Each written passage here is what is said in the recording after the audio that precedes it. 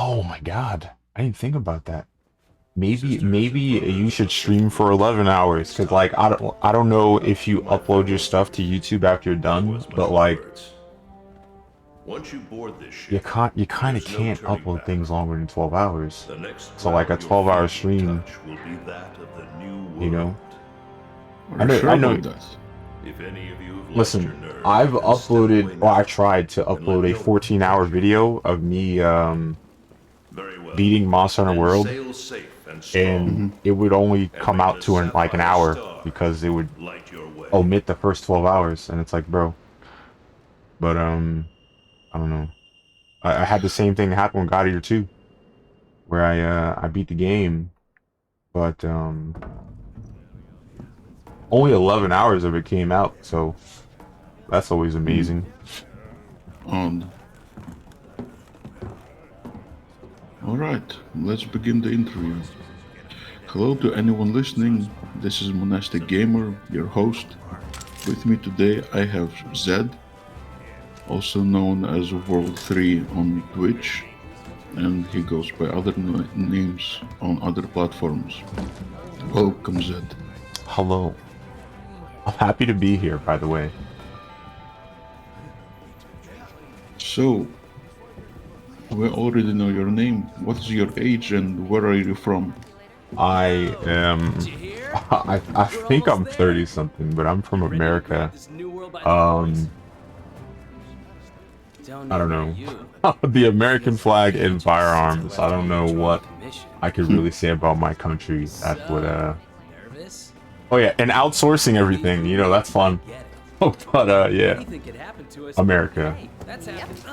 Hey, aren't you one of the And do you A-list like members? where you're living now? Or is there something somewhere in the world you'd prefer to live instead? Well, here's the thing. I could say I wouldn't live anywhere else, but like for me, at least in my experiences,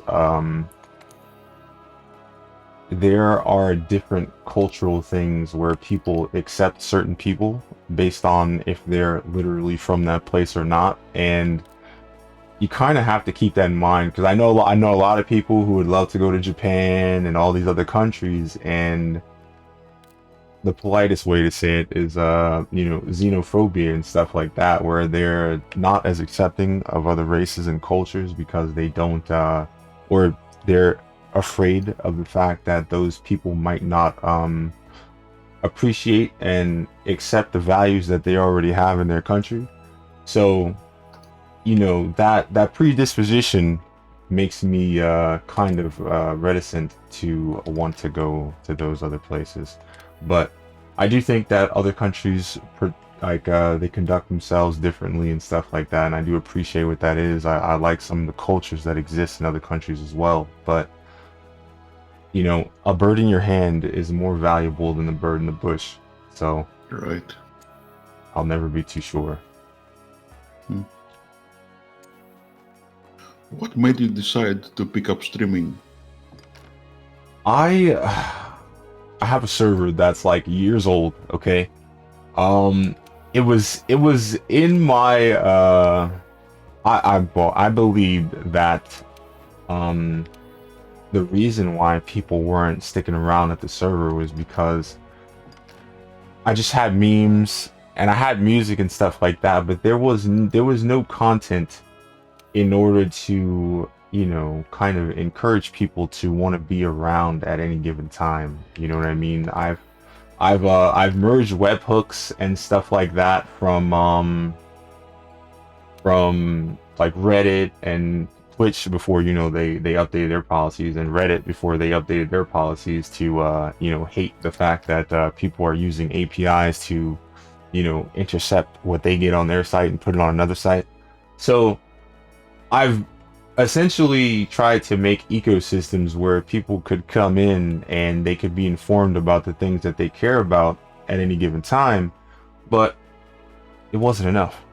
So, you know, a lot of times when you think about stuff like that, you would assume at least that the reason why things like that aren't working is because you don't do enough to show people that hey, I actually believe in what I'm doing. And I want you guys to come around and kind of, you know, face the journey with me. Thank you, Them X-Ray. I got you back. So, and it's essentially I put my money where my mouth is, and I decided to get on stream for the sake of, you know, having something to show for myself. At the end of the day, if it doesn't work out, at least I have videos of me playing video games and showing people that I enjoy what I talk about all the time. Right. I loved how you put it on your YouTube. I wanted to make friends, I wanted to play games, nothing worked, so I just decided to stream. At least if I don't lose friends, I'll have something to show for it. That's just beautifully put. Yeah. Essentially that was... So, oh no, go ahead.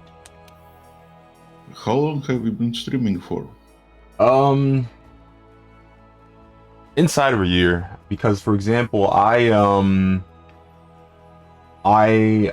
tried to stream earlier than that, but I tried to stream from a laptop because everybody, when I went to the forums to try to get educated on the matter, they said that, hey, you could stream from a laptop. So I'm like, all right, cool, sure. Yeah, no, don't do that. It's awful. It blinks. Your bit rate's got to be low. Your quality's gonna be low. Yeah. So, like, after I saw that, I was like, oh man, am I gonna keep streaming? Probably not. I'm done. And I had to buy a new GPU and a new CPU. And after I did that, then I was better off. So, yeah. It's funny too, because when I first started, I tried to tell people, I'm like, hey, would you guys show up if I started streaming? And a lot of them said yeah. And I think only one of them at the time came through and actually caught a stream. So it was just like, damn, well, I appreciate the energy, but if you guys actually showed up, I would probably feel a whole lot better, because like I said, it was kind of to add legitimacy to the things that I was already doing in the servers, you know what I mean? And I mean, like, if ever you have the time, I'll show you, because I mean, I have a Discord server and I have a Guilded server. Guilded is kind of like Discord, but with like a lot of free stuff and stuff like that. And I used both of those and I bridged them together. I used Revolt, I bridged that together. So like, it was just, I wanted to make a all-encompassing platform where people didn't have to choose where to be. And, you know, the nicest thing about it was that I tried. So I didn't feel bad about failing, because it was like, now there's no curiosity in me. And, at the end of the day, it's unfortunate, but I got to see what would happen if I tried. So, I mean, maybe someday it'll be fine, but as it is, it kind of serves as a as an outlet of, hey, So, how about a I told you I tried, you know what I mean? So it's like, hey man, why don't you do this? It's like, I already did. It didn't work out. Why don't you do that? I already did. Didn't work out. You know what I mean? And the commission. It's something I encourage everyone to do, though, because, you know, sometimes you'll be sitting there and think about it. We're all small streamers at the end of the day, so it's like, sometimes we ask ourselves, what if? And it's like, you won't have to ask yourself what if you did it. So just do it, and you won't have to ask yourself, you know? After running the research commission for 40-odd years, the guild's itching for an And answer. for those of us who are not familiar with you, how many subscribers, how many followers do you have on your Hey, platforms? speaking of, I got like A-listers 33 usually subscribers on operate in YouTube. teams of Keck. two. I You have someone with 300 your followers on Twitch, but well, most of those are follow for follow, and as you can see, a lot of people don't show up very often. So it's nice. It shows people that I actually put the effort in, but Rough out there. there's not much that I can do about that. It's gotta mean Hello, something. original EJ. Thank you for coming through. I appreciate you. All right, hit you back. You're on the list, right? And you know, I don't really mind Psychic, that. but I do have But Pretty good ears. it's important for people to understand that no matter what happens, it doesn't matter what your number is. So you have to want to do it, because if you don't want to do it, you won't. You know what I mean? Like there was a point where my microphone broke and I almost quit.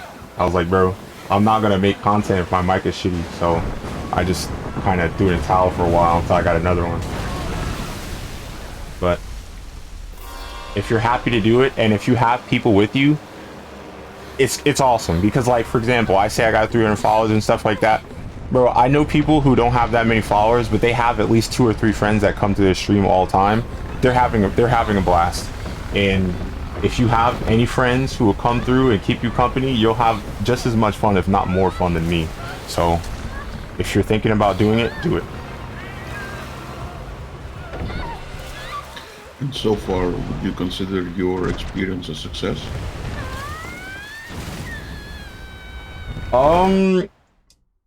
I consider it an experience.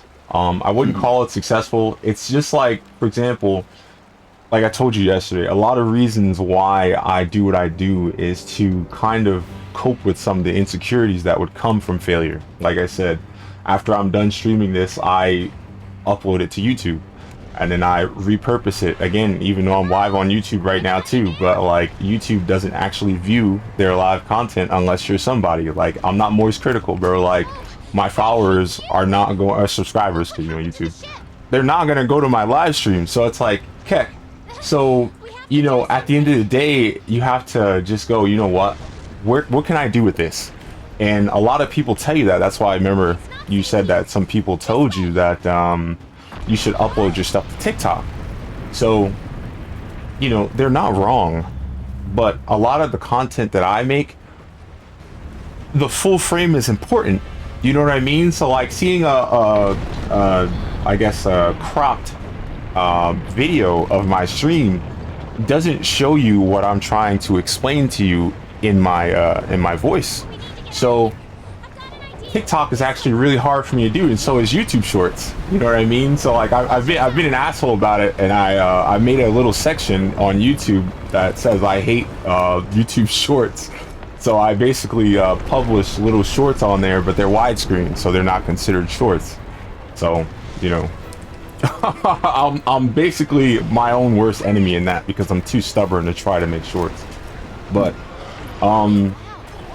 dude, it's fun, and that's kind of what the thing is for me. Because like, you know, I don't know if you ever had a conversation where you told somebody that something fucked up happened to you in a game, and now that I stream now, and they go, yeah, bullshit, dude, that didn't happen. And it's like, you know what, here's the video, all right?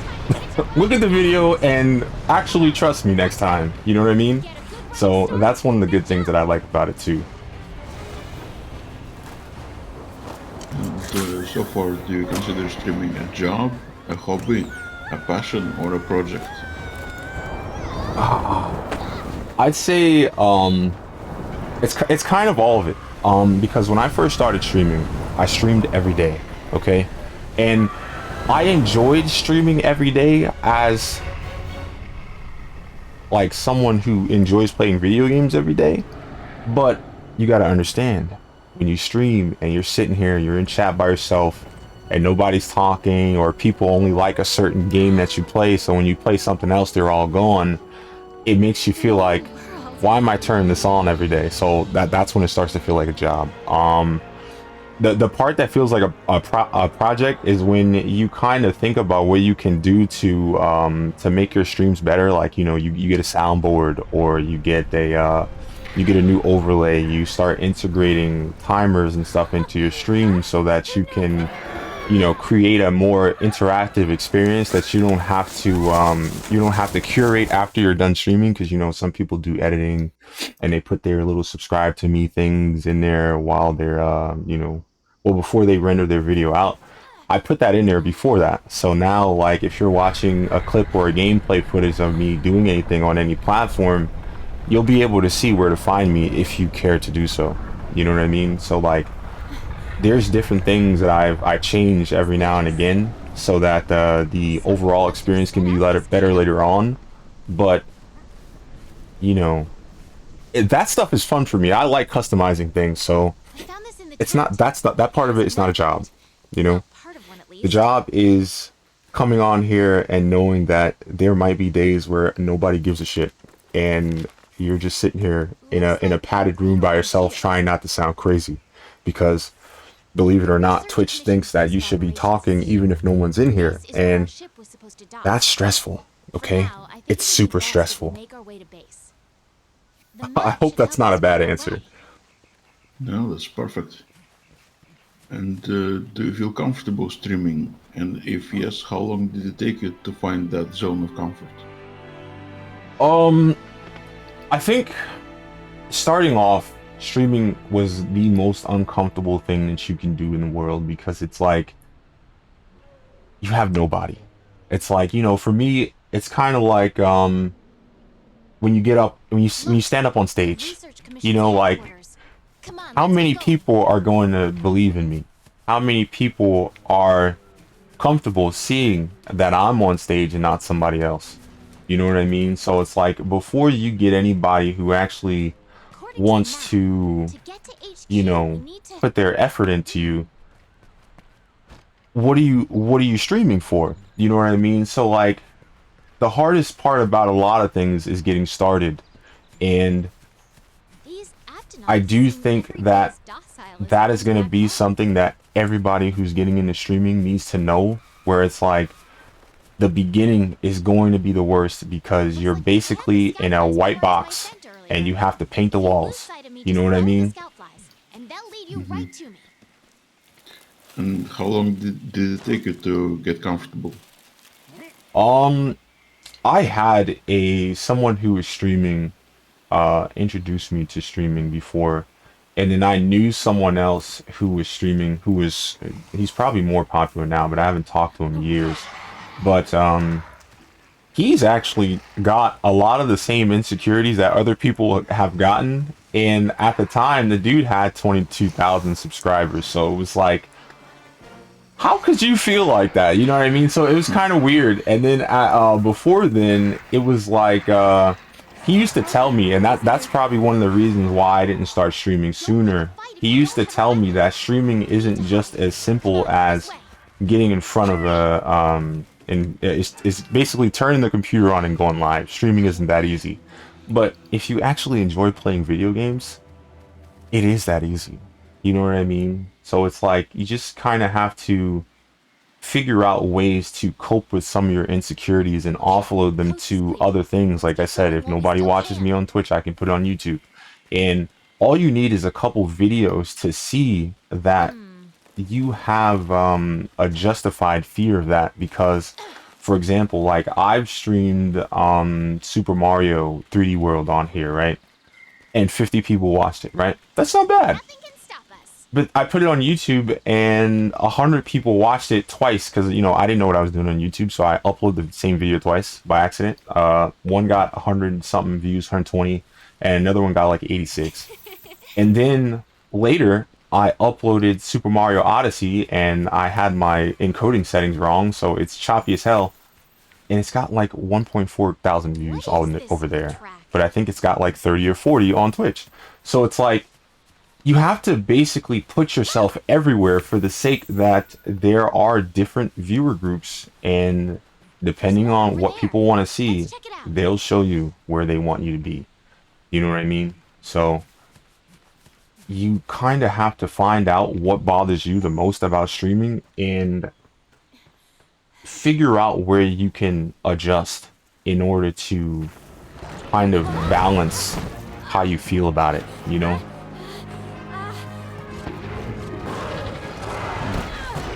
And today, how long do you stream each day? Do you stream every day? And why that schedule? I used to stream every day. I used to stream every day at 10 a.m. because somebody told me that that was a good time. Ironically, the person might have been joking, because the person that told me that to stream every day at 10 a.m. I was in a channel where that guy who I was watching at the time would stream every day at 10 a.m. So like, I ended up streaming the same time every day as the person who told me to stream. And yeah, that was bad. But I did that too because, like I said, someone asked for it, and at the time I wanted to accommodate people. You know what I mean? I streamed every day because everybody said that the schedule was important, and also I like to play video games and stuff. But I will say that the hardest part about streaming every day, if you don't have a specific game that you want to play all the time, is finding something else. You know, one of the hardest things about beating a game in a single stream is that you have to figure out what you really want to play the next day. And I don't know the answer to that. You know what I mean? So like sometimes I'll spend more time, like it's kind of like people who have their fridge open. They want to eat something, but they don't know, so they waste more time trying to figure out what to eat than actually getting something to eat. You know what I mean? And to me, that's one of the issues with streaming. If you beat games in a single time, my typical stream time though is probably like 4 or 5 hours, sometimes 6. Unless I'm gonna beat the whole game, then it's however long the game is. Also, if I like the game, I'll stream it too long. When Wild Hearts came out, I think my first stream was like 10 hours or something nuts like that. You're the last to arrive. Yeah, if I like the game, I'm gonna stream it for a long time. If I don't like the game, I'm probably not. You know what I mean? I know that's not the what you call it. It's not reliable if you're looking for something to watch for a certain span of time, but it's basically how I feel about the game. Hey, you guys made it. Be right back. And what do you think is the formula for success for streaming? What must one do to be successful? You scared us. We were talking about going. If I knew I'd be successful, I'll preface the answer with that, but like, some people want to see something specific. Okay, I've seen a lot of streamers, not streamers, you know what? Never mind, 90%, 96% of my following is streamers. So like, people would ask, where's your camera? People would ask, you know, what games are you playing? So it's like, you have to find a good game that people enjoy to watch all the time. Some people really just want to see your face. So like, there's that parasocial element too. So like, if you want those people, you better get a webcam. You know what I mean? Some people want to see pros play the game, so be really good at the game that you play every day, I guess. Also, there's some people who want to see new games because they don't want to spend $70 to $90 buying a damn game. So sometimes if your following's big enough, you have to take the loss in getting that game so you can show people what that game is like without them having to waste their money. There's so many different niches to fill, and you know, depending on what your strength is, it should be what you embrace. Like, for example, I'd have a whole lot of viewers in my streams if I streamed Among Us every day. But I know that if I don't stream Among Us, those people aren't going to come. So it's like, I need to stop investing into a single game like that, because as soon as I leave that game, all the progress that I made is gone. You know what I mean? Okay, I'll give you the grand tour. Let's start by looking for your palico. Is there anything hindering you from being more successful as a streamer? Perhaps something you'd like to change? Yeah, it's me. I'm my biggest enemy, okay? And everybody needs to understand that. Like, when something's wrong, it's usually you, okay? Like for example, I'm too stubborn to get a webcam. And I'm probably always gonna be too damn stubborn to get a webcam. Yo, Captain, how were you streaming? I'm so sorry, bro. Like, thank you for rating me, bro. I didn't know you were streaming today. I'm doing this interview thing.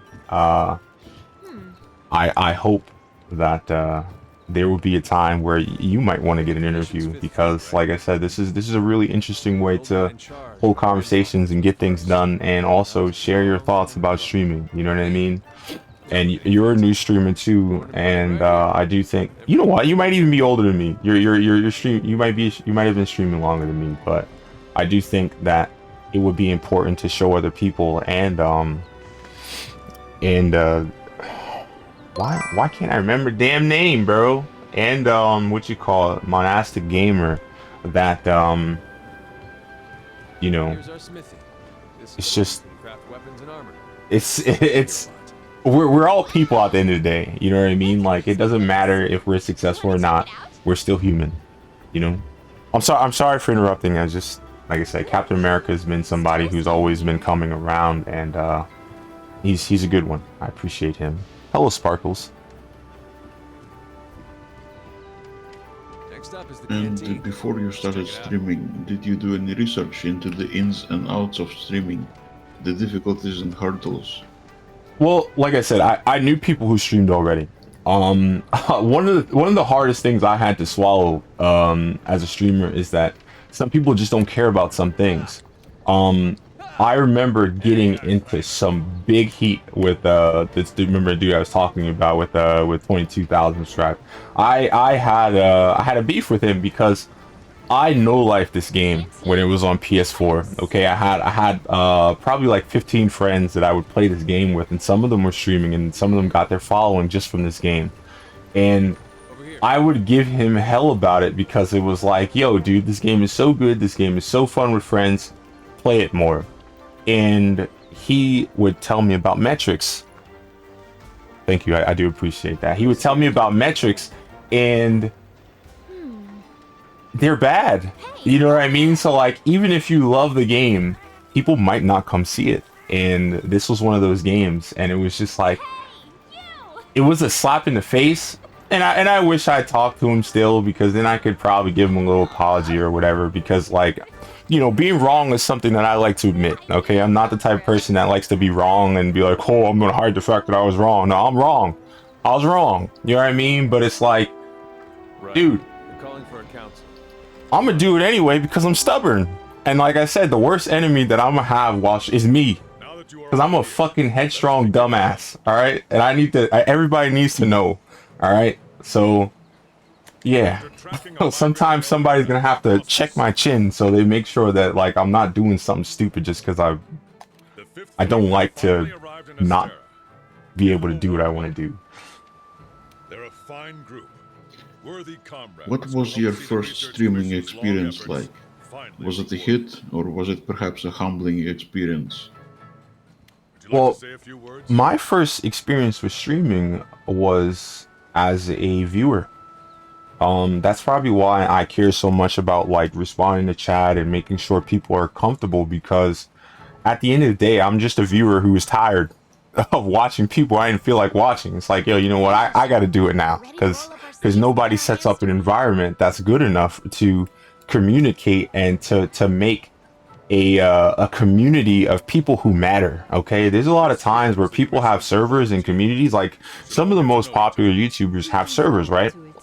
They don't even go in their own servers. Like I know some really like speedrunners. There's speedrunners. There's you know, the content cops and stuff like that, little newscaster YouTubers and stuff. You go in their streams and you will never see them.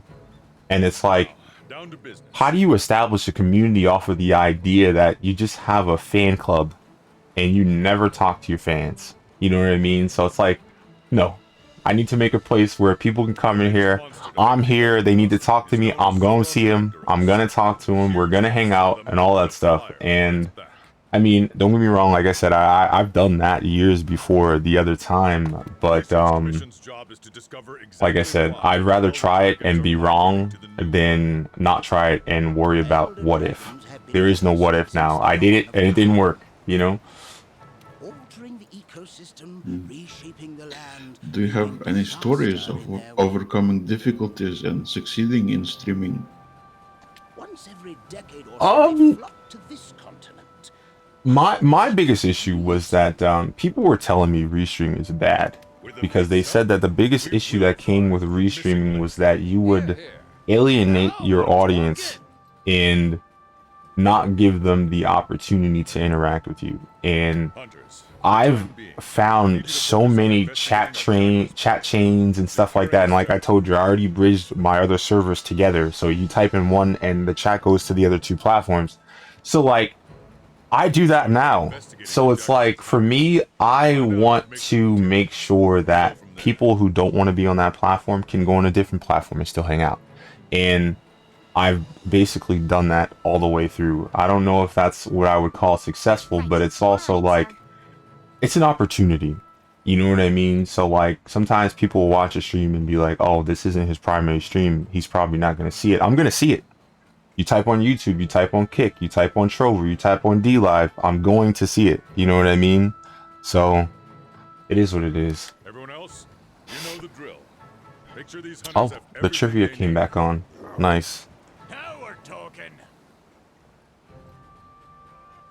You two. And make what it a priority to are learn how your to do things aspirations around as a streamer? You'll find good How teachers. large of an audience Afraid do you to ask. want? And do you want streaming to be your career? I would love for it to be, Stick with me and you'll but I have no don't problems. expect that. The fifth I think the battle biggest thing promises that a I change wanted in the from wind. streaming was to It's be your able job to fulfill that turn on a promise. game and have people to play with. All right. Um, Dismissed. the biggest problem for me was that, like I said, I did the server stuff first because I wanted people to play Yu-Gi-Oh with. I wanted people to play Wild Hearts with. I wanted people to play Monster Hunter with and stuff. Over here. And every time I tried to do that, it was cool, but you got to think about another problem that happens, which is everybody doesn't want to be a part of your community. They want you to go to theirs. And if you've ever been kicked out of a community before, you understand that you kind of lose everything when you get kicked from a community. So it's like, I don't really want to do that anymore and invest in other groups because, like I said, I lose everything when they decide they don't want me around anymore. So I said, you know what? I got to make my own.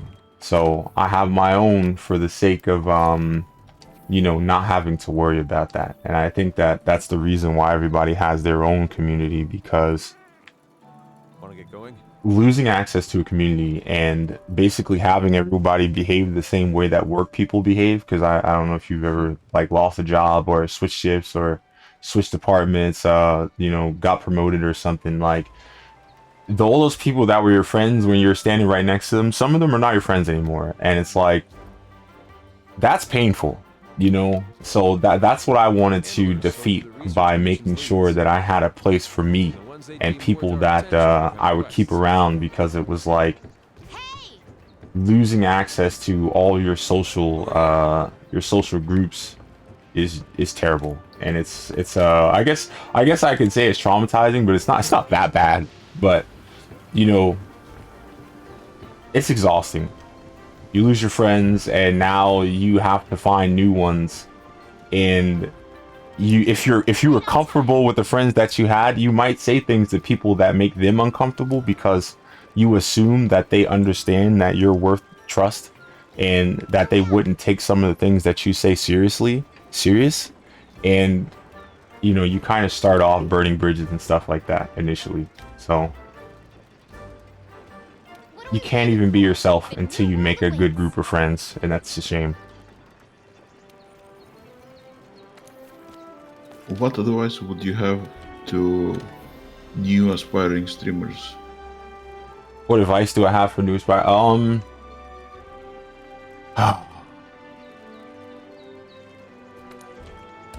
Don't give up.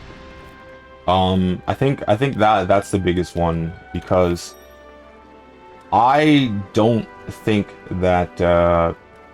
think everybody seems to understand that when you start, you're not gonna get what you want. You know what I mean? And that's basically life. If you really want something, you're not gonna get it. That's why you want it, because you don't get it. And streaming is no different. You kind of have to make what you want happen, and it's gonna take a lot of time. It's gonna take you're probably gonna have to bend some rules, probably gonna have to break some guidelines. You know what I mean? And now it's like, after you're done doing that, you'll find a medium where it's like, you know what, it's fine. I'm happy with what I've done. And that's another thing too. When you make stuff, you should make it to the point where you're your own biggest fan. You know what I mean? Like, I like what I made. So even if other people don't like it, I'm willing to wait around until somebody who appreciates what I'm doing as much as I do comes around. You know what I mean? Our current objective is to eliminate a specified number of Jaggers. Sure. Let's check the map. I guess that's it. That's all my questions. Thank you for the inspiring interview. It was very insightful. Well, if you have any more questions that aren't like professional that you want to ask, that's perfectly fine. Because it's like, I'm pretty sure that you have your own reservations about streaming that you would like to know about, and I'm more than willing to answer that. We can have casual conversation too, dude. It's not really an issue. Like I said, for me, talking and interacting is basically what sets this content that we make aside from a no commentary gameplay. You know what I mean? And you know, not all of us are fucking chicks with greasy tits on the platform. Right. So like, because I mean, think about it. There was somebody on Reddit earlier that was really upset about the fact that like, because apparently her boyfriend got logged out of Twitch, right? And she went on the landing page and all she saw was like girls with boobs, and it was like. Yeah, Twitch is just like that, because like apparently his relationship was in peril if people answered the question wrong, and it's like, you know what, dude, I don't click on any of that too, and I have naked body painting as one of the top results on my page too. You know what I mean? So it's like, bro, you know, it's gonna be like that, and like I said, we're dudes, so like we can't hit the easy button like that, and it sucks, but. Those are the most active chats.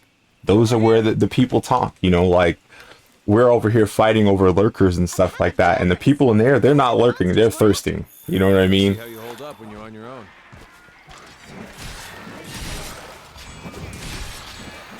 Yeah. You said before off camera that you were also an introvert. Yeah, I am. They're on the run. Don't let them get away. I don't know. Like I am, but it's also like the issue with the way I feel about that stuff is that it's all about trust. Okay, like the internet is terrible the way it is right now. Okay, like somebody can pretend to be your friend all day, and then screenshot the worst thing that you say, and then tell everybody, and now you look like a terrible person. You know what I mean? So like. I think that nowadays more people are going to appear as introverts, even though they might not completely be that way.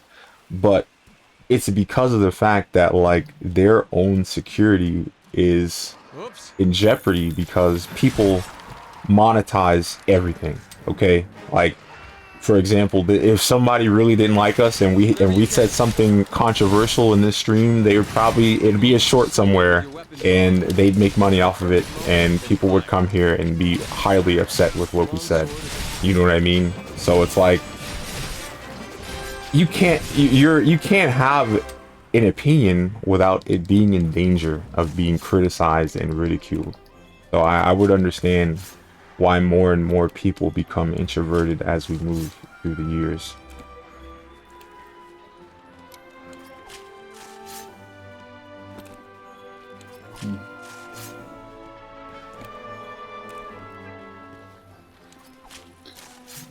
Do you? All right, Zed.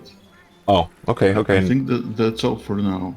All right. I will go and check out the interview, maybe edit it out. Oh, I thought you were streaming, so I was like, "Yo, bro, you're gonna be here for 12 hours." I picked a game that takes me more than 12 hours to beat, so I'm gonna be here the whole time anyway. So, if you have anything else, I'll probably be sitting here. Yeah, remember I was telling you about YouTube only allowing videos to be 12 hours long? Right. I'm playing the same game that I have to basically beat in less time. So yeah, like I said, I'm gonna be here the whole time. So if anything ever comes up, let me know. Excellent. I will. Thank you again. This was a wonderful experience for me. I appreciate it. And like I said, anybody else who thinks that they want to have an interview, and if you think that you can impart anything on to Monastic, and you think he can impart anything onto you, should seek him out and get an interview, because it's definitely nice. It's also a good conversation starter for everyone around. I think that there's always going to be a lot of people who are listening silently who might not have an opinion because they think that nobody's going to listen. I've actually, one of the things that happened before, you know, because I basically had help getting affiliate, and one of the things that I saw first before I even had any of that help was that some people were going to, they had a small stream for mental health, and you know, a lot of people were talking about the things that bothered them and things that they had to overcome as people, not even as streamers. And I do think that there's always a place and a an opportunity to create a conversation for everyone to contribute to, because you know, sometimes when people come and watch your stuff, they don't know what's important to you. So if you're making a stream about that, you can show your audience that that's something that matters and create a dialogue. So I don't know, maybe there'll be more opportunities to have more deeper conversations that will help us grow. I certainly hope so. All right, Zed. I appreciate you. Now I that appreciate you. you. Found some materials, why don't we head over to the smithy to see what you can do with them? Why am I online? Get off of me. I don't even know how to leave the online session.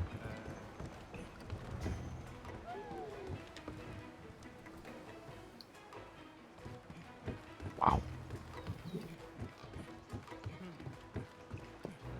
I don't know if I should leave the call or not, bro. Like, I don't want your stream to be full of me freaking talking about nothing, okay? I'm so sorry. It's fine. You can stay. What are you doing yourself right now?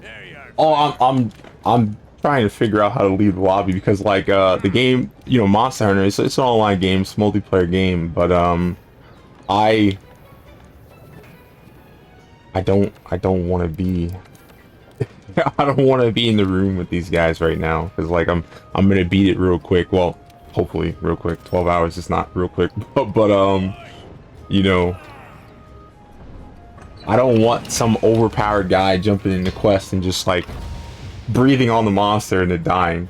You know what I mean? Right.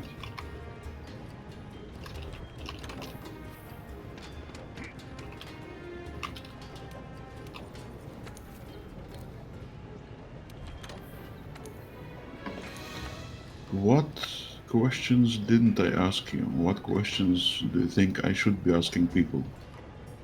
I don't know. Okay, for me, I've seen people get around with less features than other people. Okay, I've seen popular and successful streamers get away with not having the best chat overlay, not having the best things, not having the best features or anything like that. And I think that if you do ever have the opportunity to interview someone who's like massively successful, you should probably ask him what the importance of all that could be.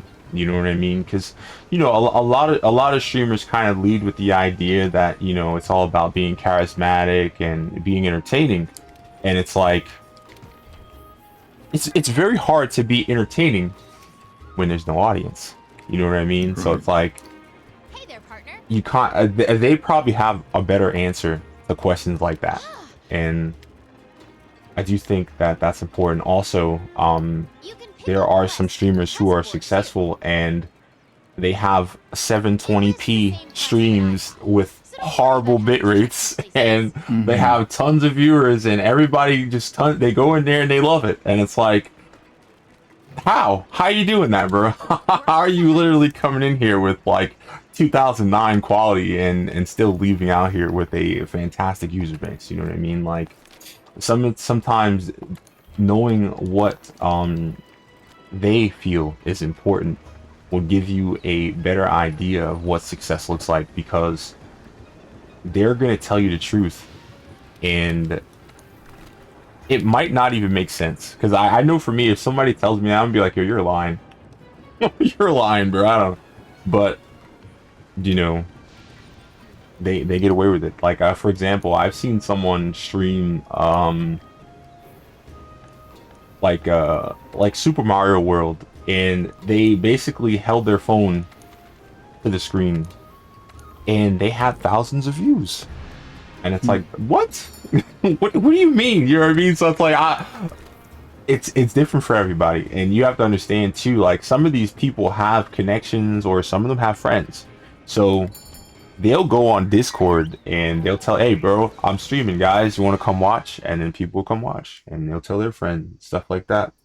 So also, I think that knowing where to go is super important, you know what I mean? Want to get going?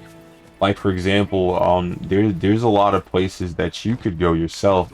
Like, there's streamers that you can go to, and then you chat in their box. They ask you for stream. They'll probably shoot you some followers and stuff like that. Like I said, that's a good opportunity. You know what? I'll probably give you a list of channels that you can probably do that for, and they'll probably give you some shout outs and send some people your way. The only thing that I can really tell you though is that don't tell them I sent you, because I don't think they like me anymore. But like I said, it's still a good opportunity for you, and I'm not the type of person that would want to hold that away. So like I said, I'll send you a list of people that, you know, if you type in their chat, you either automatically get shout out. They'll set aside the time and shout you out. You know, you could show them some content, you could tell them what you're about, and then, you know, you can get an opportunity like that. Also, like I said, believe it or not, some of those people that don't talk to me anymore are basically the reason why I hit affiliate. So like I said, despite the fact that we don't talk anymore, it's still a great opportunity for new streamers to go in and stuff. But what I will tell you is the same thing I told you the other day or yesterday, which is don't overextend, because you're going to they're gonna come in there and they're gonna tell you, bro, here's 5, 6, 10 people, we're all gonna lurk your chats, we're all gonna talk to you, and now like you're gonna feel compelled to return the favor, and there are too many people to return the favor to, and I'll tell you that right away, dude.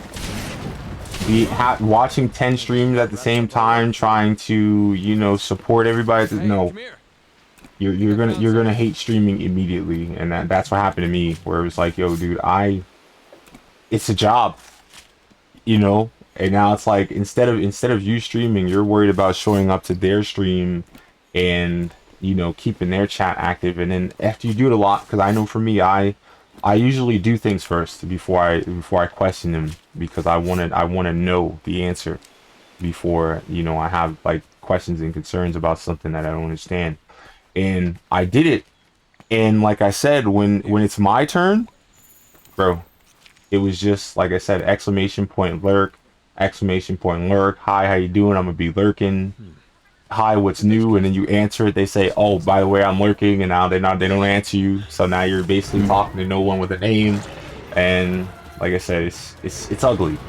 So it's important to just kind of stay in your zone and do what you're comfortable doing, and make sure that people know that, you know, you're not Superman, and you can't do what they want you to do in terms of basically sacrificing your life to make everybody else's streams better than yours.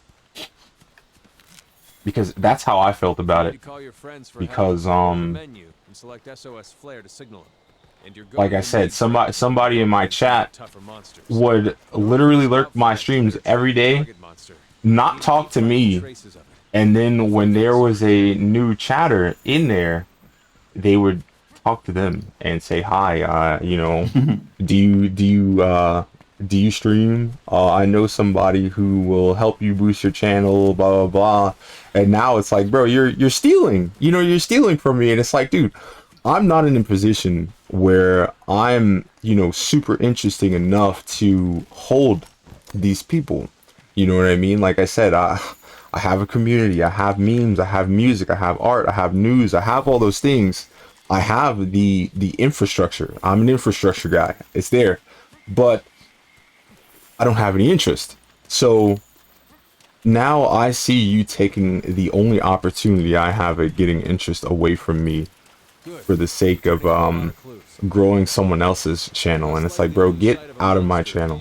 So like, if you ever you know, deal with the people that I'm gonna send you later to grow your channel, I guess I'm gonna have to make sure I check your chat and point out the people who are kind of not going to reciprocate anything, and the person that is probably gonna steal your people.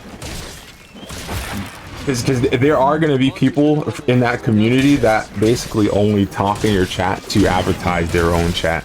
Like, they're going to be like, hey, how you doing? Yeah, I'm going to be streaming soon. I'm going to be streaming this and that and this. And I'm like, bro, this is not an ad space. You know what I mean? But you'll notice too, if you ever watch a lot of their channels are basically just moderators shouting themselves out, because that's how they keep the chat active. They talk to each other, they make little jokes and stuff like that, but at the end of the day, they're trying to attract all the new people from everyone's channel to watch them and get their own thing. And it's kind of hard to blame them because of the way that Twitch works and algorithms in general, because a lot of the stuff is what they would call it's called a kingmaker platform, where it's like already good platforms are boosted more, and platforms that aren't, you know, to that standard are buried. And, you know, it's basically them making themselves kings at that point. I also think that an issue is that we have to find a group, a community, a team, you know, and that's hard too. I don't know if you've seen it. Some people stream and they have like a name next to their stream, and it's like their guild or something. And when you click on that, you have a list of people who belong to that guild or, you know, team, and that's a great way to get discovered too, because it's a shorter list. So you, if you have 1 or 2 viewers, you're still on that list, so they can scroll down maybe like 2-5 seconds and find you, and you'll be able to get seen. The game you're playing can get seen and stuff like that. So like, I don't know what team I'd be interested in joining right now, because I'd probably have to find one myself. You have to be a partner to make your own team, so that's why nobody makes their own team, because clearly that would be the best option. But lol, you have to have 75 average viewers, keck. So obviously we're not doing that yet. But you know, like I said, if I find a group, and if you find a group, it should be with your best interest to join it, so you can kind of fight that algorithm nonsense, you know. You said before lurkers. I'm still new to streaming. What are lurkers? Lurkers are people who are in your chat, they don't say I think we anything. got a lead. A big issue too with Twitch is that if you have your gameplay on full screen, Maybe. they don't count as viewers. So lurkers are kind of the bane of my existence, because like I would love to have them, but at the end of the day, you know, they don't help anything. You know what I mean? Like, don't get me wrong, like if you have enough of them, they'll put you up on the list of people. Like if you're playing an interesting enough game, the lurkers will put you higher on the thing. Right. But There's our mark. since they don't talk, if you're trying to have content that's useful after the stream, it does nothing. Like I said, no disrespect to lurkers, but like it just feels weird. It feels like you're sitting in a room with people staring at you, and What the heck is that? like I said, I know I answered your questions like I'm not introverted, but like I'd like to find out. that kind of stuff makes me very But we anxious. better report back first. All right?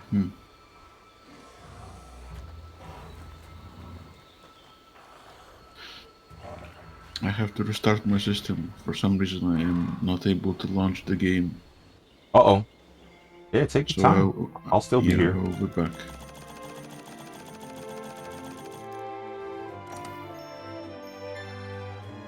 I wonder why that happened.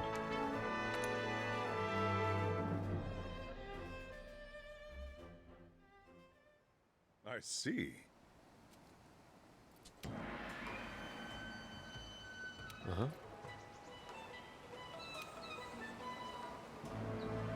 Want to get going? I made a new section in my server for voice chats. Once the When cave I is started set up, streaming, go after that puke puke. I I wonder where the resource center is. I used to join the voice chat in Gilded in Discord and kind of advertise that if somebody wanted some stage space to be able to discuss whatever they wanted to, they could do it. And over time, I had just let it be less and less of a thing because nobody wanted to do it. But things like this make me want to invest back into that. I hope that I can figure out something to do with that, but at the end of the day, a lot of stuff like this is up to the people. So if you have an idea or if you have an opinion, be sure to make your thoughts known.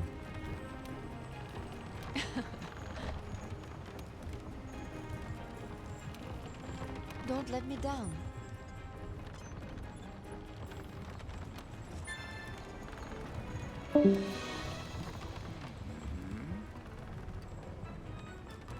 All of them? Wow.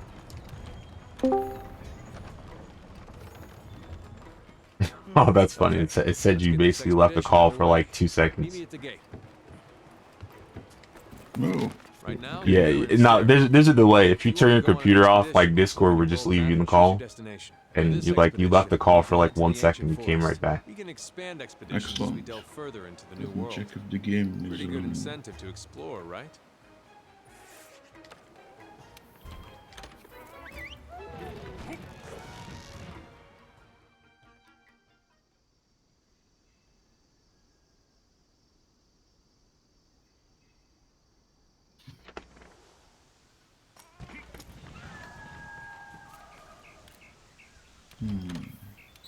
Game. Let's look for the campsite. Let's see. If I get to the campsite first, or if you're lost, open up your map or use your scout flies to track me. Nope, the game crashes. Whenever you leave the base without signing up for a That's quest, unfortunate. you'll go on an expedition. Is No time there how many times you're allowed to faint. It means you can is there explore to your something heart's in the content. task manager that you have to do to kind of clean the game up so you can have it again? See what's Not messing with your really. computer. See if it's like RAM or CPU that's getting overloaded with something. I doubt it. Yeah, no, I mean, Age of Empires 2 seems like an easier enough game to run, but I don't know what's going on.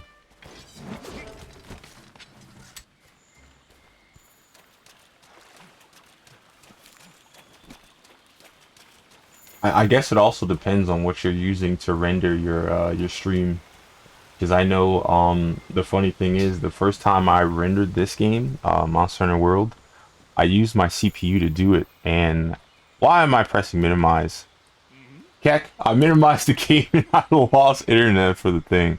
Alright, well that's life. But when I did it, my stream would chomp like every second, and it was annoying. But I use my GPU to render now, and it seems a whole lot smoother. So like I don't know, because like some games take too much CPU, especially now with DirectX 12. Like I tried to stream Doom Eternal like maybe a month or two ago, and it ran like piss. And it didn't run like piss for me. It ran like piss for the stream. So I don't know. You know, it sucks too because a lot of the people who benchmark things, they don't benchmark it for streamers. They benchmark it for gamers. And it's a shame. Alright, good news. I Your think the game is wildlife map running keeps and track my of where stream is you are running and where too. the scout flies are Good. taking you. You can also use it to keep tabs on monsters.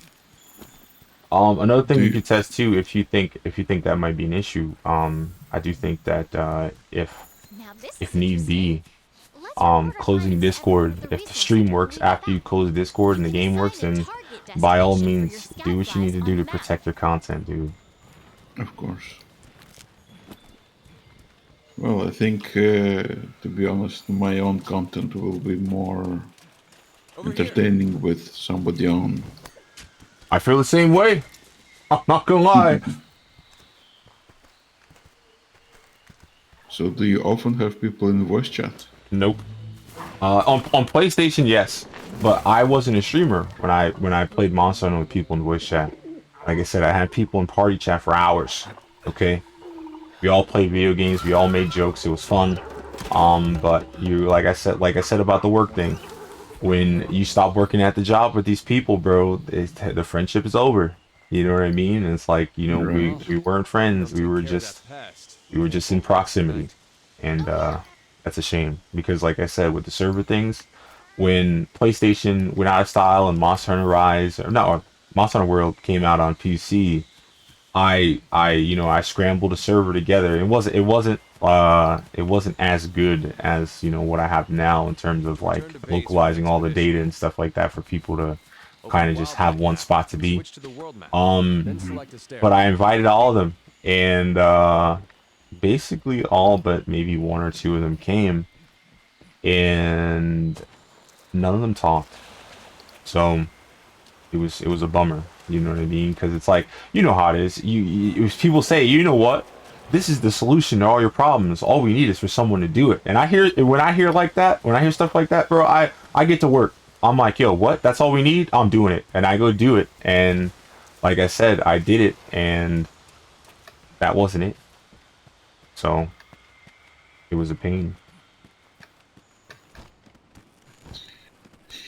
Yeah, there was a story, I don't remember the particulars, but basically somebody, some content creators were branching out into doing merch. I think they were doing t-shirts, or was it a t-shirt printing shop, something like that. And basically they had a grand opening, and so they invited a lot of people on Facebook, and I think like 100 or maybe 1,000 people on Facebook said, yes, we will come to your grand opening. But in reality it was like 10 people showed up. I wish, I'm pretty sure Kai Cenat wish that happened to him. I don't know if you know who that is, but he had a lot of drama because he had a giveaway that he was going to host in New York. And when he finally did, a whole bunch of people came there and basically got him in trouble because they said that he was inciting a riot and like inciting violence and stuff. And it was like, bro, all he did was host a giveaway. And some very, very not behaved people decided to go to his stream, or not stream, but the event, and it made him look bad. So, like I said, if a little bit of people went to his event, he probably wouldn't have got in trouble. I wonder what's worse. Great for getting a monster's attention. I think ironically, having no people show up was worse, because I don't know if you know, but like a lot of times on Twitch, when people get in trouble and they come back, all the people that covered the drama of that person getting in trouble is publicity. So when the person came back, he had more of a user base, because all the people that thought that he was wrong for what happened to him came there and supported him. You know what I mean? So I guess in terms of content creation and stuff, sometimes bad is actually good. Yeah. As they say, there's no such thing as a bad publicity. All press is good press. Right.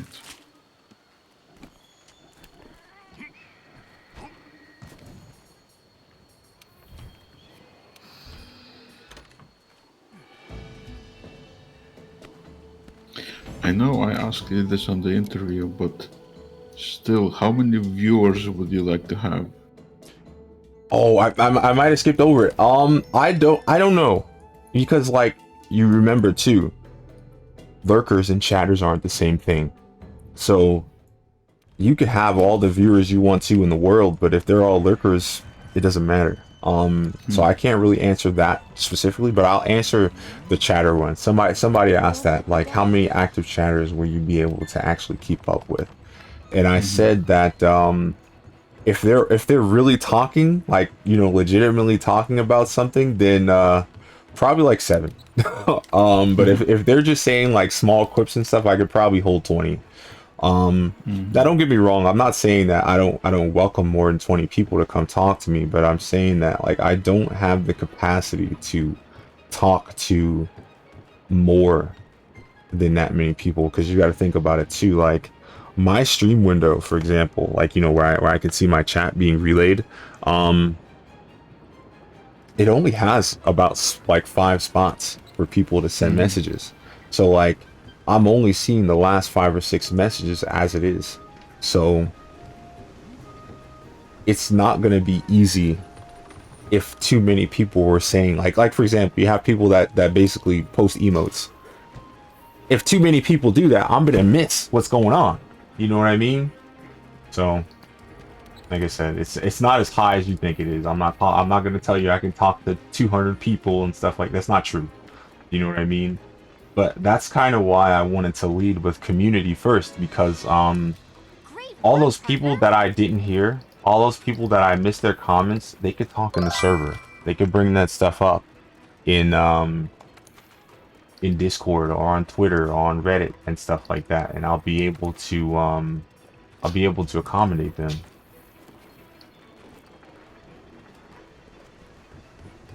I don't know. To me, being heard is very important, and I know as someone who, like I said, I'm a viewer first. Communicating with people is absolutely more important, because what's the point of talking if nobody's gonna listen to you? You know what I mean? There's a lot of people on YouTube who don't even make comments anymore because there's no long comment chains anymore. You know. And if there are, it's just people kind of arguing with the statement that the first person made. Like, there's not really any 20 chain comments that are just positive, or people trying to have conversations with each other because they appreciated that person's opinion. Nowadays, when you appreciate someone's opinion, you don't reply to them, you just give them a thumbs up. And that's a shame. You know what I mean? Like, we could be making a lot of friends right now, because if we talked to people that we agreed with, we'd have a better time. But we don't talk to people we agree with. We thumb up people we agree with, and then we argue with people we don't agree with. We're the ones to get it done. Why that makes sense to people, I don't know. The 5th has an urgent mission. Partner, you'd better come see me. Hey there.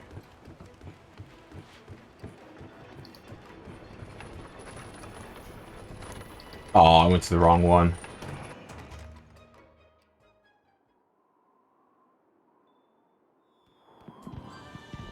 God. Wasting time. I swear, if this thing is like 12 hours and 10 minutes long, flip out. I'll figure out how to chop off the extra stuff, because like I could probably just download the whole stream and then cut it with an editor, but like that'll take like 5 hours to render. Right. Do you have any interest in stuff like that, like photo editing or video editing? Both, actually. Hey there, partner. Oh, never mind. Yeah, never mind. I seen your Twitter. You're an artist. Never mind. You probably would love it. God damn. Yeah. Oh well. Listen, I'm artistically inept. All right. I have nothing. But like I said, that's cool. You'll never have to worry about what kind of thumbnail you're gonna make. You'll be able to do it yourself.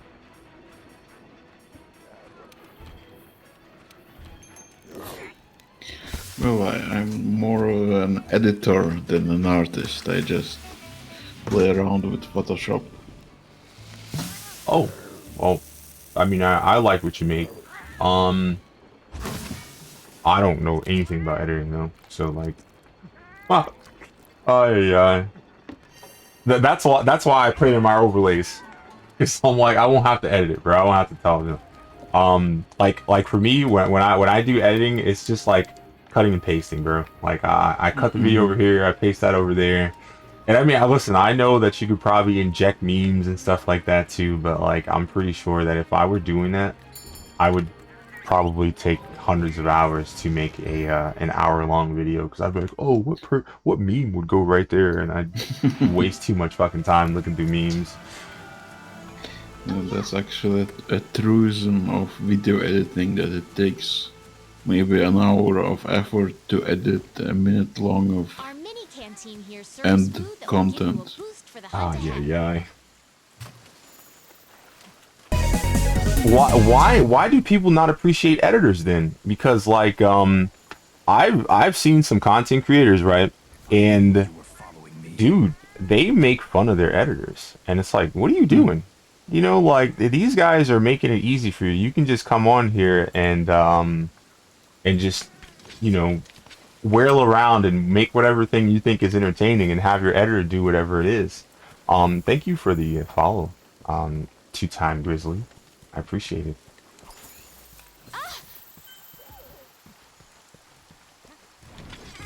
Unfortunately, I don't even know.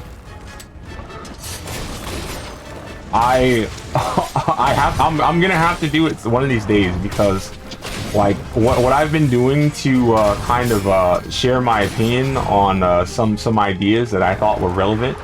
They get views, but they get no comments. Like I remember I made a video on the what is it? The Lenovo. I don't know. Damn, Lenovo is something. It's a little handheld, and it has like detachable Joy-Cons and stuff. And one of the things that it has as a feature is that you can put it on the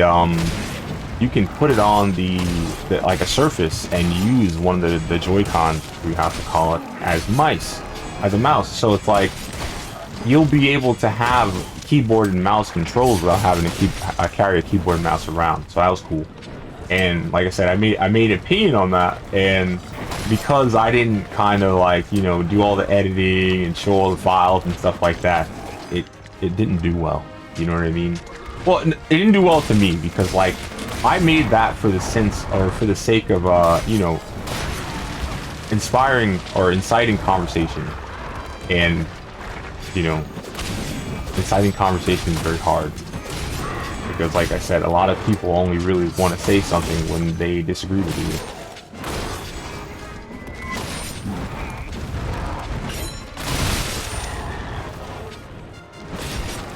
I don't know. I guess it's like the review community. You know what I mean? Where it's like, if it's 5 stars, they'll just give it 5 stars. But if it's 1 star, they'll give you 1 star and they'll tell you why. You know?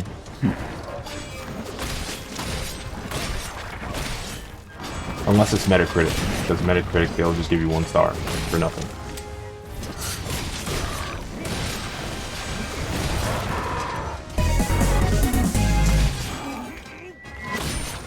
Thank you for following, Ricky Too Cold. I think I might have to do something, because it's like, people are following me, and I want people to follow you. No, it's fine. No, dude, no, that's not it, bro. That's not it. That's not it. I gotta do something. That's just gonna make me mad, bro. Because like I said, I'm not doing this just for me. Like the reason why this is so appealing to me is because it helps both of us. I have to find somewhere where I don't get bit by monsters. Or you know what? I'll beat this monster first, and then I'll go see him. Do your thing, man. Do your thing.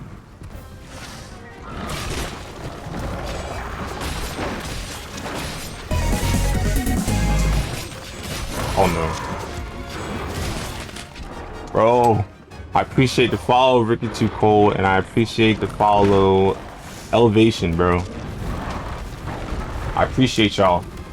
I can't press buttons after I tab out. I'm gonna get bicycle kicked to death, bro. Alright. Like I said, I gotta do something. I gotta put him in because I don't think that's fair. Still, I'm impressed you're on fire. So many subscribers, so many followers, I mean. Put follow for following your tags, bro. That's it. That's all you gotta do. People come in there, they want to follow. They'll give you a follow, and then they'll hook you up, bro. Yeah. What you call it? Damn. I literally have I have my follow tab open, so like, here we go. Go get him. I'm gonna edit my tag.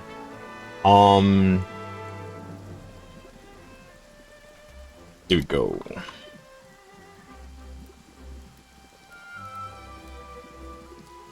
Pop in pop.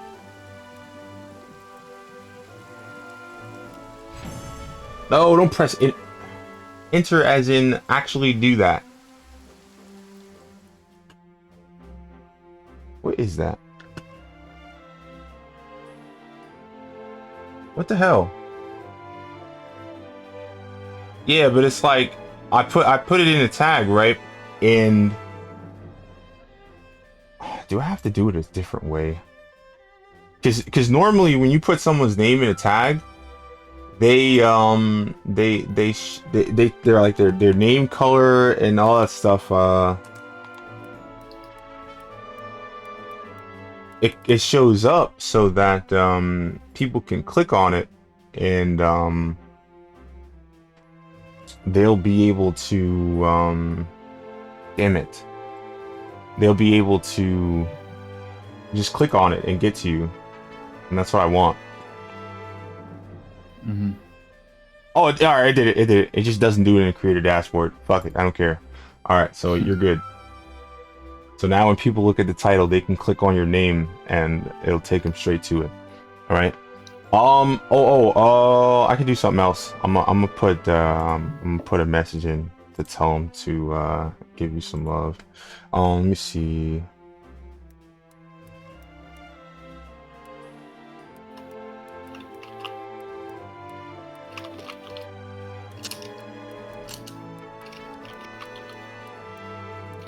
And then I can pin it.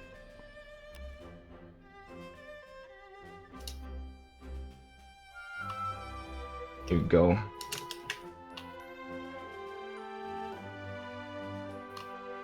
All right, cool.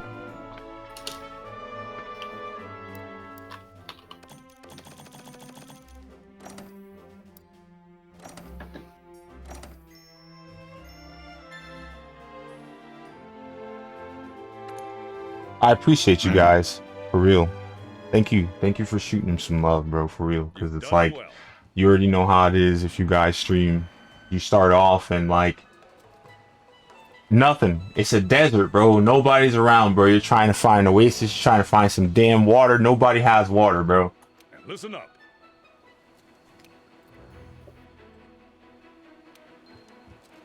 Alright, it's time to begin the Elder Dragon Thank you, investigation. Elevation. Make sure you know what you need to do. I'm still new to this, still new to streaming. Let's regroup at the Wildspire Waste.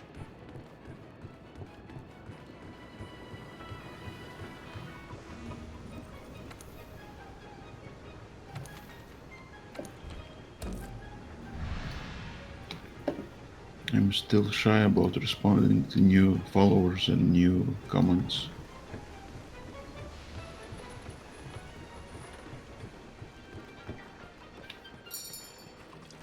Hey there, partner.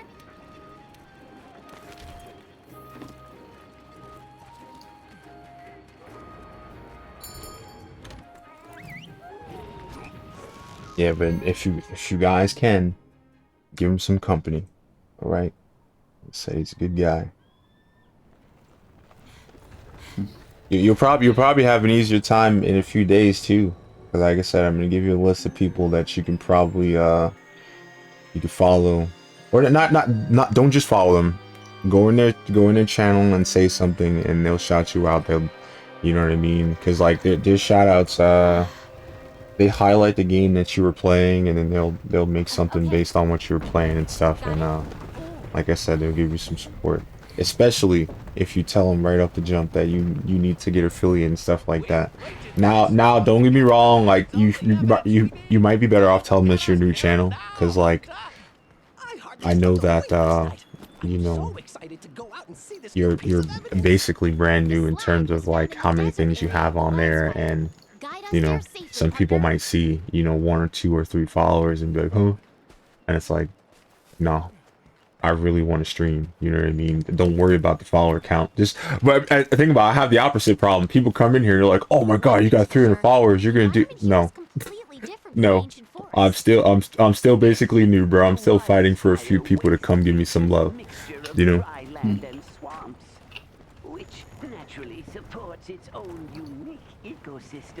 It kind of sucks though, because I've had that problem before. Because in one of my servers, somebody raided me with like bots, and at the time when they did it, they put me up the algorithm. I was basically the second best server on the platform because they did that stupid shit, and I left it alone. But also, if you ever go to those spots where you get promoted or you get boosted, you can't post in some of the spots because you have too many members. So now I lost access to some legitimate people because people don't deem my channel as small anymore. You know what I mean? So it's a double-edged sword. You know, you'll look cool when people decide they don't like you anymore and they unfollow you. You don't feel as bad because you have like 200 other people that's still around. But you know, when it comes to attracting people who go, you know what, I like small streamers, and it's like, I'm a small streamer, and they look at you and you're like, yo, you're full of shit, and it's like, no, I'm not full of shit. I just didn't do the thing. You know what I mean? But it is what it is. Like I said, you'll find whatever you need to find to make you feel better about streaming, and you'll do whatever you need to do. But I know for me, that made me feel better, because now when someone who hasn't watched me in a few weeks decide they want to unfollow me, it doesn't hurt. You know what I mean?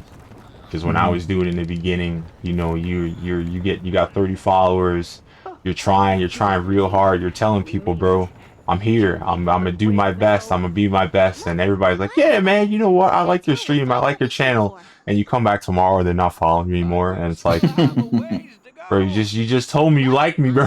You know what I mean? It's like, oh my god, it is what it is. It is like that, absolutely, bro. Like I'm telling you, but yeah, what you call it? Cloudy Magic agrees, but you know, I'm just saying that, like, you know, it's a legitimate concern, and I'm pretty sure that you'll have it too. Hopefully, you don't decide to make the choice that I made to have people, you know, follow. So like when somebody does unfollow you, you don't feel like shit.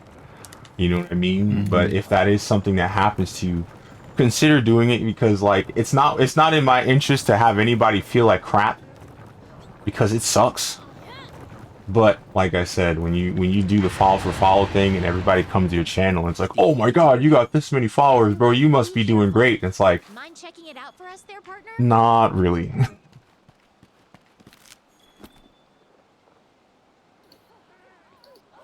Yes. Oh no, sorry. Cloudy said that he has 200 plus, and it takes people he doesn't know to help him get affiliate, and that's definitely true. I got lucky. Here's what happened. I knew some people. Like I said, I got a list, and I went to them and I talked to them, and they basically put me on. And after they put me on was when people helped me, because it was like somebody rating your channel with 30 viewers and 6 people coming to your chat and lurking and stuff. Like I said, lurking is basically nothing if you want to make content where you know, people want to see it later. But if you're trying to get affiliate, lurking is you need it. Okay, 3 people, it's important. Okay, so I know what I said about lurking, but like I said, for affiliate, getting 3 people in your channel to sit around and chill for you, bro, that's the world. Okay.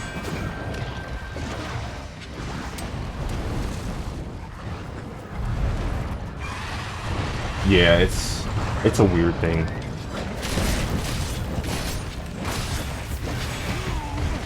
But you're right though. That was a horrifying I need to figure out how to actually make that bot instead of bridge the bot, because that's what the problem is, Cloudy. Oh, okay, okay. See, here's the problem for me though. Like, you're right, interacting is very important. I don't think I'm supposed to be fighting Rathian. Heck. But interacting is very important, but like, I think the problem is who you interact with is also more important. You know what I mean? Because it's like, you already know how it is, dude. You'll come in a stream, you'll talk to somebody, you'll give them the biggest boost of their life, and they won't return the favor. You know what I mean?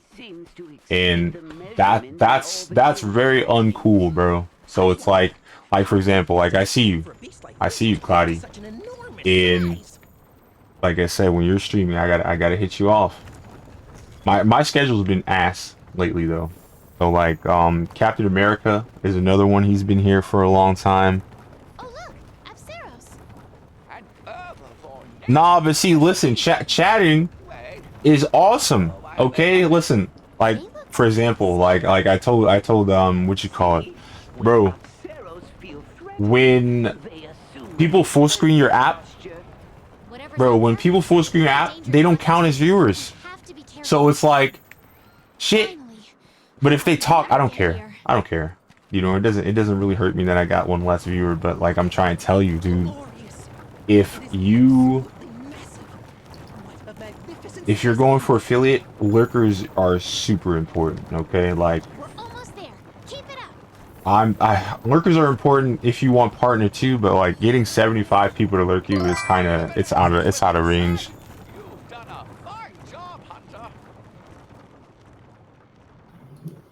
Yeah, on my phone, because for example, on my phone, I did full screen because when I played White Knight Chronicles, I was trying to test something, so I took my phone out and I'm like, let me go in here, and I went in there and I full screened it, right, and I didn't count anymore, and it was like, what? I'm literally here, and listen, dude, I have a phone with a 6,000 milliamp hour battery. It wasn't dead, but I didn't count. And I was there the entire time. So it was just like, that's some bullshit, man. Somebody who really full screens you and goes and does something else, they don't count as a viewer. I'm not saying it for that, but I mean, yeah, whoever you support, don't full screen them, bro. Like, it's dumb that it's like that, because when the ad comes up, it's full screen. So it's like, why is it not counting now? Like, it's whatever. Good job, Twitch. Actual dumb shit. So yeah, tell your friends that too, okay? Tell your friends that to make sure that you know that doesn't happen.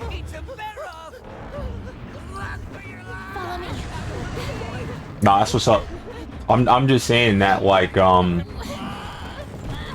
was something that I didn't know, and somebody said that shit on Reddit. I'm like, that checks out, because I was wondering, I'm like, yo, what the fuck? Because you know, first I thought Twitch caught on to me, and it's like, okay, dummy, I know you have an alt account. That's your, it's not your alt account, it's my main account, but I don't stream on it. But I know you have that account. It doesn't count, and that's not what happened. It was because what you call it?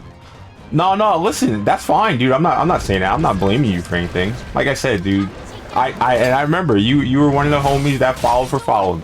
I know, what was it? When I was streaming, when I was streaming Call of Duty Ghosts, I was like, yo, dude, I don't expect anything else from you guys, bro. I'm not gonna sit here and demand that you guys come to my streams. And Captain America was there when I had that conversation where it was like, yo, bro, I understand that, you know, you guys got to get your numbers up, and I'm with you. You know, I got to get my numbers up too. And it's like, I'm not upset about that. There's people out there though that will be mad at you when they come there and they follow your channel and you don't literally know like their channel. You know what I mean? Thank you for following me, Metro Gross. I appreciate you. And I jumped off the back like a bonehead because I'm mashing buttons. Oh my god, dude. Listen, the reason why all the follow phrases are banned is because I'm going to do it anyway. Like, how many times do I have to tell you guys this? You're gonna make me ban every letter in the goddamn alphabet if you keep doing that. I already followed you back before you wrote that. Like, that shit is annoying to see in the chat, bro. Do you understand how many times I had a dead chat? And like all my messages in the entire stream was just follow for follow? That's why they're banned, bro. Like, please take the hint. It's annoying. And it looks bad. Oh my god, I need stun resist 3. Pain. Yeah. Yeah. Full screen's pain, bro. Like I said, I would full screen too. Like there was this Mega Man speedrunner I knew. Listen, and he gets like 1,000 viewers every time he streams anyway. So like, he's not missing my 1 view, but like, it still sucks to know that somebody that you actually care to support is not getting your view. So it's like, shit. Let me not full screen anymore ever.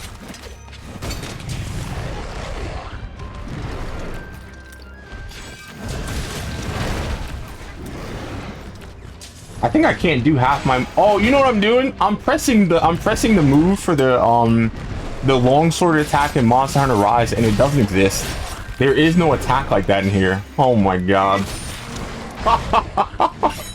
Oh no.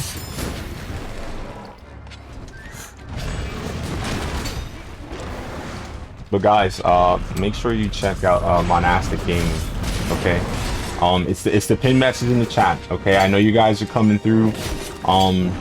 Giving him some love is basically the only reason why you still hear me talking non-stop for the whole stream, because like I said, talking to nobody is a pain in the ass, and like I said, having a stream with somebody who wants to talk to you is night and day for everyone. So go give him some love. Believe it or not, it was his idea. It's a great idea. All right, so give him all the respect in the world for it. I appreciate it.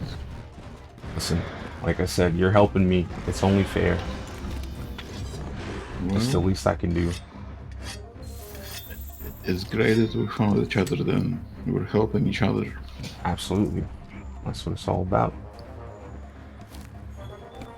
And it's nicer to do it this way because, like I said, the way that some people want you to do it, where you look everybody's chat. Like I said, dude, I got 300 followers. I do not have a computer that can have 300 tabs open and watch everybody in a way that won't make my electric bill like $400 a month.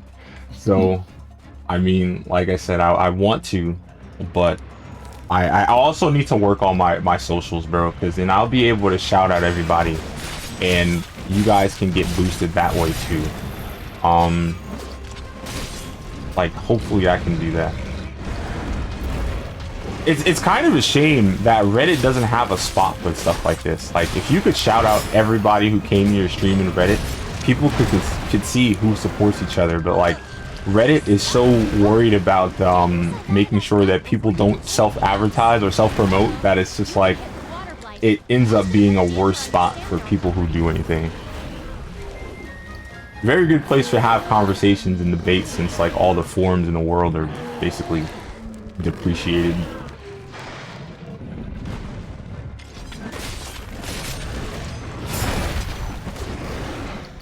Controller. I almost bought an Elite Series 2 the other day, but then I saw how many of the broken controllers were on the eBay marketplace, and then I guess I assumed that those controllers don't stay working for a long time, so I didn't buy one.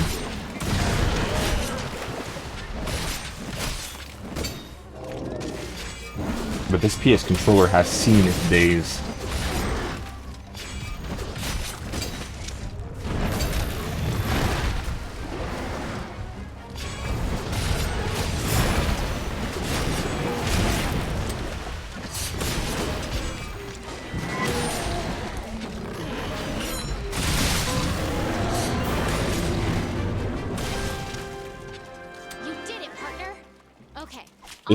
There's only 3 save files in this game, so that character I made when I did the 14-hour stream to beat the game, I had to delete it. So, lol.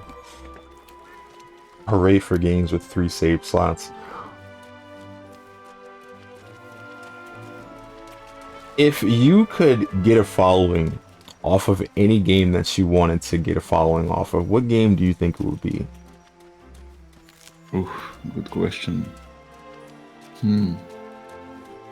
I guess I'd want it to be the game that I definitely enjoy playing and that I could play for 12 hours a day. What about you? I think that it would probably be something like this, something like Monster Hunter, because it's like I could play this game, there's a lot of stuff to do, but also I have the ability to invite people to play. You know what I mean? Like if Among Us taught me anything, it's that to get people super active, you have to give them something to do. Glad you're back. And since those people could play with me, they're talking to me, they're talking about what happened, they actually care about what happens in the game and all that stuff, and chat is a little bit more relevant. You know what I mean? Now don't get me wrong, chat is very relevant today. You guys are talking about extremely relevant things today because I'm talking nonstop, which is something that they say that all the streamers need to do. And like I said, that is thanks to Monastic Game. So like I said, give him love. And if I can attract more people who are actually interested in what I'm doing, conversations will come naturally. You know what I mean? So a game that lasts a long time, a game that people can participate in, and we can create some of the best conversations. Don't get me wrong, like I enjoy and I appreciate the idea of variety streaming because I can play whatever I want. But old friends are well. Praise be. It almost feels counterproductive because there's a lot of people out there who go, "Hey, you're playing Monster Hunter. What are you doing tomorrow?" Not playing Monster Hunter. And now they're just like, "Nah, I'm done. I came here for Monster Hunter. You're not playing Monster Hunter tomorrow. Pain." As well. It seems so easy. Follow the trail, find the truth.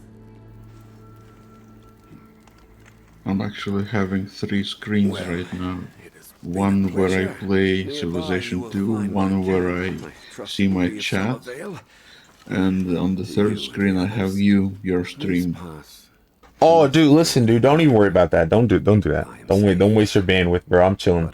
I have a similar setup, bro. I have a screen with all my streams because I have, like I said, I'm streaming on so many platforms that it's disgusting. I have the game, I have that screen where all the stuff is, and then I have an interface that's supposed to be for my microphone, and it has the compiled chats of all that stuff in there, and it's got like sound alerts and stuff like that too, where I can make dumb sounds and stuff like that. But battle mode. At the end of the day, I don't really get to use it that much because I'm usually playing the game.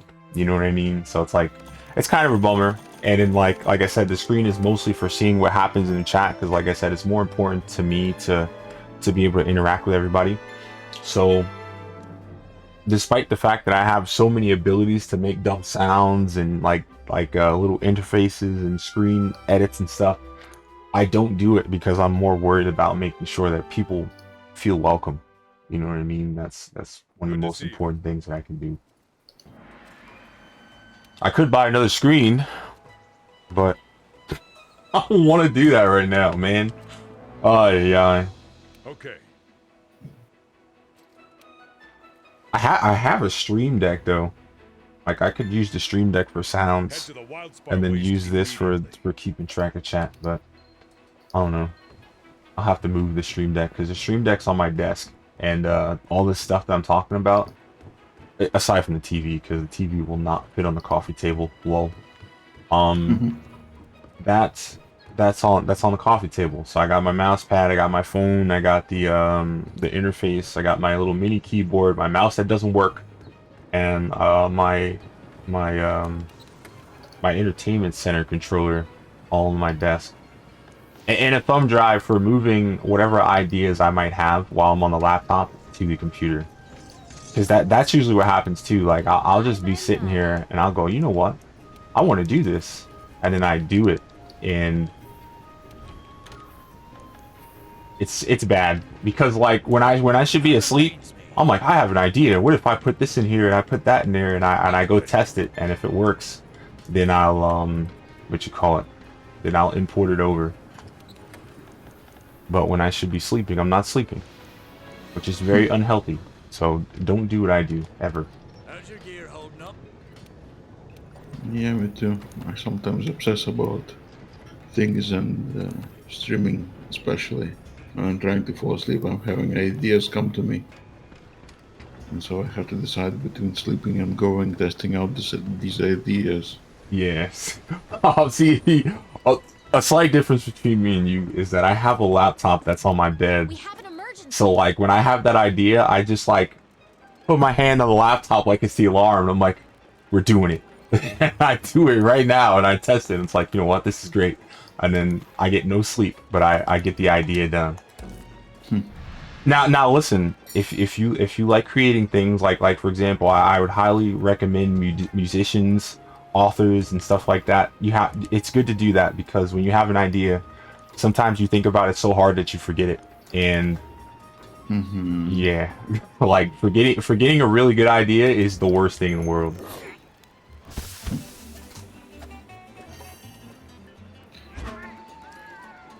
My setup is that I have 2 laptops on my table right now.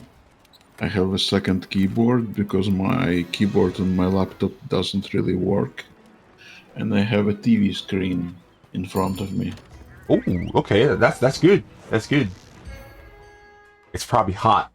I have 2 laptops like that, but yeah, I got a similar thing. I got a TV. I have a touchscreen monitor, and then I have the interface that has like it has 4 shortcut buttons. It has 6 knobs for different volume controls, and it has a touchscreen that operates in the same way that a Stream Deck does. So, like I said, I got a similar setup to you.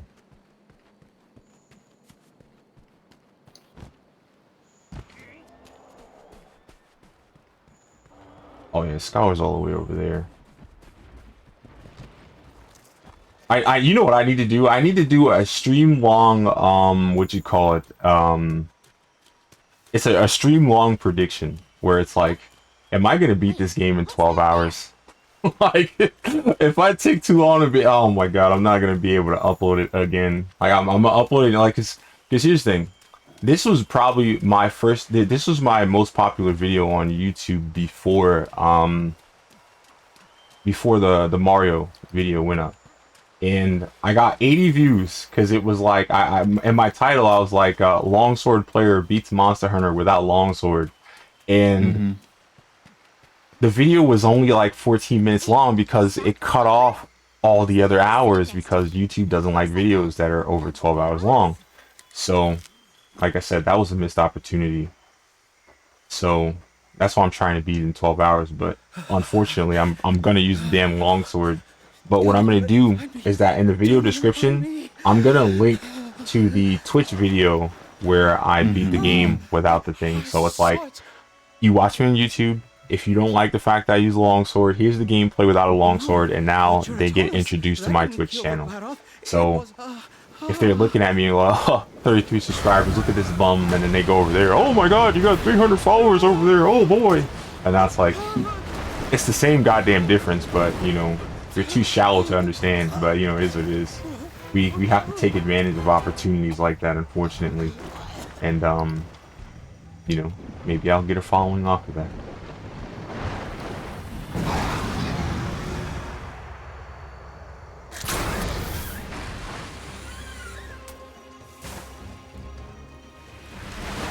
When you say beat the game in 12 hours, do you mean like the main storyline? Yeah, yeah. New target. New target. Hunt that Juratotus. And have you done that many times before? Just once.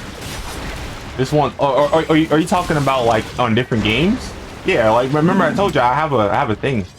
A list of games that I beat in a single stream. But yeah. For Monster Hunter, no. I only did it one at a time because you gotta think about it. Monster Hunter is a long game. It's co-op. There's lots of different gear to get and stuff. There's lots of setups and builds that you can make in the game. So like, you know, playing it this way is actually like anti-fun, because it's like, why are you doing this? And the main reason why I do stuff like this is because I know that a lot of viewers on YouTube don't watch part 2 to anything. Okay, there's a lot of Let's Play channels and stuff that I used to see growing up, and part 1 would have like 760 views and part 2 would have 70 views, and it's like, that's ugly. So I say, you know what, if I have one part, I won't have to worry about people going, yeah, I'm not gonna watch the next video. You know what I mean? It's like, there is no next video. Finish the video. You know what I mean?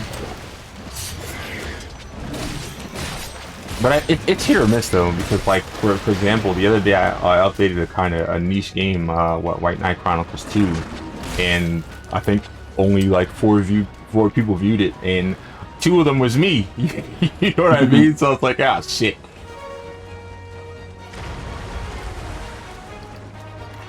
Wow, look at that! I have 6 viewers. That's a new record for me. Oh, that's awesome, dude. I want you to get your views, bro, because if you get your views, you got to get your follows. Hopefully you can get your follows, you know, around the same time you get your views, and then you can be an affiliate, you know. What does affiliate give me? Okay, it gives you access to ads. It gives you a better opportunity to get transcoding on your videos. So like, you know, for me, I stream at a bitrate that's actually too high for Twitch. So if people have bad internet connections, they can actually lower it so it doesn't suck. It's not guaranteed, but your chances of getting it are higher. You get channel points, so people can redeem it to do different things in your channel. You know what I mean? It'll boost activity. It'll encourage people to stick around your channel, because you know, when you have channel points, periodically you get like 30 or 50 channel points for being in someone's chat for a certain amount of time. So if you have people to who want to have a lot of points, they're incentivized to do so. You can run ads on your channel, so you can make a little bit of money. You can have subscriptions on your channel, so that's cool too. And you know, it basically gives you the opportunity to pretend to be a professional on Twitch, I guess. You know what I mean? Now, listen, if people do give you money and stuff, you're not pretending anymore. You know what I mean? But you know, as far as I'm concerned, it's not. I really wanted to be an affiliate so I can have transcoding, because I hate the idea that I have to stream at like a trash bitrate and have people look at like trash quality video, because if the quality's not high, if the quality's too high, they can't see anything. I like the fact that you can be able to turn it down and stuff, and you could do that by default on YouTube, but guess what? Nobody watches on YouTube, so well, I have to be on Twitch. You know what I mean? So it's a fight that I can't win. So instead of trying to win, I do everything.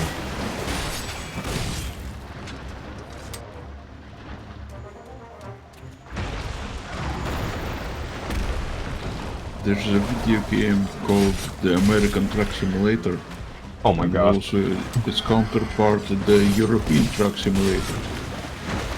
I played the first one. It's quite alright. But the thing is, in that game you spend a lot of time just driving from point A to point B. So I thought that maybe I would go into streams of people who play that game and invite them to voice chat. Ooh, like, okay. Because when you're driving long distance, you're not doing anything, and chatting would be a welcome advantage. True. You did it, but I can't shake this feeling. I personally feel like it should also be within your interest to try to find people who make the same content that you do, because at the end of the day, you want to attract an audience of people that do things that you're interested in.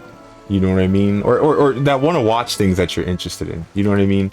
So I do think that now, if you're interested in playing games like Truck Simulator, absolutely. But if you're not, I think you should try to look for people who stream like Age of Empires, strategy games, stuff like that, so that or you know, even city simulator games and stuff, so that you'll have people who will look at your content and will actually be entertained by what you're doing. You know what I mean? because that's kind of my problem too, is that like I have a lot of people who follow for follow thing. They're streaming like Valorant and Fortnite and competitive games, and I don't really play competitive games, so like sometimes I would go in there to support them, and it felt passively more difficult to do so because when there wasn't anything to say, I didn't have anything to look at. Do you know what I mean? Because it's like, I don't care about this game. I'm only here because you're nice. You know what I mean? We've made great strides towards understanding the tracks that have turned up across the And like some people are more successful. So like I'll go in their chats and I'll say something and they have 4 or 5 other people to respond to. So they'll probably respond to them, and now it's like, now I see why people like that don't mind lurkers, because it's like lurkers is someone that you don't have to keep up with, but you still get the view. You know what I mean? So like, remember what I said before about keeping up with 7 long conversations and 20 people who don't say much? After I get to a point like that, then lurkers will feel amazing, because it's like, thank God you're not talking, because fuck, I can't keep up with 100 people saying something. So it's like, I appreciate you, you know, but like when chat's dead, dude, it's not the same, because it's like, damn, look at all these people that I would love to talk to right now but can't, you know. It could be a decade before the next opportunity presents itself. Maybe longer. Is it even possible? If I said it wasn't, would that stop you? Let's give it a I'm hoping that there will be a point in time where I could be seen as a personality and not as the game I'm playing. You know what I mean? And that's something that I heard someone say a long time ago. Same dude I was talking about with the 20k subs. He was saying that, and like even back then I understood it. But like I said, the reason why I didn't stream earlier was because I thought that it was as hard as he said it was. You know what I mean? One slip up and you're done. But if you're something that you think you want to do, it doesn't matter how hard it is. So people who are new and think that they should try to do it, please. Another thing, that troubling report we received.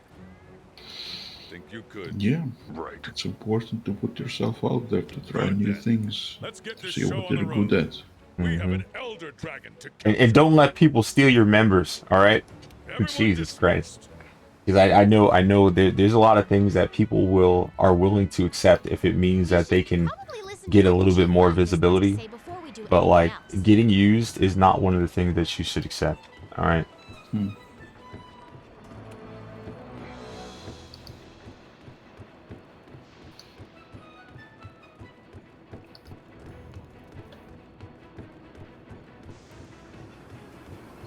Chief botanist. He's downstairs, and I ran upstairs. Great.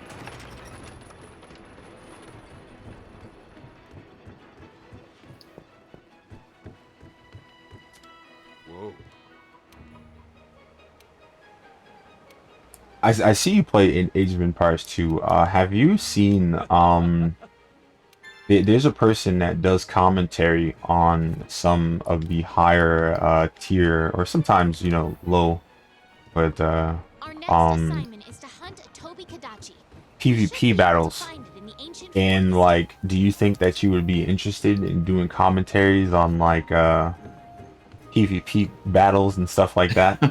I'm just saying, dude, because it's like I've had somebody in one of my servers a long time ago just show me videos, and like it'll be like 35 minutes of somebody commentating on some PvP battles, and like, you know, people who like PvP will be attracted to your channel now, and then you could like commentate on things that are interesting, explain what the different units are doing and what advantages certain races or factions have with those tools and stuff like that. And I don't know, you know, that'll be a great way to get views too. And then you don't even have to play a game, you could just know the game, and now you just talk about the game. And if you love the game enough, people will feel that energy from you, and you know, you might get people like that too. It is so far outside of my area of expertise and my comfort zone. In order to Oh, use okay. one of For your specialized I apologize tools, then. you'll need to equip it from the no, item that's vault. fine. They're used just like For any now, regular even doing item, interviews but their is kind of a effects only last challenge. for a limited amount of time. If the tool you're using stops working, don't worry. It'll recharge after a while. Do you now? Here's what scares me. What do you think you would be able to do if someone's offended by a question that you ask? You know, because I think that would stop me in my tracks. You know, like I'm asking you genuine questions, and and they're all in full sincerity, and now you might take offense to what I ask you. Like, I personally, that would harm the rest of the interview for me because that would lower my disposition and it would make me less confident to ask you questions that I have on my mind. Like I said, you might not think I'm introverted, but those are definitely introverted traits. Um, how would you feel about something like that? Well, I would definitely apologize and feel apologetic. And yes, it will definitely detract from the rest of the interview, from my confidence. But I don't know. I hope I would be able to balance myself and continue the interview. Yeah. I think that if I was ever gonna do something like that, that would be one of the things that I worry about the most because you know, despite the fact that some people will understand that I'm not trying to be like aggressive or insulting with my mannerisms, some people are offended by the way that I speak, and that'll hurt, and I have to.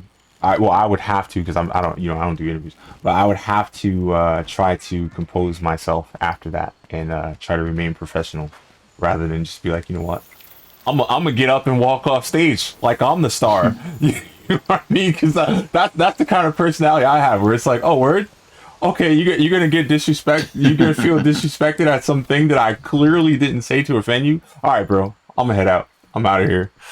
And now it's like, wow, look at this jackass interviewer that thinks he's the star, and it's like, bro, I just have to make sure that I respect myself enough not to feel that way, you know.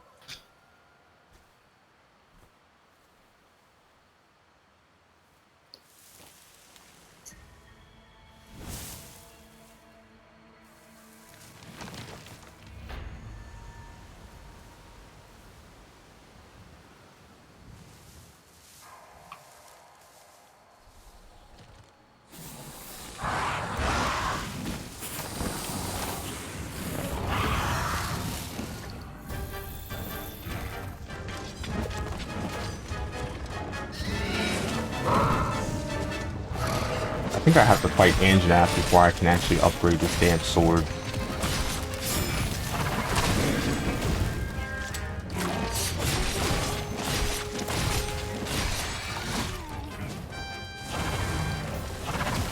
Ow.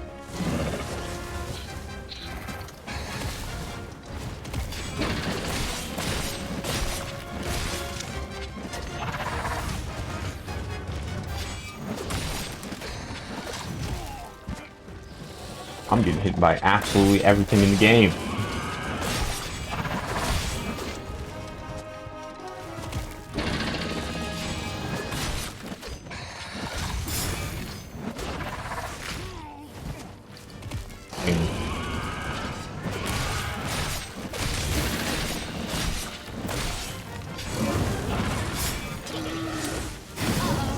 You've been hit with Thunderblight.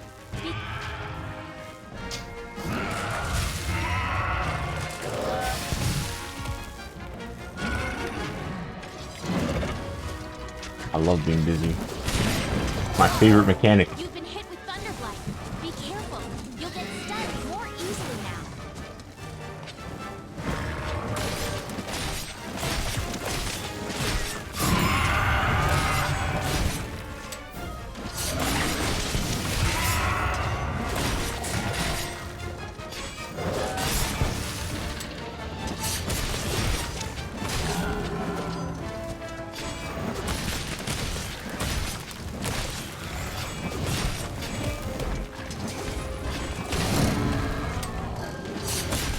That was lucky.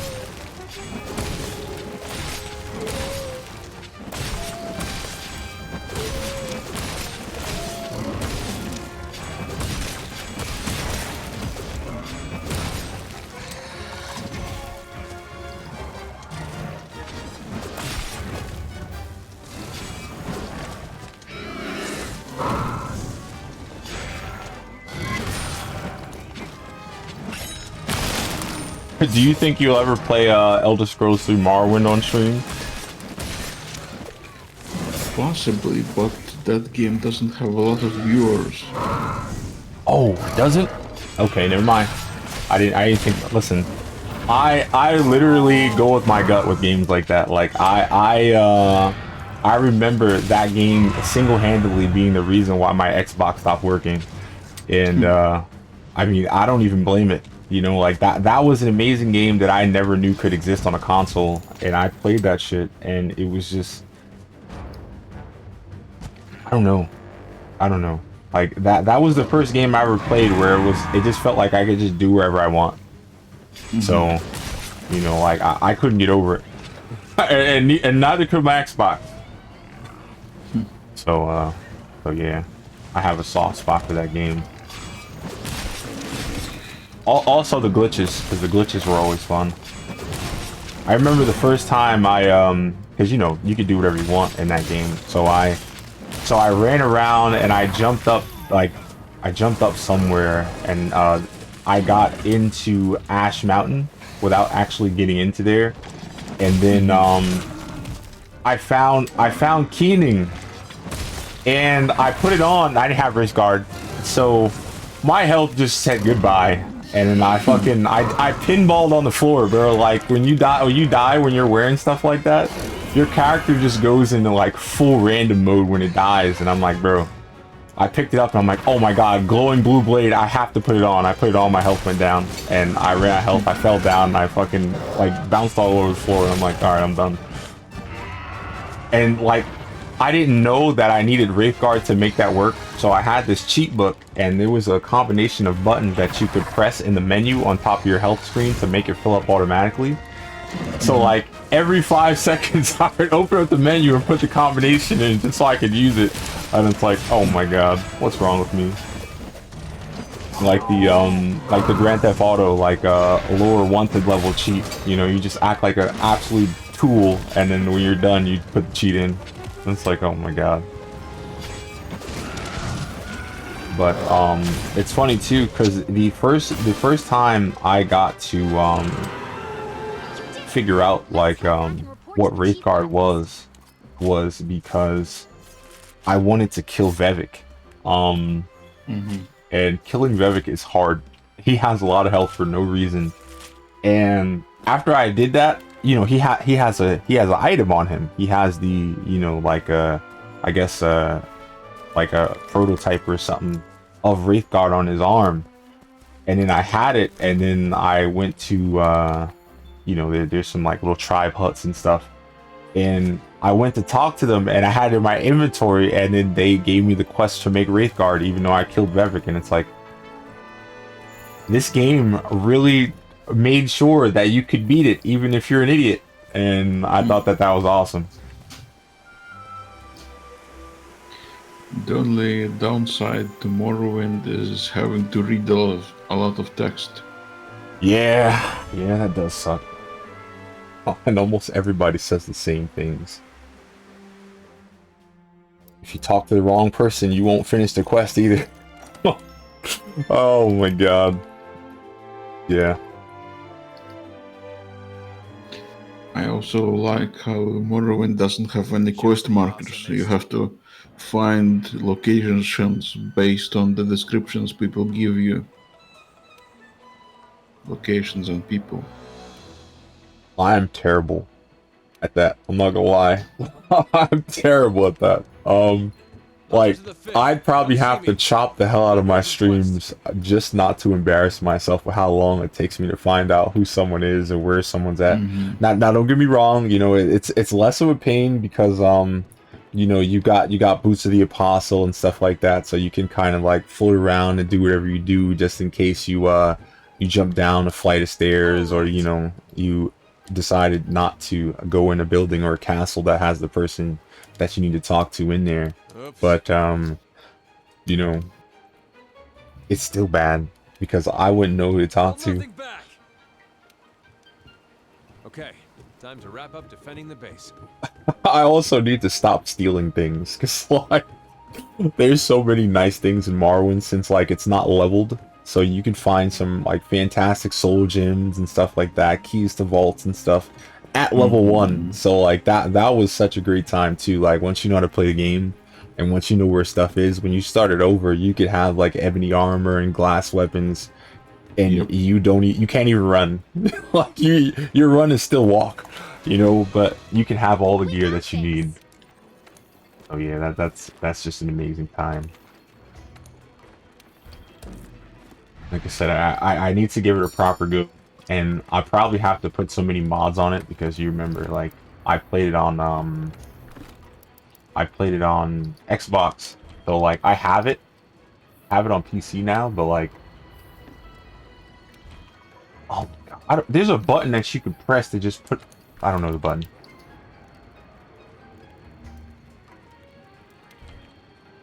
Whatever.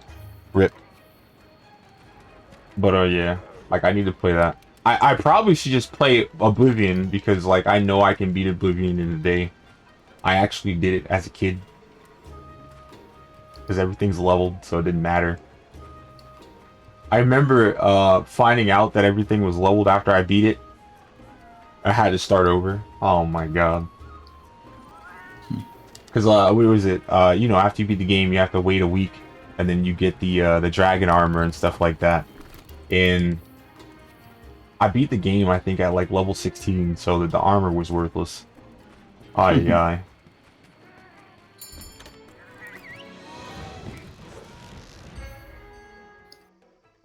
I haven't played Oblivion. Well, I did. I started it, but I haven't finished it. And I definitely didn't play Skyrim?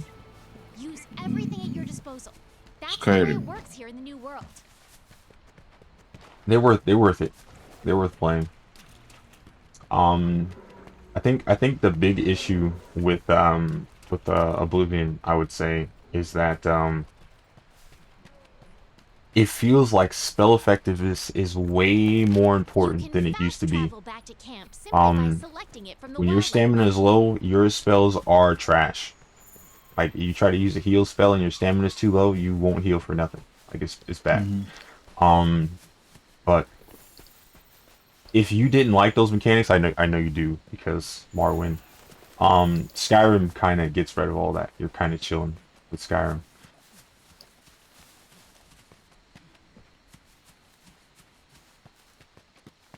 You still have to grind though. Like I think level 46 is a level that you need to be before your before like the equipment and stuff is the maximum level that it needs to be. Oh, I'm supposed to be fighting Anjanath. Look at me go the wrong way.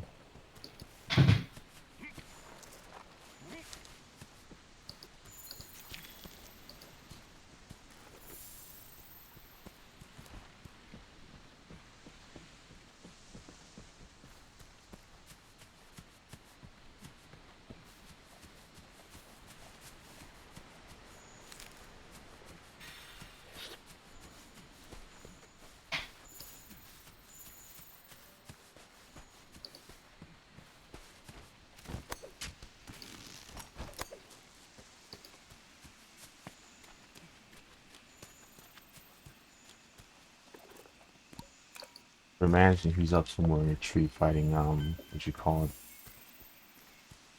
Great Jagras.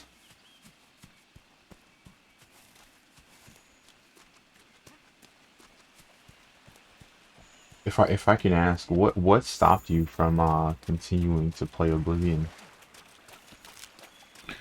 I don't remember.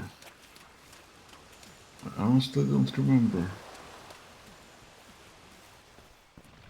I guess maybe I didn't think the game was good enough or engaging enough.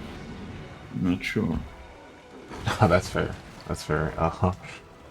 some of the character creator is definitely a wrestling match if you want to make something that doesn't look like an old lady with oversized cheeks. Like, definitely. Because that's where most of my time went, trying to make my character not look like a skin suit.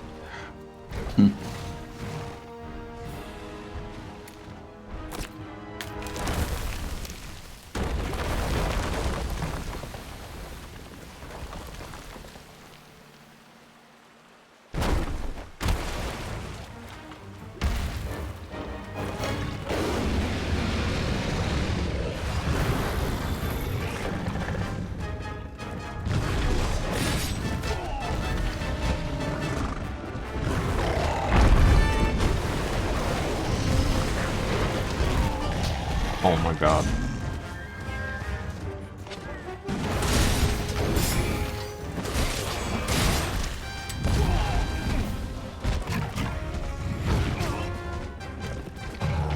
Oh, thank God I have the busted broken armor on.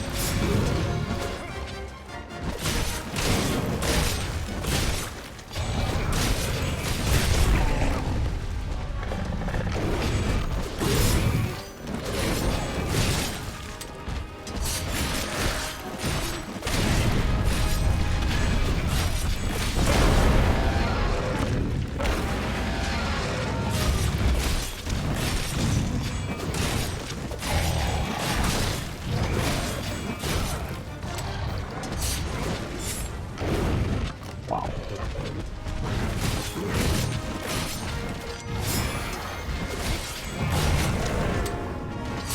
You played the Dark Souls. Not the first one. Dark Souls 2 is my first, and then I played Dark Souls 3. I have Dark Souls 1. I need to actually give it a shot, but I haven't played it. It's always funny to tell people that because everybody says that Dark Souls 2 is the worst one, and they're probably right. But I don't know. I enjoy how much stuff is in it. Because Dark Souls 3 was fun, and I had the opportunity to play Dark Souls 3 with a friend, so like that was real cool.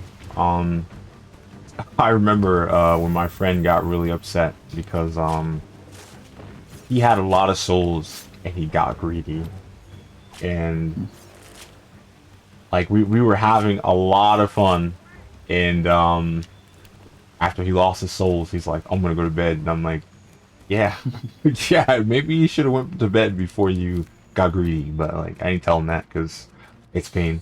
Because like you gotta understand too, like I said, Dark Souls 2 was my first Dark Souls, so like getting my ass kicked by random stuff was second nature to me by the time I played Dark Souls 3. And you know, my mantra about Dark Souls is be poor, all right? Spend all your money all the time. All right, you got some money, something to buy it. Never save anything. Like, the worst financial advice that you could have in the world is how you play Dark Souls, in my opinion, where it's like, oh shit, I got some money, it's payday, bro, I'll spend it all. Save nothing, no savings account whatsoever, bro, just burn money fast. So, like I said, I didn't really get as angry as Dark Souls as I would normally get angry at other games because I didn't I didn't save a bit of my money. There's no place to hide around here. Time to try out your ghillie mantle. And how is Dark Souls compared to Monster Hunter? Which is more difficult? It depends where you are in the game, and it depends how you play games. If you find a fast weapon in Dark Souls with a good hitbox, Dark Souls is a lot easier than Monster Hunter. But Monster Hunter is Monster Hunter is more mechanics than difficulty. If you know what to do, if you know what's important to you, you can kind of remove mechanics you don't like. Like if you don't like getting dizzy, you could turn it off. If you like rolling farther than normal, you can turn it off. You know, or you could turn it on. You know what I mean? So it's like different things that you like, you can fix. I mean, you could do that in Dark Souls, but all you need is a different weapon to do that. You know, certain weapons in Dark Souls basically remove difficulty, in my opinion. Neo is kind of like Dark Souls in that respect too, where there's this mechanic called like ninja arts. You can automatically revive within a 2-minute period after you cast certain skills. You have elemental powers. It's nuts, but like that mechanic or that skill system changes the way that you play the game, because you can be more you can have more reckless abandon in the way that you play. You know what I mean? You could just run forward and risk your life because you know that you have a second chance at all times. And Dark Souls isn't really like that. You know what I mean? Especially not Dark Souls 2. Okay, Dark Souls 2 is like, hey, we gave you 9 enemies to fight. You better stand still and fight them, because if you move too much, you're gonna fall down a cliff. And I've had that happen so many times in Dark Souls, where it's like, you gave me 9 swordsmen to fight, and then I tried to run away a little bit, and I fell down. And it's like, oh my fucking god, I hate this shit. So like, now I have to play reserve, so I can get back to where I died, to pick up my money, if I had a lot of it, and spend it, because I'm tired of dropping souls, you know what I mean? So, watching me play Dark Souls will probably be the worst experience for a viewer, because I'm not going to play it like a normal game. Because I remember being so bad, because remember, Dark Souls 2 is my first one. So I remember being so bad at the game that I would attract new tiers of PvP because of how many souls I dropped. Basically, the type of matchmaking that you get is based on how many souls that you got in the game. And even if you drop the souls, the game still considers that you got them. So I was in a whole different ballpark of PvP because I was that bad at the game. So I had to start over, get better, stop dropping souls, stop dying. You know, not join the Covenant that makes enemies 15% harder to kill. Like, what the hell? Because the way Dark Souls 2 is after you defeat a specific enemy, or not specific, but after you defeat an enemy in the area a specific amount of times, they stop spawning. So you won't have to worry about dealing with them if you kill them enough times. But if you join that Covenant, that mechanic is gone. So if you have trouble with something, failing at it 20 times isn't enough to get rid of the problem.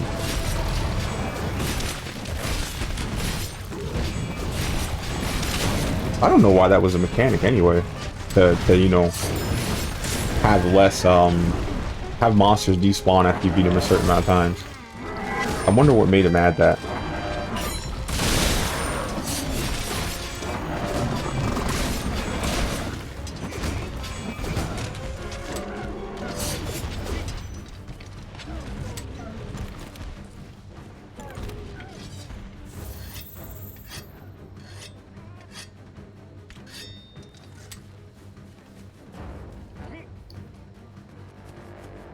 What do you think it'll take to get a community of people who like to voice chat all the time? Well, definitely some effort. I think it will be the shortest way to do that would be to just go into people's chat and invite them. Because otherwise it will take a lot of time for us to gather an audience naturally.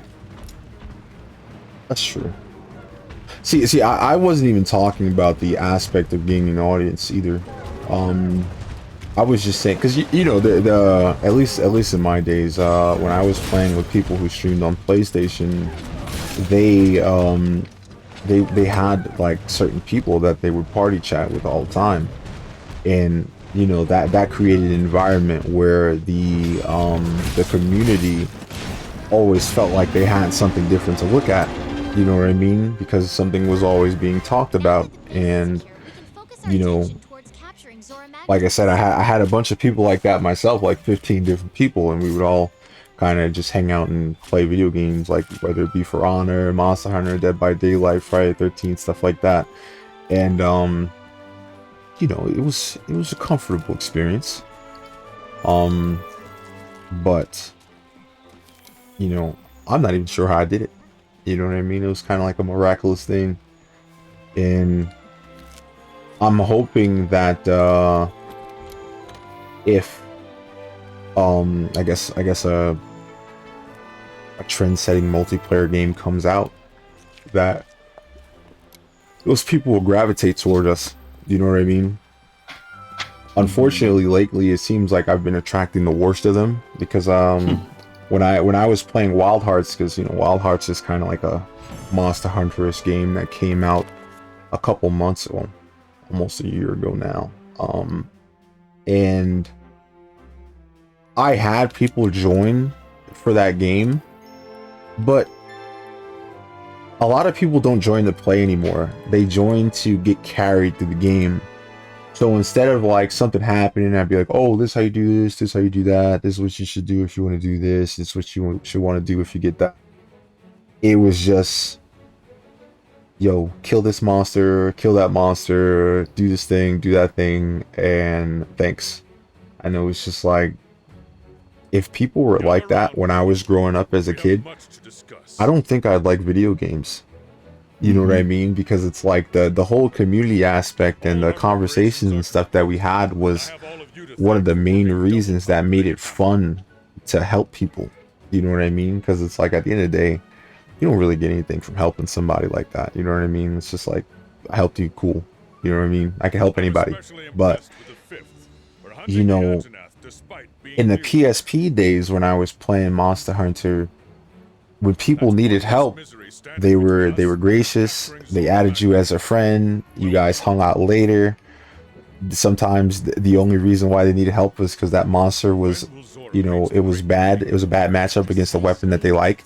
So sometimes you'll help somebody and then they'll pass you, and it's like, oh shit, he passed me, and he's like, yo, bro, what's up? And I'm like, bro, you're past me. What are you still coming back here for? He's like, yo, bro, what the fuck? We're chilling. And now it's like, now you meet people that's high up, you meet people that's low, but then like, you're still a community because people still come back after, you know, what nowadays would be assumed as you help them and now you'll never see them again. You know what I mean? So, there's a lot of benefit to helping people because you met more people, hung out, you grew a community that way. And I think that's what I did too first, was that ironically I used the YouTube to find live channels playing Monster Hunter, and I would just join people. I guess that's something I should consider doing now, but since Monster Hunter is not that popular of a game anymore through streamers, like, it's hard to just be able to just turn on your computer and go, hey, YouTube, filter live Monster Hunter World, and now there you go. As much as possible with cannons and ballista. They're there for a reason. Affirmative, sir. Technicians, make sure you do a final check on the equipment before we begin. Yes, sir. I gotta make sure not to skip all the voice acting because there's not much of it in this game. On our supplies. Researchers, proceed to the Great Ravine with your escort as soon as you're ready. We can't bring our quarry back to base, so take what you need and be prepared to conduct your research on site. Don't worry, Commander. Everything will be in order. I wonder why Capcom has such a hard time getting voice acting, and companies like Namco Bandai don't.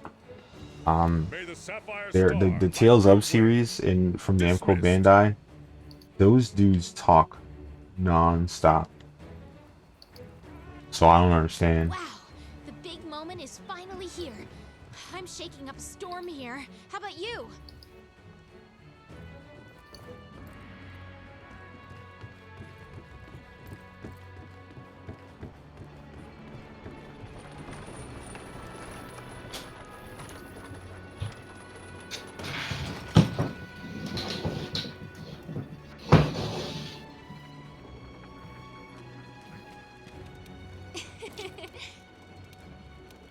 Oh yeah.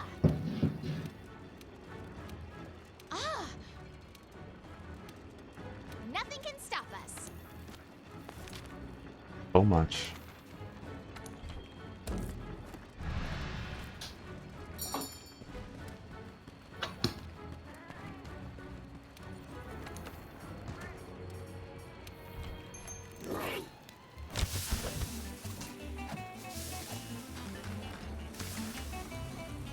I know I gotta reach out to Captain America one of these days because he has an Xbox, and thankfully Halo 1, 2, and 3, maybe 4, but Halo 1, 2, and 3 are cross-platform co-op, so I can play it with him even though he's on Xbox and I'm on PC.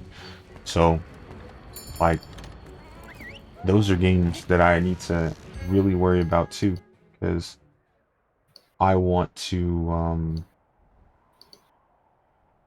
I want to be able to play with more people, you know? Work faster, you slack. Alive. Quite a sight. What do you think about the voice chat? How many people should we have on? I mean, The second fleet if we could have our choice, I mean, as many people as we want, what would be the limit? Commander. well, there's really only one stipulation I would be worried We'll about get in it that ready by respect, morning, and I that promise. is I'll hold you to it. if people are polite enough to let other people talk, you know? That's more important than how many people are there, because you already know you could have 4 people in Sounds here, like we got and our if work they're cut out for respectful, us, it eh, won't old do man? anything. You have 8 people in here, if they're respectful, it's fine. If one person is like disrespectful, then nobody will have the opportunity to voice their concerns or their things, you know what I mean? So it's like, yeah. And I mean, now one thing that I have to do if we have that many people in here is I have to figure out a push the mute button for Discord, so that if I want to reply to people who are commenting in chat and stuff like that, I can push a button and mute my mic and unmute my mic so that I can talk to people who are, you know, having side conversations and stuff in the chat while I'm in the VC, as to not, you know, talk over them. You know what I mean? Yeah.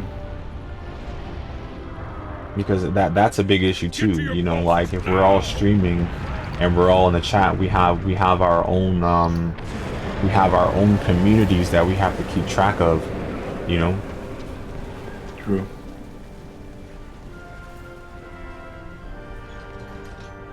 Use the cannons and ballistae. Wear the beast down. But you know, trust and respect usually fixes a lot of the issues that you can have with things, because it's like it kind of compensates for the, you know, the lack of organization that you can have when you have to do stuff like that. Hold nothing back. Because like, think about it, if someone's rude during a one-on-one conversation, it's kind of like, okay, I could stop talking and it'll still seem fine. But if there's 8 people, like, everybody's gonna get tired of stopping to talk to accommodate for somebody who clearly doesn't have enough politeness to understand what they're doing. Move. Have you heard about the YouTube creator called Mauler? Mauler. Yeah, isn't it some dude that always has a mask on? Looks like he's wearing like a Kilbo mask. Yeah, I've heard of him. Did he do something? No, I'm just thinking about how many people to have on voice chat, and he usually has like 4 people or something like that. Okay. Yeah, I've seen people like that. I remember back when Rags used to make content on his own, because like lately when I see Rags, he's always doing something in a channel. But they'll, like I said, they'll work fine. There's other casts, there's Nerdrotic and stuff like that. They have big channels and stuff where they'll have everybody together and they all shoot the shit and have a good time. There's a Spawn Cast where a whole bunch of people get together and talk about video games, releases, console stuff, and the like. So that's what I'm saying. Like, all you need is polite people to come together, and we can share our opinions on a lot of things. And the cool thing about it is that when we have that, we'll be able to attract people who are actually interested in video games and who want to have a dialogue about those interesting subjects because they're invested into it. You know what I mean?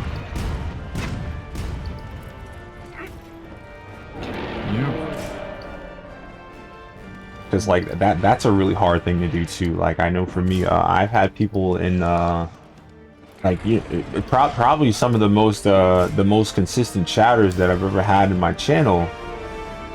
They didn't really play the same video games that I did. So like, when they would have comments and try to support, it's appreciated, but the value that it had was a lot less than someone who was actually interested in the video games that we were playing and talking about having comments too. You know what I mean? So it's kind of like, despite what people's efforts are, some people are just better at holding conversation because they do valid things to your interests.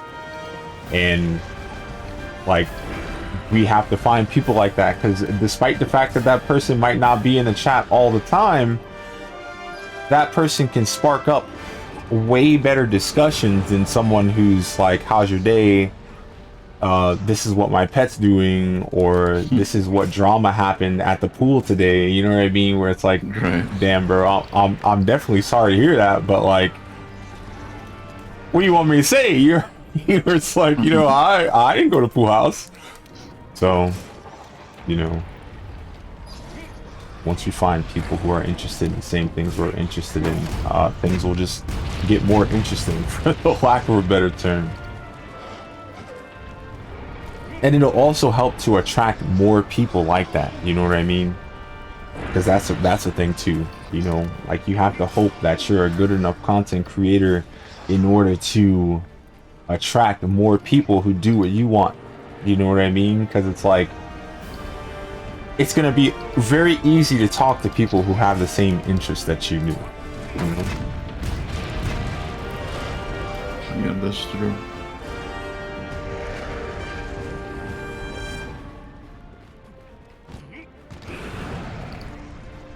I don't miss loading cannonballs and shooting a molten rock for 20 minutes.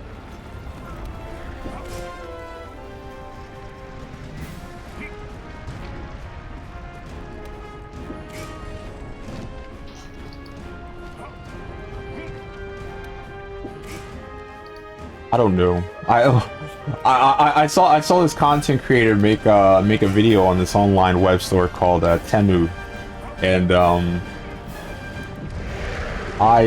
people were so upset about it because apparently a lot of people feel like Temu is a scam, and it's not. Now Wish.com, I feel like Wish.com is a scam, and some people feel like that's not a scam.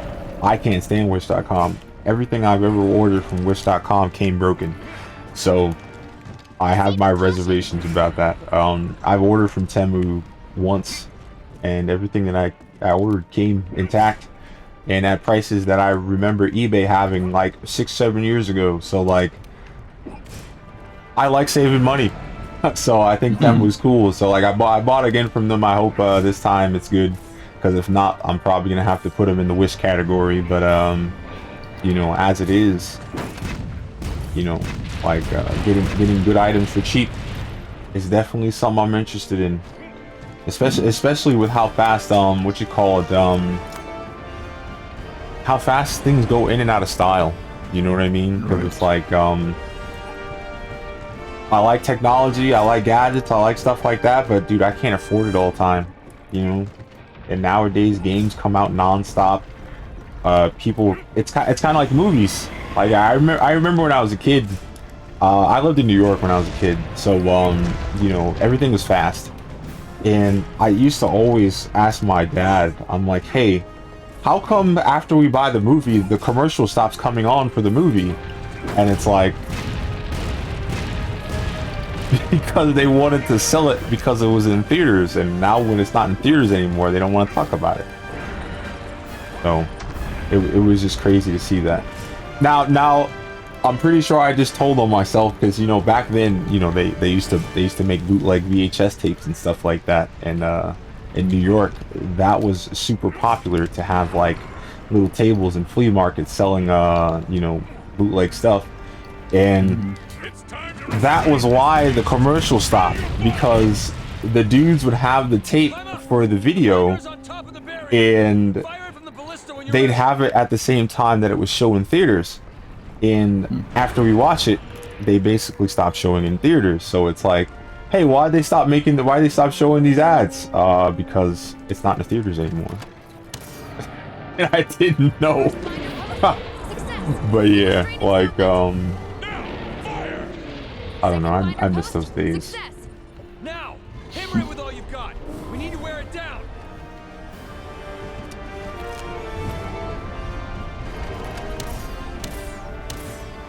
Wow, that's doing a whole lot of damage. Oh my god, 10s and 13s.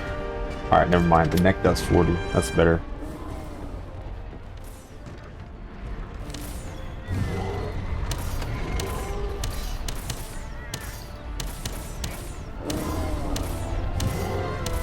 And do you think it's possible, well, realistic, to talk the entire day for 12 hours in voice chat? I could do it. I mean, maybe my cheeks might hurt, but I mean, that's fine. I'll have a chiseled jaw by the time I'm done talking. You know what I mean? So it's like, I don't mind. I like I said, I enjoy talking to people, so it's not really an issue for me. Like I said, the biggest issue I would have is kind of maintaining conversation topics, because you got to think about it too. Like, you were the one doing the interview. You have a very vulnerable position to be in. Like, think about it.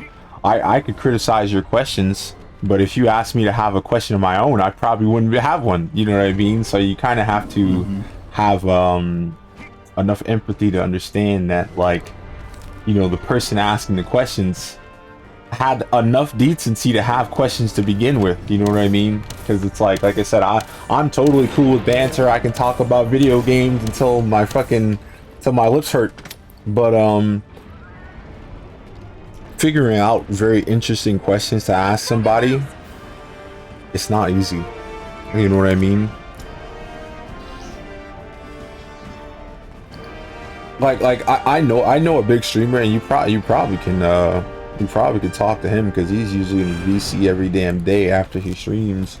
But I mean, he's probably blocked by not blocked, but you know what I mean. Like, there's a lot of people in the VC with him, so like the opportunity for you to be able to actually get off some worthwhile questions is probably low, because he's probably gonna feel like his time is worth money. And he might, you know, lash out at you, because like I've joined his VC before, but like I didn't really have anything to say. I would just listen more, you know.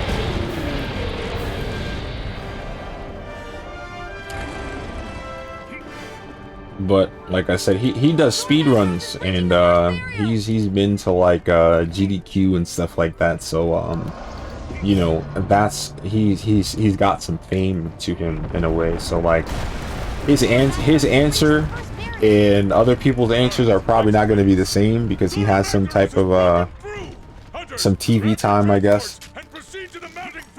So it's kind of like you know, like Penguin Zero or Charlie or Moist, whatever the hell you want to call him, where he has a following from somewhere else too.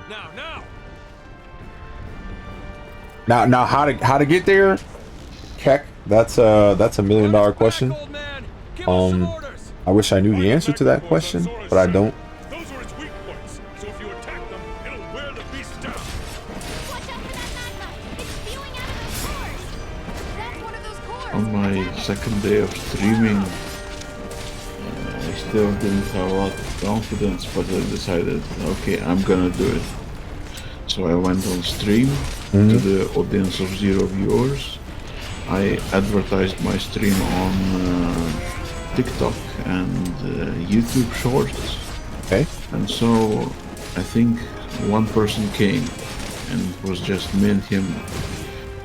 Somebody who followed me still from my YouTube days. Okay. And I thought, okay, I have somebody in my chat. Well, he wasn't chatting, he was just there. Present. Okay. And I thought, well, it's my job to entertain him. And I didn't want to talk about the game I was playing. Well, there wasn't much to talk about. And so I started telling the story of my 2 years that I spent in Norway. And basically I spoke for 3 hours and I got so exhausted that I had to end the stream just there. Oh. Okay. And after that I just went to bed, went to sleep and slept for like 6 or 8 hours. So for me, talking especially to somebody who doesn't respond, that's just exhausting. Yes. Yes, listen, I agree with you. Okay. I didn't know you meant like that. I didn't know you meant talking to nobody. Yeah. It's hard. It's hard. Almost impossible, bro. Like, listen, I've tried to take different steps and measures to make sure it didn't feel like I was talking to nobody, but it's not the best. I've had situations where I didn't want to say anything either because it felt like I was wasting my breath. Like I said, one of the things that assists me in feeling better about that is being able to put my stuff somewhere else. Like I said, you know, like, yeah, maybe nobody on Twitch cares about it, but after it's done and I put it on YouTube, maybe somebody will care about it. You know what I mean? And recently I've been chopping up some of my streams and some of the talking points that I would make during the stream, and I would, you know, kind of isolate them and put them in a queue. And right now I already have a queue where there's videos that's going to be published every day until about November. You know what I mean? Because like they're little conversations, like when I'm in stream and we have a conversation about like the favorite consoles and stuff like that. I have little clips about, like, you know, how Pokemon and Pokemon made action replay so much money and stuff like that because like cheating and all that stuff. So it's like all those little things that you can do that kind of makes something for you to keep going with. You know what I mean? Where it's like, okay, despite the fact that I might not have a good conversation every day, when I do have a good conversation, I can make a clip of that conversation, put it somewhere so that there's more value added to it.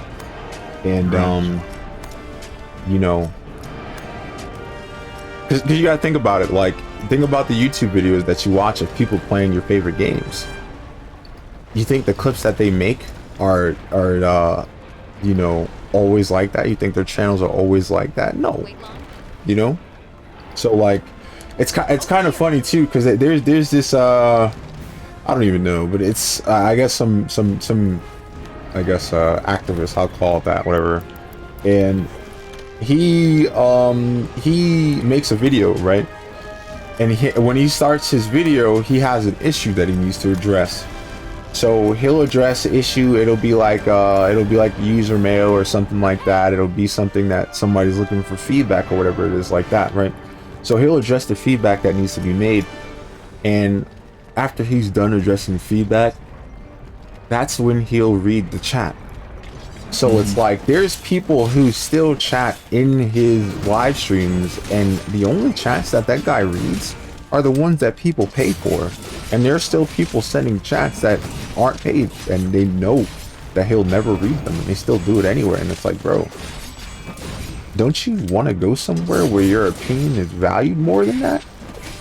But apparently not. So like, if you ever get into a position where you can do something like that, that might be the ticket too. Is just find something worthwhile to talk about, start the stream, address it. After you're done addressing it, read all the people that gave you money, and then end the stream. And it's like, holy hell, What is that? That's a money farm, bro. Because now it's like you get ads on your video. Somebody paid you for you to read their email about something they need advice on, and then after you're done reading or you know, responding to that advice that was paid for, now you read the comments that was paid for, and then you go live your life, and it's like, what the fuck? Literally nothing but money. Oh my god. Right. But yeah, like once you have enough people, you can choose to do whatever you want with them. I mean, it sounds impersonal as hell, but it's the truth. You know what I mean? Like, you can choose to be human about it, and you can choose to do that. It's entirely up to you. But the point I'm trying to make with that is that he comes online and he has a goal, and that goal gets met, and that's it. You know what I mean? That dude never has to worry about having nothing to say on stream, because he starts his stream with something to say. You know what I mean? Mm-hmm. So if there's ever a time like that, you know, we could probably, well, I know for me, I'd probably put some talking points or some conversations to be made in a box somewhere, and then I'll start a stream and I'll talk about it, and then that's it. Zora Magdaros is getting back on all fours. Hunters, find the magma cores on its back. Oh. Oh, that's what happened. Okay. I forgot something that was folded up in its back. Lol. I was wondering why I was still here.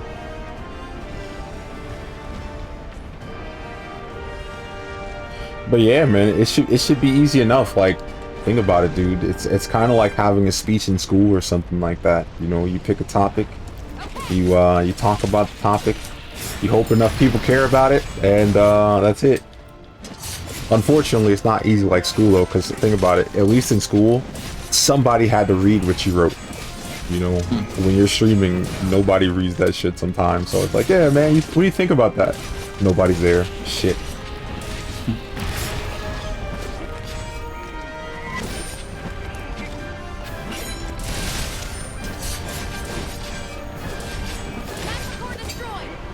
Okay, that's enough. We're towards the second ferry. Hunters, hold your position! Watch your footing or it'll shake you off!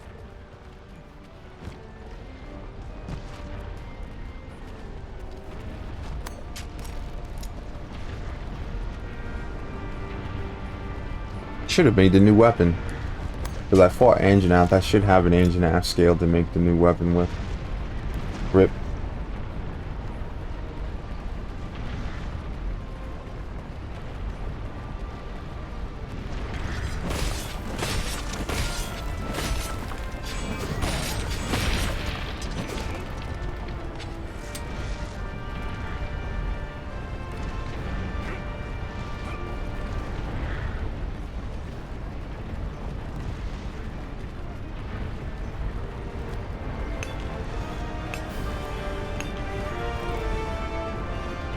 I want to find people to play some like really interesting lighthearted games with. Like I remember I saw a video maybe a year, maybe 2 years ago, it's been a long time, where people were playing Uno, and they were in a group, just 4 people, just like shooting the shit playing Uno, and it was a great time because there was a lot of chemistry there.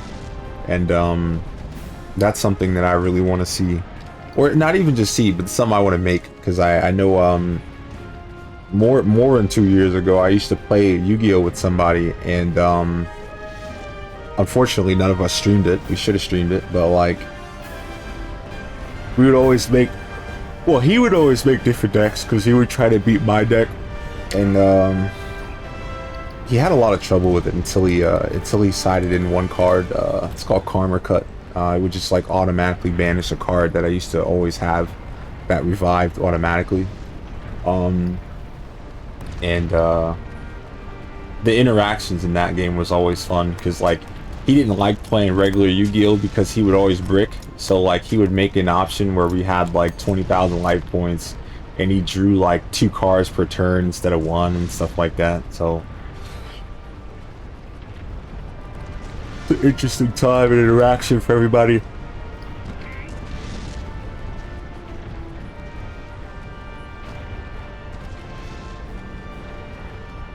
It's crazy to think like how many good ideas don't come into play unless you have enough people to actually execute those ideas.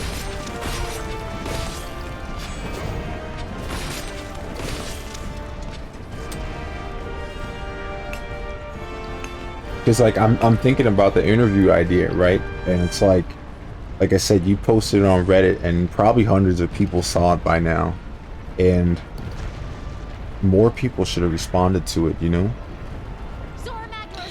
Yeah, but my post was not only about interviews, it was just about finding friends and co-hosts.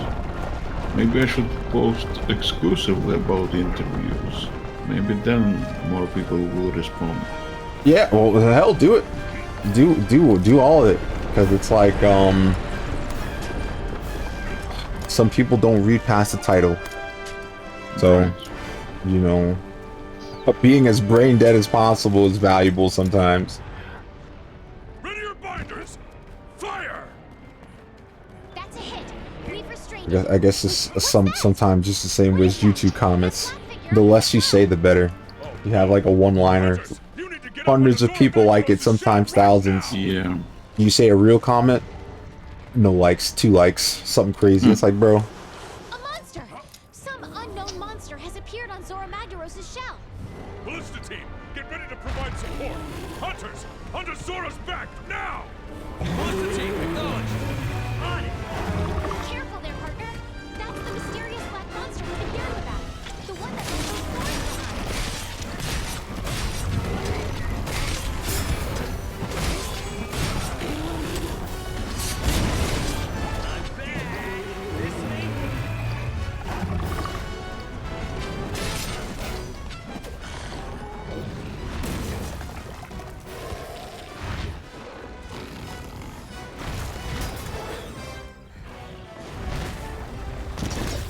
You said that you lived in New York. Where do you live now? Pennsylvania. Aim! Not as cool as New York, but everything is cheaper. New York with sales tax, and unfortunately New York is having a gentrification problem where they're basically buying up stuff and they're increasing the value of it, and then they're trying to sell it back to people. And unfortunately, when you increase the price of or you increase the value of an area, taxes go up, property values go up and stuff like that. So you know, if people can't afford to live there before, it's gonna be even worse, you know. So you know, a lot of people are switching hands in there because things cost too much. No. Oh, big sad. That's true. I've heard that New York is one of the most expensive cities in the world to live. It is. But also they say if you can make it in New York, you can make it anywhere. That is true.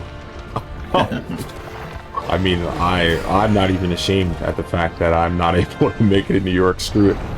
I don't want to waste all my time and money living in a closet.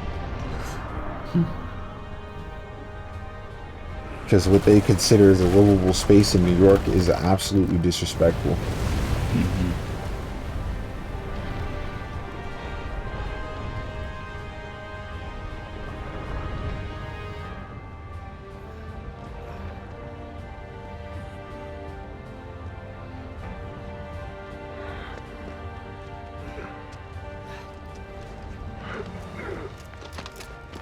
I'm getting too old for this.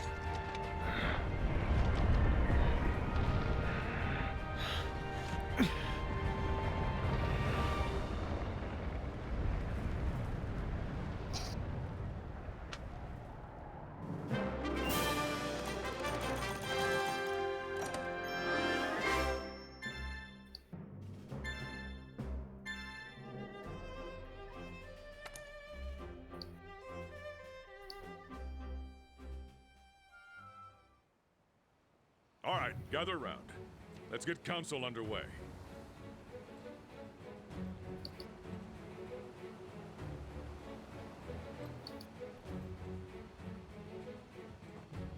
First, your reports. Where do we stand right now? Since it reached the Great Ravine, however, I think we have a chance to salvage the situation if we can pick up its trail on the other side. We've got some good news from the field team on that front. Tectonic movement from when Zora passed through created a fissure in the Great Ravine. That fissure is our ticket to catching up with the beast. There's no point. We exhausted our supplies during the last operation. Even if we did track it down, there's no way we'll be able to pull off anything of that scale. Then what should we do, Commander? We'll have to send a ship to the guild. A ship? But with the skies and seas the way they are. It doesn't matter. We cannot proceed without notifying the guild of the situation. We should send word and wait for their decision. Captain, can I count on you? Never you worry, sir. I've been watching the sea churn and waiting for my chance to tame her again. It seems that the fissure in the Great Ravine has not only given us a path, but an opportunity as well. Together, we're going to brave whatever lies on the other side and find Zora Magdaros' trail. Hunters, head to the Great Ravine as soon as you're ready. May the Sapphire Star light your way. Dismissed.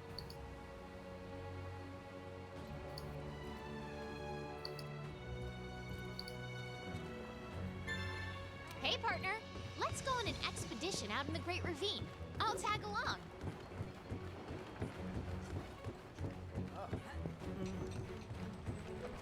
Oh man, where am I?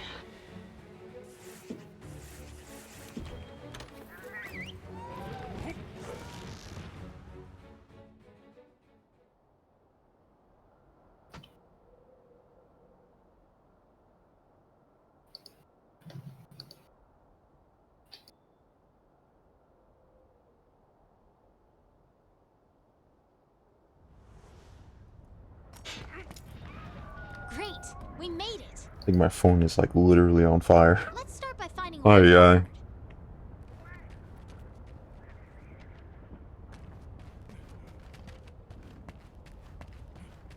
I think we can get through if we head this way.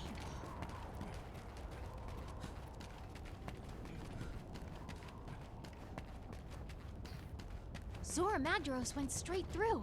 We didn't even slow it down. I'm guessing there's something pretty important on the other side.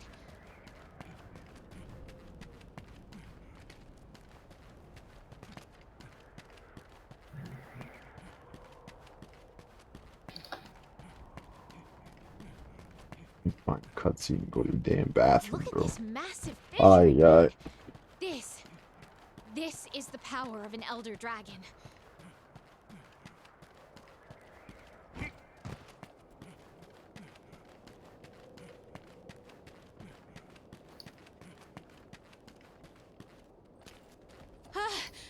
We gotta be careful not to fall here. Be right back. Oh.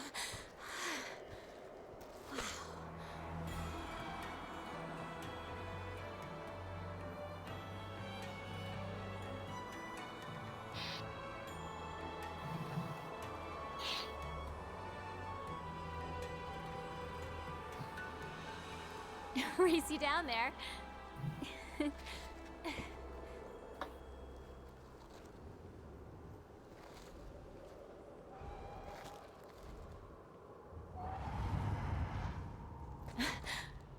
Come on, this way.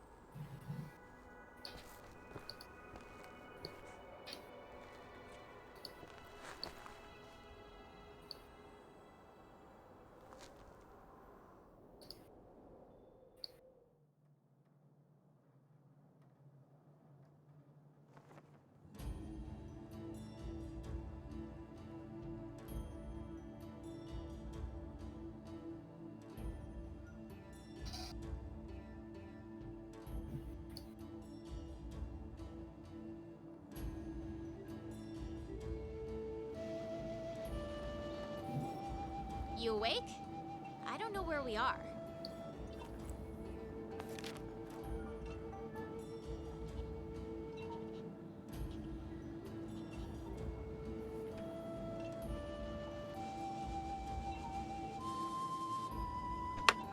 The cutscene is never long enough. Okay, I have a question for you though. What do you think would be, I guess, the most approachable way to run a giveaway? I wouldn't even know where to start. What sort of giveaway are we talking about? Any giveaway.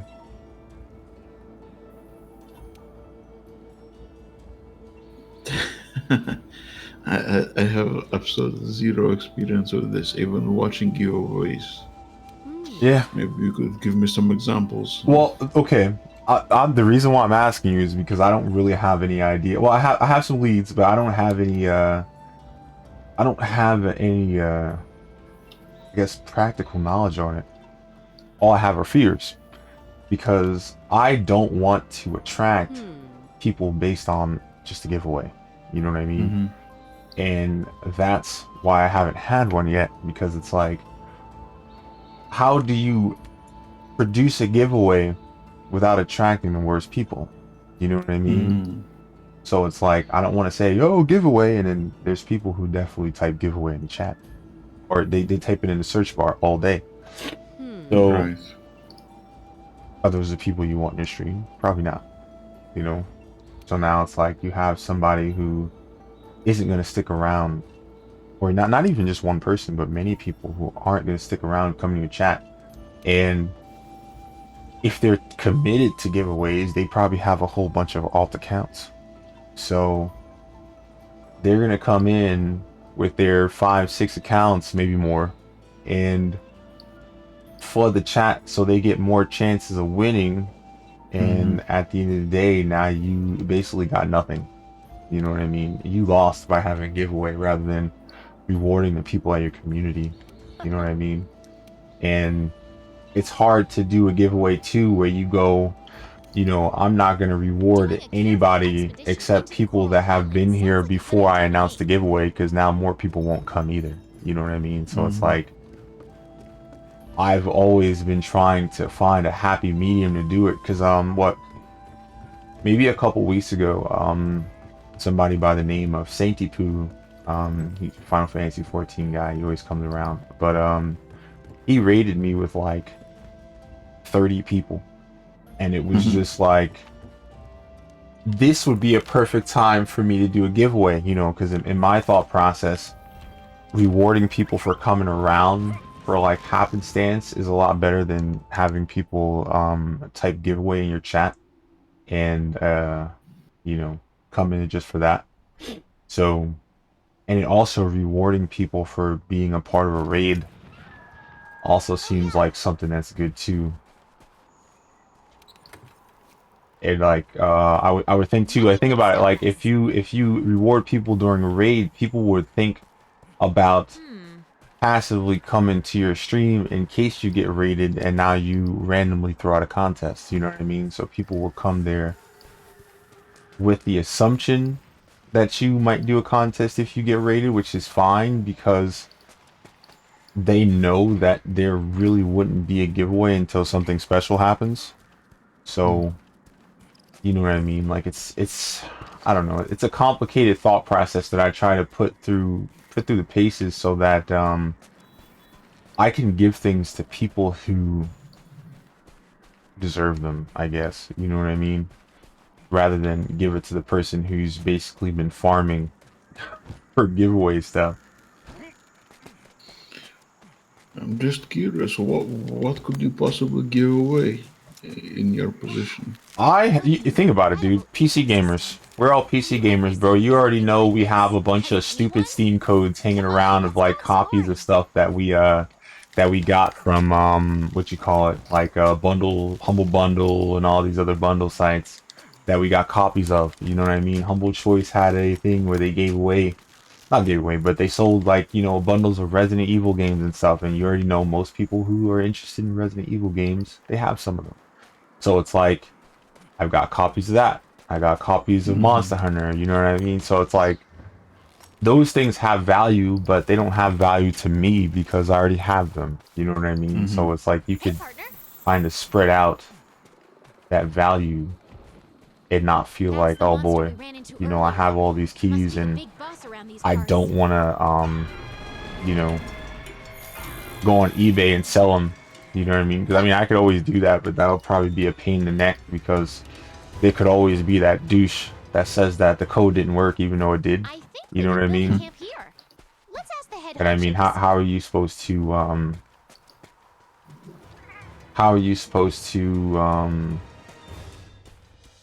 prove that the code worked? You know what I mean? Because they could activate it on a different account and then show you their main account that the code isn't there, or that the code got redeemed already. And now it's like, I know it didn't get redeemed already because I already had the game, so I couldn't redeem it. And it's like, oh my god. So that's something I don't want to put myself through. You know what I mean? Now I know the bad thing about having contests like that though would be that I would have to limit the country that people could get it from. You know what I mean? Just for the precaution that if the code doesn't work in another country, I won't have to worry about somebody being, hey, it doesn't work over here. And it's like, where are you from?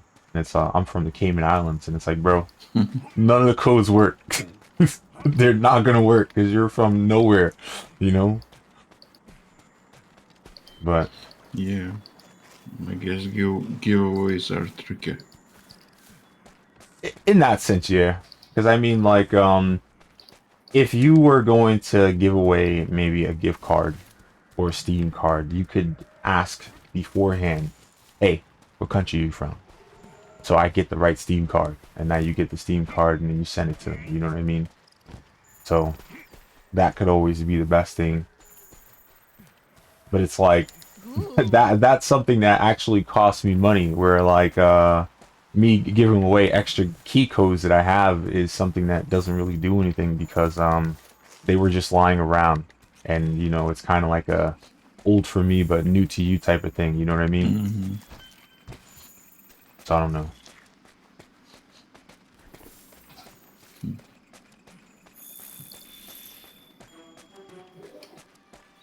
I mean, at the end of the day, if people are cool with it, they could just kind of make a United States Steam account and redeem the code anyway, because that'll work. But like I said, I would expect most people to want to have all the games in the same spot. Oh, never mind, I know where it is. I have to climb the damn rock, even though that's never where it is normally.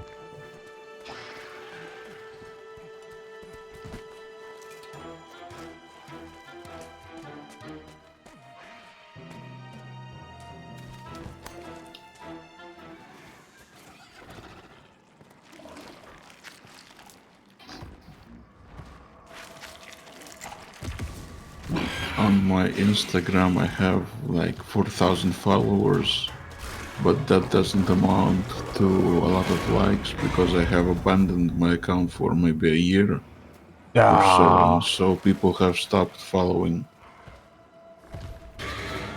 Basically, like a year or two ago I was very active on Instagram. I was doing a lot of giveaway portraits.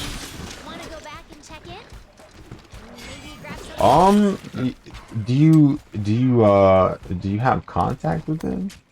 Because I mean, you think about it too. You can also probably put up your socials on other accounts. Like put like a portrait of your Instagram on TikTok or something. And now when they try to go find you, they'll see that you're famous, and you could probably leverage.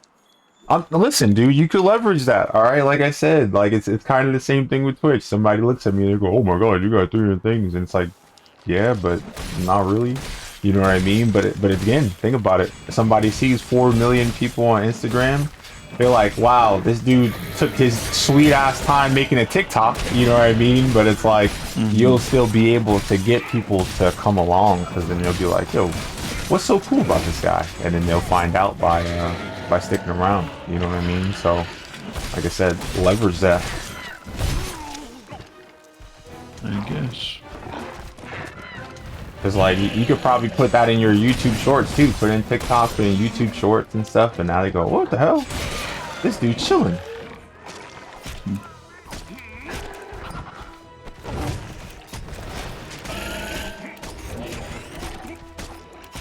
The sad thing is that at the peak of my Instagram hobby, I got like 500 likes per post. Okay, it's down. But after I abandoned my hobby and came back years later, I started getting only 50 likes per post.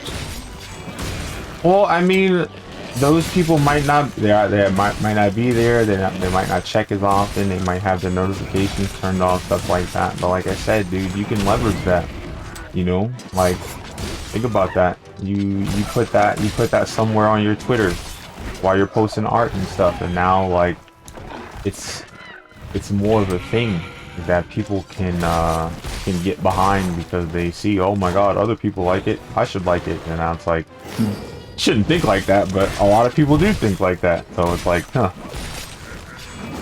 I mean, listen, dude, I understand that, you know, from 500 to 50, that's a big loss, but, you know, it's not really something that you can fix. You know what I mean? Well, you could fix it, but, like, you know, those people are probably not going to come back anyway. You know, you got to find new people now. It's just kind of like streaming. You know, like you take a break streaming, people might not come back. Like, I know for me, I went like remember I told you my mic went out, and I took a break. And there were people that used to come here every day, and they don't come around no more. Hey, Latoya, what's going on?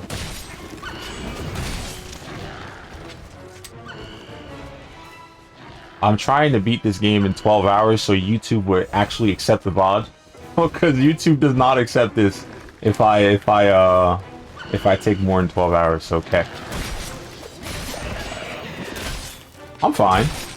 I'm with this dude we're having, well, we had an interview earlier, but yeah, he's in the pinned message. He came up with the idea that people should talk to each other during stream to keep things more interesting. He also had an idea to have people, you know, be able to interview people in order to, you know, get more discovery about streaming and stuff. So, like I said, this is the man with the plan right here. Hello there.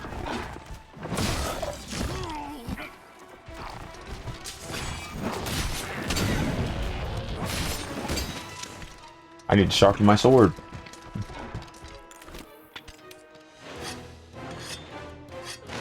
Yeah. Well, I mean, think about it. Like, you have to understand that for some people, their main interest is, like, you know, you kind of have to have people to talk to, or you have to have something going on in your stream in order to attract people to it.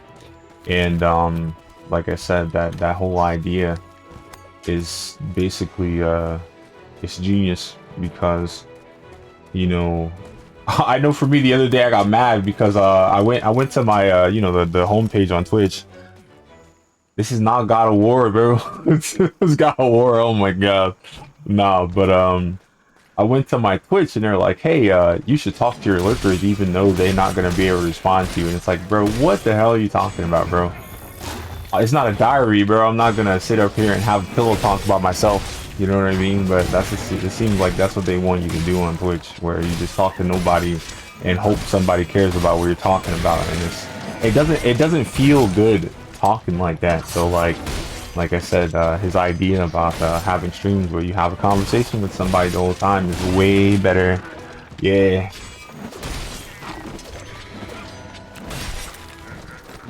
Bro, when you gonna stream Among Us and stop being a coward, bro? Stream Among Us, stop being a bum. Aye. Like I said, it'll probably do so great for you. Yeah, listen, I know, but I mean, like, listen, I understand it, but it's also like, I don't understand why you would pick me, bro. Like, imagine now, imagine you're looking for a streamer to put up while you're cooking breakfast or something, and you pick me. Like, what? Like, you want to hear me talk to you while you cooking breakfast? Yeah, because like that's what I think of when I think people lurking, bro. It's like somebody about to make something.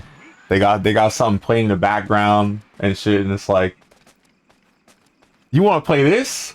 I don't know what's going on, yo. It's like, oh man, whatever. I mean, thank you for picking me, but like, what do you guys do that you have people in the background doing that? Now don't get me wrong, like, I understand too. You got some people who watch streams at work, and maybe they watch streams at work of somebody playing a game because they can't play a game at work or they'll get in trouble. You know what I mean? Where like that makes sense. But you know, of course, if you ask lurkers why they lurk, they're not gonna tell you. And it would be so much better to understand why lurkers do what they do, but they'd have to talk to be able to do that. Yeah, see? That's fine.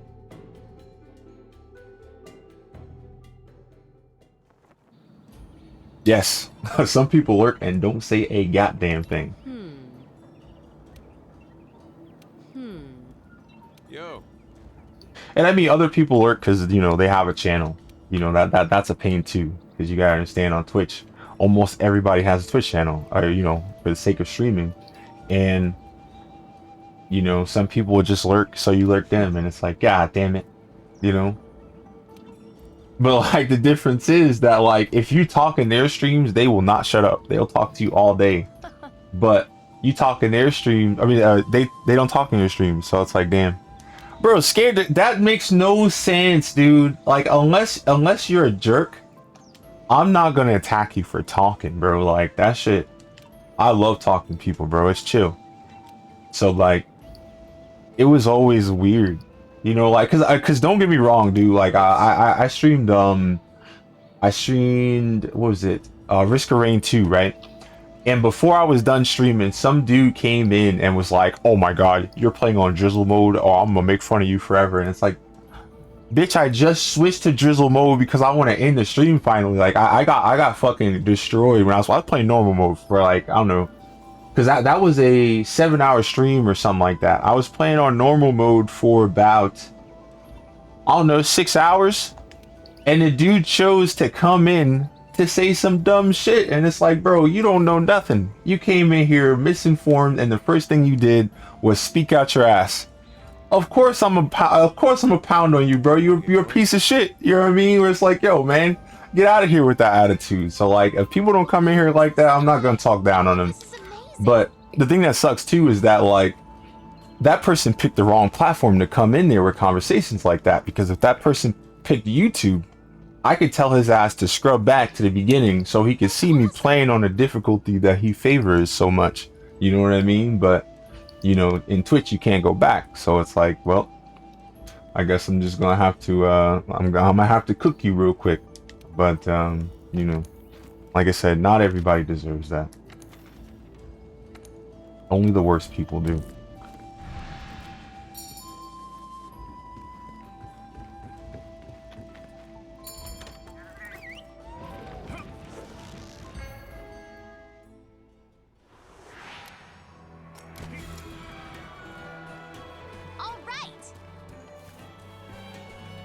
Be careful.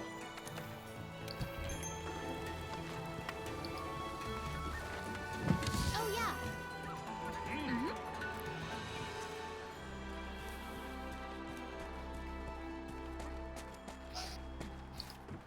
Why am I doing that? But I don't know. I think that I think I did a bad thing though this time, because it's like, I'm wondering that I think it would be fair, because like, I don't know if you're gonna stream every day, but if you're gonna stream tomorrow, I need to make some questions and have an interview for you. You know what I mean? So it's like, now I gotta think about some shit. I gotta think about some questions to ask you and what you'll be interested in. And yeah, so I'm probably gonna do that. It sucks because you don't know this about me, but when I was in school, my lowest grade in school was homework because I never did that shit. I came home and I played video games and I got in trouble because I was supposed to do homework and I was doing other stuff. But yeah. So like I said, hopefully I do it. Hopefully it's not a school moment where I don't do homework some more. But yeah, I gotta find out some really interesting questions to ask you about your aspirations and some of your ambitions about streaming, and then you know, I'll see how you respond. I'll be here definitely. All right. I'll be streaming for 12 hours a day, starting at 9 p.m. EST. Imagine if I came in here and I was like, yo, bro, I got 300 questions. I might do it too. You laughing? I might do it because I don't know, man. I think it's an interesting concept. So, like I said, you know what? You can steal the questions if you need to as well, you know. But you know, like I said, it's a really good idea to be able to ask people how they feel about this stuff, because I know for me,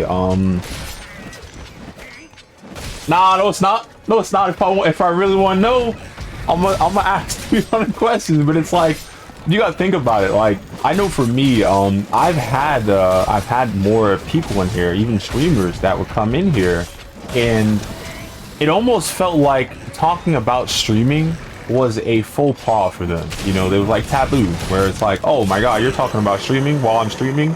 That's not good.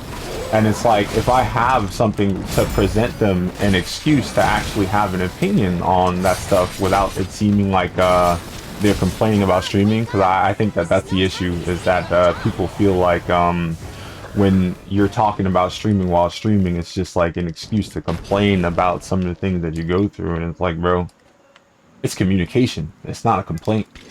And you know, now I gave them the floor to have, you know, those concerns without feeling like they're complaining. So that'll be good, and we'll all learn how different people feel about streaming. You know what I mean? Because it's like, bro, some people don't make content for fun.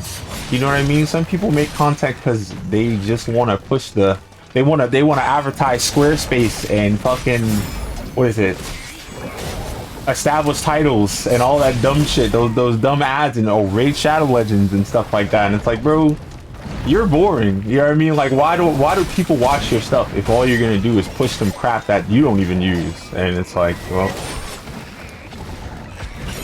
like for example, I don't know if you watch people review games. Like, there's some people who review games and they hate the fact that there's a lot of game to play. Like, how you review a game and you say it's too long, bro? You don't like games. You know what I mean? Because it's like, yo, man, games are fun.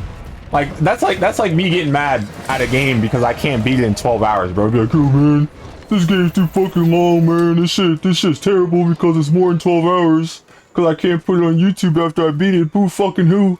You fucking bitch. You know what I mean? Just play a game and have fun. And it's like, nah, you're gonna complain about the game being too long. And it's like, dude, there's people who have like millions of subscribers complain about that. And it's like, bro, you have 4 million subscribers and you got 3 people in your house all the time, bro. Just pass the controller and stop crying. It's like, yo, oh my god, dude. But you know, those people just, life's been good for them, so like they can complain about that shit all day.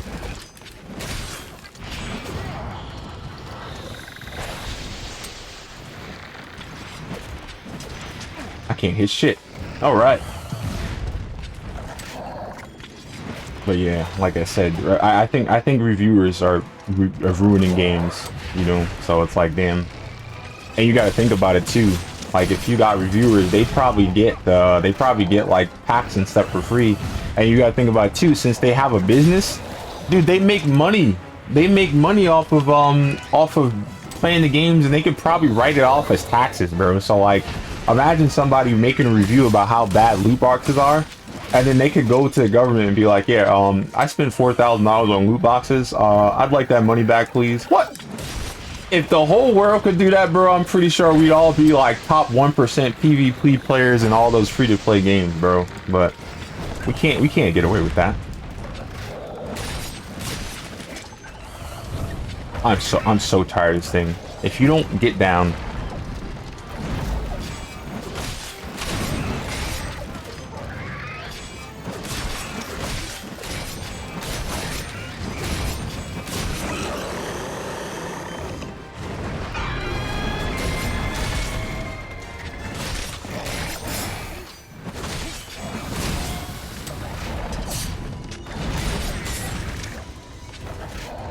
I really thought that would work.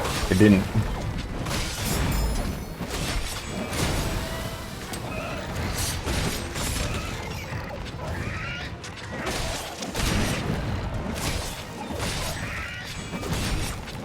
One of these days I need to play God of War. But I need to play the other ones first, because I have God of War 1, 2, 3, the PSP ones and all that stuff on PS3. So like I could just one of these days just do a God of War marathon, because it's like that's 5. So like I should start like on a Monday, play like God of War 1, 2, 3, play the PSP one with Chains of Olympus, and then something else, Ghost of Sparta or something like that, and have that be a whole setup. I don't know how long the first 3 God of War games are. I know the PSP ones aren't that long. Like I could probably crush those, but like the first one might kick my ass. Be like, yo, I'm 30 hours long. Yeah, fuck you. Oh yeah. I'll look up how long it takes to beat some of those games, so I have an idea of how long the streams are going to be, so I don't get ahead of myself. Because you know what, I need to look at that now, because I need to find another game that's around 12 hours long, so I have something to do for the entire stream. I might look at the Monster Hunter Rise. Might be 12 hours long, so I might be able to run through that and do the interview, bro. My phone will have something else to do aside from being on a freeze frame. I don't get it. Like, I played White Knight Chronicles 2 the other day and it ran perfectly fine, but like this one it's literally shitting itself.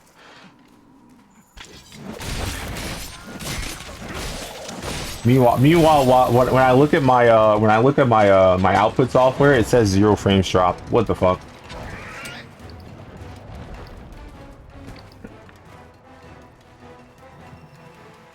Shit don't make no sense. But it's hot today, so I think my phone is just not happy with me right now.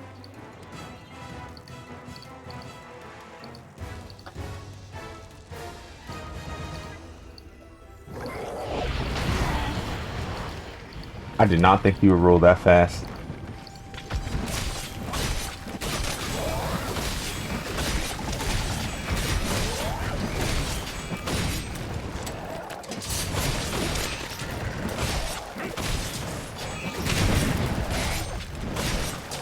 I gotta take Botrix off the experience chart. Fucking Botrix.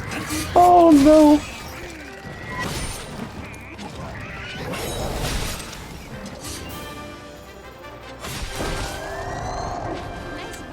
Botrix is trying to be the new #1. I'm starving.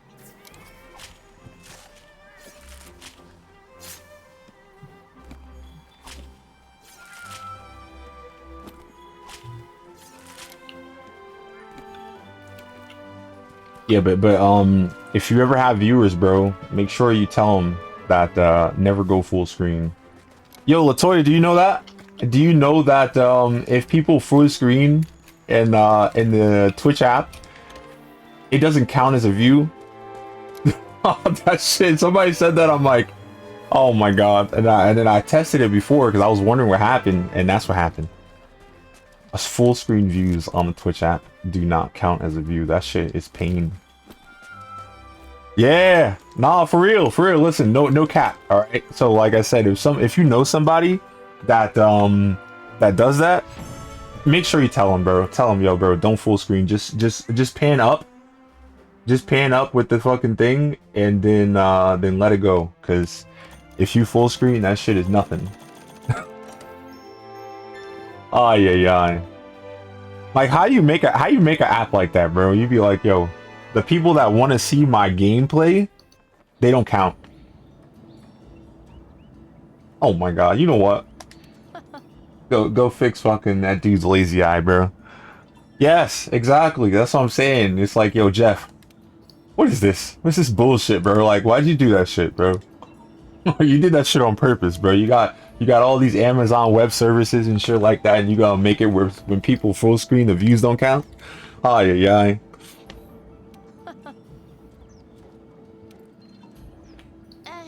Shouldn't you prepare before you head down to the Rotten Vale? Nah, it's fine. It's fine. I'm not talking about for me. I'm just talking about like I said, that's what it is. So like, if you have people watching you and stuff, and you want to make sure that you actually get that shit counted, you gotta be like, yo, bro, back out that full screen for me, please. Like, it's like, yo, that's such a weird thing.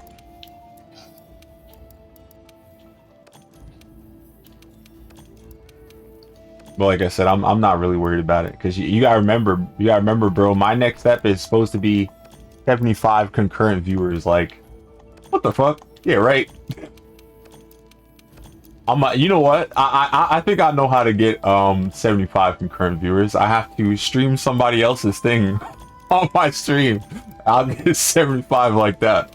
Ah, yeah.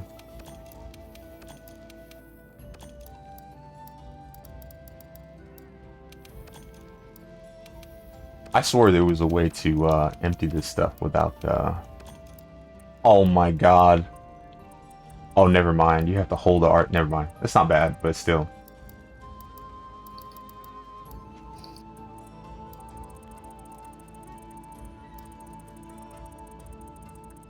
You know what's crazy? I'm almost afraid to tell more people about that, because there's some people that'll go like, you know what? Yeah, fuck you, guy. Full screen enabled, bro. I'll be like, oh my god. Oh lord. Hey, partner. Yeah, that's what I'm saying. Oh no. Now is the time. All right. Yeah, you can. Man.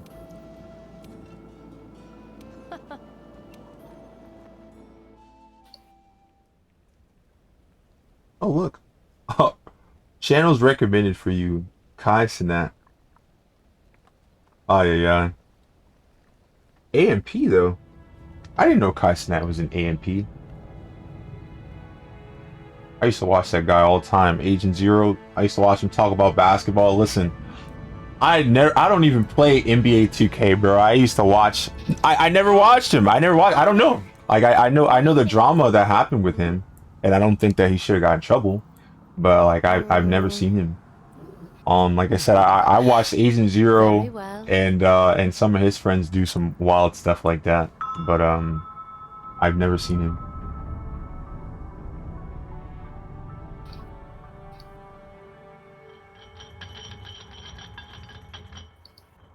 Bro, I don't even like I don't use Twitch right, bro. Like I don't know. Like I said, I came here on a mission. No, well, see, that's kind of probably why I don't know him, because it's like, you gotta think about it. Imagine watching a platform where if you ever said anything, nobody's gonna see that shit. Like, I hate that, bro. Like that's why I kind of don't comment on YouTube videos no more, bro. Because people kind of take pride in not responding to shit, and it's like, bro, this dude wrote you a short story, and you gonna ghost like that? It's like, yo, get that ass aired, bro. Like, oh shit, that's a nice story. Whoosh. I went right over that shit, and it's like, oh my god. I personally took offense to that.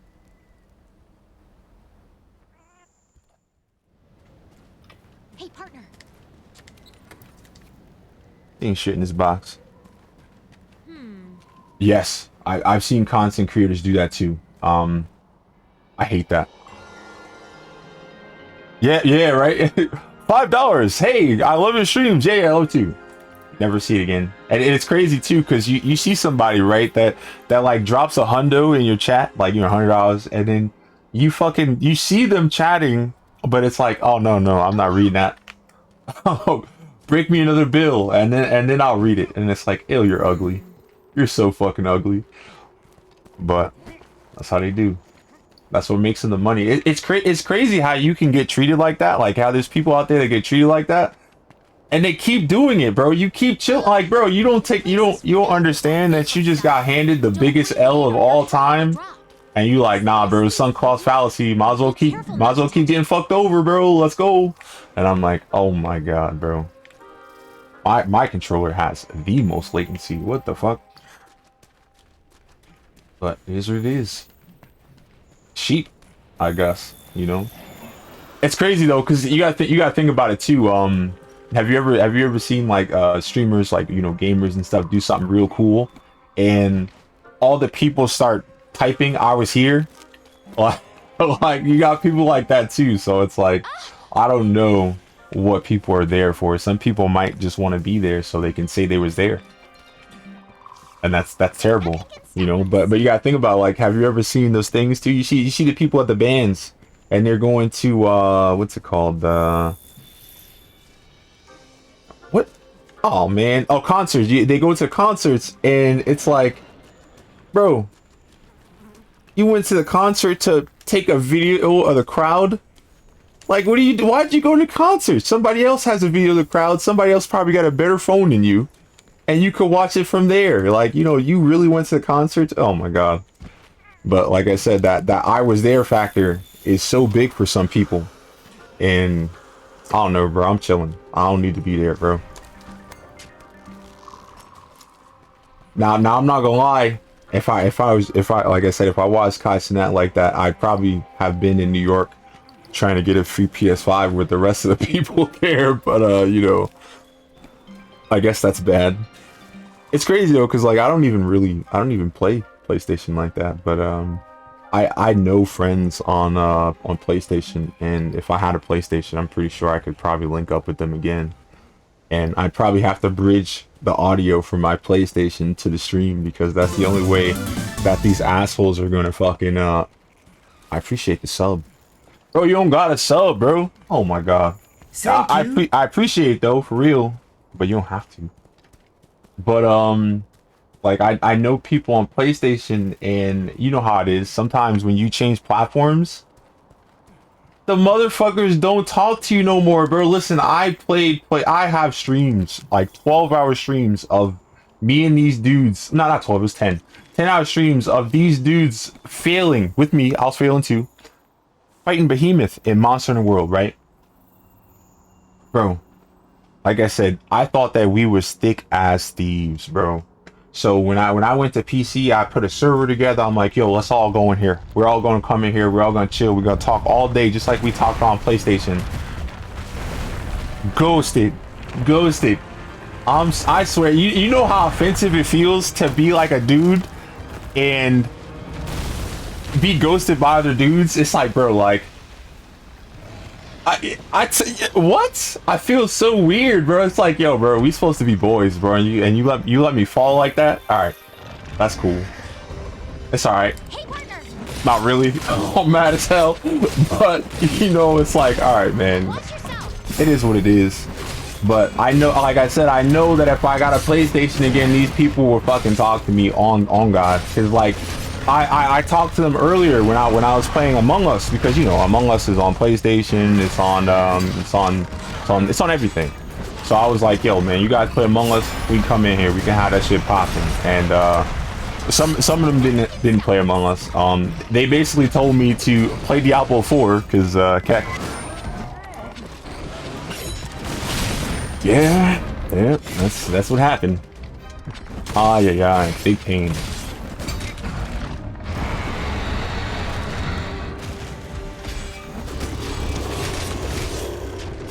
But I mean, hopefully I can fix that. You know what I mean? They're mad at me though, because I feel a certain type of way about the battle.net. Like, cause I don't know if Diablo 4 is what you call it. Hell yeah, me too. What do you mean? All day. Like I said, I got videos from the homies, and I was thinking about reposting them, just being a sore cock about that shit. Just like, yo, bro, fuck it, I'm putting this 10-hour stream up as mine, bro. Cause I mean, I'm there. I'm there, I'm in there. So I was like, yo, I'm about to repost all this shit. Because like, you already know, dude, sometimes it's hard to have, you know, people to talk to and chat. And it's hard to show people where it's like, yo, bro, this is who I am if I had everybody in here with me, bro. And like I said, it would be perfect, but I don't know. I could do it. I should do it, but like then I have to leave my computer on playing a fucking video file for 10 hours and not touch my computer while it's literally on blinking and shit. And it's like, oh yeah. But like I said, I should do it. My laptop's not strong enough to stream the video at like full quality, even though like it's not even full quality because the dude streamed it from his PS4. So you already know that shit is hot shit 720p. You know what I mean? Like it's not even clean 720p. That shit looks like dookie. But you know, still, a lot of people watched it and we all had fun. So, it is what it is.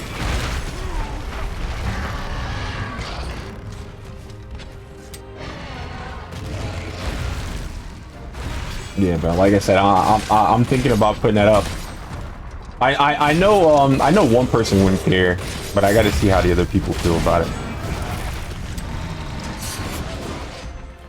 It's kind of funny because one of the people I used to play with, he's a partner on Twitch, bro. He gets like, he averages like 40 something people in his chat, and then sometimes he gets rated by like 200 people, and it's like, what the fuck? What kind of ass is this, bro? But he streams art streams, so he's in like art studios and stuff, and like streaming his what you call it, his like Maya 3D and stuff like that. And it's like, bro, I don't know what the fuck I'm looking at. I'll play the game when it's done, bro. I don't know what none of this shit is, man. Because I know what you call it. Yeah, I think he's still doing like horse armor and stuff in his streams, and I'm just like, every time I come in there, I just think of like Todd Howard memes, where it's like, yo, bro, this motherfucker is the reason why we have expensive DLC. Because homie decided he wanted to make horse armor, and I couldn't finish sharpening my sword, so it's still fucking dull. Oh my god, bro, leave me alone for a minute. Of course not. Of course not, bro. Oh my god. There we go. I was supposed to update this sword. Oh my god. Well, I know what I was supposed to do. Didn't do it. I'll do it. I'll do it when I'm done. If I remember. Probably won't.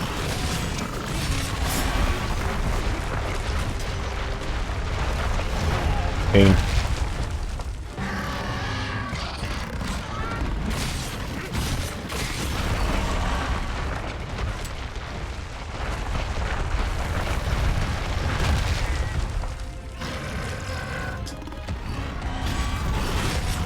Does the stream look alright on your phone? Because my phone, this shit is Chop City, bro. My phone don't like me no more, bro. I'm gonna have to put an ice pack on my phone or something. Like I said, my phone. This shit is. Oh my god! Because like I see the preview. Oh yeah, see. All right, my phone garbage then. That's all that's wrong with it. Phone bad, bro. Because like I said, I see the stream preview on my software, and it looks great. And like I said, the software said that shit is 0 frames dropped, but my phone. Oh my god. Oh, it's a PowerPoint on my phone, bro. This shit is a slideshow, and like random sounds come up. You know, like the first time you ever use PowerPoint, and every time you switch tabs, that shit is what you call it, you make explosions every time the tab switches. That's my phone right now, bro. Yeah, my phone hot, bro. I got a leather case on that shit and everything. Like, this shit trash, bro. It's done. So like it's extra hot, bro. It's insulated hot. Like I need to not bother with it, but I'm like, bitch, you an extra view. I need that shit. I don't care. Give me that shit. So I'm gonna leave it on, and if it gets fucked up, then I'm gonna just open it. I'm gonna put some thermal paste on it or some shit. I don't know.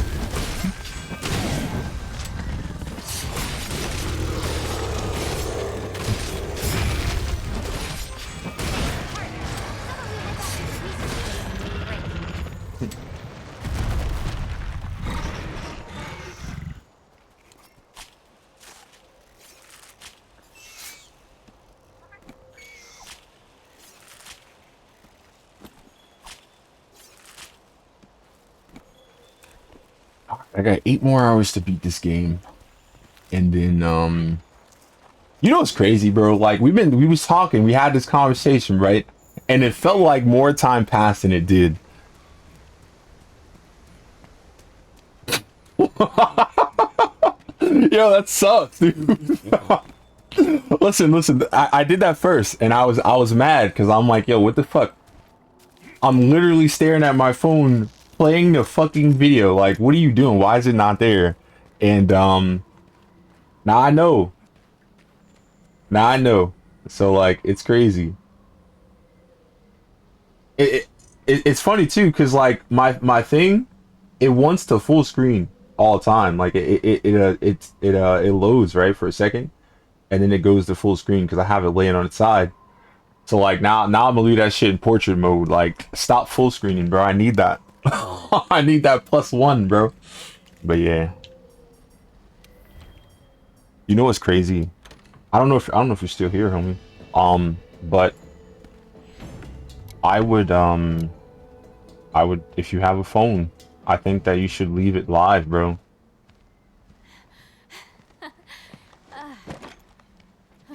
Monastic, you still here? Huh? It's you two. Uh-oh.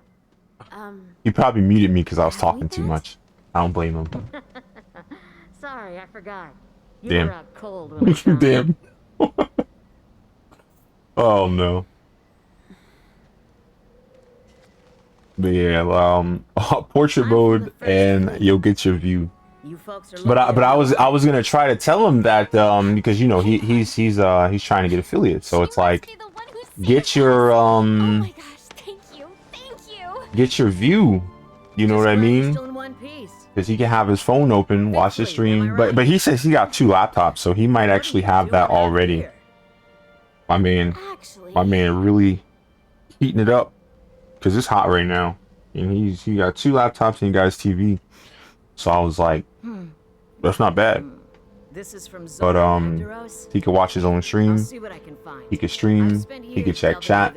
He could talk, and then I'm starting to understand a thing or two. it'll all work out.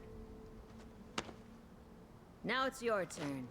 Because I remember somebody told me to do that a long time ago, and We can compare notes. Sound good? I guess I was afraid to do it, so I didn't do it. See ya. I probably could have had affiliate a long time ago. And some of my better videos with like 20 people in there, or average of 14 viewers, they could have actually got something. Yeah, I know. PS5. I don't know. Like I always say that PS2 is like the best answer, and that nobody should have it because it's cheating.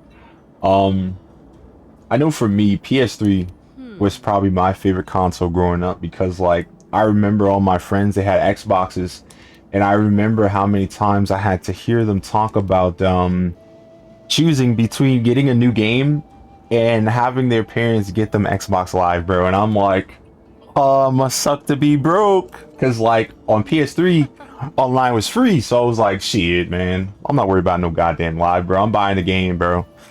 And you know, you got all the homies where it's like, yo, I want to play Halo with my friends. I want to play Left 4 Dead 2 with my friends. I have to buy online instead of buy the game, and it's like, bro, you know what I mean? So, like I said, PS3 was probably my favorite thing because I didn't have to worry about that. You know what's funny? I said I was gonna update that sword, right? Didn't fucking do it. All right, I'm gonna update that shit now. Oh, yo, that's what that noise was. He took a step out. Okay, that's funny. He said, I thought he ghosted me. You never had a PS3, bro? PS3 was cool. PS3 was cool. But I mean, listen, PS2 was miles above PS1, and PS3. I think PS2 is better than PS3. I know, but yeah. Bro, everything was on PS2, bro, because it was like The only thing that was on Xbox was like games that would work on your computer.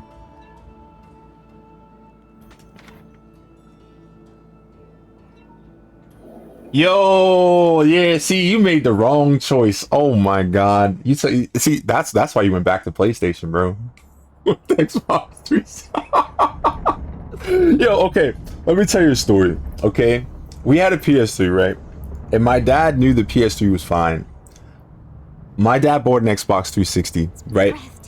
And the first thing he said when he put it in the room was like, "Don't break this," because he knew about the red ring, he knew about all the bullshit. So he was like, "Yo, you're a little shit, and you play too many goddamn videos. Don't break this."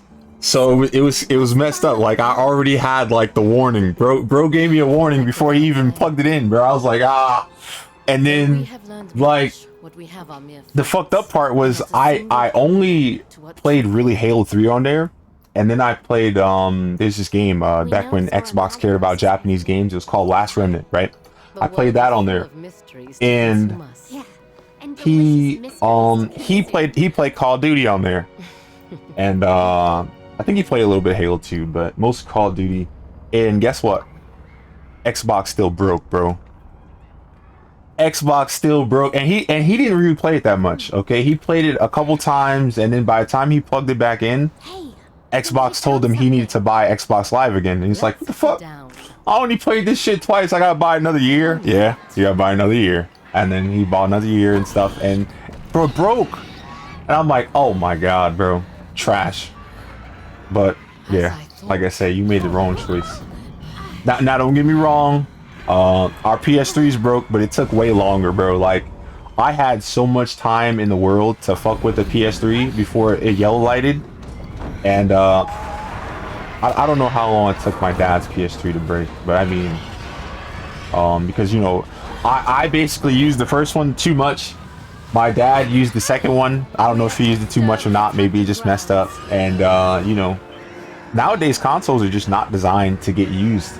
Because I have a PS4, but it's broken. I played Monster Hunter on it for too damn long, and that shit was cooking, bro. That's it. It's done. So I don't know.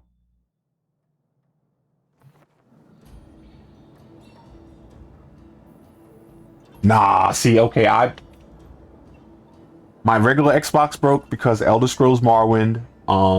PS3 broke because of PlayStation Home. I played PlayStation Home too fucking much. Xbox broke because Xbox. I think PS3 broke later because, like, you know, like I said, I broke the first one.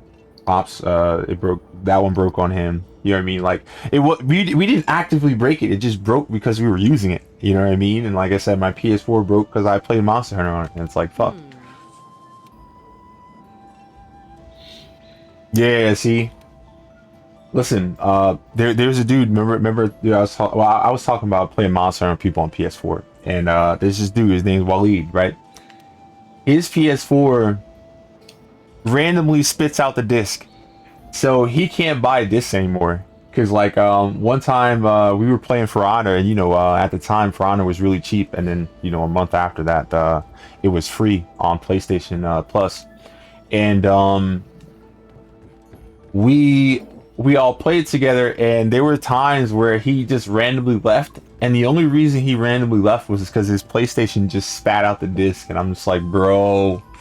So like a couple months later, he bought the game digitally. Heck, I don't know why he bought it digitally, because like I said, it was free, but pain. And then what you call it? Then we played Dead by Daylight.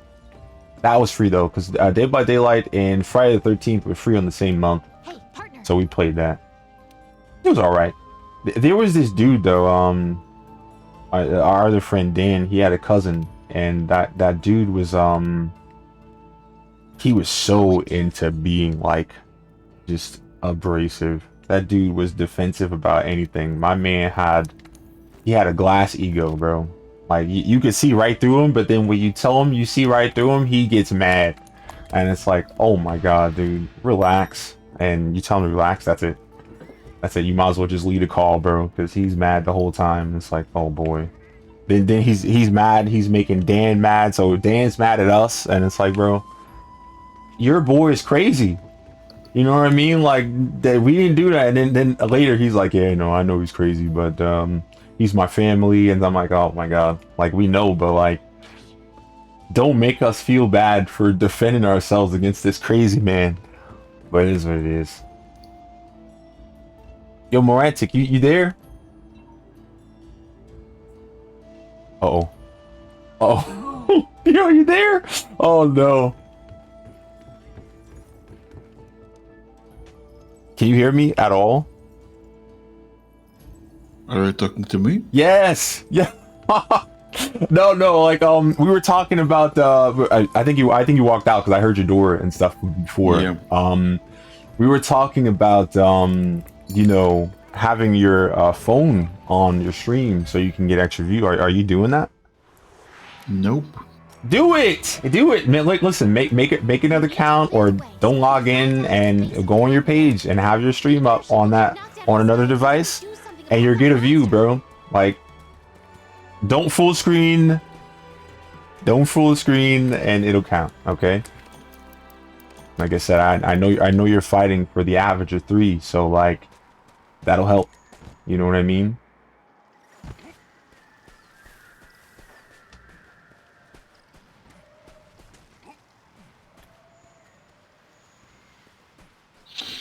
Well, usually I do have my own stream on... Oh no, I don't. I have it in my own account. That's right. Yeah, because I mean, like, you know, they have the stream manager. I don't think that's the one that counts. Like I said, I got it open on my phone, got it open on thing, you know. So you think that will help attract more viewers? Listen, I'm not promising none of that. All right, because if it did, then I'd be popping in here. All right, it's not popping in here. I'm doing it, but I'm like I said, that +1 is gonna mean something. You know what I mean? Because you gotta remember, you gotta have an average of 3 viewers, and ultimately, getting 50 followers shouldn't be a pain. If you like, for example, there's follow for follow things. You could put a follow for follow tag in your stream. You saw that I got like 3 or 4 follows earlier. Like, I'm pretty sure that those are people who just want to follow for follow. One of the people actually typed it in the chat. So like, you'll get there. You know what I mean? So. But what do you mean the average of 3? Why do you need to have 3 viewers? When you have a 3 viewer average over the course of the month, that's a requirement for affiliate. You need 50 followers and you need 3 average viewers. So that's why. That's what I'm saying. Like, remember when I was talking shit on lurkers, but I said if you need to get affiliate, lurkers are really important, because getting 3 is why you need an average of 3 viewers in order to get affiliate status offered to you. You need to stream for a certain amount of time too, but think about it. You do 12-hour streams. What the fuck? You're fine. But yeah, like, because I think some of them is like stream on a certain amount of different days a week. I think it was like 4 or something like that, maybe more, like maybe 4 or 6 or something. And then certain hours of stream, like I said, that's gold. And then average, and then 50 followers. So you should be fine with that.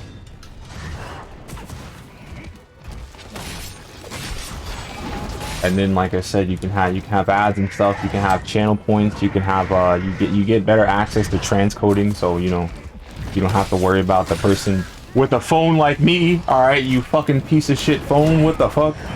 That the stream won't work because the bit rate's too high. You know what I mean?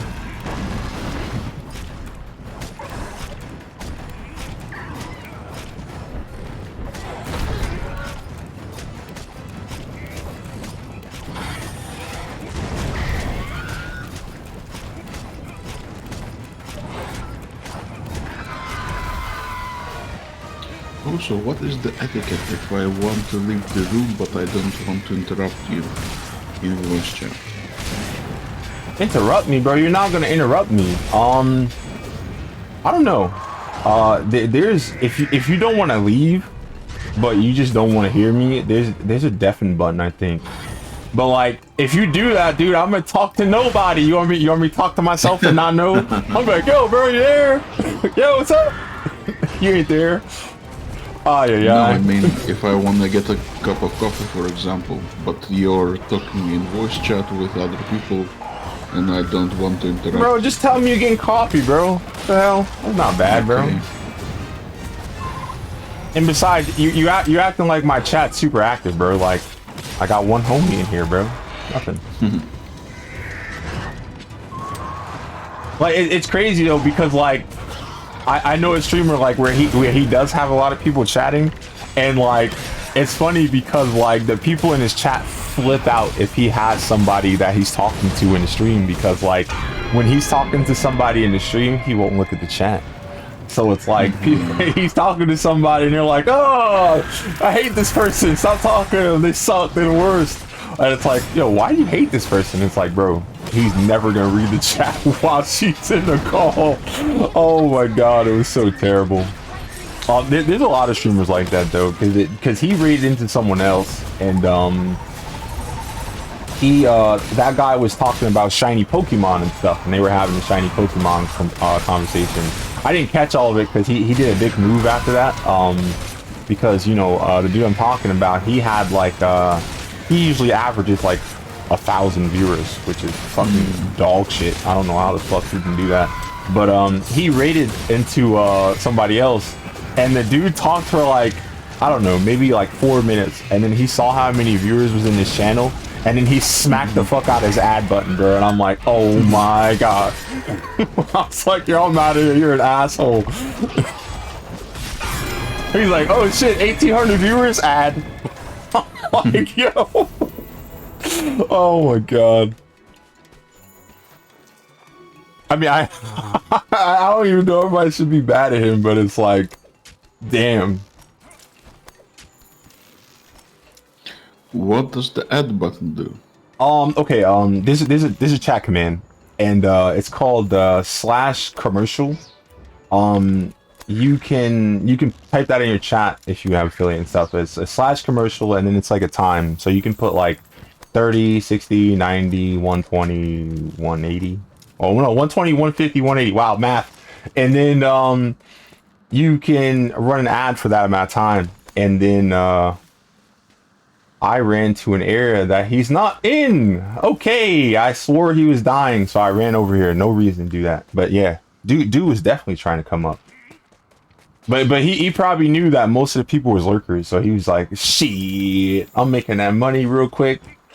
So like I said, I don't know if I should be mad at him. I was mad because I like to chat, so I was in chat talking shit. And like I said, he was talking about shiny Pokemon and stuff, and I was interested in hearing it. And then he said, nah, fuck you, bro. Watch these ads. Oh, fuck, yo. But it's what it is. I'm pretty sure he made a couple bucks off of that. Yeah, see, that's what I'm saying. 1,800 views? Shit. Listen, I had like I said, I had a raid with somebody raided me with 30 viewers, bro. I didn't want to touch nothing, bro. I was making jokes with the dude who raided me. I'm like, yo, bro, I need to find a timer, and I want to put a timer on to see how long it takes before these dudes get bored, bro. So I was like, cause I asked him, I'm like, bro, because you know that dude, he's a regular dude too, and he's a lot more legit than me. He doesn't do any of the follow things or anything like that. He has like 60 something followers, but he's an affiliate. Because like, you know, the people who watch him, they really want to see him. So like I said, when he raided me, I'm like, bro, what are you doing? You got 30 viewers? What the fuck? I will sit on that 30 viewers like it's a fucking baby, bro. Like them shits were eggs, bro. I'm like, yo, I'm gonna sit on them till every one of the motherfuckers hatch and leave, bro. I'm boring the motherfuckers to death, and then I'm gonna end the stream. And then he just laughed at me, bro. But I'm like, dude, when you have an opportunity like that, bro, no way. But I mean, listen, it went down to about 12, and then I was like, shit, nah, I'm gonna raid somebody. So I found somebody new, and then I raided him with a 12. Yo, the dude was so happy. He was like, yo, bro, And like I rated him and I took a shower because you know I streamed for a long ass time, so I'm like, I need to fucking wash. So I took a shower and I came back. I had DM. He's like, yo, bro, I've never seen that many viewers ever, bro. Thank you. And I'm like, bro, they weren't mine. Somebody else did that shit. But yeah, no problem, man. Ah, yeah. But yeah, it's crazy how appreciative some people are when you hook them up. But it's like, yo, dude, and people need to understand. I'm like, yo, you hooked me up. Dude, hook me up. You know? Because I remember after I did that, somebody else came to my channel, some dude retro. I'm like, bro, this ain't real, bro. I'm not. I didn't attract these people on my own, bro. I had help, so I had to make sure I told them because people are, you know, when you get a lot of views, people that don't watch your channel normally anymore, they come in there like, yo, what the fuck did he do? Did he do some I show meat shit? Did his pee-pee fall out, bro? And it's like, nah, bro, nothing happened. Somebody raided me, bro. Go back to your normally scheduled activity, my dude.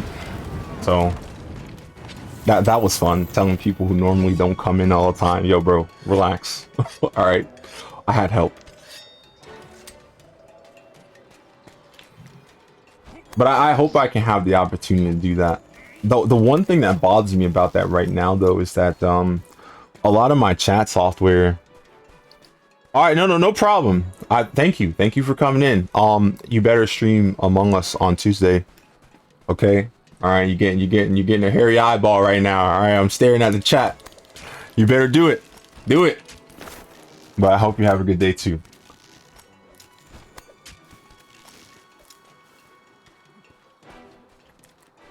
But what I was saying is that I wish that the chat didn't change when you raid out, because when you raid out, the chat that you have, it switches to the other person's chat. And I mean, that's cool if you're not trying to do nothing, but I told people that if I was ever going to have like high traffic as a streamer, I was going to periodically raid other people's streams so that they could get more viewership and I could do whatever the fuck is apparently attracting people, you know what I mean? I'll just keep cycling them out over and over again so that people can have like a chance to grow, you know what I mean? But you know, it's just like how your idea is, you know, like the idea is cool, but you need people who actually you know, actually want you to have that idea succeed in order for you to put it in effect. So you know, I'll be able to see if it works in about 100 years. You know.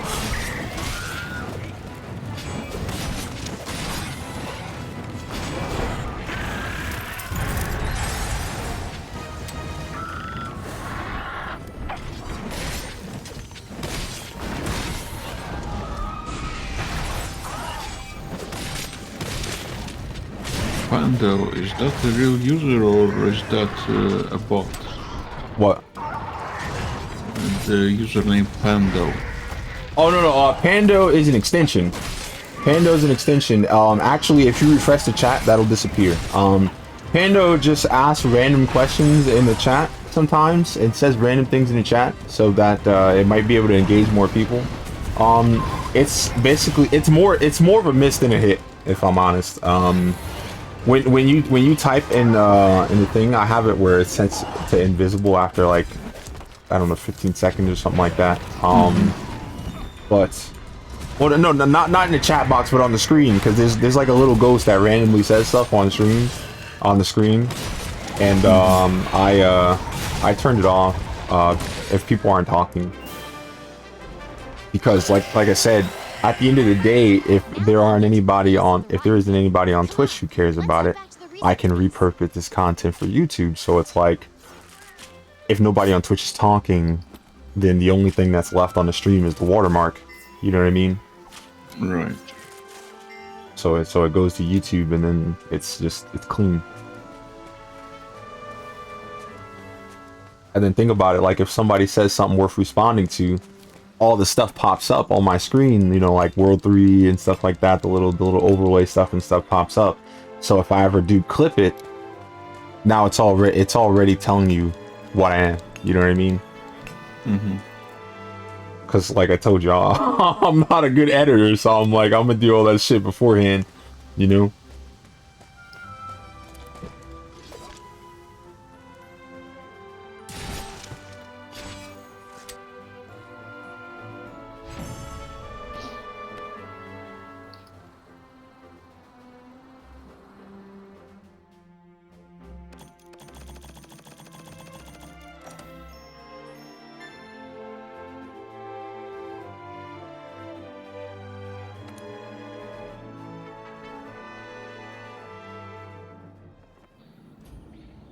How incredible.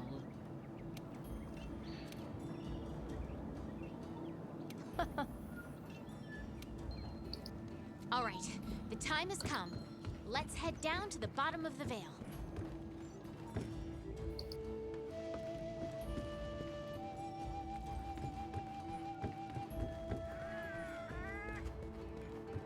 Hey,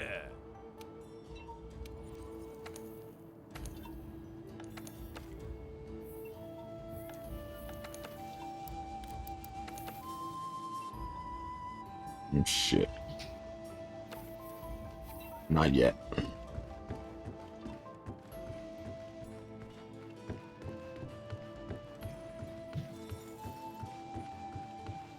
Do you have your eyes on like any new games that you think that you could commit to like gain a new audience? Honestly, no.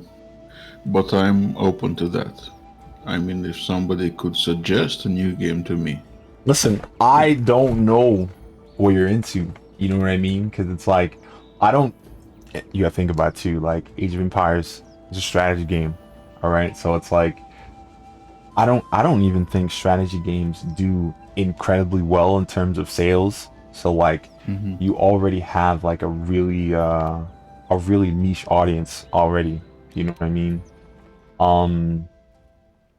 But like I said, those audiences are committed.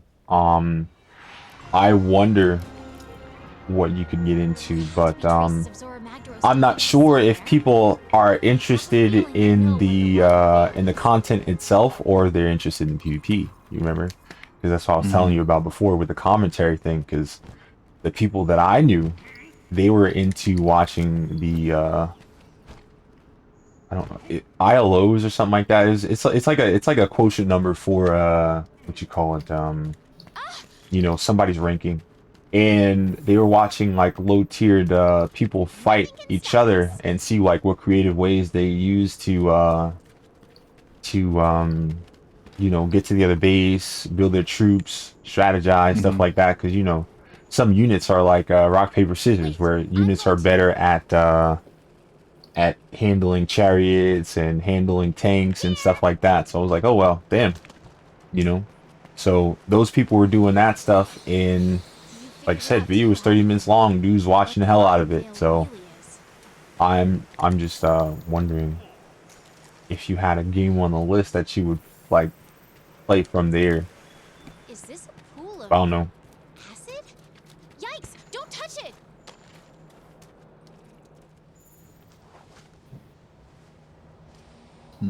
I know basically time's kicking my ass because I know before someone was telling me that I should play Red Dead Redemption on stream because I have it on PS3, but now the new version came out, the Switch version and stuff like that. So like when I go, hey, I'm playing Red Dead Redemption, it's like, look at this dude playing the PS3 version, bro. Oh my god, get him out of here. You know what I mean? So it's like, shit. I think we should split up and look.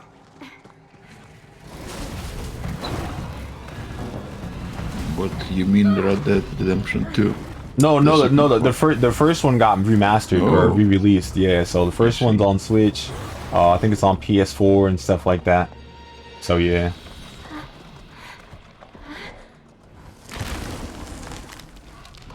I like games like Kingdom Come Redemption and Subnautica. Okay.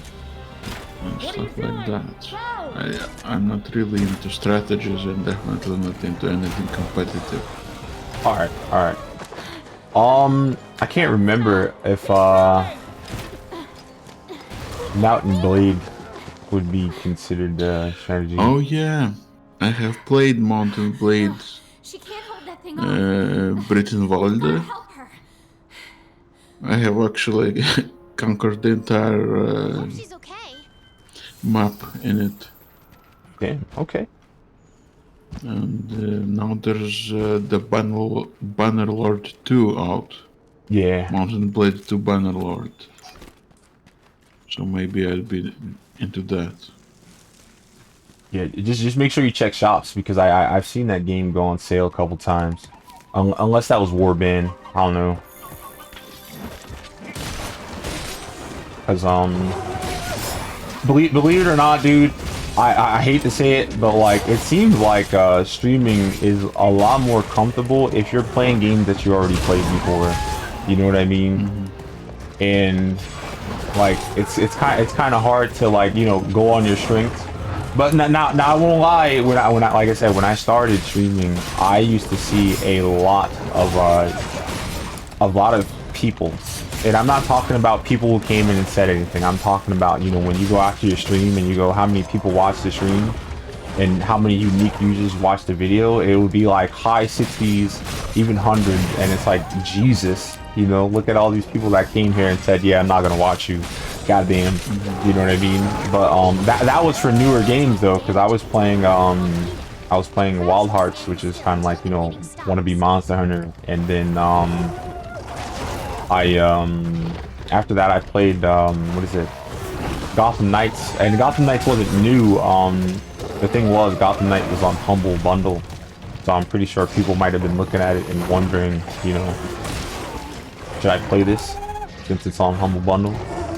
So bro, if you don't stop bothering me, bro, what the fuck? Look at this. Oh my god, dude.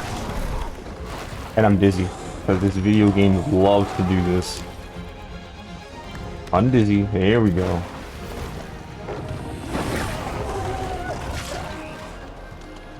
Alright. I love being harassed.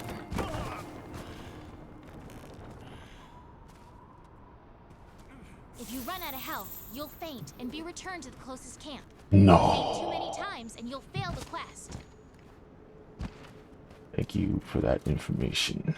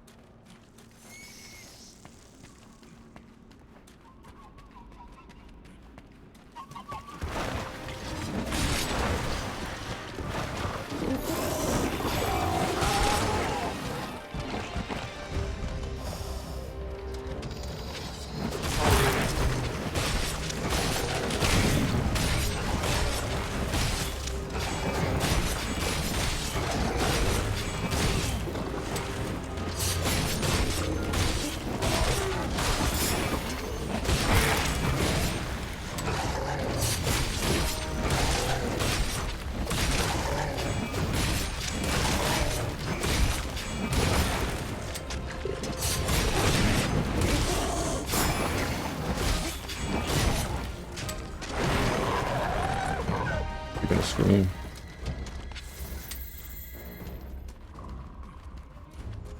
Damn. I'm trying to think of like good games with like water and stuff in it. There was a game where is that Subnautica? Because there was a game where you were basically like a scuba diver and you would go through the water and stuff. It was a beautiful looking game. Yep. Probably. Okay, damn, never mind then. I was like, yo, that one, that's great. But if that's the one that I'm thinking, then never mind.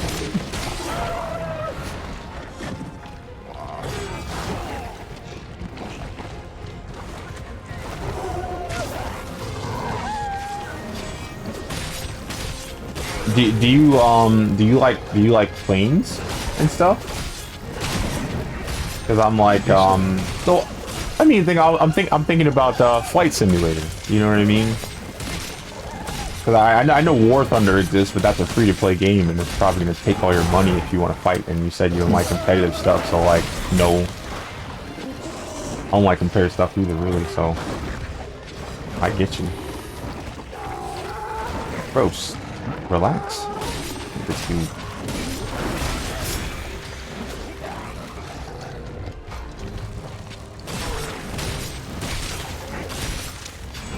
I guess I don't like planes.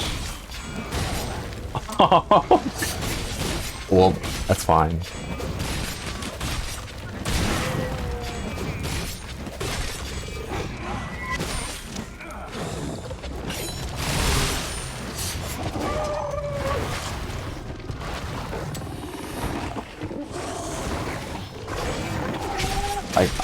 I really, I don't know. because there's another game where it's like a lot of mechanics and stuff, but I think it's well, I heard it was difficult. It's called Kenshi, I think. Yes, it's difficult. I don't like difficult games, to be honest. All right, no, I was just making sure because, like, you know, I was thinking about, like, you know, really interesting strategy games with lots of mechanics and lots of stuff, and like that came up, and I was like, uh-oh. I'm waiting for you back at camp. Have you ever played Divinity Original Sin? No. I think that'll be an interesting look, because depending on how you build your character, it's there's a lot of different mechanics and stuff that you could do, but it's a little turn-based, so like I don't know how you feel about turns and stuff like that. So Oh yeah, I like turns. okay.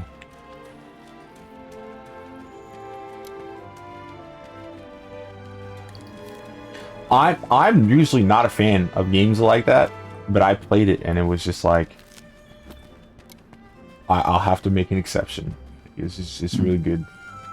It's easy to get lost when you're in town trying to figure out what to do, but the gameplay, the combat, all perfect.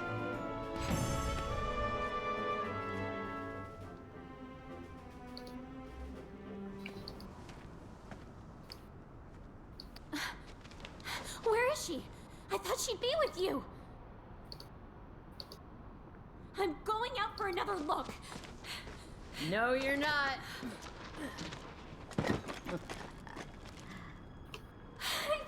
A while back, I spent like half a year playing Final Fantasy XIV online. That you're not hurt. Did you like it? Thank you. I was planning to hide Sort of. dawn, but well, I mean, it wasn't fantastic, but it wasn't boring either.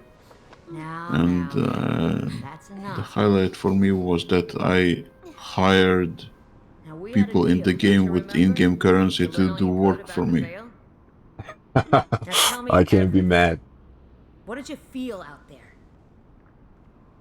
Have you ever played the single player ones? How do you feel about those? I think the veil is Oh, where the monsters when I come was a from. kid, I played Final Fantasy VIII, It's their and I graveyard, loved and it. this whole land is a vast It ecosystem was revolving incredible. Damn. That's one of my least favorite Final Fantasies, I'm not gonna lie. I cannot stand the draw system at all. But I know that there's you have to basically add some of the best draws. Oh no, you have to junction the best draws that you get into stuff to raise the stats of your party members and stuff like that. But like, my first Final Fantasy was 7, so I played it and I'm like, where's the materia? What the fuck? What do you mean I have to pull magic from enemies, bro? Like, where's the gravity materia? And I'm chilling. Like, no, none of that's in there. So it's like, damn. So like, it really like made me turn. And the thing about it was that after that, I played, like I said, I have Final Fantasy VIII after 7. So it was just like, I hate this. And then after that, I played 3. 3 was okay, but I played the DS version of 3, so I guess it's not officially 3. But then I played 1 and 2. 1 was fine, it was normal. 2 was annoying because 2 was more like you had to either play it a lot or you had to hit yourself. But I think they patched out that in the newer ones. But like, the idea of whatever doesn't kill you makes you stronger is a huge factor in Final Fantasy 2. So like, if you want to raise your health, you have to get hit a lot. If you want to raise your defense, you got to get hurt. And it's like, ugh. And then I played Final Fantasy 6. Wow. Okay, Final Fantasy 6 is definitely worth some time. Lots of mechanics, fantastic equipment. First Wyverians have lived here much longer than us. Very interesting story in my opinion. Just likable characters all around, you know. The same way I would say about 10. Like Final Fantasy 10 has some really interesting characters as well, but the problem with Final Fantasy 10 and 13 is that a lot of the places that you go to is a straight line, straight path everywhere, and it's like, bro, I know the graphics are good, but God, can you make more of a game for me to play? Maybe that. Final Fantasy 12 is kind of This changing of the guard. it's different from the other ones, but the mechanics that they give you to play that game makes other games like it look dumb. Like, Death has to give and life has to bring. there's a system called the Gambit system, right? And with it, you could tell your party members to do things based on certain conditions that are, you know, applicable to the battlefield. So like, if you have the right gambits, you don't even have to wear certain equipment, because, you know, there's some equipment where it says you know, you're always in haste and stuff like that. But if you have a gambit, you can have your character cast haste on everybody who doesn't have haste, so you don't need the equipment anymore. You know what I mean? And good to see you. It's hard to explain how useful a concept like that is, you know, because like you could say, like, if your party member has a holy sword, you can make it where it's a top priority for that character to attack enemies that are weak to holy. So like, if that dude sees a skeleton, he drops everything, he walks over there and he slashes the hell out of him, you know what I mean? And just being able to do that is probably the best AI system I've ever encountered. And unfortunately, they kind of dropped it and they never used it again. And it's like, what the hell is wrong with you guys dropping such a good idea like that? But that's what it is.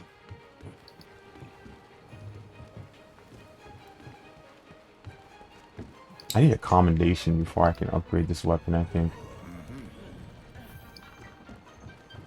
I think I have to fight the second Zora Magdaros in order to do that.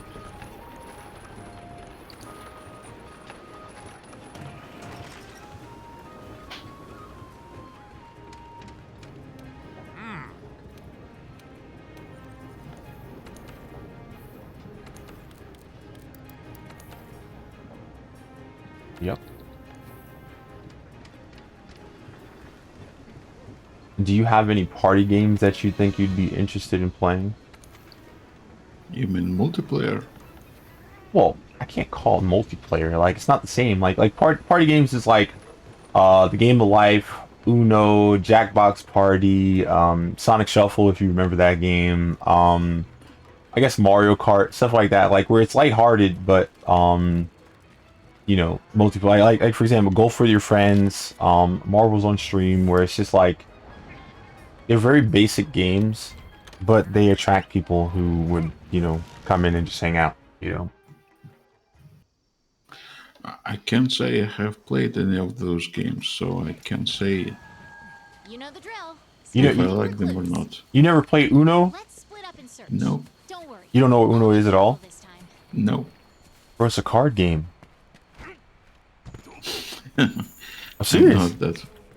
No, it's not a trade card game. It's just cards. You know what I mean? Where it's like you put the same color card on top of another color if it's the same color. If the card has a number, you can put any colored number if it's the same number, or you know, put the same color. And then there's wild cards, and then there's draw four cards. There's skip, reverse, stuff like that. Then the same rules apply to those, where you can put a skip on top of a skip, or yellow card on top of a skip if the skip was yellow, stuff like that. And yeah, I grew up playing Uno, bro. I don't know how. It's crazy. You know what? Maybe it's called something else in your country. I don't know. Maybe. It's crazy that you haven't heard of it though. But I'll send it. I'll send you a server, bro. Like, I'll send you a server along with some stuff. Well, you know what? I'll DM you the links, the people to the people who streams to check in, and then I'll just post Uno in your server. You know. But yeah, very fun card game. I've probably heard the name Uno, and it's where you scream out the word Uno when you win or something, right? Yeah. If you have one card left, you scream out Uno, because you know Uno is one in Spanish. So yeah. It's very fun. I hope that you play it someday. I can't believe you never played that, bro. I used to play that at home. I used to play it at school. Oh my god.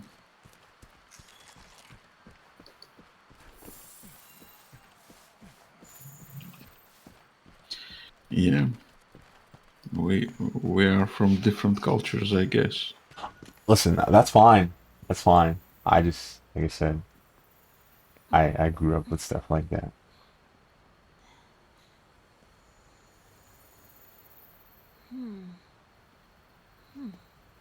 I guess in America, your family needs excuses to hang out with each other. So Uno was a good excuse to do it.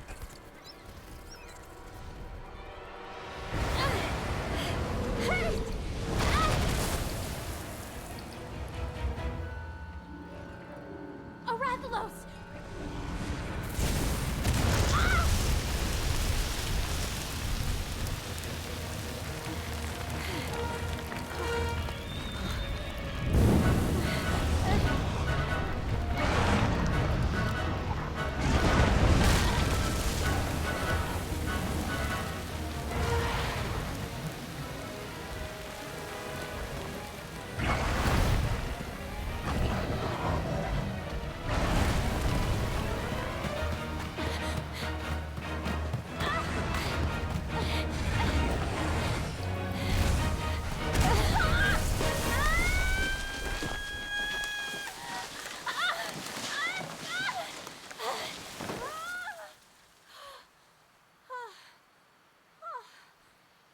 Much drama.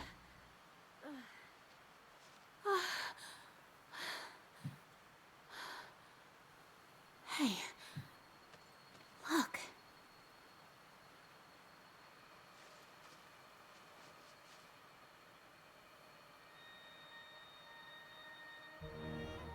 Found you.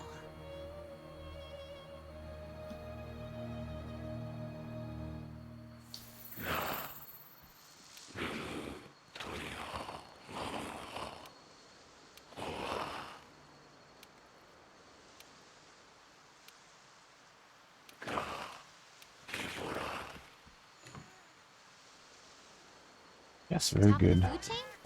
Fire and horned wyverns? I guess we're supposed to hunt those two monsters. It must be referring to Rathalos and Diablos. Want to return to base and prep?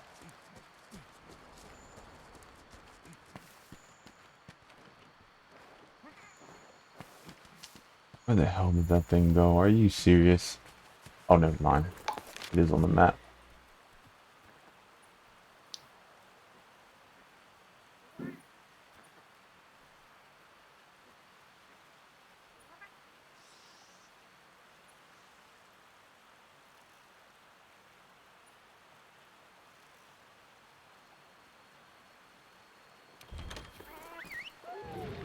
Stay in that thing.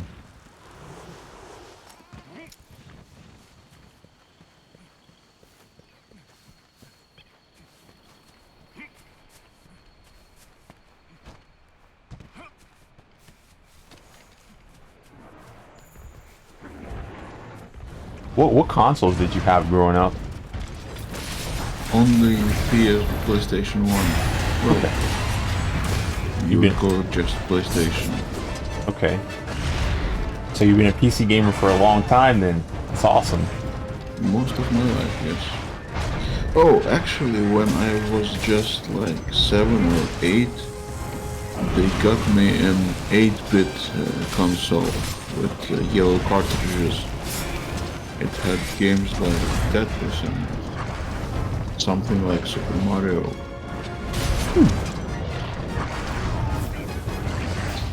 But I fell in love with gaming since early childhood.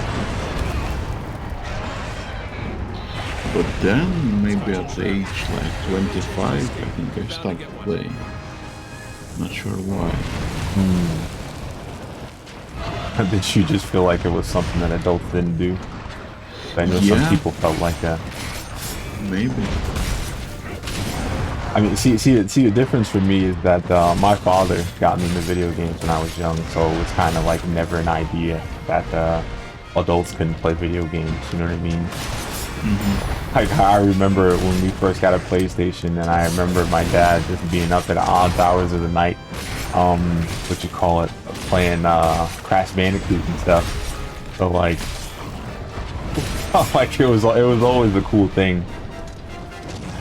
But I mean, like, my first game was what you call it, Tetris and stuff like that. So like, it was always nice to kind of bond that way, you know what I mean? Because it was like, you know, some games help your thinking skills, where you go, hey, what do I do? How do I do this? How do I fix that? And it's like, it's kind of nice to have an opportunity as a kid to kind of have a situation where, you know, people aren't telling you, wait, let the adults handle it and stuff like that, you know what I mean? Or it's like, hey, I can figure this out. Let me do this.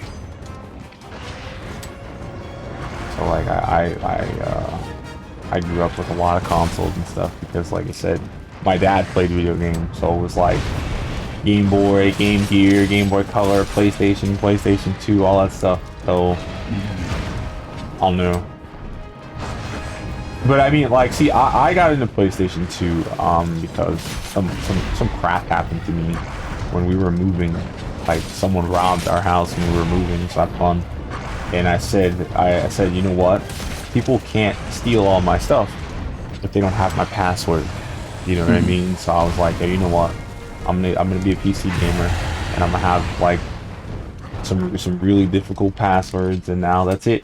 You know, like, yeah, you can steal my computer, but also another thing was that when we reported that the people stole it from us, the insurance company they did not want to pay for anything. So they basically said that we stole it from ourselves and blah, blah, blah, and all this stuff. So it was just like, it was a big failure. But the cool thing, that the reason why I think that PC is a great platform too, is that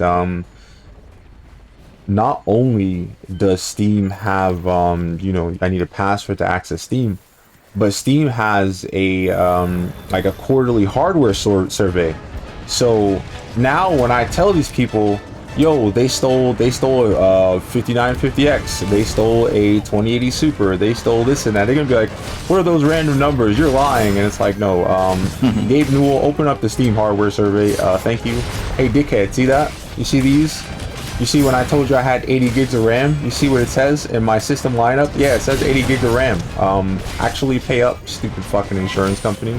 So like, you know, like, I'm hoping that all that stuff is going to be admissible later on, if anything like that ever does happen again. It sucks that it happened in the first place, but you know, it is what it is. Like I said, they can't steal this stuff.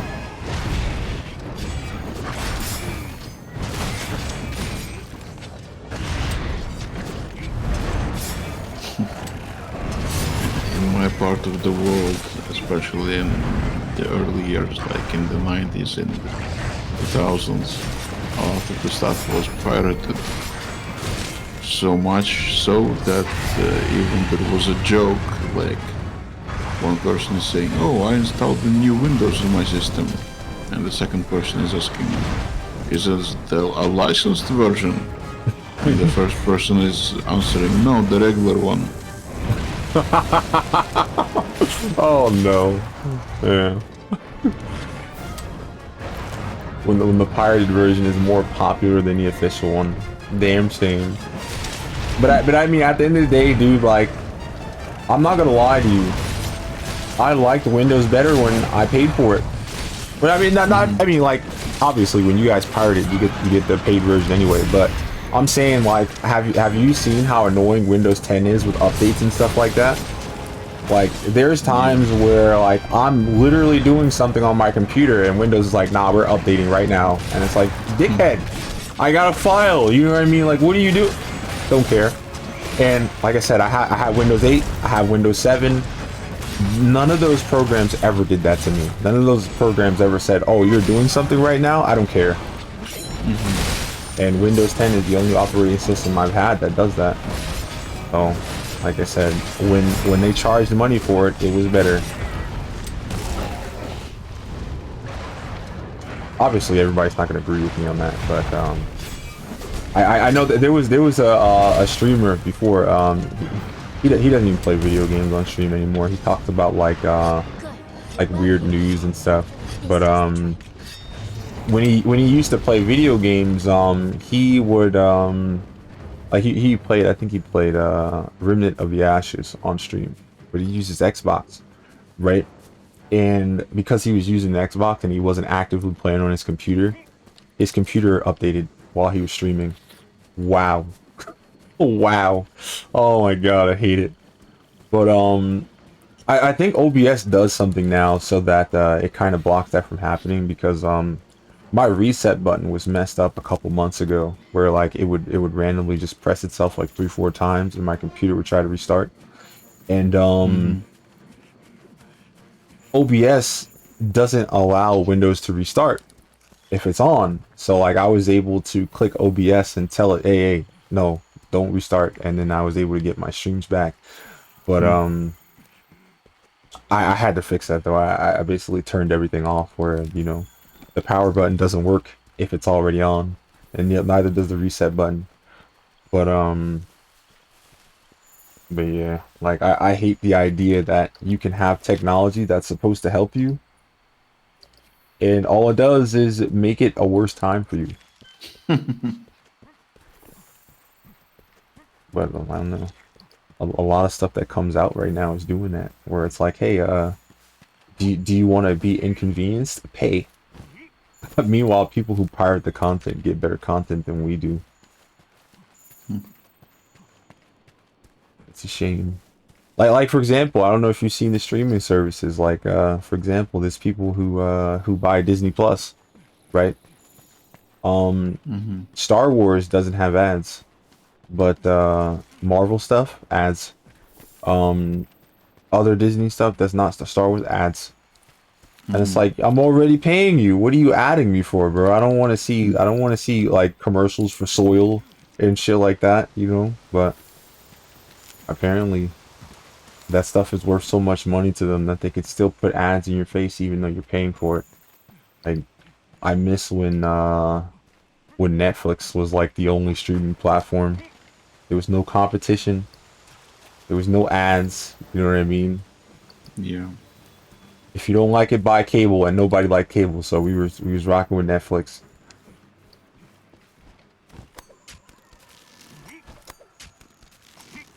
Apparently there was a documentary. I don't know if it happened like a year or 2 years ago, but some guy who was making like Kodi apps, you know, for free stuff. He got arrested because he was flaunting a rich lifestyle and stuff like that. He had supercars and all this stuff, and like the FBI looked him up and was like, yo, how you got all this stuff?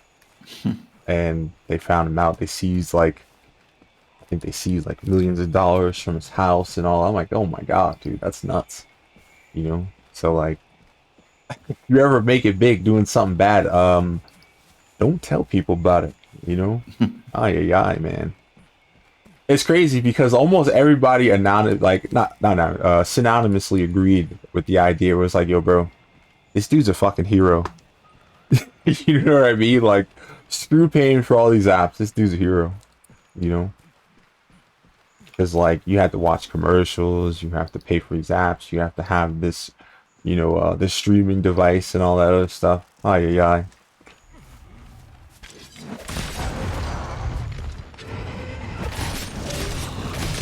Because I think he was doing like he was doing regular shows, and then he was also doing stuff like NFL stuff and stuff.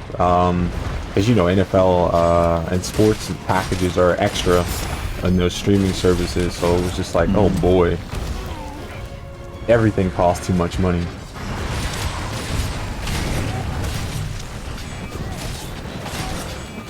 Yeah, that's true.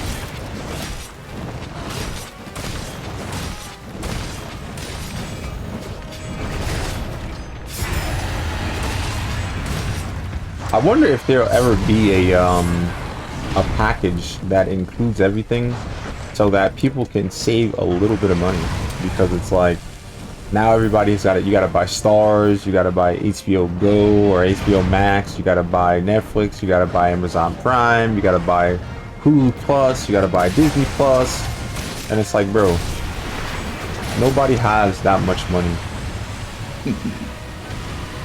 Yeah, there probably should be like a unified service for all of it. At the time, it was Cody.com, but heck, that's gone. Well, I don't think it's .com, but it was like, you know, Cody. But you already know, not all of those things were legit, unfortunately.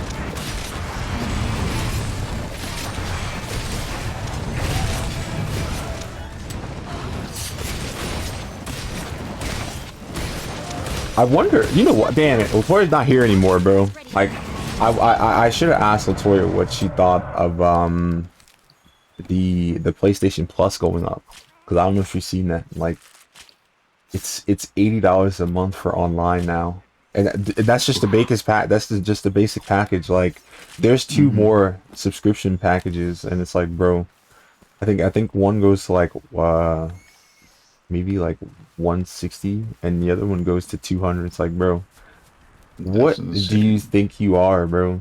Like, no, never mind. I think it's a year. I don't think it's a month, but it's a year.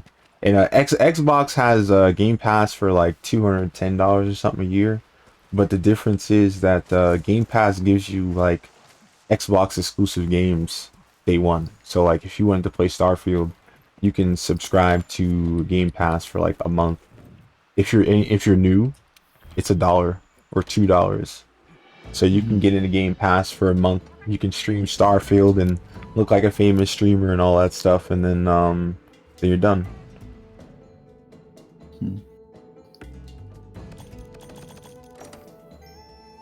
I swore I turned the volume down on this thing, but it's still too loud. Ay ay ay.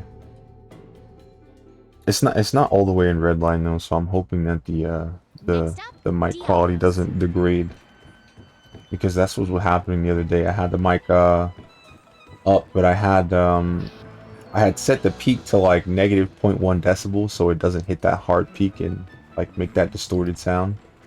But I think it's still too close.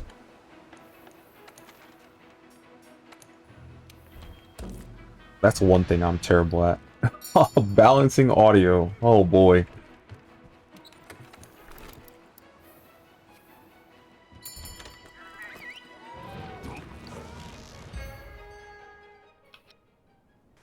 What do you think the most interesting thing to editing videos is? I don't know what interesting. It's just, for me, the process itself is kind of engaging. I'm fully immersed in it when I do it. Okay. I guess just finding the right moments of video to showcase, and then putting some accompanying music. It's just satisfying. Okay. Like I said, I don't know enough about it. You know what I mean? So it's like hearing where you summarize it though. It's like it's kind of like it's like getting dressed. You know what I mean? You find a real nice outfit. You find out what works, and then yeah.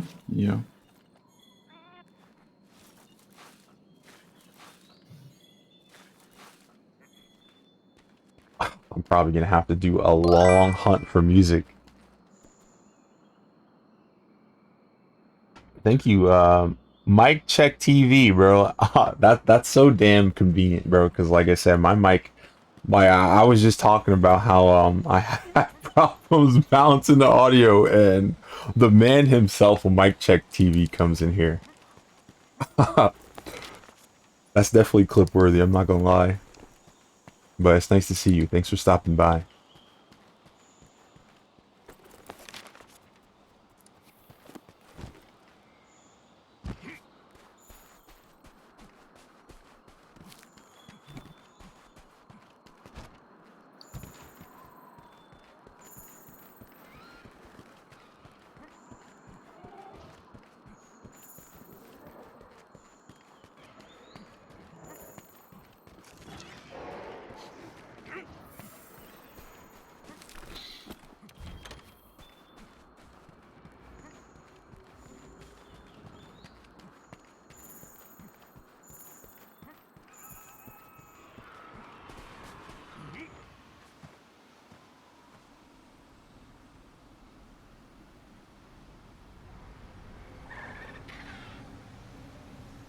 I think I'm almost done with low rank.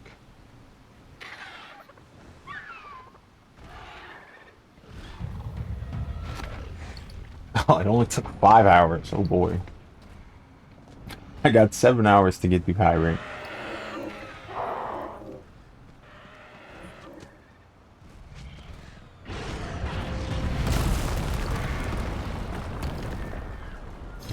By the way, earlier in the interview you said that you got some advice to stream starting at like 10 a.m. Yeah, I had asked somebody what would be an appropriate time to stream, and he said 10 a.m. And but like I said, somebody who did it, I was in somebody who streams at 10 a.m. every day, and it was like, I'm not sure if he was just joking or if he was, you know, he was serious. So I didn't know, so I did anyway. But like, yeah. But what is the appropriate time for streaming now, with your knowledge? I don't have any knowledge. I don't have any knowledge. Listen, dude, when I streamed at 10 a.m., I did it with the kind of like what is it? Trust. You know, I did it just to trust whoever did it, because like I said, they have more experience watching content, they have more experience dealing with people, so I thought 10 a.m. was a good time because they said it was.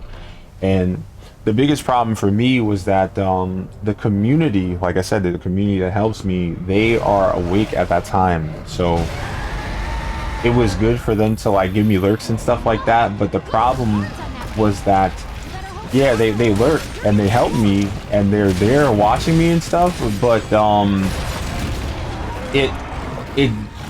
they had someone else to talk to, you know what I mean? So like they'll give you a lurk, but they're not talking to you, they're not conversating with you because they have better people to watch, you know what I mean? So that was the tough truth for me that ended up hurting me, because it was like, I appreciate the lurks, like I said, they helped me hit affiliate pretty reliably, especially since I stream so often. So like they were able to counter my horrible average and get me above 3, or get me at 3, and that was cool. But in terms of having an active chat, it was the worst, because I would have 4 or 5 people in my chat at any given time and none of them said anything. So it was like, you know, it almost feels like you ever it's like hiring somebody because you know who they're related to, where it's like, yeah, I'll give you a job, and it's like, bro, I can do it, you know what I mean? I don't need to be like, oh yeah, that's your dad right there, yeah, okay, I'll hire you. Like, what? But I got skills, and it's like, nah, I'm only hiring you because I know that person. And that's how it felt, where it was like, damn, bro, you're only here because you really care about the person who helped grow my channel. And I had to get away from that time, because that's what it always felt like. It's like, oh boy, I have a community of pity, you know what I mean? Oh, I don't know. I guess that's that Saiyan pride, bro. Oh yeah. But I don't know. Hopefully I didn't ruin my best chance at being a streamer by being so critical of feeling that way. Cause you gotta think about it. You know, if you're proud of how you do things, when you feel like you're getting a handout, it doesn't feel good. You know what I mean? But the way that the community is on Twitch, and the way that Twitch algorithms handle things, even YouTube algorithms, having people who will go and say, oh yeah, your video is 5 stars, it's life-changing. I don't know if you ever had that on YouTube, where they ask you how you feel about a certain video and you're supposed to like say different things, and life-changing is on the damn thing, and you guys kind of have to like, you have to oversell the video in order for YouTube to go, oh yeah, okay, and it's like, what the hell? So, like, it's unfortunate that that's the way platforms work. And another problem is that there aren't really as many isolated platforms as there used to be. You know, before they used to be 5 or 6 different PlayStation forums you can go on if you really cared about PlayStation. You know what I mean? And now it's like, I could find 5 different, you know, what's the word? Like, I don't know. It's like 5 different versions of the same type of audience, but now I have so much of a different, like, so many different flavors of the same release that I can talk to that would give me an audience. You know what I mean? Like, you know how some sites are, you can only advertise once a day over here, and you can only do this once a day, and now I have like 5 different websites that I can do that to every day. You know what I mean? So I have cream of the crop, and now there might be somebody who's a part of, you know, all those websites, and they see your name like 5 times, and you're like, yo man, you know what, I'm so tired of seeing this name, let me see what he's about. And then they check you, and it's like, oh, he's not bad. You know what I mean? So like having that type of influence in the past was probably really good, because like I said, there was a whole lot of independent forums that you could kind of go on to and shoot your shot, you know. And remember, when everybody had an independent forum, you could always have, you know, the little signature thing on the bottom. You could go, hey, I stream on Twitch at this and that, and I do this and this and that, and every time you talk in that forum, you have a billboard. You know what I mean? And now it's like, hey, now I see that dude. And now you get more visibility that way. But, you know, now that everything is just kind of like, it's Reddit or nothing, you can't do it that way anymore. It's unfortunate. Because you don't have any signatures on Reddit. All you have is like a banner. So, unless they let you have a custom banner and you can put your Twitch link in there, you got nothing.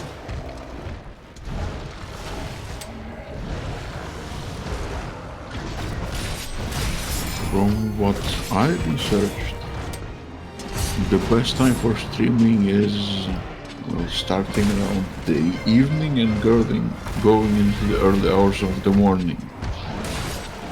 Okay.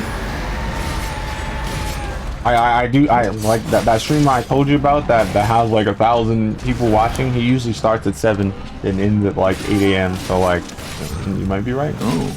Yeah. But like, I don't know, you know, if you're good enough at something, it doesn't matter when you stream. You know what I mean? So it's like if you got like 2,000 people watching most of the time, then the fuck, I can't compete with that. You can do whatever the hell you want to, and people will come watch. Just like how it is for him too. He can play whatever game he wants to play too, and people will come watch.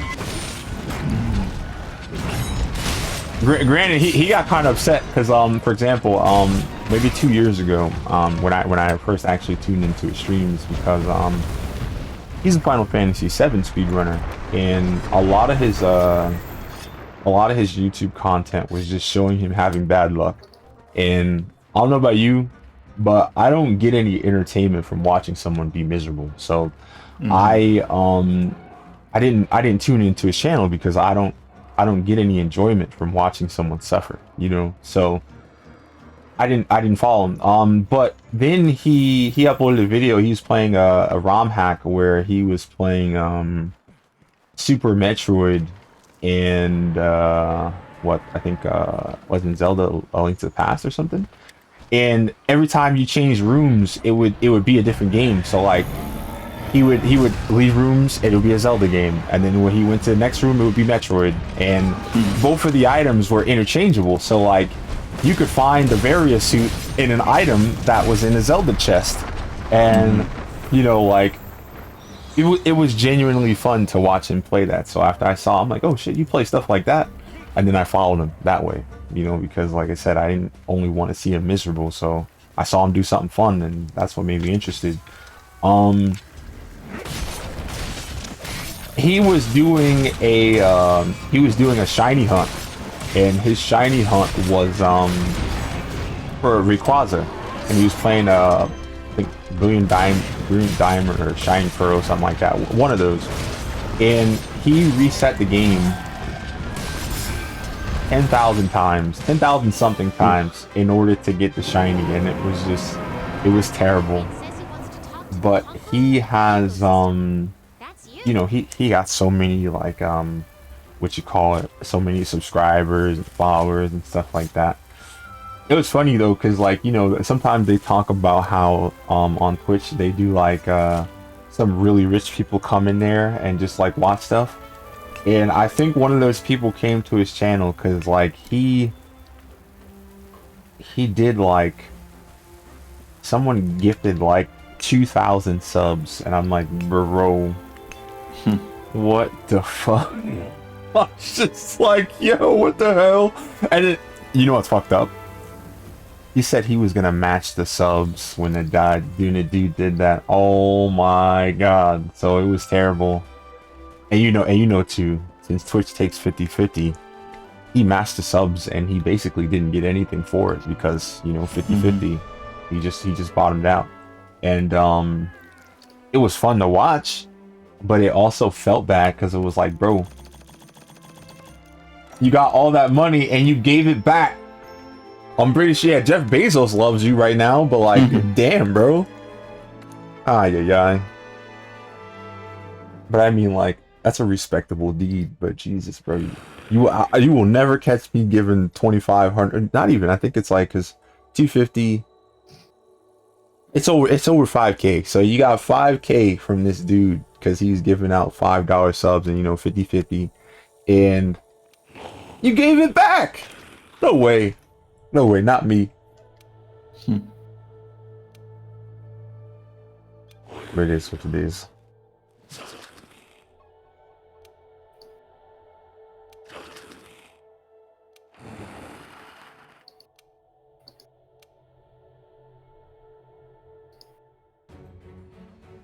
Everyone, please, quiet down.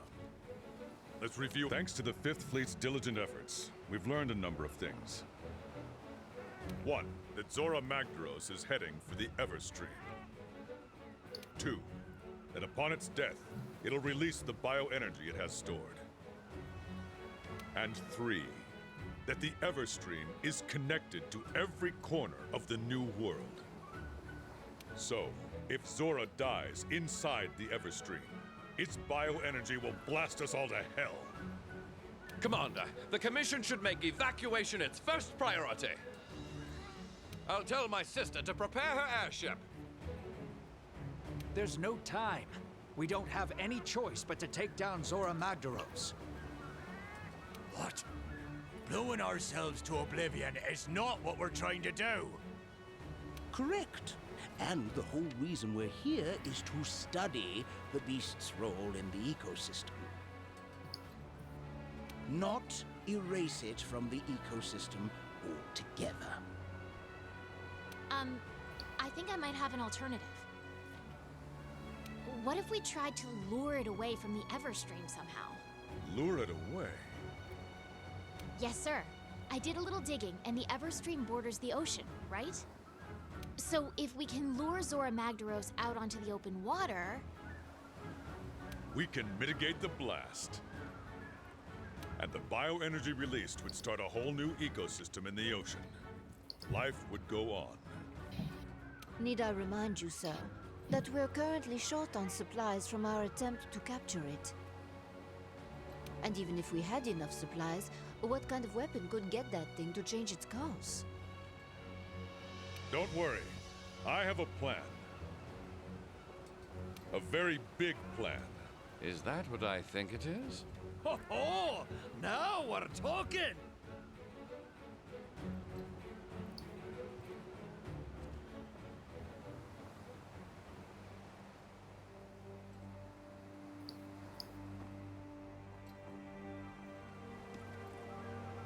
Captain, you sure took your sweet time getting here.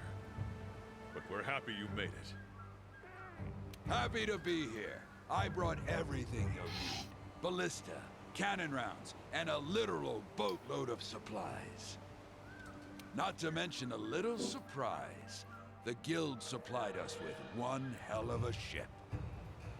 She's armed with the latest anti-Elder dragon weapon, a Dragonator. Excellent. Just the weapon we need to drive Zora Magdaros out to sea. Hunters, it's time. Complete your preparations with speed, and make your way to the Everstream. I'll explain the details on site. We can do this. We must do this. May the Sapphire Star light our way. Now, get moving. It's time to see Zora Magdaros off. All of us.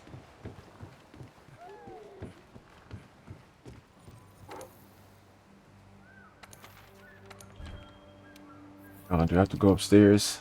I do.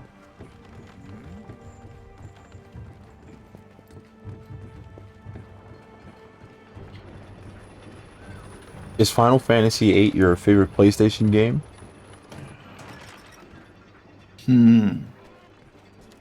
No, probably Metal Gear Solid is. Ooh, okay. Hey, partner. I've never played a...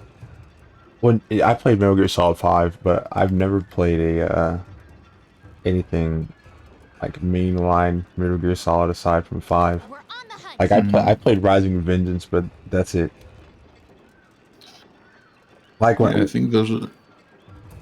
No, go ahead. I think those are different from the main ones. Yeah, they are. Then you have Metal Gear Survive, because, wow. I have that. I never played it, though. I need to. I'm just, I guess I'm comfortable with the fact that I'm probably just going to be bad at stealth games for the rest of my life.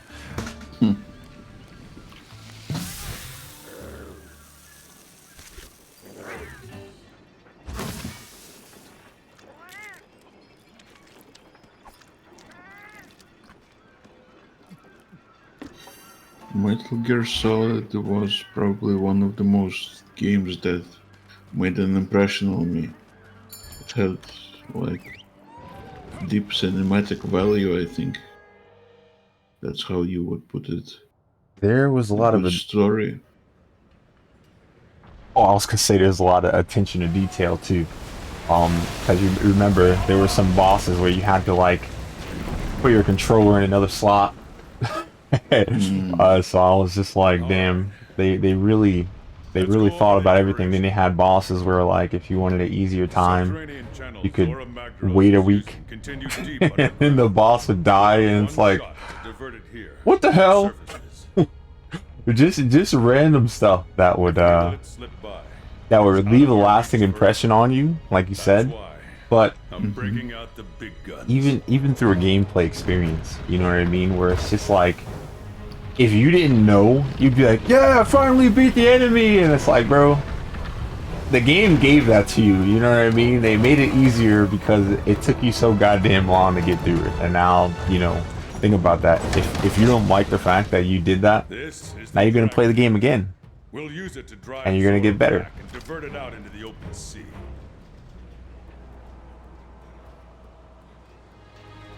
The target will be coming at us full tilt. So I wonder if there's going to be more directors or developers like Kojima. You know what I mean?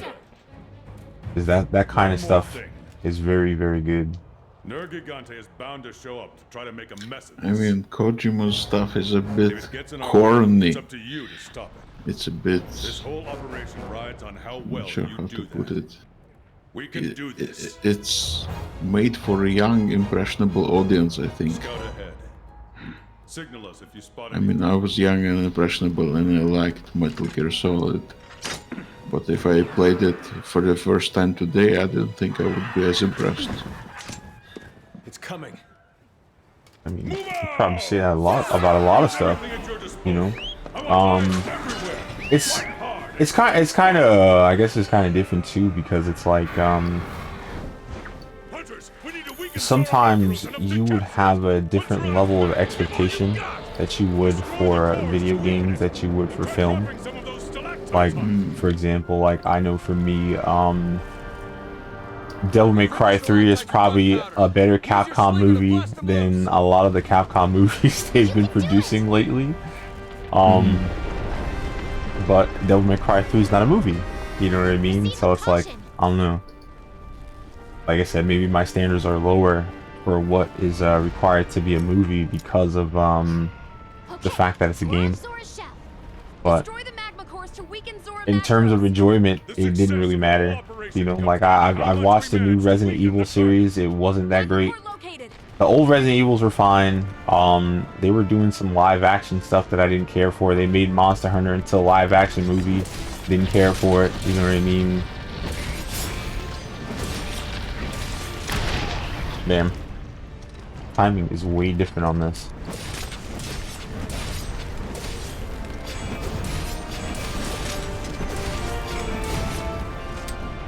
Do you like movies? When I was younger, I used to watch movies more often, but I like movies, but the biggest issue for me with movies is that the community isn't there anymore. Like when I was younger, I used to watch movies with friends and family. You know, you're in school, you get to sit at the table and talk about your favorite movies with your friends. You get to go online, and back when the internet was more of an open space, you could talk about basically everything without being like in a specific area, you know what I mean? You could talk to somebody in the gaming space about a movie. They wouldn't say, oh, it's off topic, you know what I mean? You could just, wherever you wanted to. And that, like, open space for dialogue isn't there anymore, and I wish it was. So like that's where a lot of the value came from, I guess, because I mean, like, games were more enjoyable back then as a kid too, because like I said, I had people I can talk to about it. We could talk about interesting games, interesting mechanics, things that were fun. You know, everything wasn't on the internet either, so like when we found a secret online or when we found a secret in the game, it was like, bro, you ever heard of this? Yo, go here, do this, then do that, and then do this, and then you'll have it. And it's like, oh shit, dude can't wait. Like he's sitting there holding on to that piece of paper with all the details until he goes home. He does everything on the paper. He comes back to school amazed, you know what I mean? Like those were just great times. Shell is doing that thing again. Watch the magma, it's changing. All right. Have you heard of the game, or maybe played it? Siphon Filter. Yes, absolutely. That was a game that I was gonna bring up while you was talking about Metal Gear Solid. I didn't play the first one. I played the second one, and I played Omega Strain. It was fun, a lot of fun. Unlocking specific weapons and stuff from doing great deeds in the game was also fun. It encouraged you to play the missions in different ways. Also, there was a weird rolling jump glitch that you could do in Siphon Filter and Omega Strain, so you could do some of the co-op missions by yourself. So I would do some of that if I needed to get some different guns and stuff in the game, and that was fun. I do appreciate that there were different endings of the game depending on what secrets and stuff that you found in the missions, because you know you could actually cure the disease and stuff if you find all the details and stuff in the levels and stuff. And I do think that those games are very fun. Am I bad at stealth still? Yes. Absolutely. But I definitely was willing to tough it out in that game, because like for your efforts, for like going above and beyond and trying to get everything done in that game, you were rewarded with some really good weapons. And you know, in Omega Strain you had like character customization options and stuff too, so if you did the right thing you got like new pairs of pants, new glasses, you know, new stuff, and it's like, damn, look at me sweat for this pair of sweatpants. Ay ay ay. But I guess I've always been like that, because back when I used to play free-to-play MMOs on the phones and stuff, what made me stop playing those games was running out of stuff to get. Like I would go on the MMOs, I would sell all the items I found that I didn't care about, I'd make the money, and then I'd buy whatever customization options I thought were the coolest. And then after I do that, I have no reason to play the game anymore.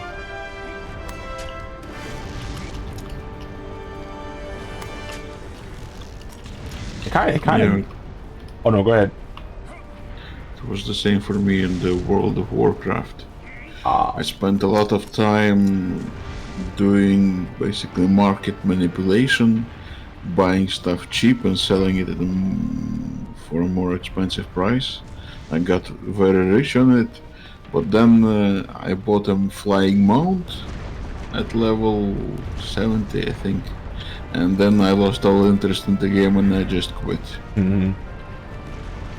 It's a shame it's like that, but when you make something so hard to get that you spend so much time getting it, after you get it, there's nothing else to do. It's a shame.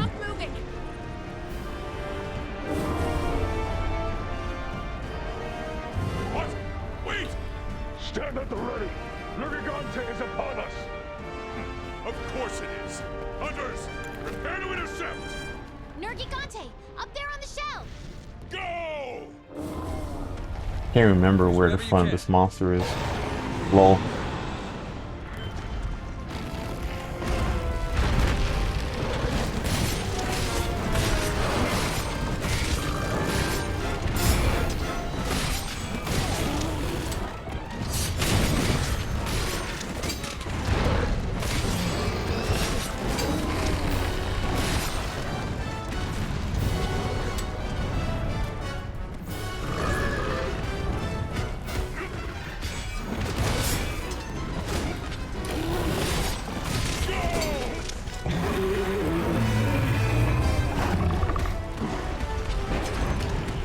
Love when my weapon bounces before I can block the damn attack. Oh yeah. That's all right. Hunters, stay focused. You have to drive off Nergigante. Zora Magdaros is changing position. It's trying to get up. Brace for the shock. Don't let it shake you off.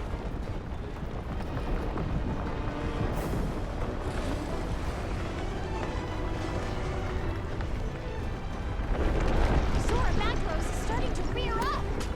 Hunters, keep at it. It's all up to you to drive off Nergigante. Go! I am not worried about this dude.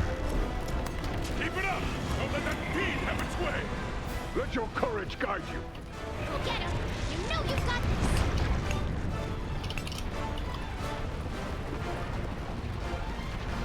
You need to load the slinger with some ammo. See anything useful lying around?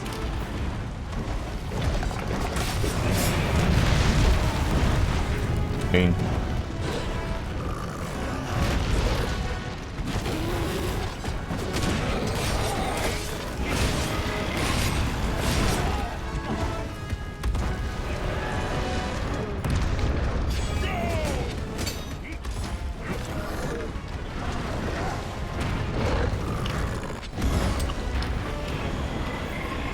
We've driven off Nergigante. They're good. Yes! Outstanding! Continue the operation.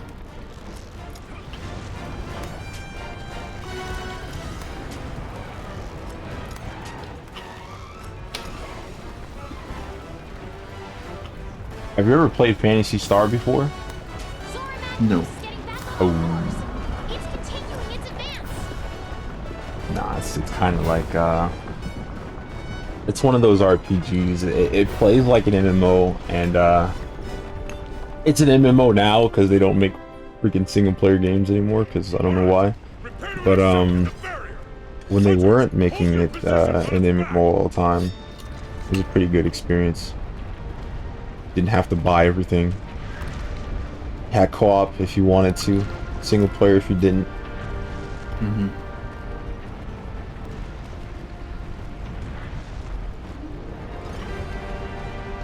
Do you have a favorite RPG? Or RPG? Well, it would be between Morrowind, Gothic, and the Neverwinter Nights. Ooh.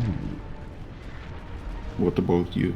I tried to play Gothic, and I think I got it too late, because when I looked at that game and I seen the jank, like how the characters move and stuff, I was just like, I don't want to play, because I have it. I have Gothic 3. I have what's it, Arcane or something like that. It's something after that, but I have them, and like I said, when I start playing them, I'm like, bro, this looks like Fable 0.0, bro. Like I can't.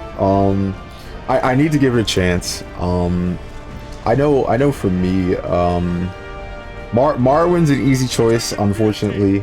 I mean, it sounds cookie cutter, but what is it? There was another game. It was called Kingdoms of Amalur, Reckoning. That was cool to play. I do think Phantasy Star was a lot of fun because it's like there's a lot of games that I like, but some of them are mainly because of how much I can play the game.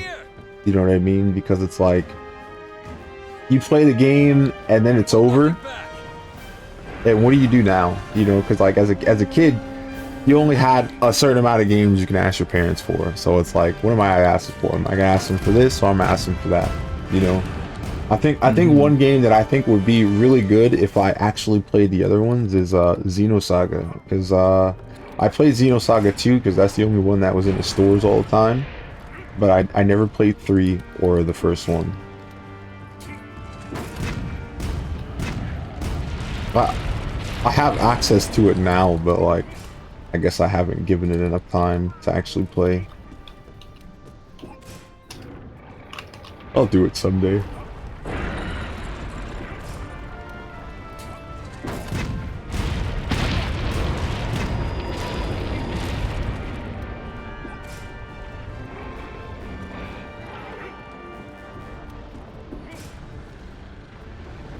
I want to play Alundra, but like I said, too many games, too little time, honestly.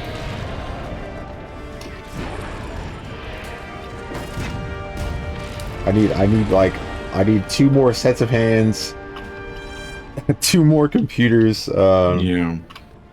And another 24 hours in the day. Yeah, for sure. I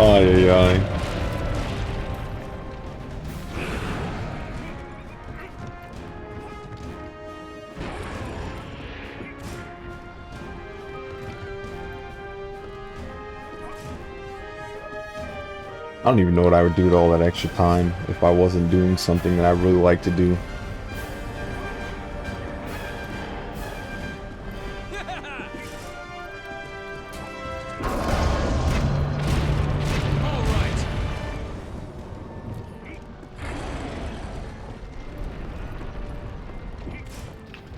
If you ever went like pro in something, what do you think it would be?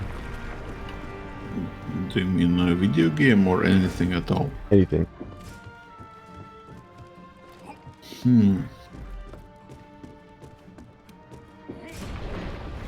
Like, if I had a magic wand, then I could be a pro at anything I want?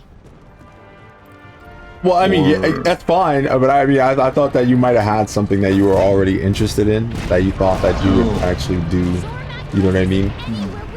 But I mean, you can answer both if you want to. If you had a magic wand or whatever, whatever fits your affinity, you know? To be honest, I'm at a point in my life when I don't really have much interest for anything. Oh. It's a crisis of depression, I think. Maybe an existential crisis. Or a midlife crisis, probably.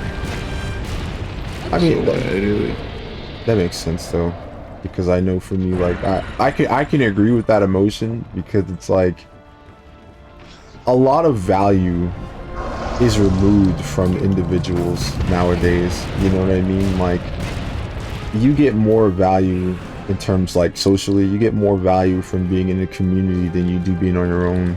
You know? Yeah. Because like I know for me, there's a lot of like personal experiences that I've had, and there's when you explain that to people, they kind of act like it's invalid unless other people have had the same experience as you. You know what I mean? So like I can understand why, you know, you lost interest in certain things, because I mean, like, I agree, it's happened to me too.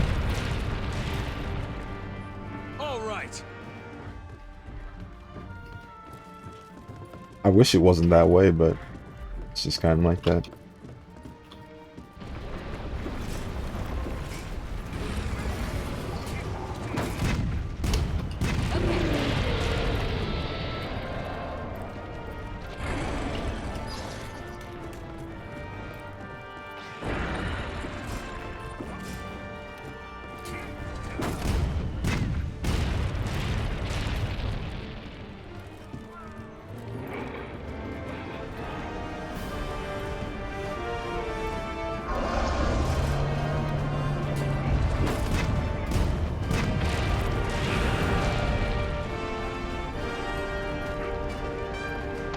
Why is this taking so long?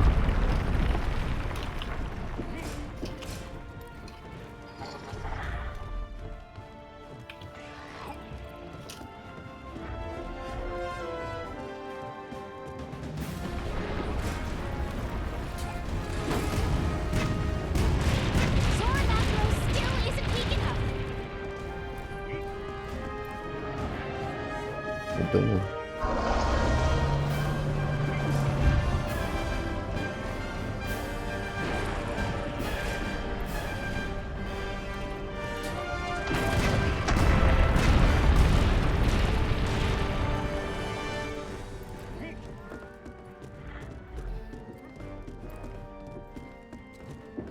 I don't know.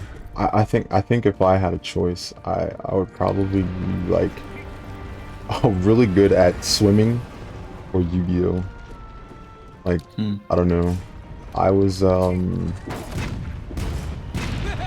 was super into swimming when I was younger. And I mean I never stopped being into swimming, but like I guess I don't really want to go to a pool anymore, I guess. Cause I'm not a kid anymore. Like, imagine going in a pool and it's just a bunch of kids in there. Like, what the fuck? I don't want to go there. But I like swimming. I guess if I ever do get like a house with a lot of space, I would get an in-ground pool or in-ground pool and swim around in there.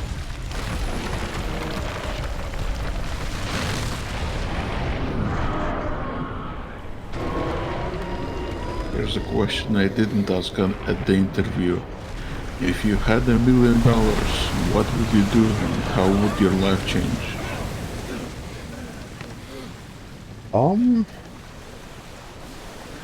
It's probably the worst answer you'll ever get, but like, I'd probably just do, I wouldn't change much about what I'm doing already.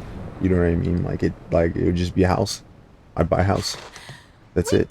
Like, I already have the mic I want.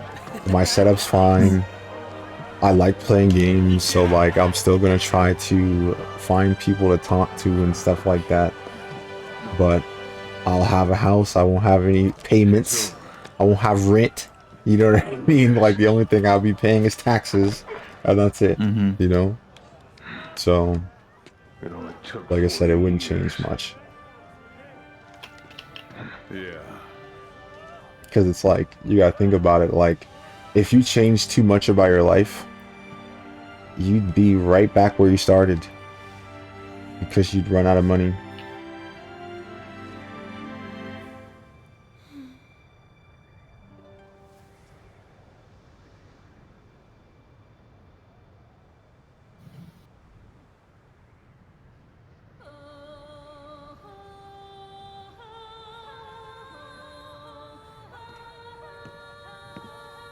Grandfather?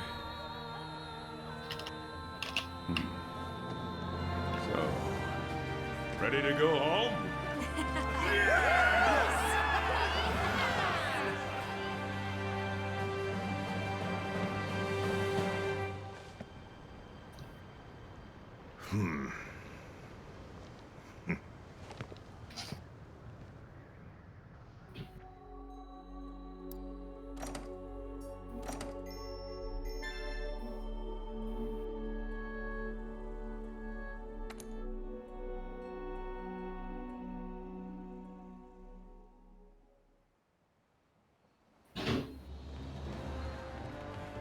Hey, where are you?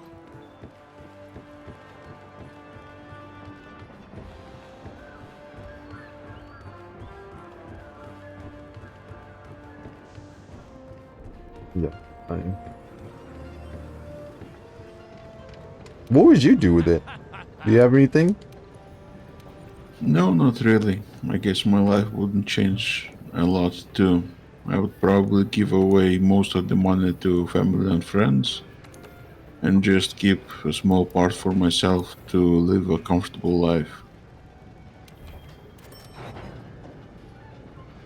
Yeah, that's noble. I'm not gonna lie, that is noble. I am too afraid to give the money to people that I know. I guess one of the reasons why we're not swimming in the bucks is because of people I know wasting money. So, you know, it's kind of hard to do that because it's like, I don't know. It's like throwing your food down the drain and turning on the garbage disposal. Like, you could just put it in the fridge, but you just want to crush it up and throw it away and get new food. But like I said, that's only to the people that I know. So you probably know better people, you know. So you can do better things with it. Like I said, I'm super afraid of that because it's like, I know they say a lot of people who win the lottery, they go broke, you know. And it's like, why are you going broke? And because you got it, and as soon as you got it, you had something to do with it, and it was already spent before you got it, you know. Hey, partner.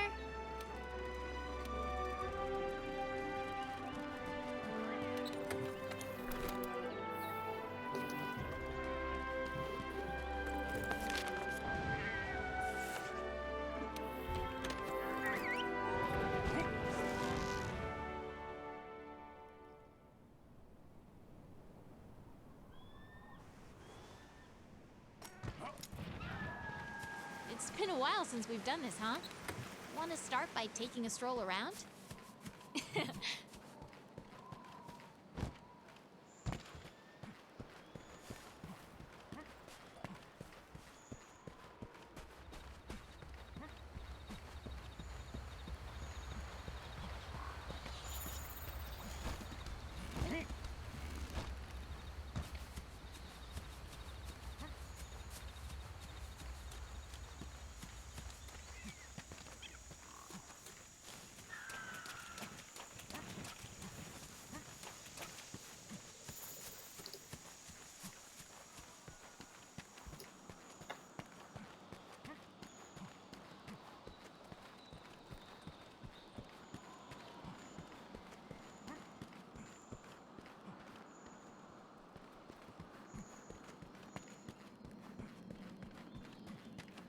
Completely lost.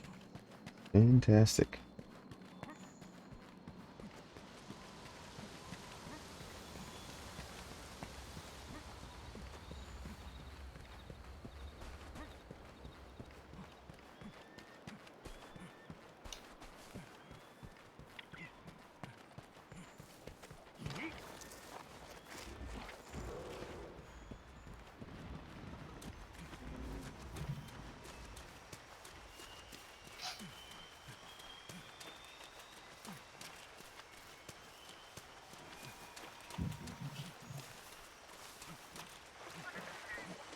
I wonder if YouTube would be smart enough to capture the whole stream despite not wanting to handle 12-hour long videos. I'll see.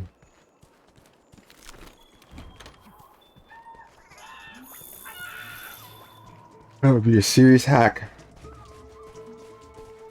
Wasting the days to do a over 12 hours restream of my old content just for the sake of being able to have it on YouTube in like a complete form.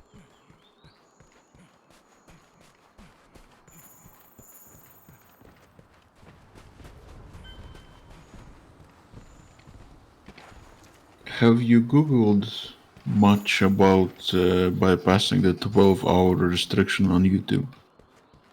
I only saw that some people can get around the restriction, but I don't know what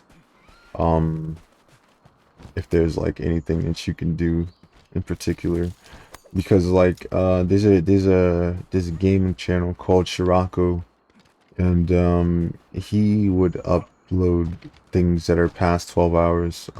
He even uploaded some 24-hour gameplay of some other Final Fantasy game, and it was just like, how? But yeah, I don't know. Hey, this is a Rathian trail. Wait. I mean, if there's a way around it, I might look it up. Something's wrong. It is a puke puke. Weird. What's going on? New target. Let's get that puke puke. I'll Google it right now. Listen, don't worry about it. It's something I have to figure out. Because, like, even if there is a workaround, I'm going to have to download it anyway. Because uploading it directly from Twitch does not work. This puke puke is unusual.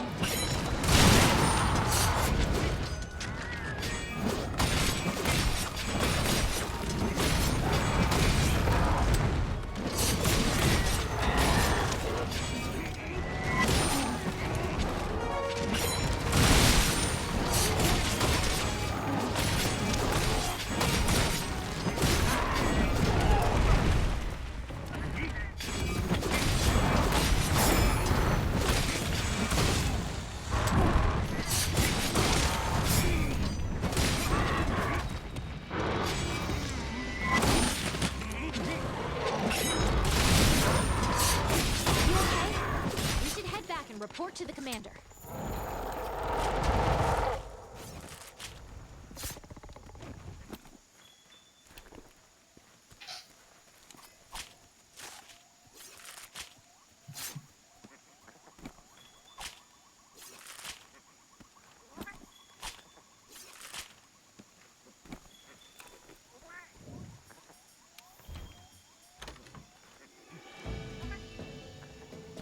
Do you think there's an easy solution to that 12 hours thing?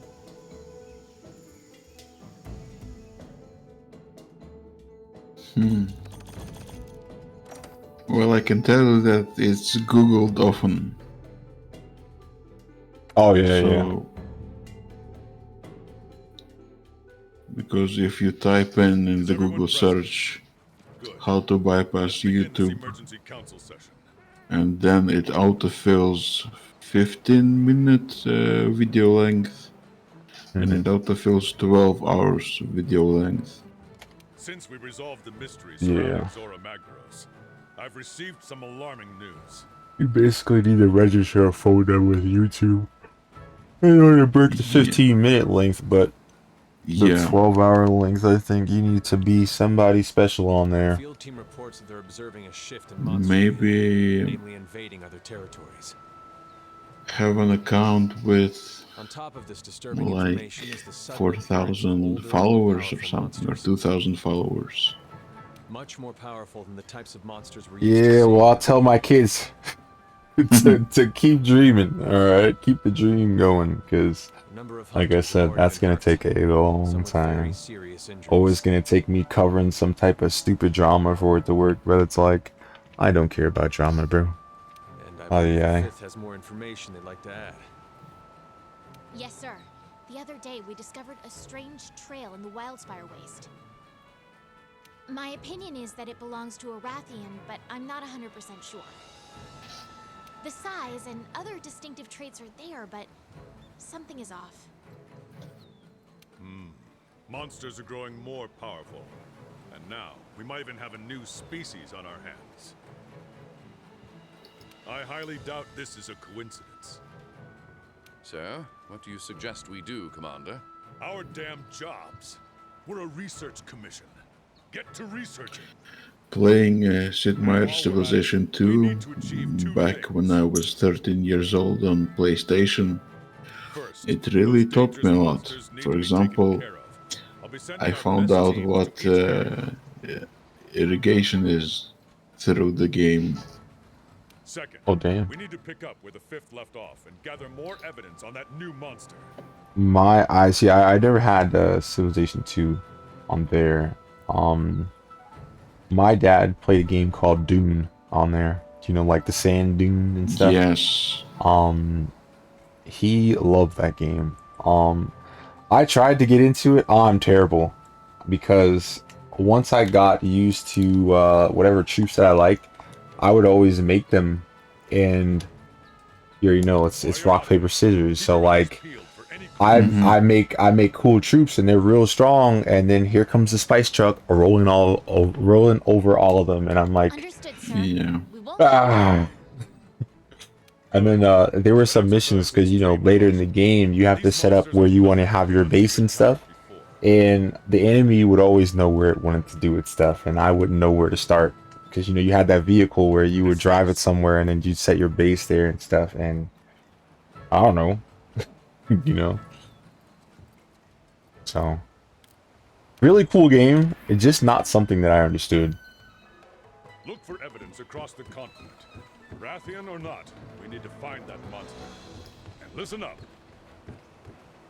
My sister, she liked what you call it, SimCity. Was it SimCity 2000? That was fun. Just, I don't know. I'm bad.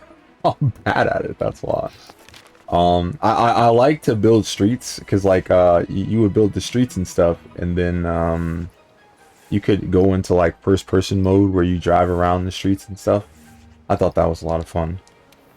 But I typically would use like the pre-made cities because Jesus, I was really bad at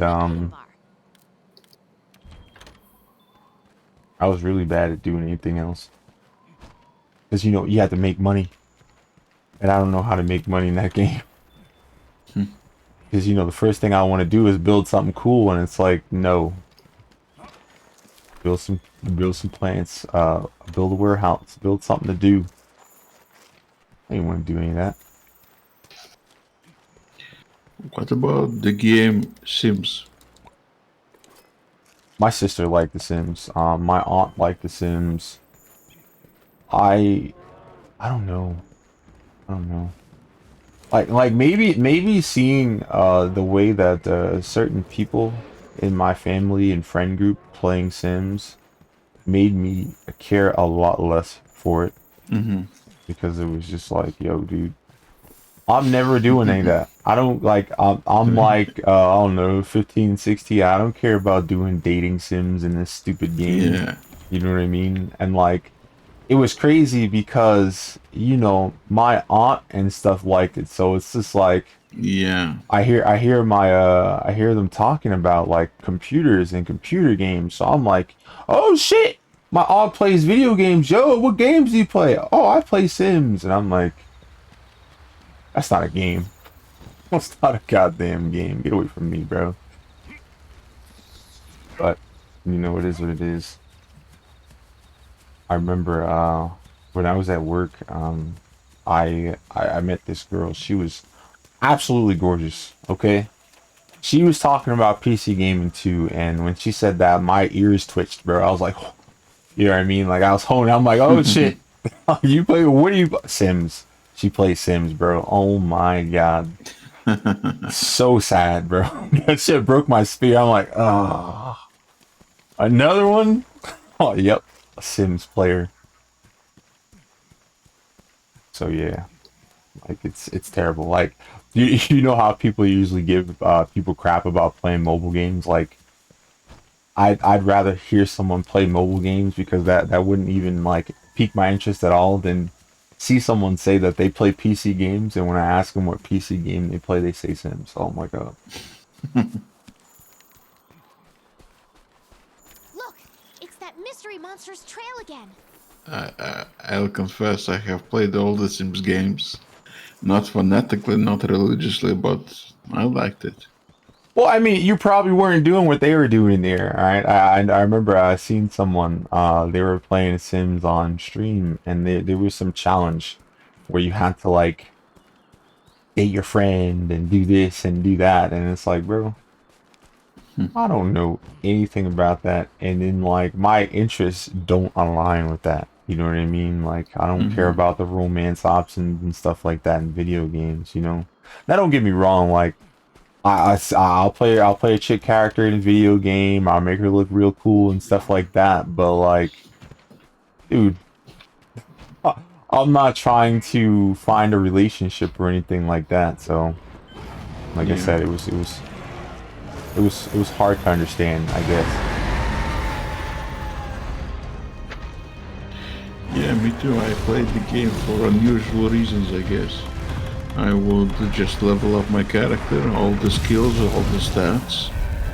I would upgrade the house. And I think it was like, I don't remember which part of the game it was, but basically I adopted a lot of children and made a factory type production of art where every morning I and my 7 children would get up and we started painting. And it was just rows and rows and rows of paintings. That sort of stuff. That's kind of cool though. That's not that's not what I'm talking about, bro. Like I'm saying that like those I don't know. It was like it's almost like they got a game to do very like weird things in the game instead of just play a game. It's like I want a game so I can simulate the things that I'm too afraid to do in real life. You know what I mean? It's right. just like, oh yeah. But I mean, I guess it's kind of fucked up because I'm pretty sure that that's how some of those people view us playing video games. You know what I mean? Where we're just doing random crap and none of it's interesting. It's all boring and bad. You know. I mean, one of these days I should make an attempt to sit down somebody that I know and ask them what the appeal was of some of that stuff. Mm-hmm.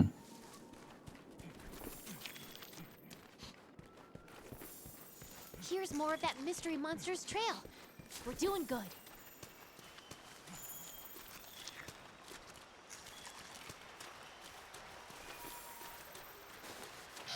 Man, I hate gathering these tracks. Once one of your specialized tools' effect has expired, unequip it. After it recharges, you can use it again.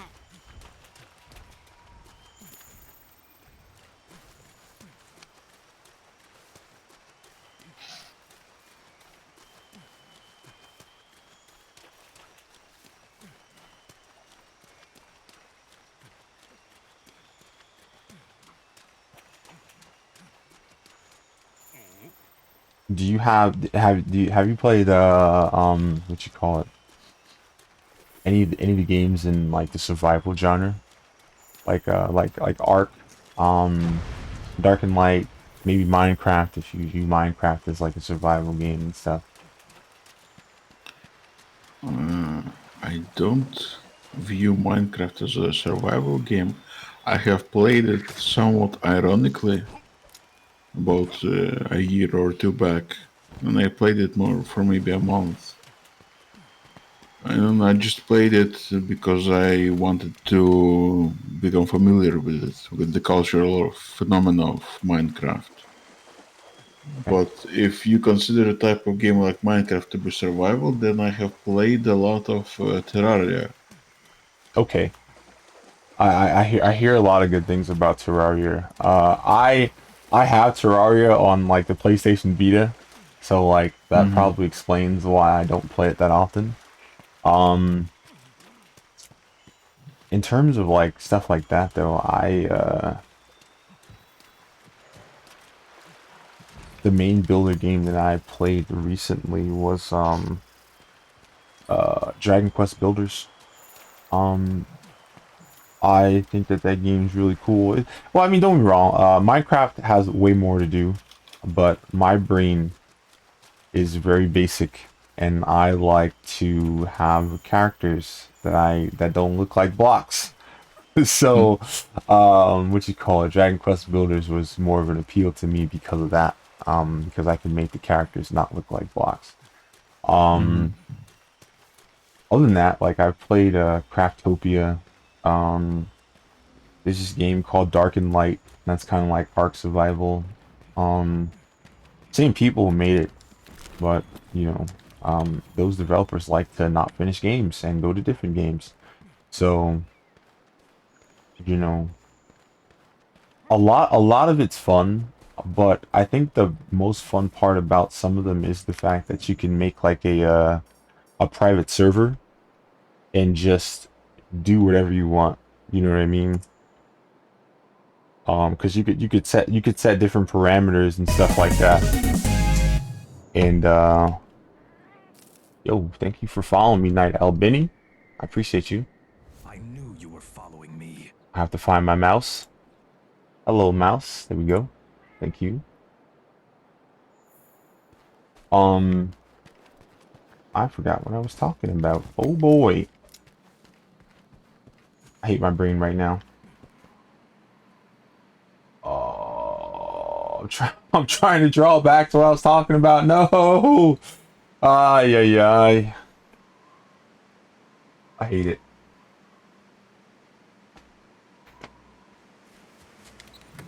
Oh, no, yeah, we were talking about survival games. Okay, I don't know where my train of thought was, but when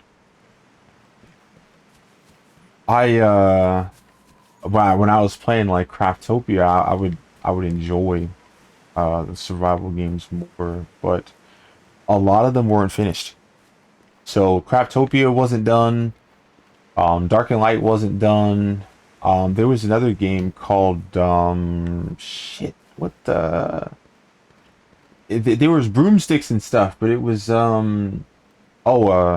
Citadel Forge and Fire. I played that too, and they were great, but you know, they never ended up being up more than the experience of, oh wow, look at this cool world I can run around in my pocket, you know.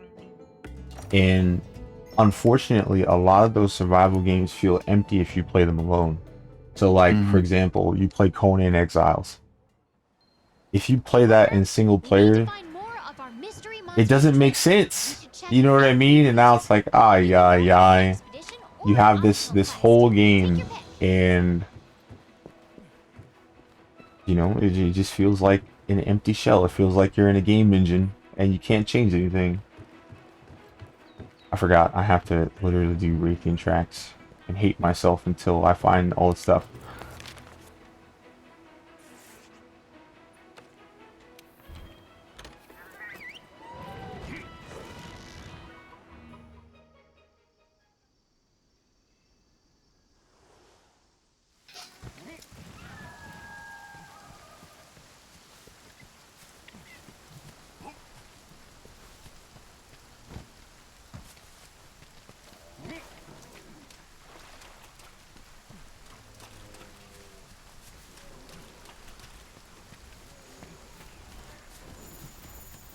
Oh, I need all of these.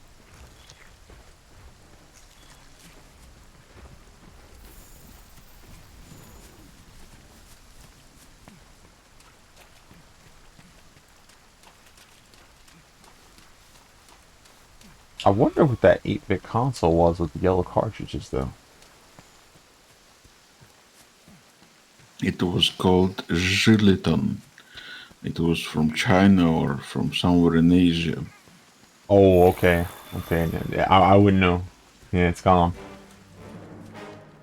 My best friend, had Sega. I don't know what, Sega Super Drive or something like that. Oh, Mega Drive? That's good. Mega Drive, yeah. He had different cartridges. The Sega Genesis was, well, I think that's what we call it in America, Sega Genesis. But it was, I don't know. It was a lot better than Nintendo in terms of like hardware and stuff. But I don't think we had too many games for it. You know what I mean? Like we had Sonic, what was it? Toe Jam and Earl, Kid Chameleon.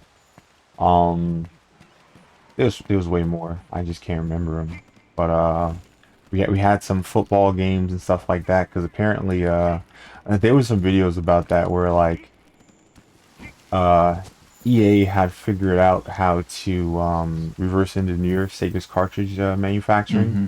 and they were able to make games for them without having to buy their licensed hardware. And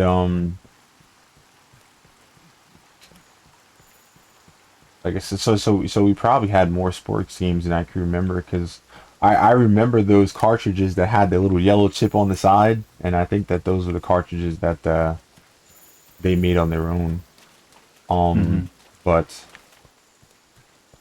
I don't know. Like sports games are not memorable to me, unfortunately, unless they're just like NFL Blitz and stupid nonsense like that.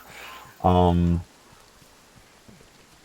but yeah, it was fun because I think I played Sega Genesis more with my dad than I played Nintendo, which is kind of crazy. Because like I played more Nintendo with my sister, I believe. We played Super Mario Bros. 3 and stuff like that, and we took turns, after you die, because you can have two-player and two players Mm-hmm. just having like two sets of lives and stuff, and that was fun. I wish that I played Super Mario World with my sister, because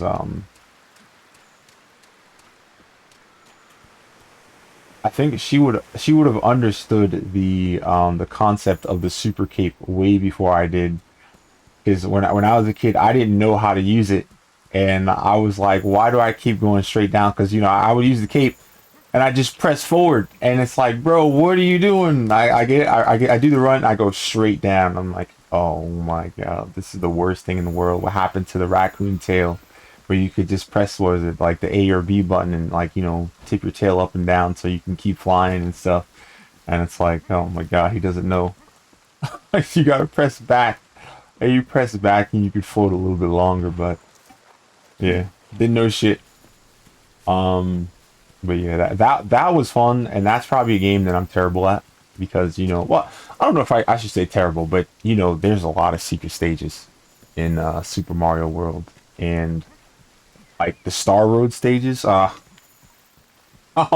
bad at least three of them, and it's like, oh boy, because when you get on the Star Road, you can connect the Star Road together so you can get around faster, and I can't connect that star to save my life, dude. And I don't know, one of these days I'll probably revisit it, but I guess I'll have to get better. It's crazy because like I think that I'm bad at that, and I am, but dude, there's like Super Mario Maker, and I've seen levels in that game, and I can't, bro. I would never be able to beat those levels, dude. I guess if I made the if I was streaming at the right time, I probably could have a following just through frustration alone of those games, because those games definitely do get views. Like there's some guy called Dashy, he would always play that stuff, and I think he basically made a career out of it, and I had no hate for him, you know.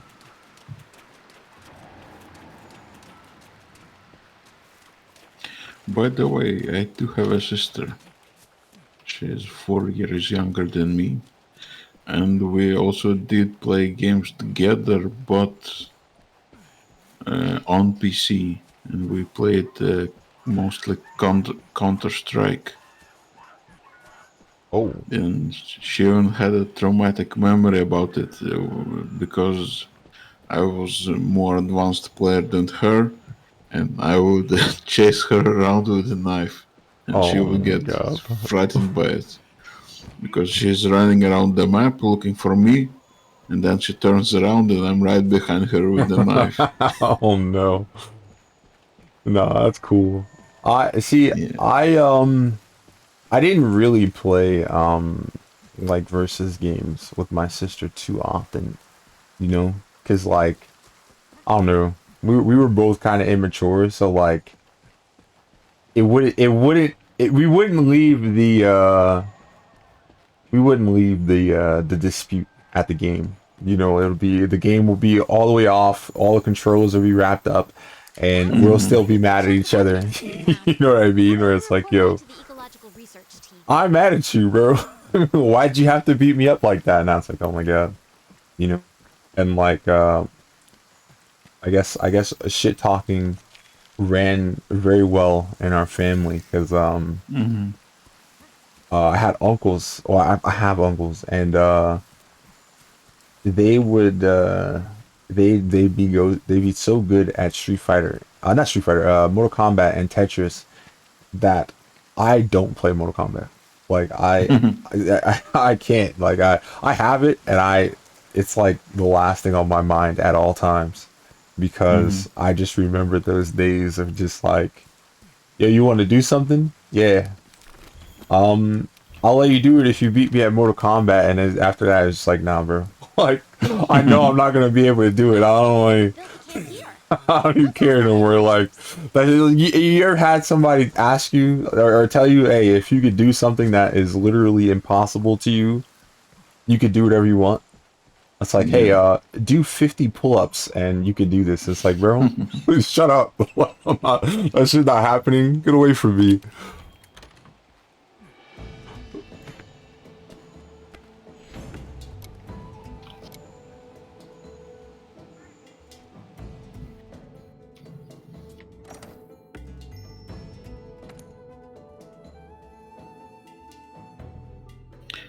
I remember when they got us the gaming console, the 8-bit one, the Giliton from China. The parents restricted my playtime. They said I could only play maybe 1 or 2 hours a day. And so I played the games that I liked. And after that, after my playtime was over, they played themselves. They invited guests.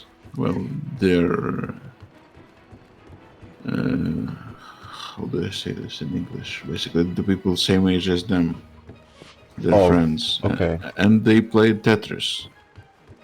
Of all games, they played Tetris, and that was baffling to me. I mean, there are so many better games, and yet they all play Tetris. And I was so desperate for any game at all that I would play the Tetris too if they allowed me. I mean, after my allotted time, when I had no other choice, I would play even Tetris if they allowed it. See, it's kind of crazy because I understand what you mean, because like Tetris is typically just like whatever. Have you ever played other games that implement Tetris differently? No. Oh damn, because like there's this Pac-Man game. It's called Pac Attack. Then they have what is it? It's a game called Tetris Plus, and you're basically trying to let a like a professor, or yeah, I guess a professor's thing. He's going through like ancient ruins and stuff, and you have to clear the blocks for him to get through, and they have like different puzzles and stuff for you to do and stuff like that. Then you have Dr. Robotnik's Mean Bean Machine, where you just like pair the beans up, and then the beans will go on your opponent's side of the field and stuff. It's kind of like what is it? Gym Fighter. Gym Fighter is like Street Fighter, but you would basically do the same things as Mean Bean Machine to do like Street Fighter moves against your opponent and stuff. Like a lot of people have implemented like, you know, different things in Tetris to make it a little bit more interesting, and I think that's why you know, Tetris remains to be interesting even to this day. I know there's a lot of people who got by playing just a regular Tetris, and yeah, like I said, it was my first game, you know, like, so I understand, but it's like, you know, like we've evolved far past Tetris, you know what I mean? I do think that, like, if I ever have children, that would be the game that I introduce to them first, you know. But I don't know. I just think that I really need to figure out a way to inspire someone, especially a child, to have critical thinking skills. You know what I mean? Like, I want them to feel like if they were in a position where I was literally just fucking dead. Well, not actually dead, but you know what I mean? Like, super tired, didn't want to do nothing, roll over, extra sleep, that if they needed to figure out how to do something, they would just do it. You know what I mean? Now, honestly, not like, I like turn on the fucking stove and you should know. Don't do that, please. But, you know, like, anything from, like, getting something to eat, getting something to drink, you know what I mean? So it's like easy access for them. They don't need to do anything crazy. If they have a problem, if there's a knot in their stuff, they'll be able to figure it out and stuff like that, you know what I mean? Do math, flashcards, stuff, you know, because I don't know, you know what I mean? Like, I don't really remember there being a time where I, like, non-stop bothered my parents for stuff, you know what I mean? Where it was like, I think the most that I used to always do to them was I always asked why, and it would annoy the hell out of them. But, like, you know, other than that, like, I didn't ask for stuff. I asked because I didn't understand things. You know what I mean? Why was, like, the best question that you could ask as a child, because it was just like, it allowed you to understand kind of like the fact that some things are relative to each other, and if you do this, the answer might be the same for these two things, you know.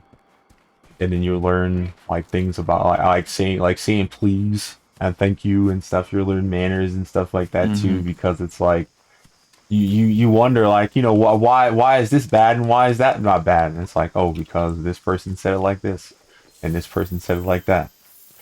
Or I could tell that this person didn't understand what they were saying, and it's like, okay, good, you know.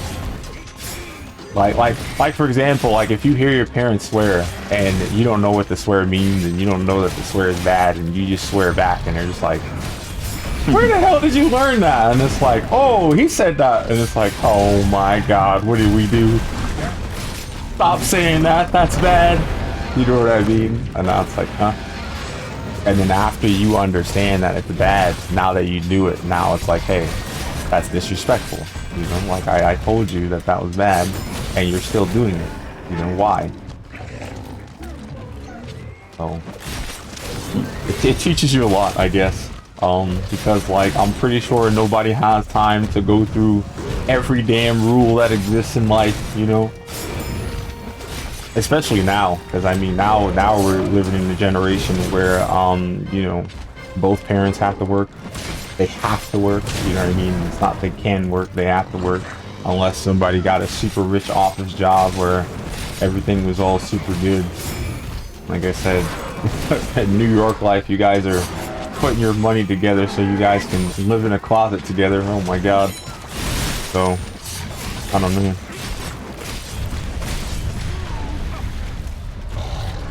I have a 7-year-old, no, a 6-year-old nephew, and the most dire curse word that he knows and uses is bandit. Bandit? Yeah. When he wants to call somebody a bad name, he says bandit. That's awesome. That's awesome. Yeah. I remember the word that was like allowed for me to say if I wanted to say something bad, he would tell me that I could say crapola, and I'm like, what the fuck is crapola, bro? Like, even now I don't know what the hell that is. So it's like, yo, why was I allowed to say that? Like, what the fuck? Yo, one of these days I just look it up, bro, because I'm like, I don't understand why that was the thing. And it's funny because there was a movie that I watched and someone said crapola, and I'm just like, is crapola a real thing? Like, is it some kind of fucking like, I don't know, like what is it? Like some bowel like repair thing or something like. Is it like a kaopectate or something? Yeah. But I don't know. Like I said, I gotta look it up because I always thought that it was just like somebody putting two words together that had no business being together.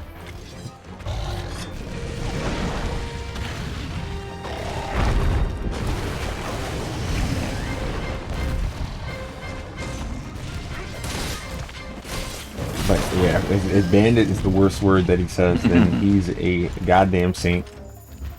Yeah.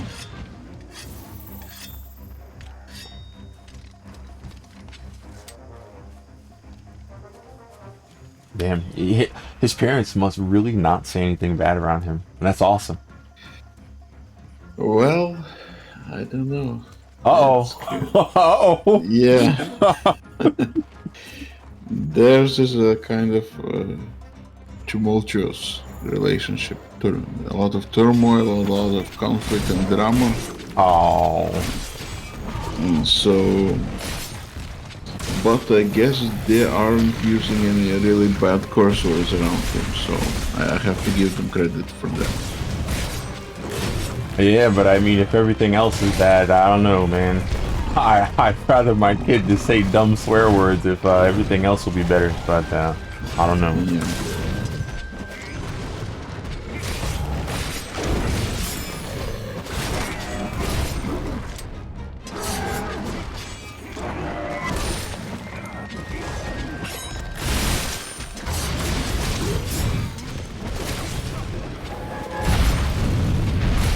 I think you did not hit me with that.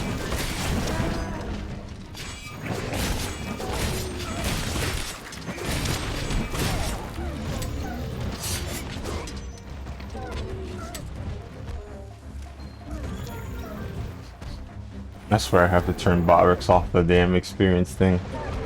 Because now that dude's popping up like he's a real user. Ay.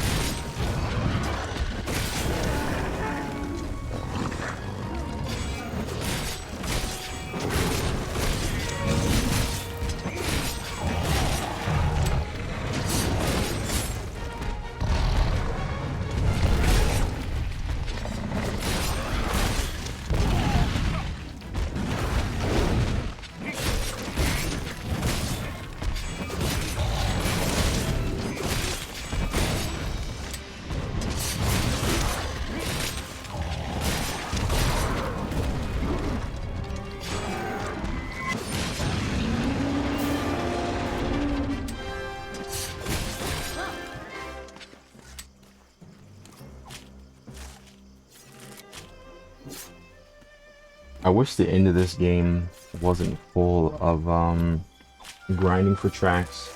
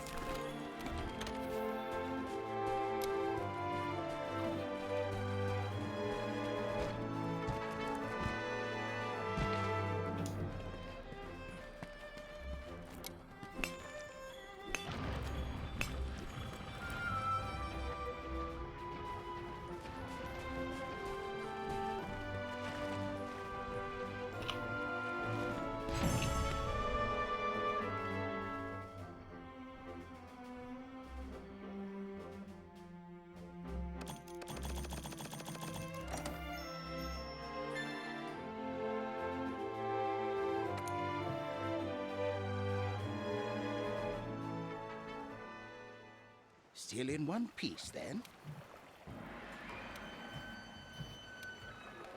Try hard, will you? We need to find a lot more evidence of that mystery monster. Hey, partner. Oh, yeah. Annoying.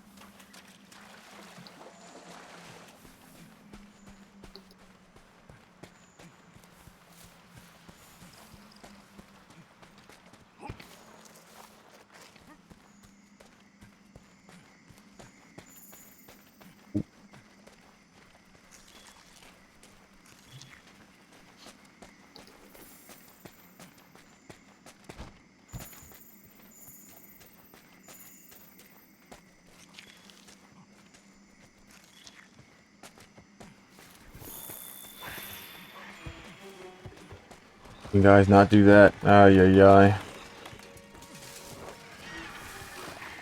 Getting bad vibes here. Looks like it's looking for its next meal.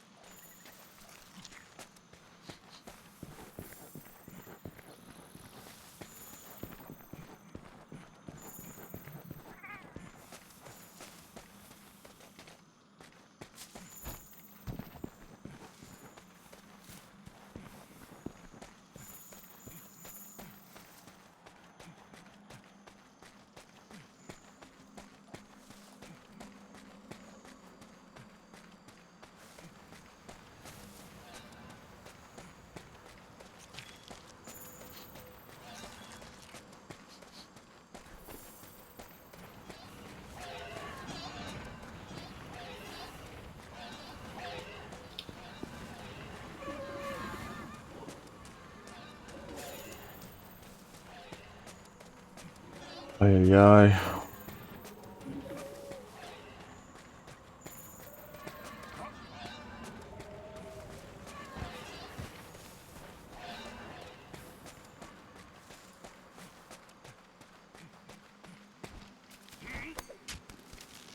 I remember you asked me this earlier, but I didn't know what you felt would be a decent answer.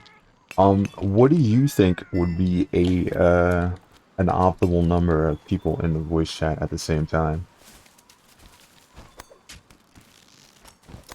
I guess between 3 and 5. Okay.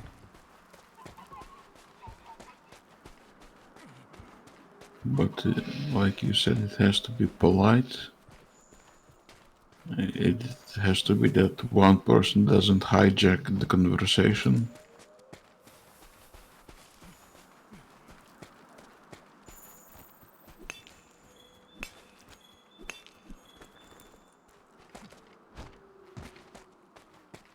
I mean, even right now, we could talk endlessly for those 12 hours, but we need something to talk about.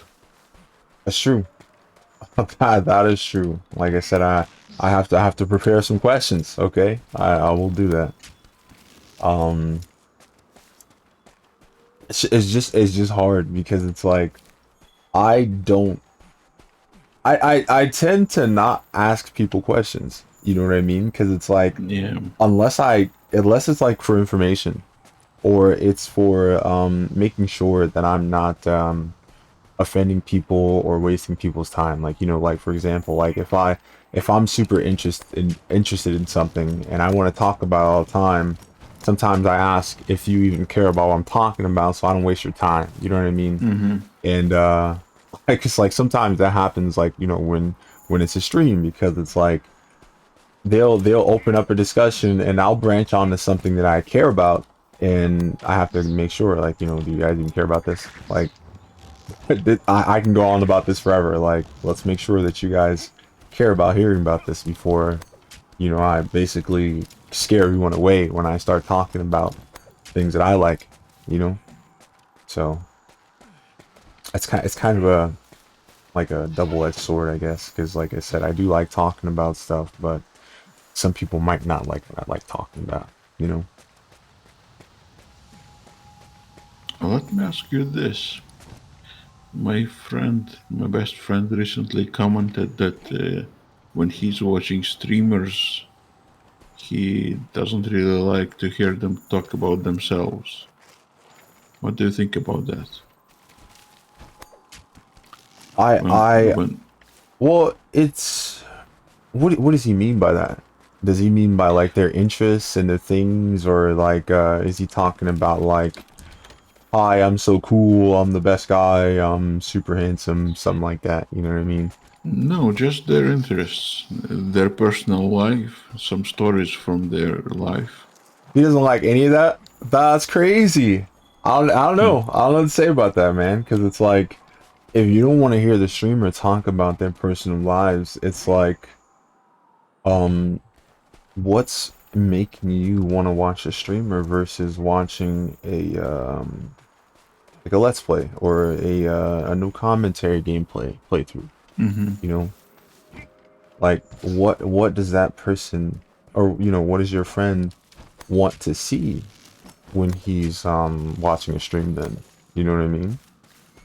Mhm.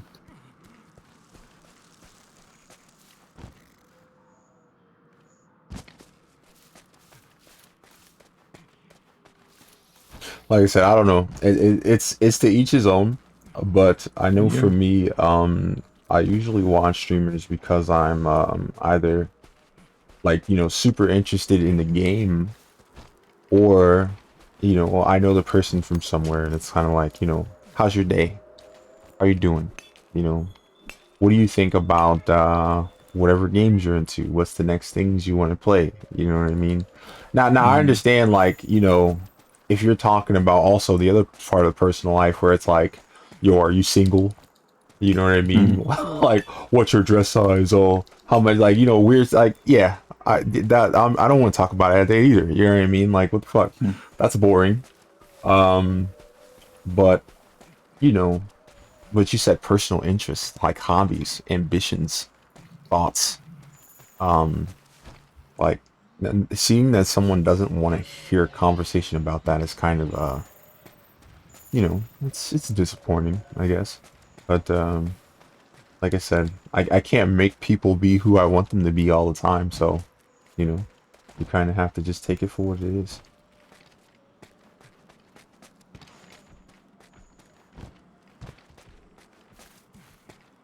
But that makes me wonder though, what would keep him watching somebody if he doesn't care about that kind of stuff? You know what I mean? Like, what sets your interest to this person if there's no individuality from that person because of the fact that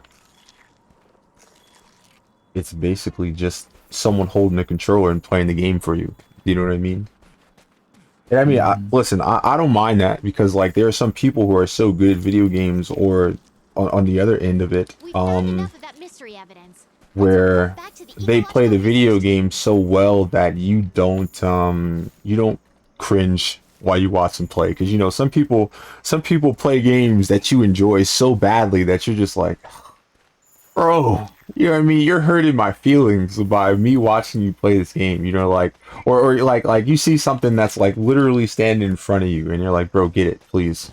It's the most important item in the game. And dude's like, yo, where is it? I can't find it. And you're just like, oh, you know what I mean? So like, I get that, like if he's worried about like skills and stuff like that, but like I said, I'll know.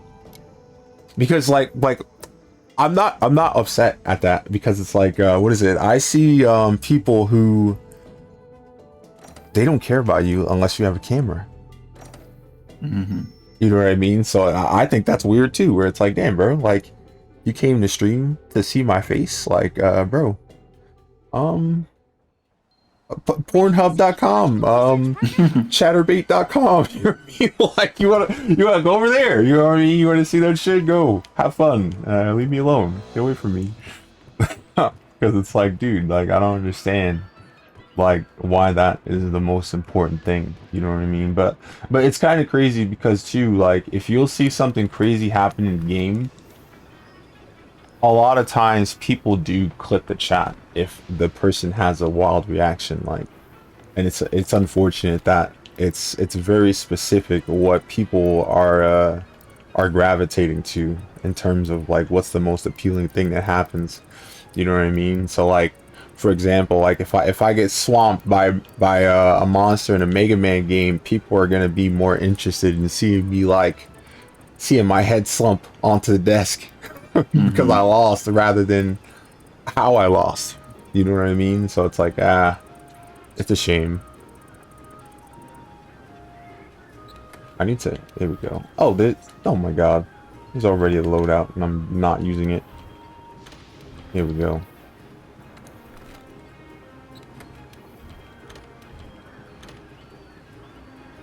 Oh, never mind. Nah, whatever.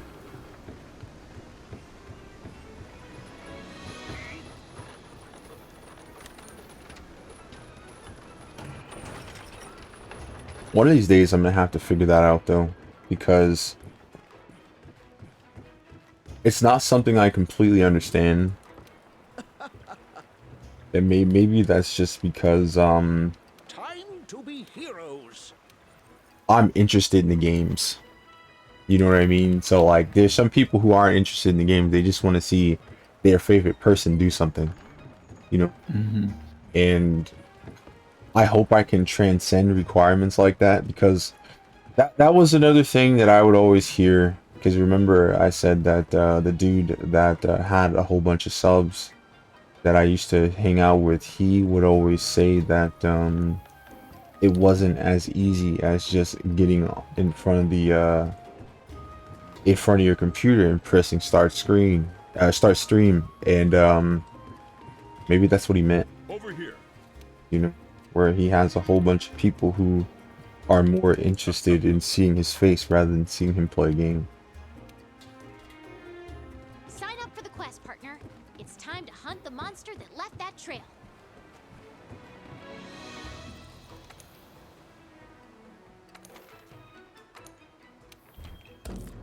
Do you ever plan to do a face reveal? No, because I'm not interested in seeing my community rise up for something like that. Like they could have rose up for anything else. All right, when my mic broke, they could have did something. Where my stream was garbage, they could have said something. When my audio's messed up, they could say something. But I feel like if I set a goal for them, where it's like, hey, help me raise this money and I'll buy a webcam, they'll hit it. And it's like, where have you assholes been the whole time? What are you doing? Now you come together to do this? Aye. So like, I don't really want to do that. And like, I know for me, like, another thing too is that like, that means that I'm gonna have to worry about like making sure that I'm like clean shaven all the time. And that like, you know, my hair is always cut perfect all the time. And now it's like, bro, or I could be a old white rocker dude and have a bandana on all the time. You know, I could do that. Now, hopefully, you know, I don't get pointed out for gang activity just because I use a bandana to cover my head. But I don't know, or you know, maybe I'll just wear a do-rag, whatever. And you know, now I have to dress a certain way and stuff. Now I have to make sure I look presentable rather than, you know, coming in here with the you know, $5 Hanes white tee and the regular draws, you know what I mean? So it's like, oh my god, I gotta really make sure that I'm presentable and stuff. I'm like, yeah, I'm not worried about that, bro. Like, the reason why I like streaming is because I can, you know, be comfortable. And imagine having to basically treat streaming like work because that's what your community wants. you know, they're more interested in seeing you. And now you know, now your cozy place has been, you know, exchanged with a work environment, you know. Like I said, I'm not ready for that. Even if it meant, well, in a Magic 1 scenario, even if it meant that you would have a successful career as a streamer. Yeah, because it would attract the wrong people, bro. Like, that's what I'm saying. Like, think about it, bro. You got people who are, they only want to see who you are, right? And listen, I don't know if you looked at my page. I have a lot of games. I played a lot of games. I did a lot of stuff, bro. That's what you care about. You don't care about, you don't care about having a conversation about all these cool games. You don't want to recommend me no new games. You don't want to tell me about cool stuff. You want to look at me. Like that feels so weird to me, dude. It's like, bro, listen. Like, I didn't know that that Twitch bought Tinder. You know what I mean? I didn't know that Twitch bought Bumble, and now they're doing that shit. And while I'm playing a video game, you're looking at my webcam window and you're grilling me, bro. Like, I'm playing a game. You know what I mean? Why do I have to worry about you know, how my chin is presented to you and the way that I would position the camera in order to give you a pleasing look at my 2/3 you know, portrait, and so, you know what I mean? And now it's like, oh, if I get upset at a game, do I want to shift my face too much where you think that I might be ugly, or do you want me to stay in this perfect position where you think I'm handsome? That's what I'm saying, where it's like, that's not what I want to do. I don't want to do that. That's boring. That's terrible. You know what I mean? And now it's like, oh my god, I'm really sitting up here doing the same thing that I would do at a nightclub to get someone to talk to me, or to get someone to put their arms around my shoulder so we can dance. Like I don't want to do none of that. I'm trying to play games, bro. I'm trying to play games. I want to have fun. I want to talk about games. I want to do all the crap that people seem to have forgot how to do over the years. You know what I mean? And doing that is going to introduce problems that I thought I got away from. You know what I mean? I don't know. That's just how I feel about it, you know. Because I remember my first serious comment on my YouTube channel. It was someone commenting on how my voice sounded. You know, you have a sexy voice, oh, and I'm like, bro, are you gonna play the rest of Halo? And here's the thing. I had my Halo gameplay on there, so like I had all the Halo 2 gameplay and stuff on there or whatever already. So they saw one of them, and they was looking for the other ones, and I gave them a playlist. I'm like, thanks, you're the first real comment I got. Here's a playlist of the second one, and then I gave them another comment. I'm like, here's a playlist of the first one. I didn't play I didn't play Halo 3 because something happened, bro. I was eating animal crackers, right, and I don't know what was in them, but it made my stomach hurt, bro. And it was just like, I don't know, man. Like, I don't know what was in them, but wow, it gave me like, I don't know, bro. I don't know how to say it without being graphic, but yeah, the worst. My stomach was the worst, and I played it for maybe like 4 hours, and it was 4 hours over 2 days. All right, and you see how long I'm streaming now. That's absolutely unnatural, and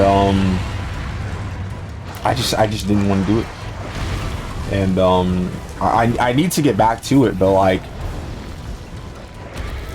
I don't know. I'll figure it out, but like I said, I don't know.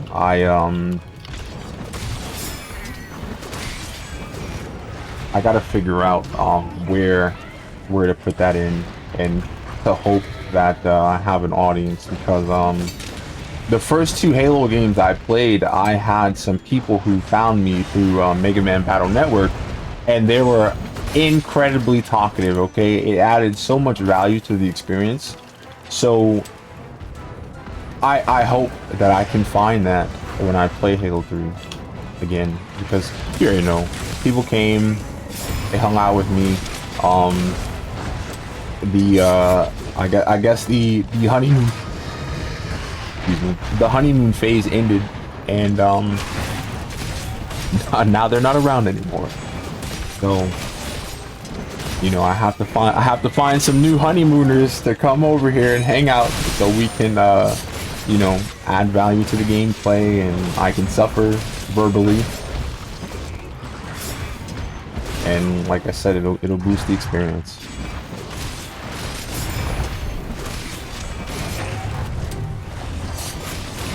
Gilgamesh is asking why I'm not building mines. That's because I don't need any production. I mean, I don't have any more opponents left in the game, and I have plenty of tanks here, you see. So there's really not much point to having shields and production. Yep, I don't need anything. I'm pretty self-sufficient as it is. I have everything I need.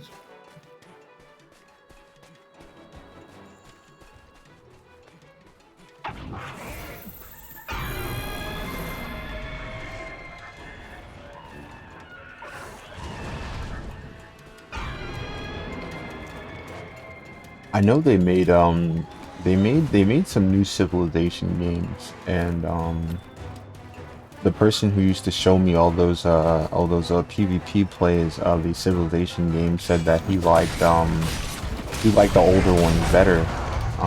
He showed me some of the animations that happened, because it's like Civilization 2 remastered or something, or HD, and like when the buildings and stuff would fall down, there's a lot of like amazing animations and stuff, and like the bricks and the stones are basically done very well. And they have newer versions of the game, but none of them have that level of detail to some of the assets and stuff. I wonder why they changed the graphics up so much.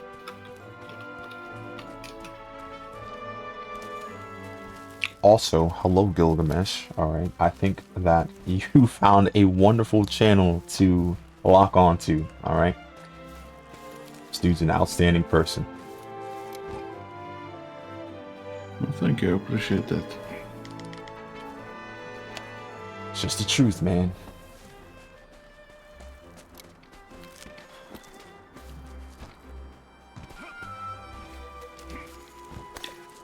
Gilgamesh, yes, that will be a lot of work, but having 12 hours a day to stream, I think that's doable. I mean, I've already done it once, about 5 years ago, but I lost that game save, so now I'm doing it again.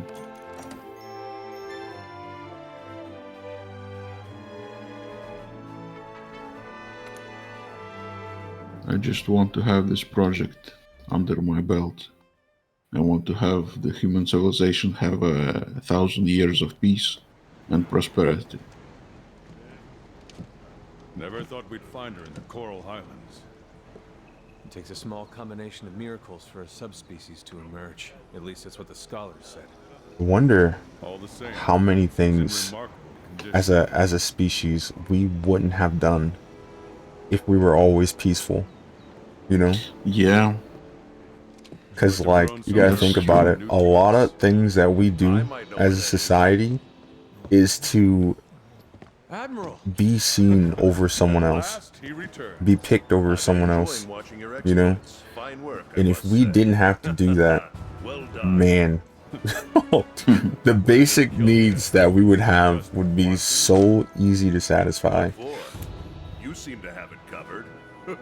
Yes, even a lot of our technological advancements are because of the military. The GPS, the internet. Mm-hmm.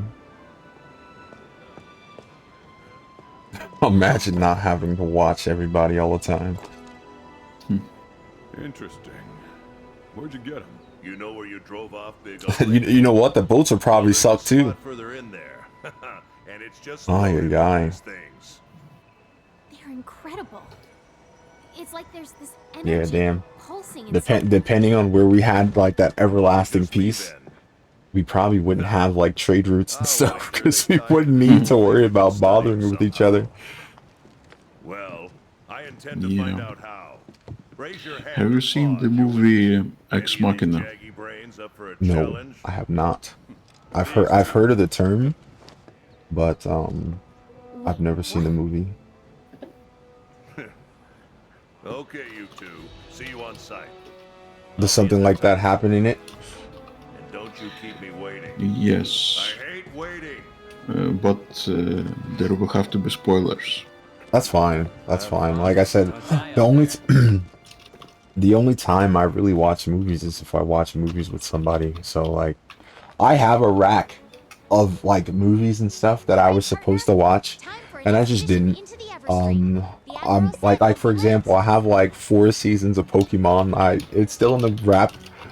Like I don't know what to do with it, man. Like I don't know, but like I don't know. Someday if I ever like maintain a community, I'll probably just leave my computer on and have all that stuff running so that people can watch it.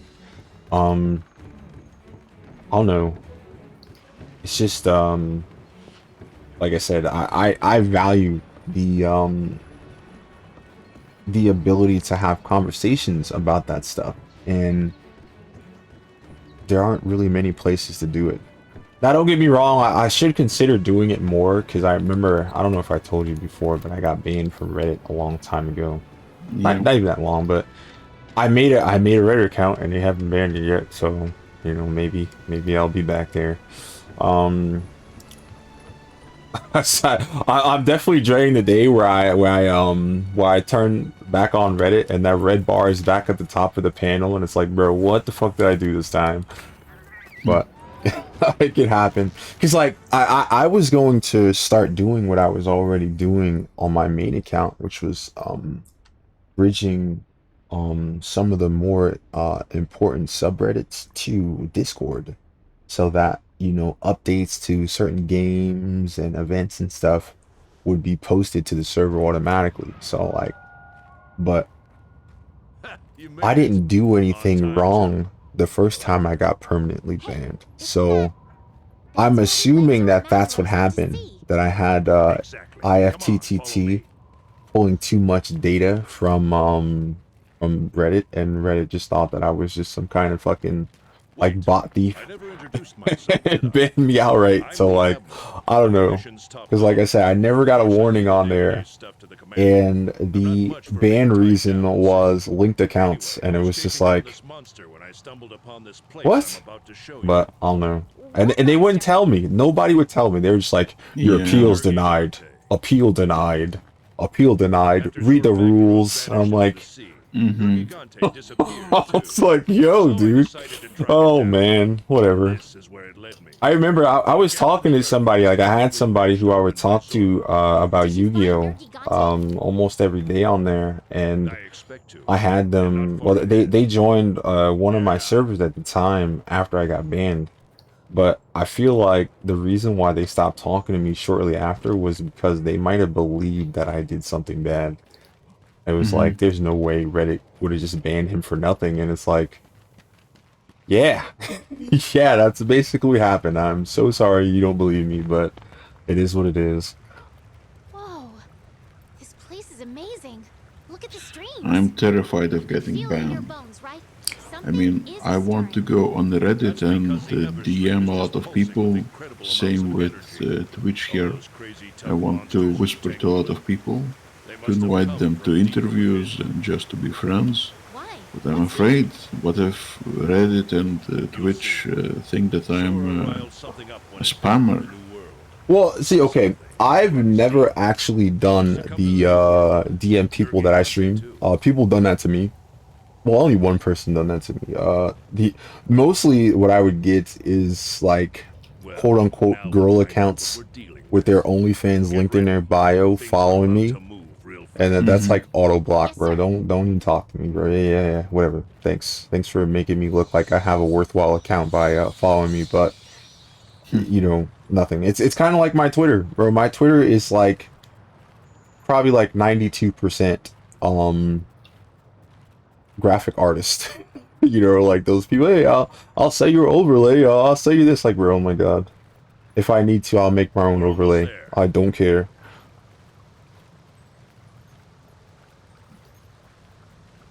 But yeah, I don't know.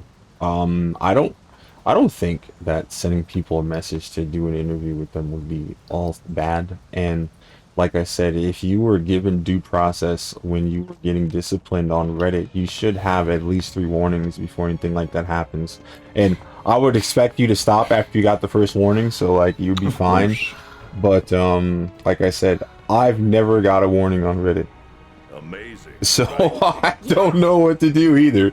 Like, it's just like, okay. And I know for me, my biggest reason why I was so like bent on the fact that I was banned from Reddit was because of the fact that like there really aren't any forums anymore.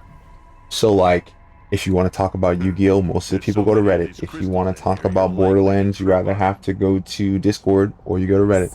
And now it's like there's nowhere to have a dialogue. And the problem with a lot of social media websites is that there's a text limit. So you can't go into depth on anything unless you feel like putting those parentheses around your posts, and you tell them that you have 20 tweets talking about the same damn thing that could have been in one post on Reddit, and it's like, oh my god, whatever. Was something here luring it in? So like I said, I'm happy they're leaving me alone, but who knows, kid? I don't know. It might have been my email too, because like my email that I went on Reddit as was useless service. So like they're probably like, let's fucking troll, get out of here, troll. And I'm like, ah.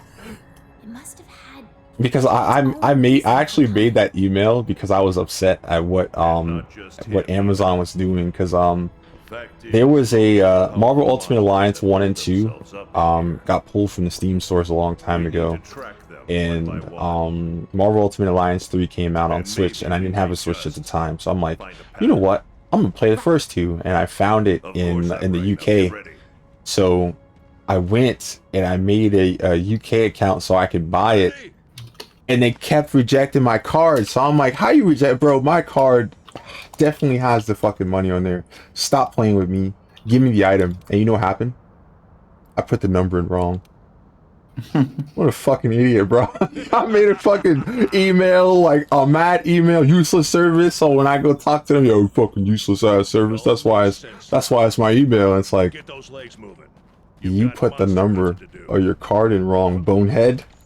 Because they were asking me, they were like, yo, the only way I'm gonna let you put your card back in is if you show me like a bank statement or something, like, you know, not a bank statement, but it was like a summary, you know, like you have an account summary and stuff. And I showed them it, and they still didn't tell me what was wrong, bro. I'm sitting there like, yo, dude, what the fuck? You said it's okay. You said try again. And you didn't just go, yo, bro, check the number, idiot. Nah. Keep trying. It'll work eventually. Someday. Oh my god. It's like, yo, let me check something. Oh no. The one number's wrong. GG's.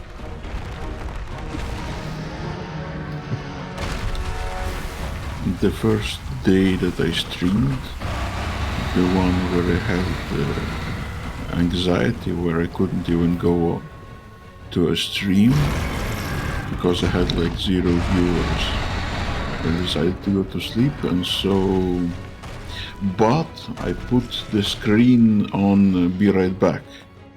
And instead of writing be right back, I wrote a short message that I'm looking for people to interview.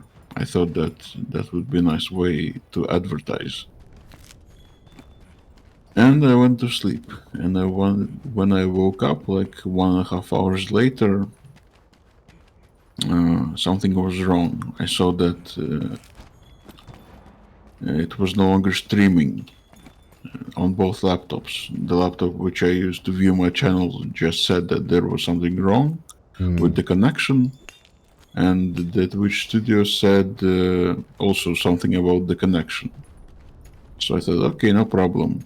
I tried relaunching the stream, and it said, sorry, you cannot stream right now. There is something wrong. And I was like, oh no, did they ban me for displaying that message about the interview?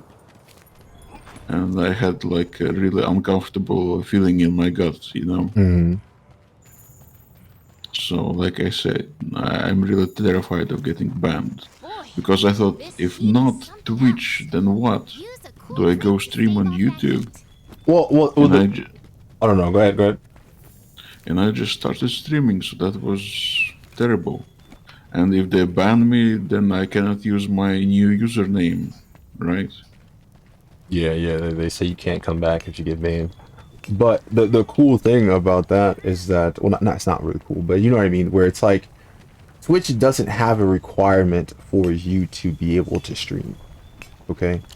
YouTube does. Like, you can't stream on YouTube unless you have a number, like, linked to your account. Yeah, like, and I got lucky because I don't really have a phone anymore.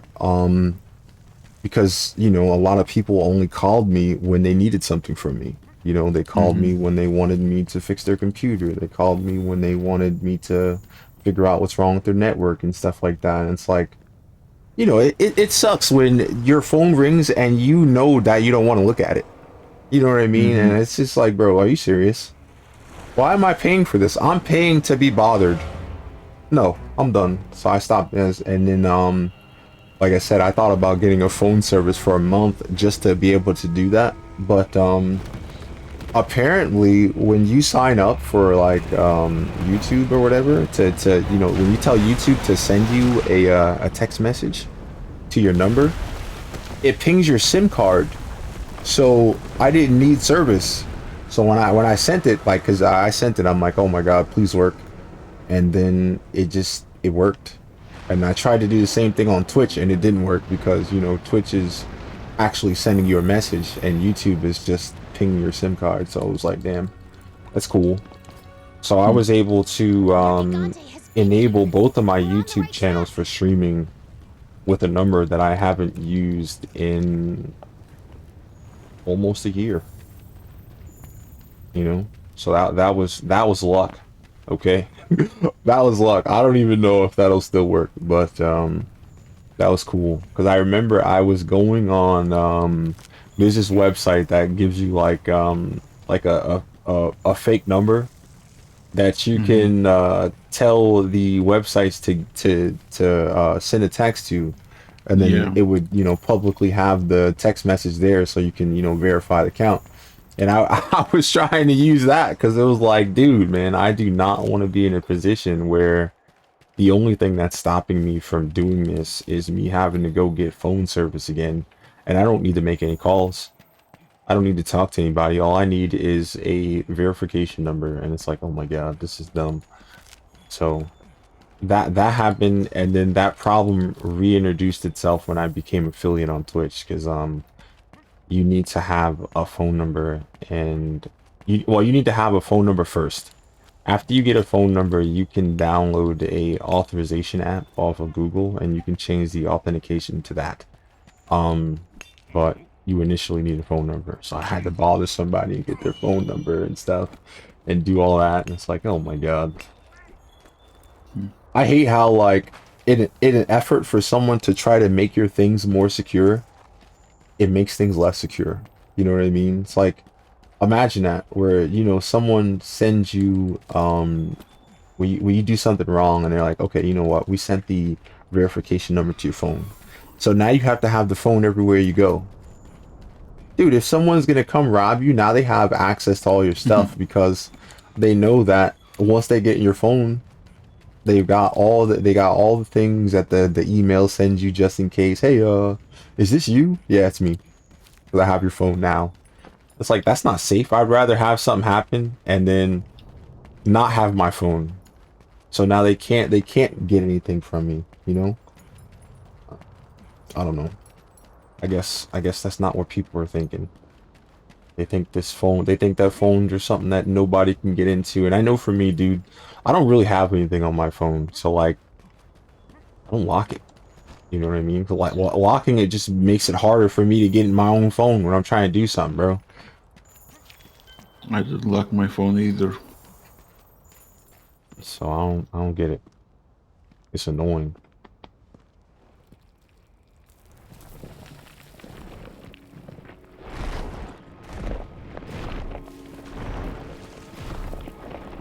Anyway, in Ex Machina there was a scene. Basically, a genius developer has developed robots, AI intelligence, and he made them human-like. But he made them all as women, as sexy women. And so the protagonist asks this developer, why did you make them women? Why did you have to make them sexual? And so the developer tells him, but what purpose does one gray box has to interact with another gray box? Basically, if you make the AI robots as gray boxes, then what's the point of interacting with them, or something like that? Well, to learn, to learn. Yeah. I mean, I guess it shows what's important to people. You know what I mean? It's not to learn something, you know. I talk to a pretty shell. Yeah. And that's an old movie, and we haven't changed. Doesn't that bother you? Aye. That's terrible.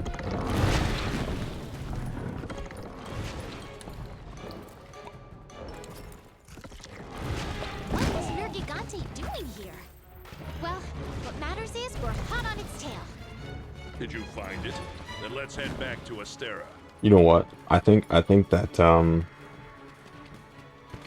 the people who predicted that we were going to be in flying cars and stuff by the 21st century are probably flipping out right now. It's like, yo, what are you guys doing, man? Why are you guys worried about this? Like, there's ads everywhere, bro. And all the ads are for products that suck. Oh my god.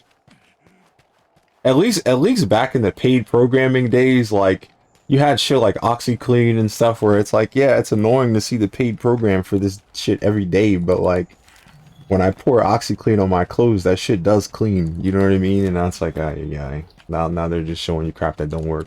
Hey, go on Squarespace where we tell you how to do stuff that people tell you how to do on YouTube for free. Yeah. Well, like, it's crazy because I know for me, I've developed like a numbness to people who try to sell you something now, you know? Like, I've used the internet so much that when I go to the store and someone's trying to sell me a TV, it's just like, they're not even talking. It's just like, oh my god, whatever. Another one? Yeah. Get away from me. And it sucks because it's like, I know it's your job, but like, I'm desensitized, bro. Like, you're literally barking up the wrong tree.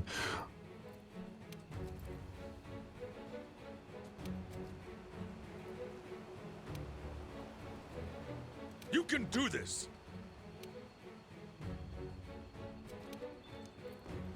We need to study Nergigante's tracks more. We just don't have enough data yet. Egyptians, Gilgamesh, I think they are. I think... No, the Egyptians have been defeated. The Carthaginians, or Carthage, is still somewhere. I'm not sure where.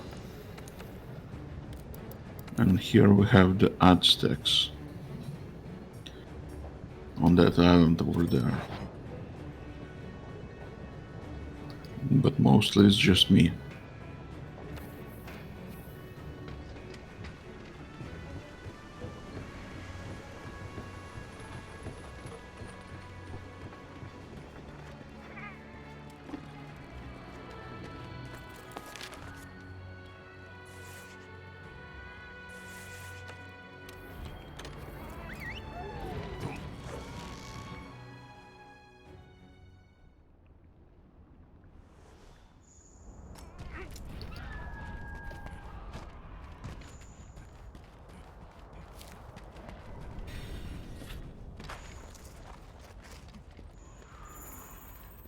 Nergigante has been here.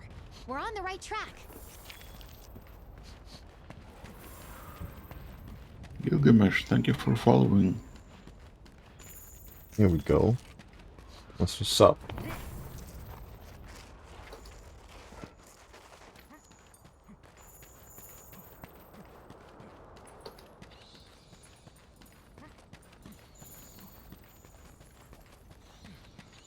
Later. That's good. I'm not gonna lie. I've had experiences before where like I would talk to someone or people for a long time, and I feel like, okay, this person likes me. This person's gonna come chill, and they don't follow, bro. I'm just like yeah. Like I wish I could like you know how if you get customer service, like they send you an email afterward and ask you like how they did. Like I wish I could send them a mail and be like, yo bro, how'd I do? Like what the fuck did I do wrong? Like what could I improve on and stuff like that. Like I wish that was a thing for content creators, that they could kind of like push that and be like, hey, you recently watched me. What do you think of my performance? What did you like? What did you dislike? Man, that would probably make streaming so easy though, because you could really get there. Because like imagine that. Imagine not knowing like that your mic is bad. So like someone's like, yo, 1 star, mic bad, and now you just like spend time in OBS and you fix it, and that's it. And now it's like, thank you. That feedback was so goddamn valuable. You don't even know.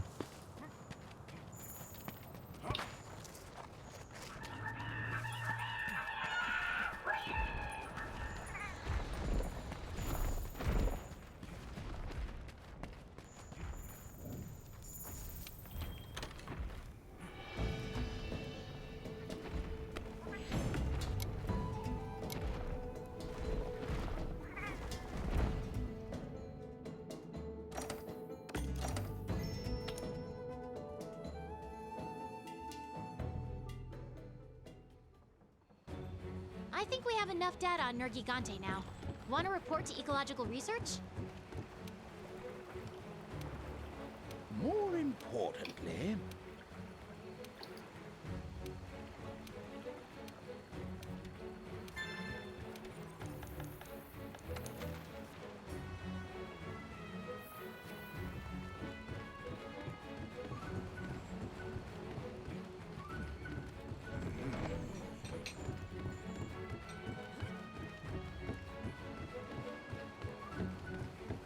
Over here.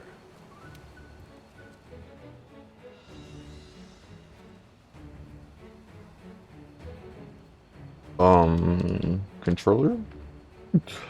Anybody home? Hi, yeah.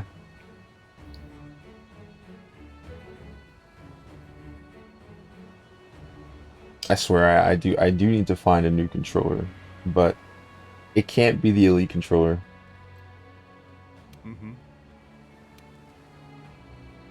I should start using the ones I do have, but Listen up. it's hot, and I know that like those controllers usually fall apart when it's hot. This is it. Us versus Nergigante, the elder dragon that feeds on elder dragons. Do you ever use a computer if you play a game on PC?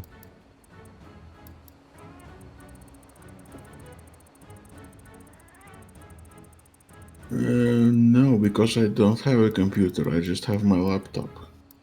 You stream from your laptop? Yep. And you got never mind, bro. That's cool. I didn't know. Like my laptop is hot garbage, bro. I'm not streaming nothing off of there. It's bad. I'm happy you're able to you know, stream at 1080p on your laptop. That's awesome. Yeah, I bought my laptop maybe 5 years ago. It's around $1,000, and aside from the malfunction with the keyboard, it works. But I think I need to buy a new one soon.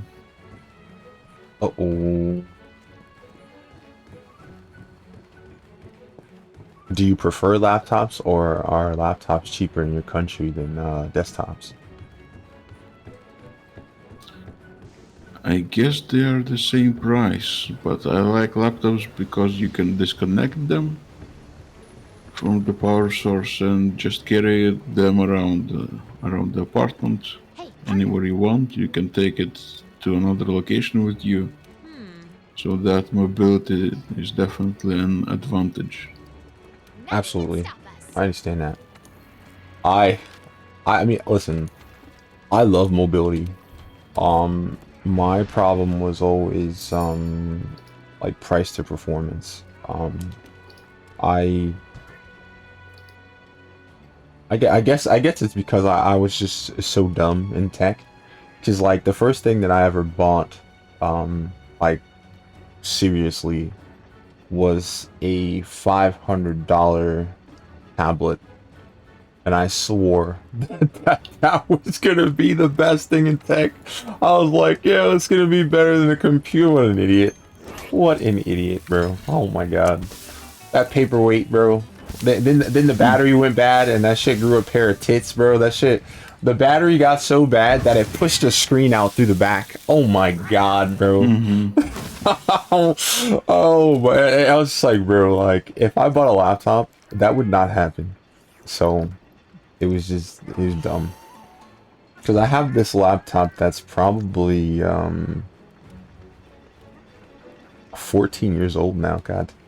And it has 2 screens. And it's a pretty cool device. But it runs Windows 7.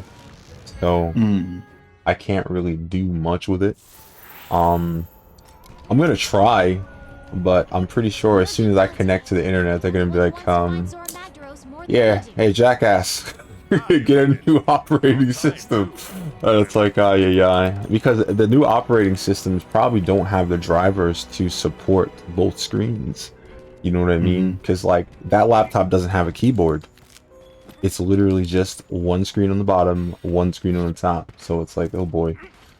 So I don't know. When I get that ready, I'll figure it out. Because it was funny, because the way I used to mess with it is that I would run like I would run 2 arcade emulators at the same time on you know one on each screen, and I try to see if I can beat like a different game using the same controller on both games. Oh yeah. That was fun to do, but like it was, I guess it was more like a an icebreaker than anything, because I would do that at work and people would just be like, "What are you doing? Yo, that's cool. What is that?" And it's like, "Oh, that's a laptop." No way, you know.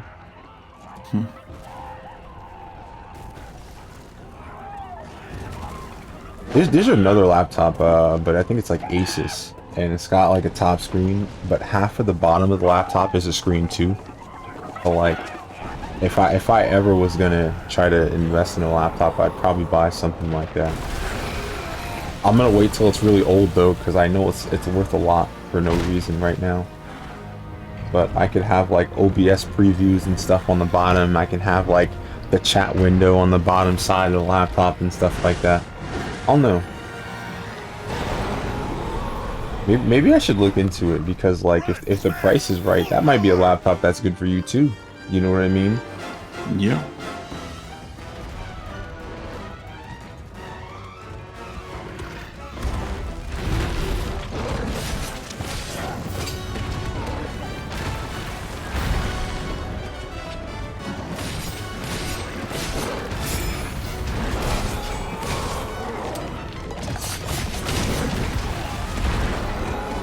Ow.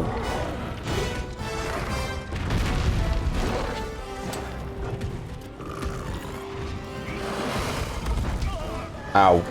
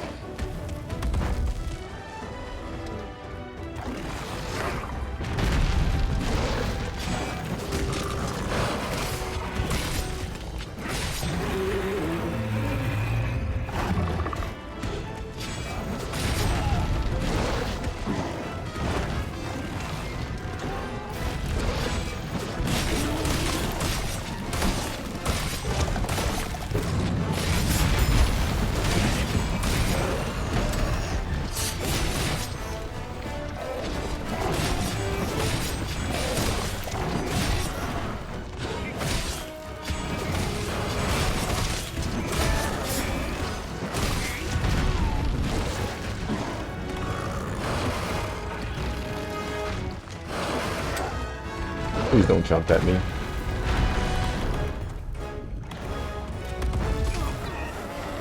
Wow, that's annoying.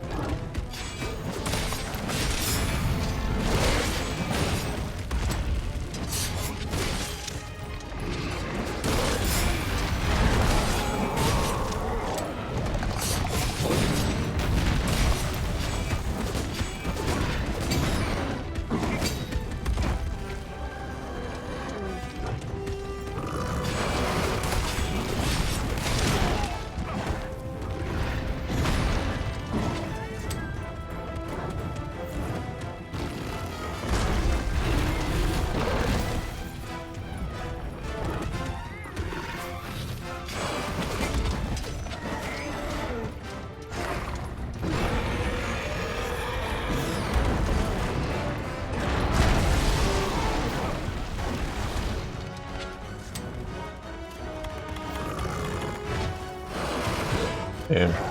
Poor cat.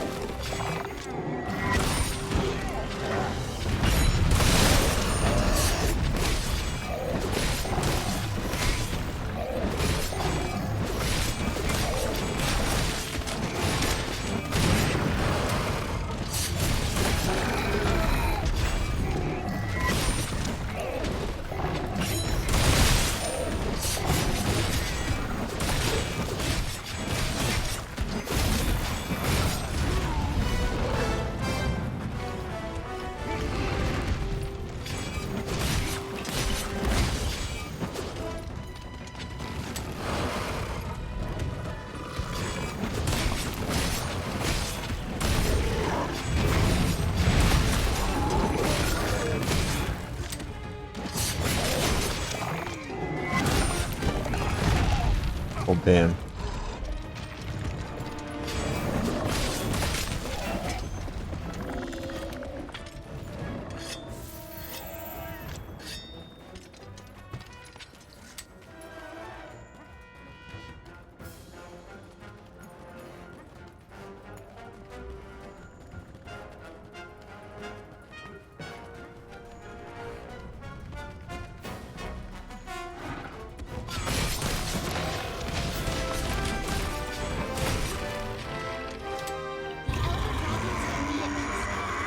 Let's go see the Admiral back at camp.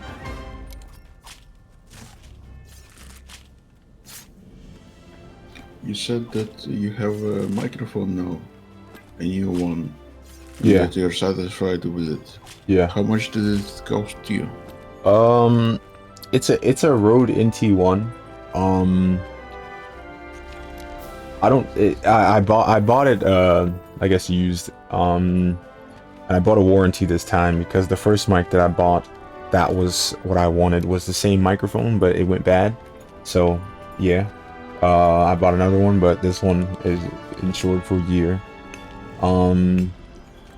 The first microphone that I bought in order to stream was I bought a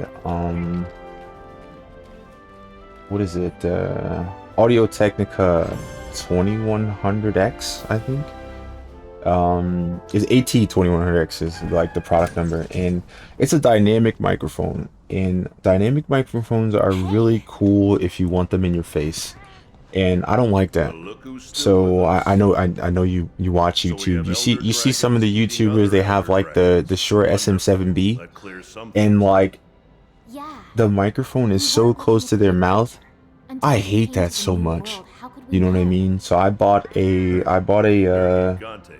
condenser mic, and the Rode NT1 is basically my favorite condenser mic because the way the voice sounds is a lot better in terms of like it sounds more rich than the other ones for me. Okay, and also there's a difference between the NT1 and the NT1A. I guess there's more coarse highs in the NT1A, but some people like that. So if you do decide to get a microphone like that, just I guess think about what you like the most in your voice, and then find out what the differences are between the two mics, and then decide like that. Energy in the first place. Enough energy to lure in a menace like that and convince it to switch habitats doesn't just naturally happen. Have enabled the voice gate mode. Has the sound gotten any better, do you think? What do you mean for Discord? We're on Discord, of course. Listen, your voice sounds fine. If you're talking about noise gate is, I don't like noise gate. Basically what noise gate is unless you're making a certain amount of noise, the microphone doesn't turn on. So the problem with that is that it does get rid of white noise, but it what is it? It cuts off the beginning of your voice sometimes. So I hate that. There's a setting in the OBS filters. It's like a noise cancellation, and then there's a toggle for RN noise in there. It says it takes a lot of CPU, so I don't know if you have some CPU overhead, that might be something you'd be interested in. If not, don't do it. But like I said, your voice sounds fine, and it sounds like your room is a lot more contained than mine. Because when I turn off RN noise, oh my god, you hear my PC. you hear the fans on my PC, and it's like, you know what I mean? You can imagine that every monster in the recess got spooked. It's better without RN noise, like the way my voice sounds, but at the end of the day, not hearing random tapping and hearing me meander on the couch and stuff like that is better than, you know, the quality increase that would happen if I turned it off. But unfortunately, that's not the case. Despite our best efforts, the situation has escalated. Elder dragons fleeing Nergigante's wrath have started invading other areas. Also, if you get a GPU that's in the 20 series, like, you know, I'm pretty sure even if you get a laptop with the 20 series, at least, there's a program called NVIDIA Broadcast. So, like, if you want to tweak more, you can play with that. But that makes your voice sound a lot more robotic and deadpan. So I would recommend you not worry about that. Unless you're working in a warehouse or something, because the way that that works is that it takes a sound profile from your voice and it records and it like keeps it, and it eliminates all the noise around your voice and it just picks that up. And you know, since it's a GPU, it's very fast. So like it's better at that than our noise, but it makes you robotic and it rejects a lot of differences in your sound. So if you have a very animated voice where something funny happens, your voice pitch goes up, something crazy happens, your voice pitch goes down, it'll ruin all that. Like if you laugh or if you raise your voice too loud, it'll cut it all up because it'll think that that has nothing to do with the voice profile that you have saved. So it's out of range and it'll cut it. So I don't know.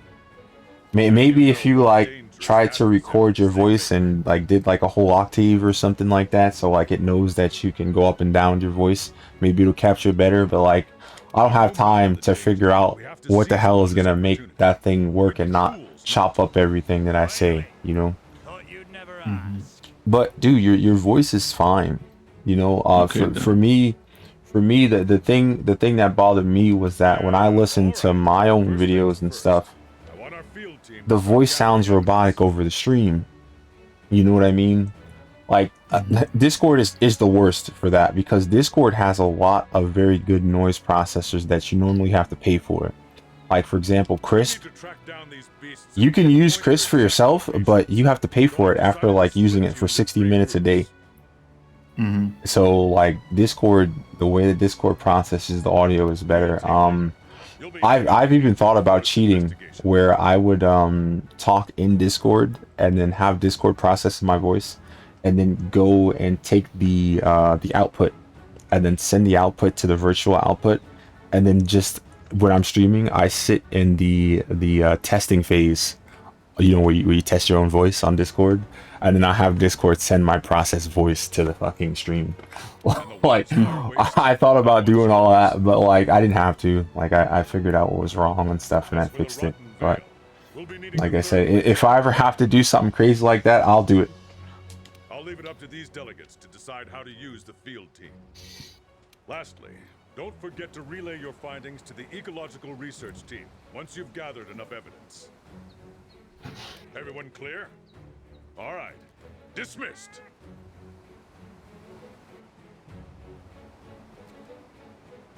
Now you're talking.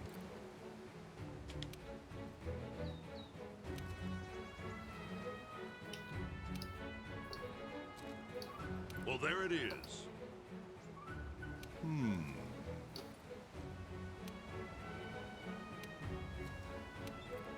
See ya.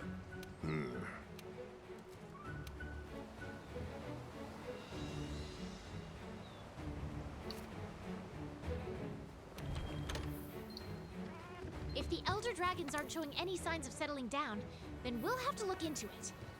We're on the hunt. Boy.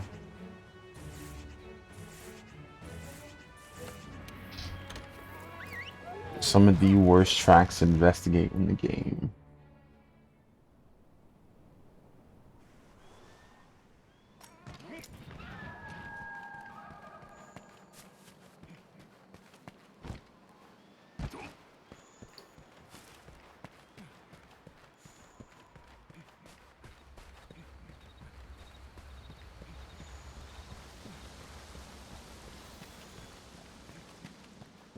I'll be right back. All good. Thanks for telling me.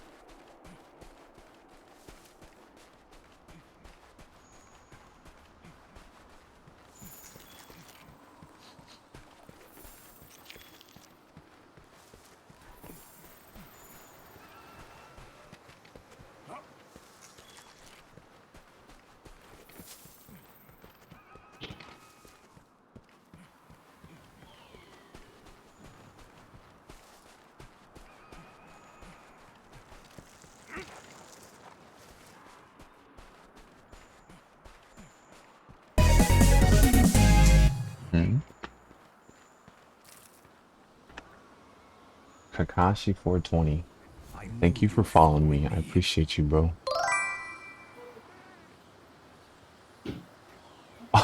You gonna give me hell for Longsword, bro? Listen. Alright, that is the story of my life. Listen, dude, I actually have a playthrough on the channel that is what you call it? I have a highlight that's on the channel of me using not a longsword, okay? So if you were looking for that, it's there. But the problem with that was that it's over 12 hours, so YouTube hates it. Okay? So yeah, like YouTube doesn't like videos over 12 hours, so I'm trying to beat the game in less than 12 hours so I can push it to YouTube and YouTube won't have a shit attack. But we'll see how that goes.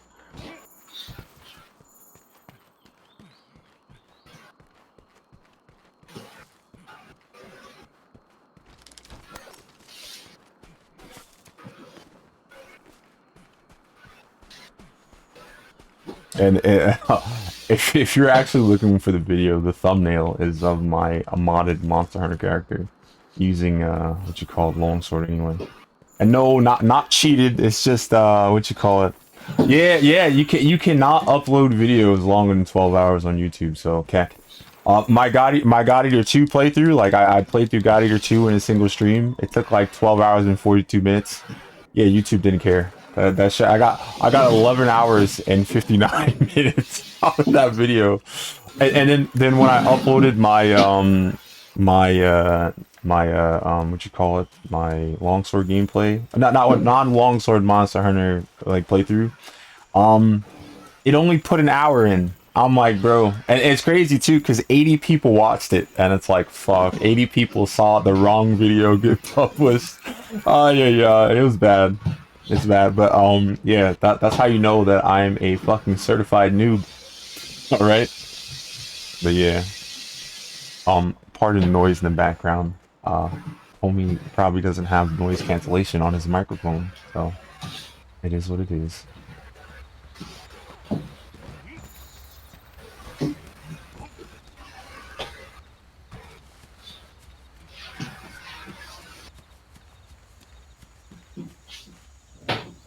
I think that's all the damn footprints they're gonna give me.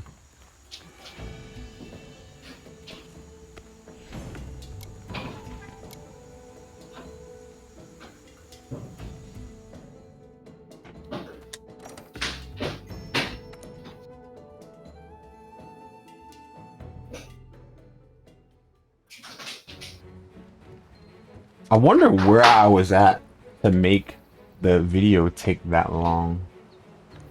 I'm saying that I got like 4 hours left. I need to stop playing around. Oh, fuck around. It's gonna be 15, 16 hours long too. Oh my god. Imagine fucking up twice. I guess I can get Kushala crap.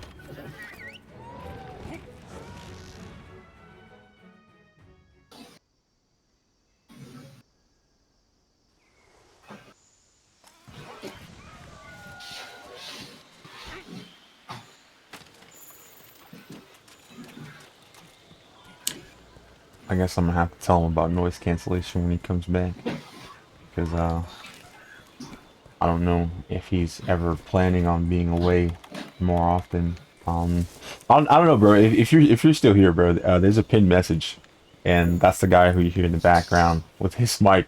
He's pretty much a new streamer, but he came up with the idea that like surveying each other, surveying each other, like asking people questions about how they like streaming and stuff like that, and that made the stream more interesting in the beginning, because like he was asking stuff about like aspirations, like what hurdles there are, stuff like that, what made me start streaming and all that stuff, blah blah blah. And those are questions that people don't normally ask. You know what I mean? They're just like, hey, what are you doing? Oh, you died. I'm out of here. Or what you call it? Your microphone sucks. I'm not gonna tell you to fix your mic. I'm just gonna leave. And it's like pain. But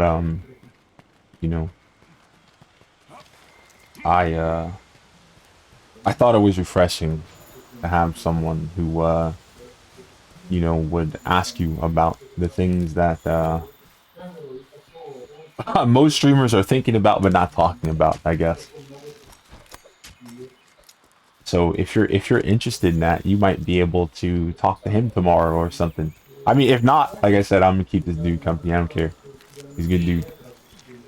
But I do feel like a lot of the stuff that Twitch tells you about, like you know, Twitch tells you to talk to your lurkers and blah blah blah, and it's like, dude, some lurkers aren't still there after like 2 seconds. So it's like, well, pain.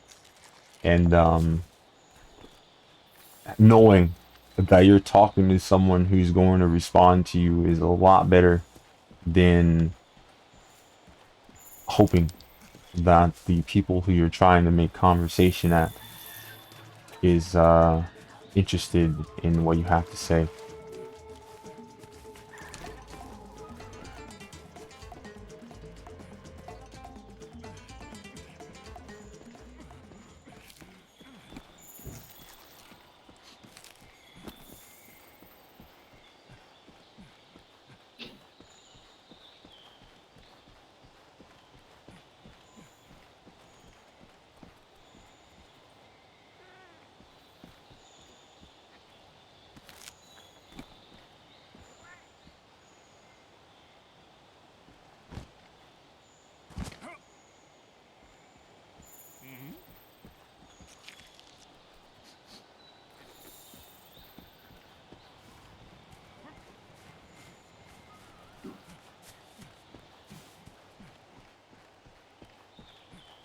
Kind of feel bad because I chose a name in this game that I'm probably gonna delete. Like, I wish I didn't make such a dumb name. And it's not even a dumb name. It's just like a short version of the name that I use on Steam. But my cat name is bad too. So it's like, oh my god, I'm just gonna have to redo everything again. But like, I deleted my other character like that. Получается, высота у нас 62, да, максимум. Вот. Сядь на стул и посмотрим, где у тебя ноги заканчиваются. И сядь под этот самый, под стол. Сколько у тебя сантиметров тут получается. Тут, значит, давайте померим вот так вот, да? У тебя 57. Дальше ты не садишься? Нет, не сажусь. Получается, что у тебя вот до стола остается 4 сантиметра, да? Да, получается маленький зазор. Тут у нас 62, отнять 4, 58 сантиметров, да? Это получается, ты сидишь до конца закрученного, нет? Не знаю. Практически, да. Ну, короче, подниматься особенно уже и некуда. Да? То есть, если поднимешься немножко, то упрешься ногами. Ну, вот попробуй сейчас сядь.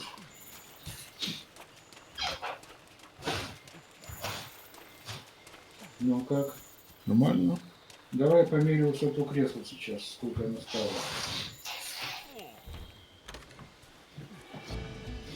Так, здесь у нас 41, да? 41 надо записать. Пусть у тебя бумажки, или я там возьму.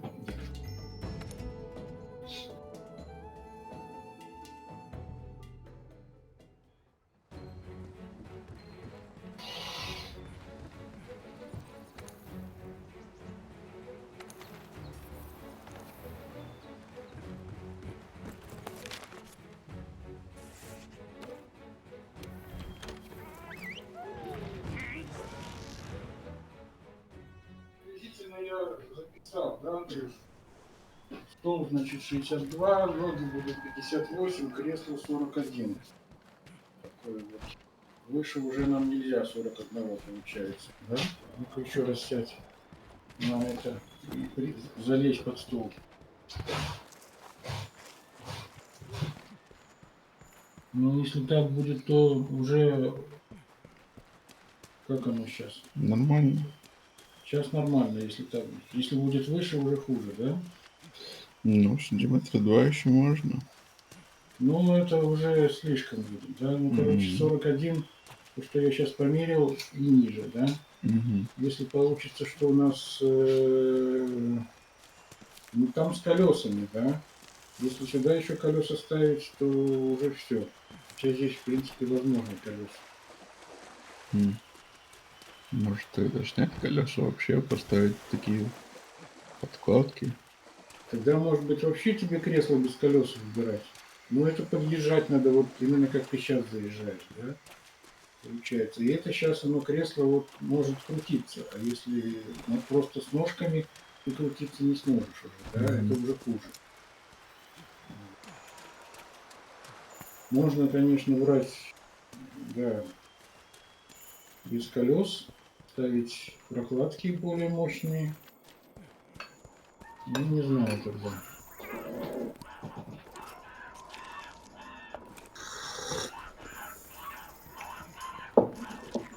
Пол выше уже не поднимется, плюс не оторвем. Да? Поменять то уже опять получается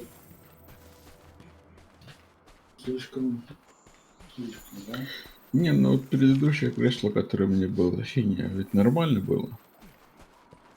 Даже с подлокотниками все равно было нормально. Ну. Так что я думаю, это стал рассчитан на стандартное кресло. Ну, короче, Андрюш, я буду мерить, да? Если будет получится, что что-то не то, ну тогда надо будет... Ну, в общем, я понял. 58, ну вот я сажусь, да, допустим. У меня вот 57, да? 56.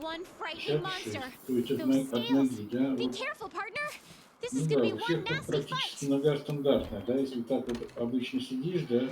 Ну вот у меня тоже 58, а это рассчитан 62. То есть на обычном стуле, да, на обычном кресле, тем более если пониже опустить, значит и туда влезет. А с колесиками, без колесиков, ну не знаю, тогда будем действительно колесики снимать, экспериментировать. Если высоты хватает, значит попробуем мои вставить, да, посмотрим, как ты на них там будешь кататься туда-сюда. Может, без колес тебе, не знаю. Ну, в общем, ладно. Работай. Советую не больше. Там.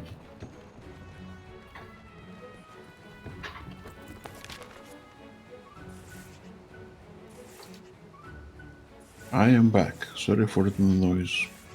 That's fine. That's fine.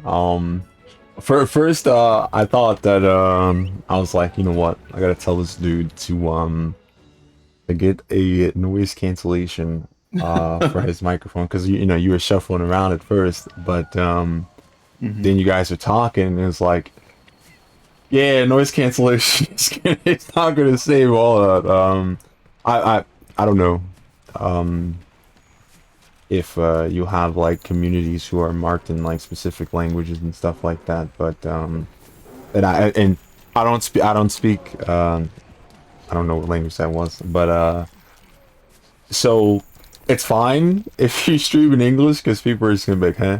But like if you guys were saying anything that was like personal or whatnot, I don't think it would be good for you to leave your mic open like that. And listen, if you had some super fans in your chat right now, some of them would probably hold their phone up to the computer and be like, yo, translate, you know what I mean? So like, you know, just be careful if you guys were saying anything specific, you know? Yeah, you're right.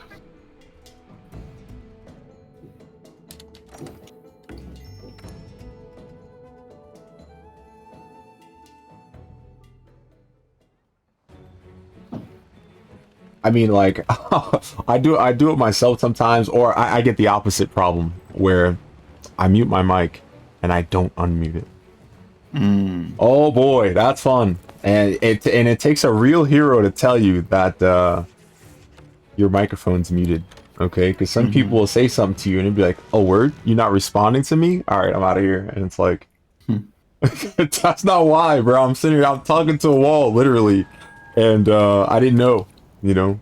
And then some people would just be like, "Yo, bro, is your mic muted?" And it's like, "Yeah, hey, guess what? I don't know if you know me yet, but I'm a dumbass." Hi, nice to meet you. Yeah. But yeah, you know, like I said, depending on who you have in your streams, they'll tell you or they won't.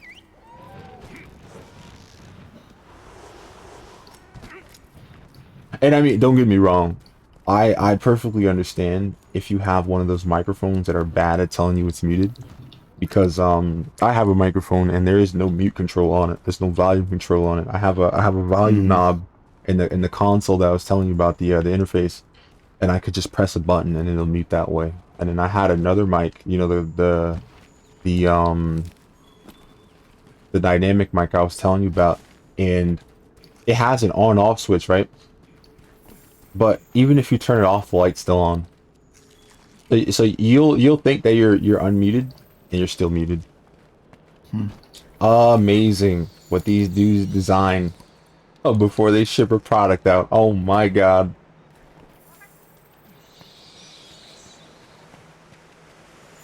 Maybe they're thinking that people who stream aren't gonna use it or something, because like I said, when the light is on, whether or not the mic is on or not, it's the worst thing in the world. Cause I'm like, yo, bro, I'm good. I have to open up OBS and stare at the what you call it, the preview, and see my volume and see the bar not moving, and it's like, oh my god, how long was it like this? Fuck, 25 minutes. Oh my god, you know what I mean? So like, you missed commentary, you missed maybe a boss fight. They missed you fucking yelling at your TV because some stupid shit happened. It's like, oh man.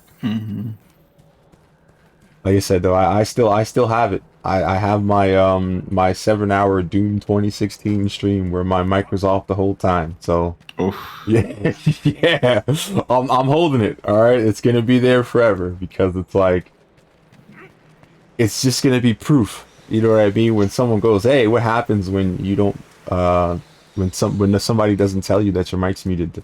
That that whole stream. Oh yeah. I actually have a Dead by Daylight stream where there was an OBS warning that my network was wrong, and the red notification was on the entire stream. Nobody said anything about it. Oh yeah. I wish I could make like a thing where it's like, yo, if anything's wrong with the stream, tell me. Tell me. Oh yeah, man, it's the worst. But hopefully you'll have more what you call it, you'll have more verbal people in your streams, because I was happy because what, you know, yesterday somebody told you that that your microphone was too low. I had said it earlier, but I know for me, like I told you, I have audio problems a lot, so I didn't want to be the person to tell you, because I could have been wrong. You know what I mean? Yeah, but you told me that my voice was low, so I thought my voice was like low versus high, you know? Oh no, yeah, I meant the volume. I didn't mean like I didn't mean like, oh, you have a deep voice. That, never mind. Yeah, sorry. I should have clarified.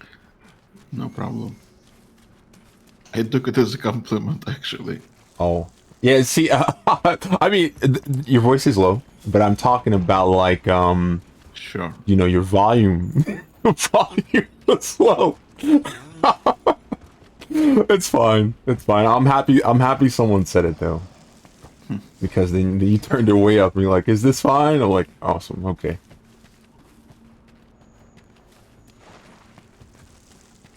Yeah, but the microphone I have right now, it cost me $25. I don't know if I told you. No, you didn't tell me, but that's good. That's real good.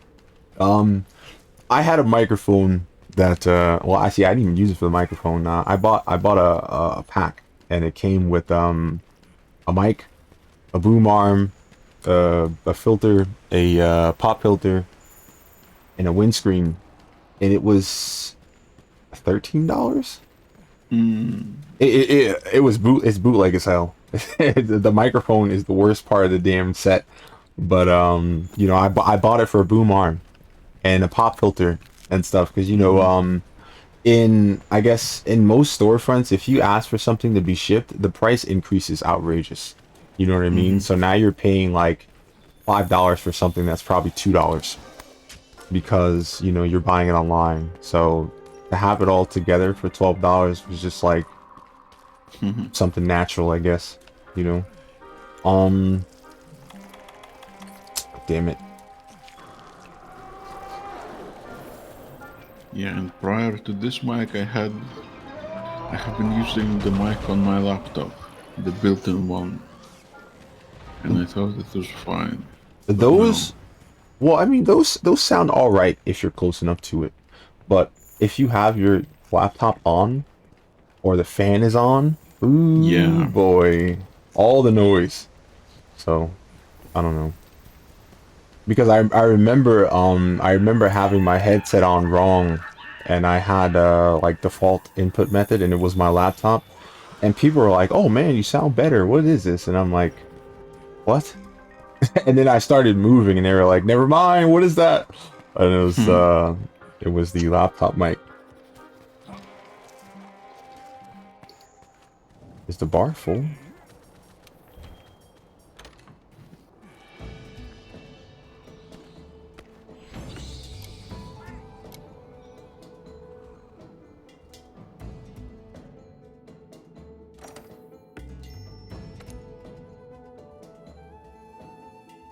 I think that's all of them.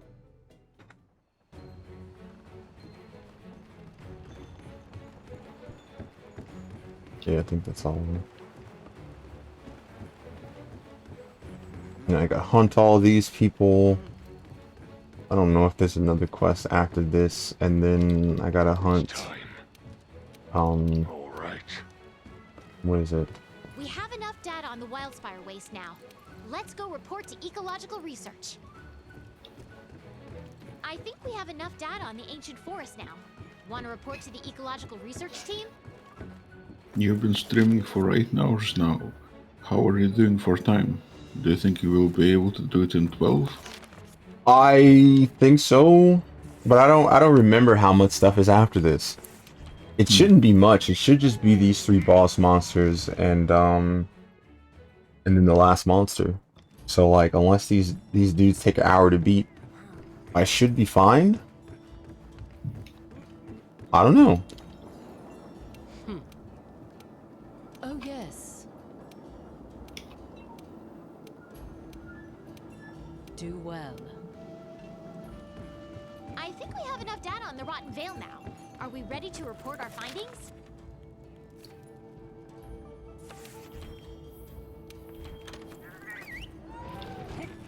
I wonder what happened that made it take so long. I think I was looking for tracks, and I was trying to defeat monsters to make the tracks go up, and I just had to pick them up off the floor.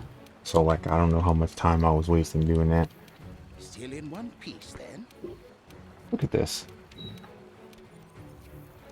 Still in one piece, then? What a waste of time.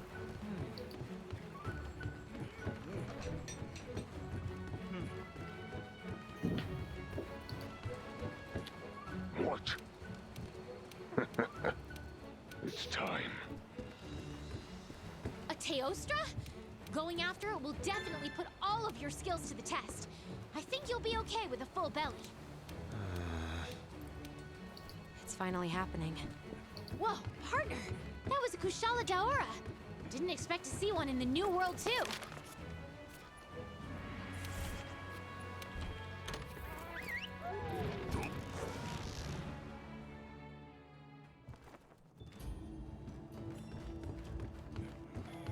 Yeah, I don't know. I don't know why it took so long, but I should be in good time. Do well. It's clothed in effluvium? What kind of Alright. crazy monster are we dealing with here? Okay.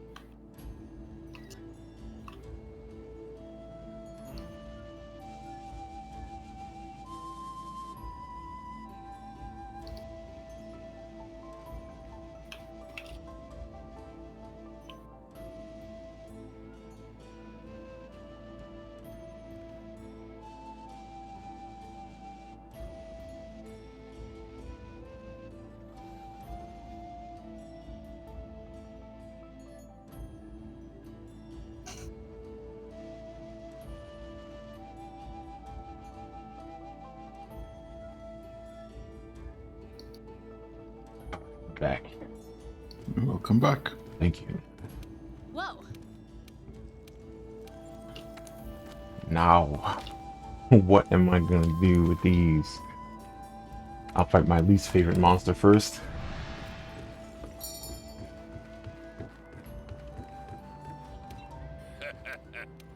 But yeah, I wouldn't imagine that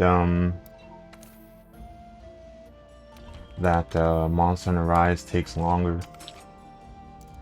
I'm not sure.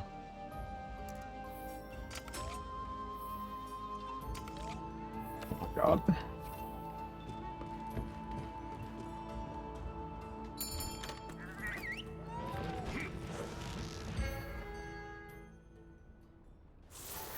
I do not know what I was thinking.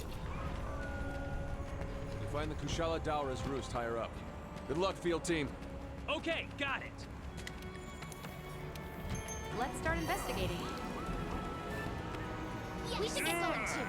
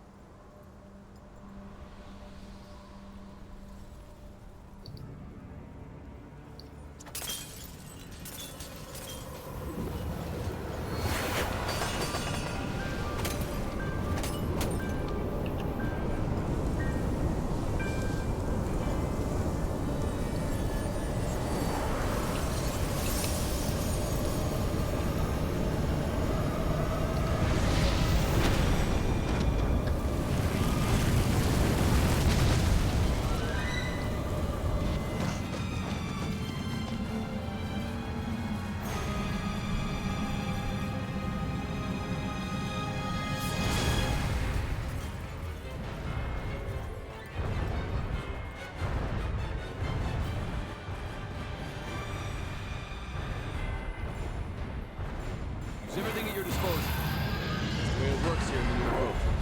There they go again. Always gotta be first. We all saw it coming. Watch that wind!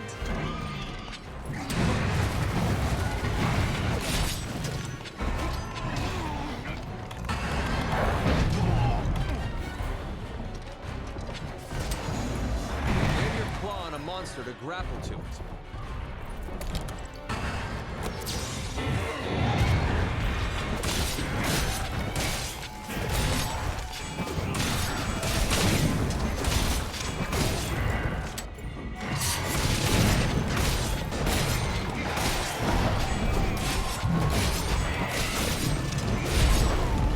Of course.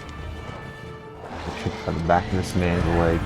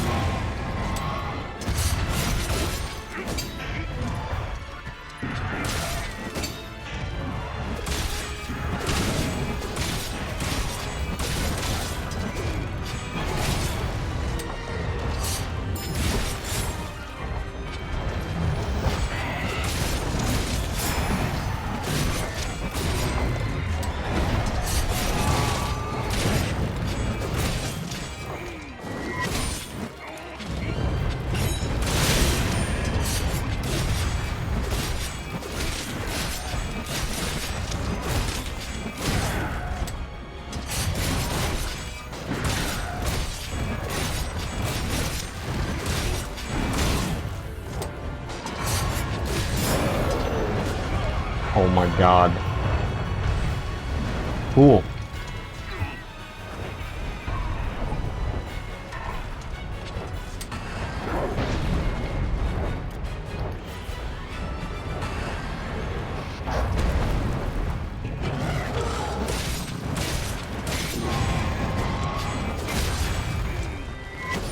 Dang.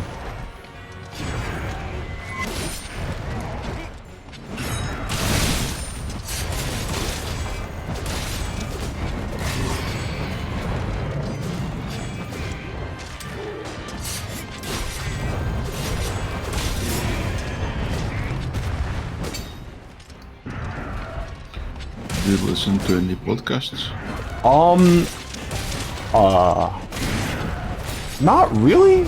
I watch videos and stuff, but like some of them probably could be podcasts because some of them just have like an image as a background kick. So like they're probably podcasts, but they're on YouTube, I guess.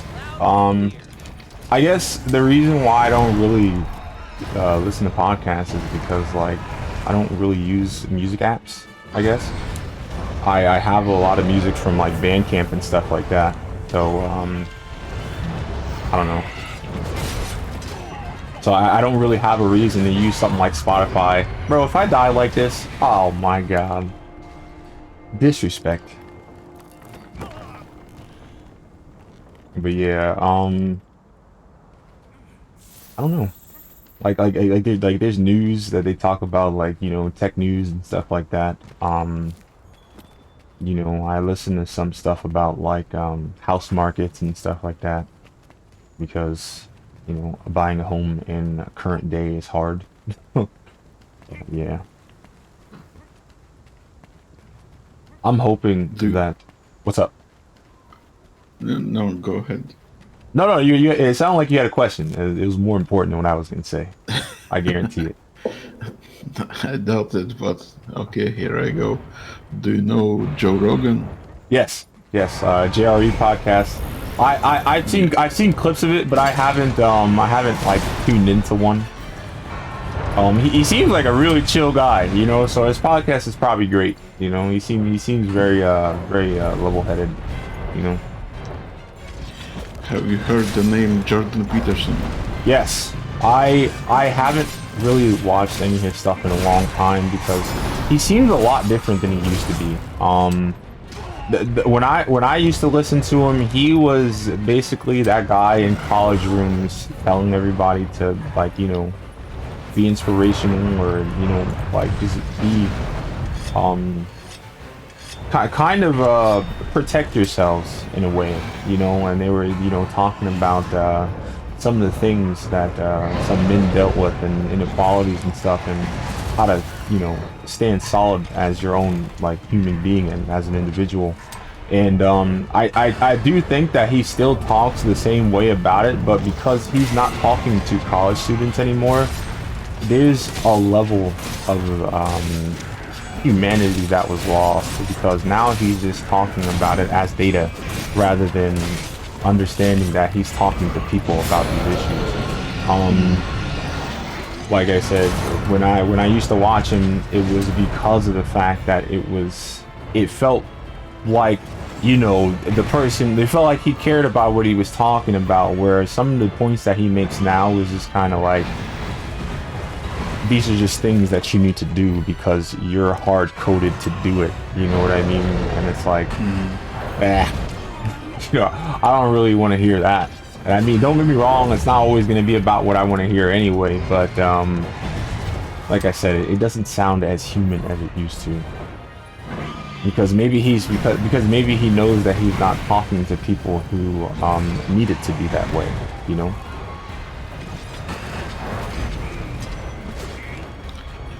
This is odd, but I guess I'm more familiar with people in America than I am in my own country. So I know names like Joe Rogan and Jordan Peterson and Ben Shapiro and others. Yeah, but I mean, Jordan Peterson is Canadian, you know what I mean? I'm pretty sure that, yeah. Okay. But it doesn't matter. I'm saying, still, same thing, I guess. Except they don't have to pay for healthcare. But yeah.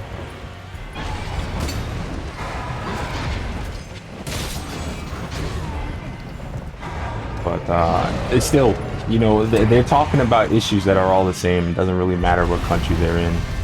You know, it might be a world issue at this point. But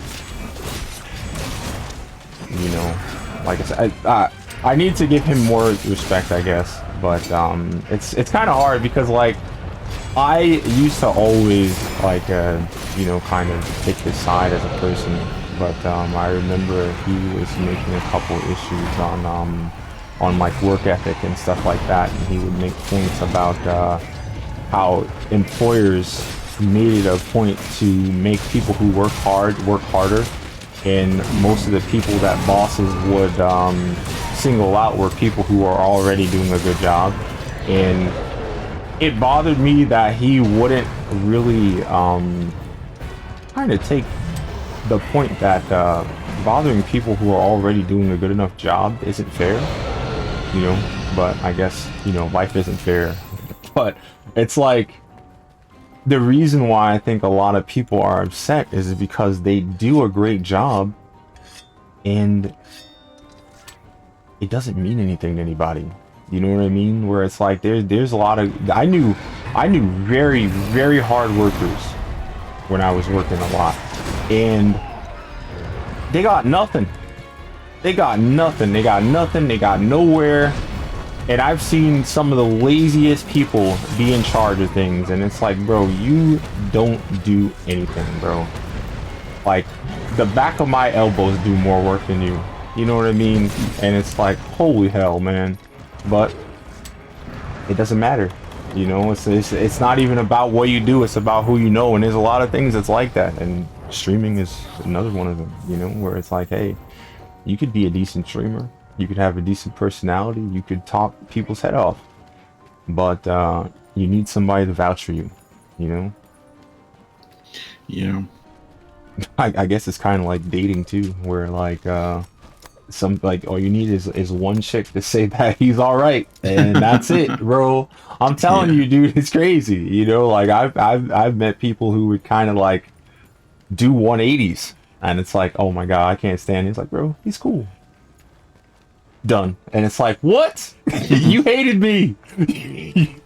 But it's whatever. I don't understand, and I'm not supposed to understand. You know, it is what it is. But yeah, it's all about trying to get in there, and I don't know who I have to know to get off the floor and stay off the floor. Because like I said, I knew a lot of people who would come in here and lurk and all that stuff, and you know, talk sometimes, even though conversations weren't the best. But you know, it didn't last. And just like you were saying with your Instagram, where it was like, yo, dude, you had it, and then you took a little break, and that's it, bro. It's like you were never there. Yeah. It's almost scary to think about, because you know there are people out there who like sell accounts. Imagine that. Imagine the people who see you right now, if like, you know, if they forgot how your art is and stuff and your art style. Now they think that you're somebody who decided to buy that account so that you can have fame. Definitely. And now it's like, yo, bro, it's still me. It's me. But I don't know. Hopefully that's not a problem you have to deal with.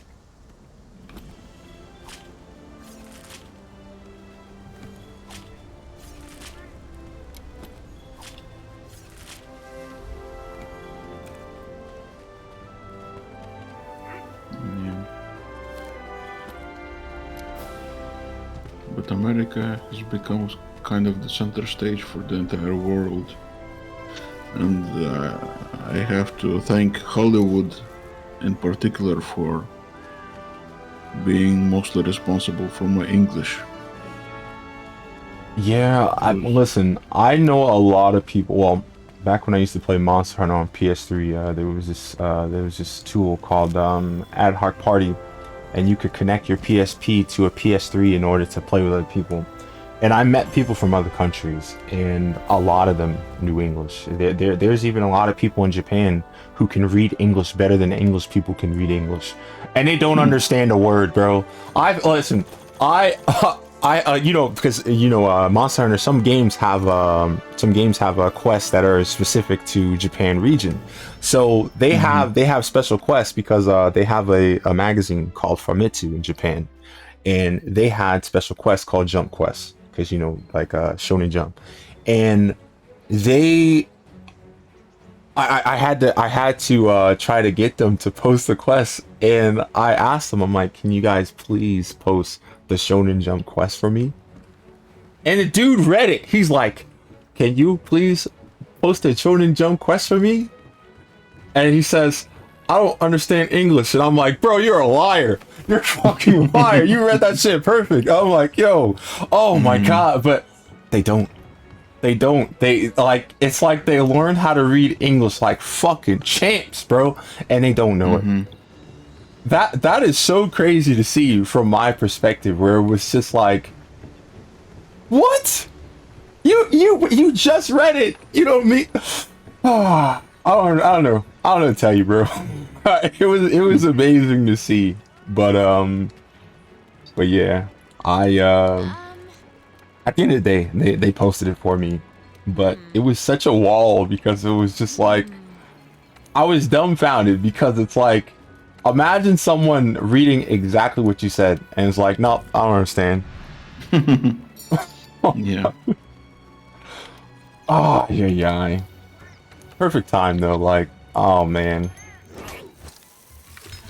By the way, I visited Japan for 2 weeks when I was younger. How was it? A magical country, I suppose. Yeah.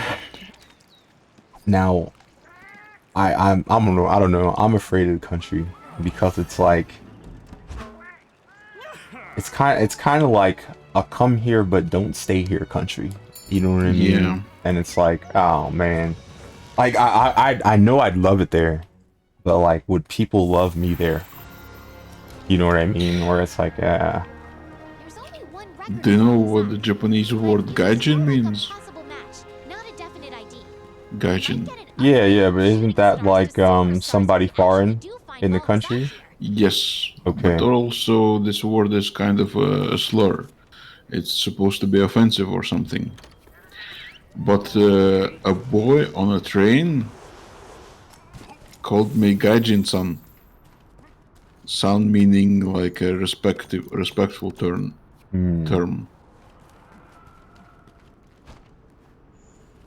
That's 100% confusing. It's like, I don't know whether to be flattered or offended. Yeah.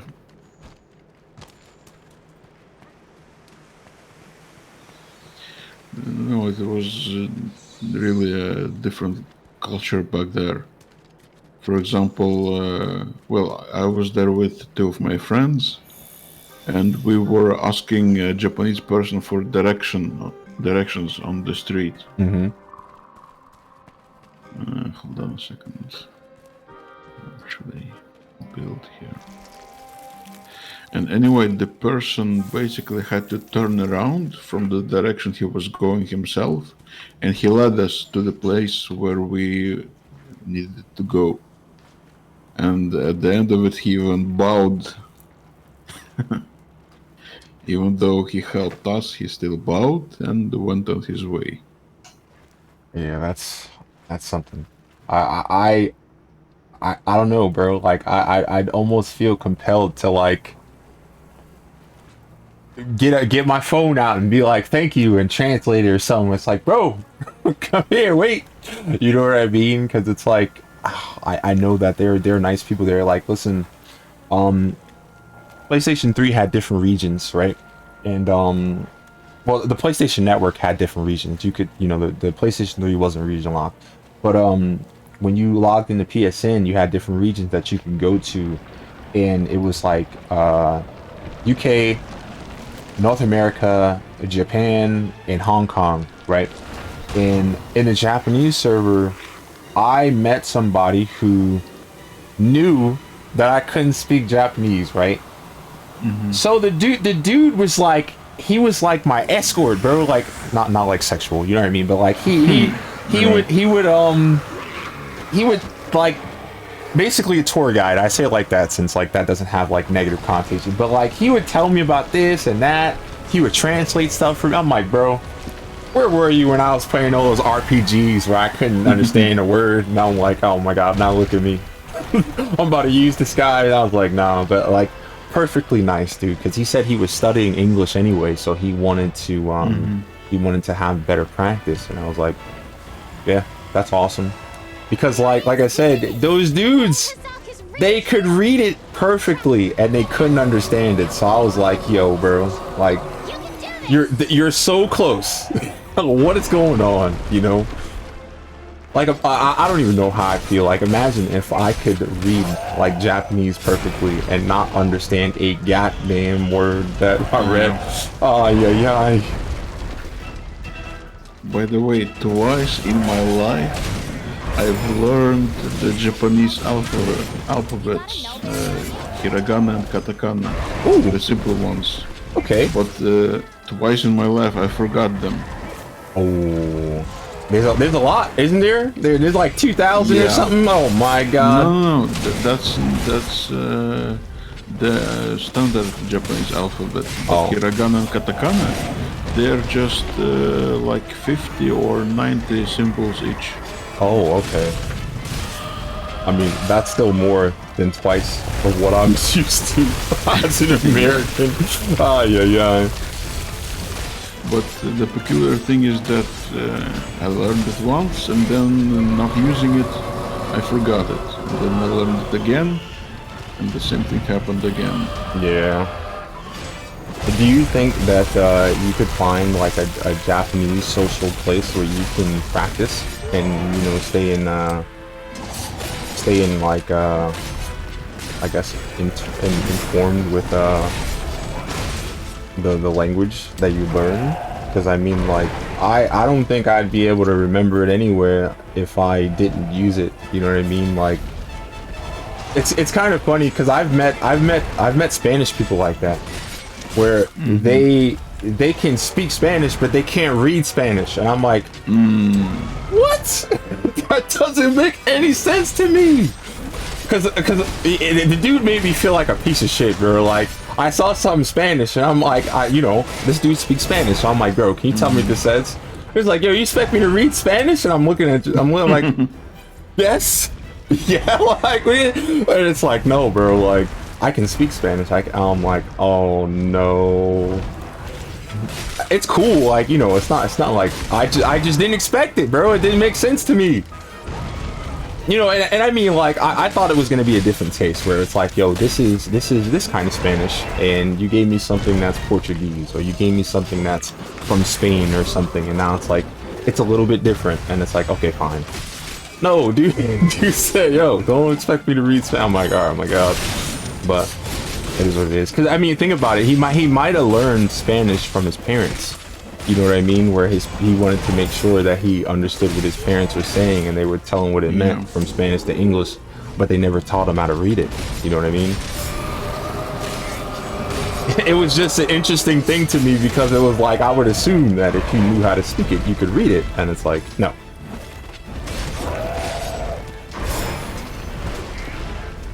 So like, you know what? That makes me feel like even more of an asshole, because like, those people who could read Spanish, I mean, could read English but not speak it. It was like, oh wow. Oh my god. Did you know that in Asian cultures they don't have the letter L? They use R instead.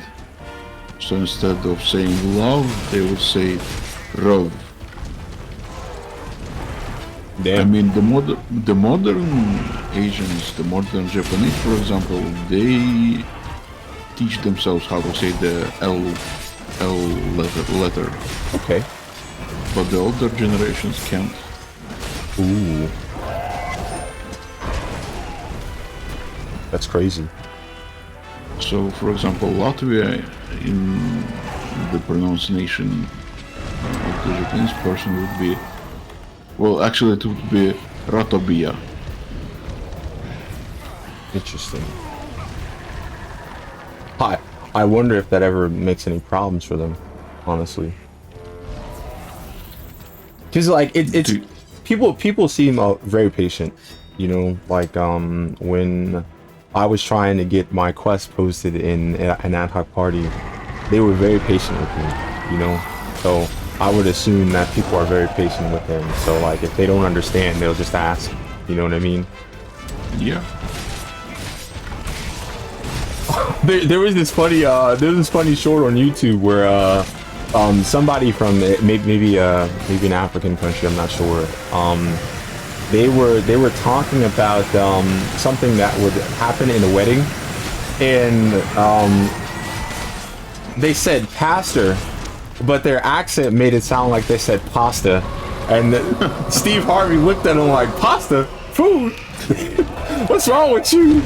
It's like pastor, and then they had to say priest because they said priest instead. It's like, oh my god. Yeah.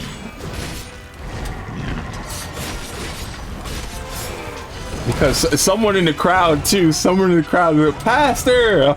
It's like, damn, bro, and he still didn't get it. It was terrible.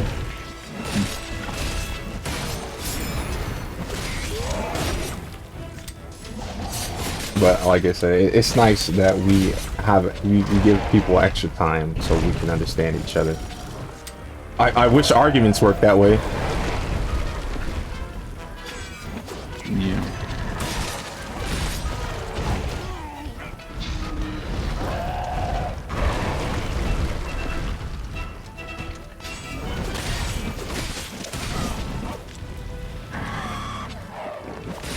I can't remember if there's any more Elder Dragons after this.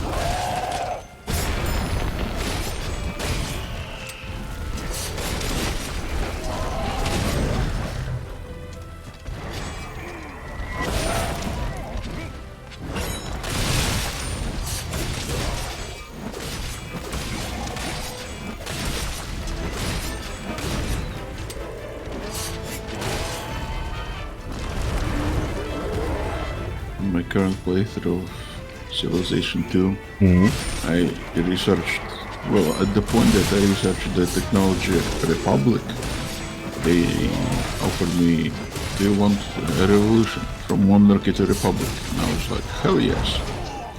And the revolution was successful. From the monarch Abe Lincoln became the counselor Abe Lincoln. And then it turns out that when I was conquering another civilization, they sent an emissary, and they're like, we are offering you a peace treaty. Ooh. And I'm like, no way, man, I'm gonna conquer you. But then the message says, the council has overridden you. Our nation accepts the peace treaty. So that's the Republic.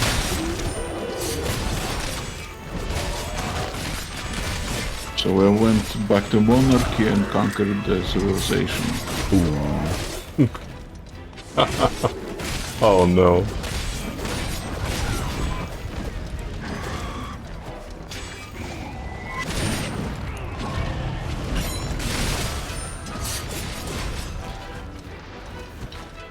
But I was polite and courteous. Every time they sent an emissary, I accepted the emissary, just to listen to what he had to say.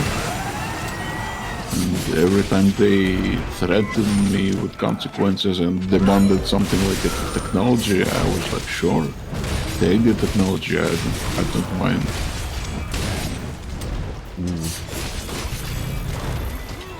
So I was a particular conqueror. I wonder what they'd want to do with that technology anyway.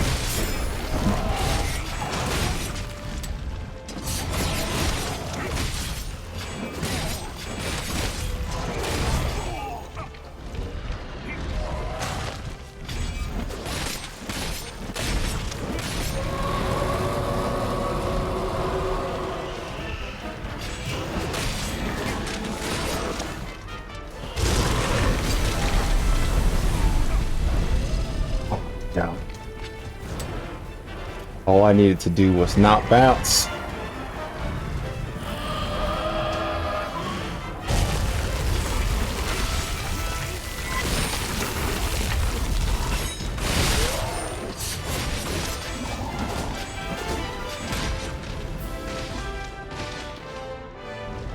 Have you been to other countries? I have not been to other countries. I don't know why I haven't been to other countries. You know what? I wonder if I would do fine in another country, because I remember hearing a friend of mine in Malaysia say that he paid for his house, and the price of his house was just like, man, if houses cost that much where I live, I'd be a tycoon, bro. Oh, you guy. Never mind. Like I said, for me, having somewhere to stay and like going to sleep and waking up and knowing that like even if I was a potato for the rest of my life, as long as I paid my taxes, they're not gonna take it from me. Guy. But you know, like I said, those are one of the few things that would make me consider wanting to go over there. But like,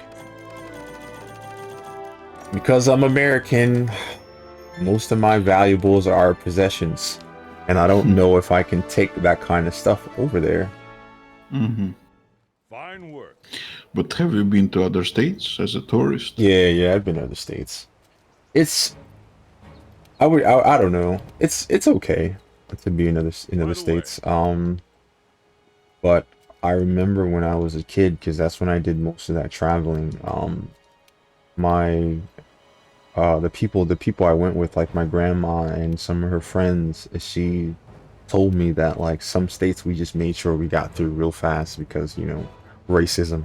Because you gotta love how, despite that, we're an entire country that each state has their own rules and traditions that you know, shouldn't be there anymore, but they're still there for, I don't know, you know. So that's fun. But I don't know, you know, like I never thought that you know, life would still be in a state where you're hated by people in your own country. You know what I mean? Like, I see so many other countries, and like a lot of those countries hate people from other places. You know, like, you know, some countries have issues with people from like India and stuff coming over there. And I know for me, there was one dude. He seemed like a nice dude, and then when he started talking about that, wow, everything came out of him, bro. But like, he was talking about people from, you know, India going over there, and he said that they would poo on the beach, bro. And it's like, what? Jesus, you know what I mean? And then like, but he wasn't critical of those specific people. He kind of just put the whole race in there, and it's like, bro, no, stop, please, don't do that, that's not what it is. You know, some people are just degenerate. When some people are degenerate, happen to be the same race, you don't hate the whole race, you hate those people.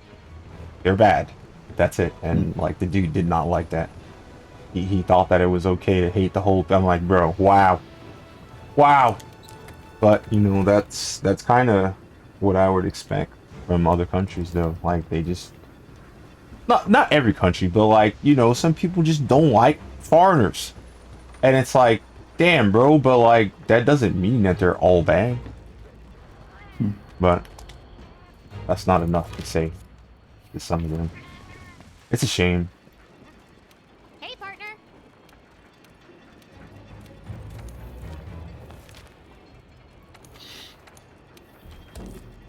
You're right about prices being lower in other countries. In India, I traveled on a shoestring budget. I think I had like,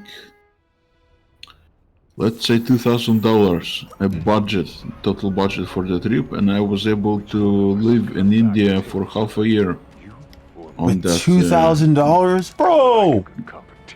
And I think that included the airplane tickets. Is really into this.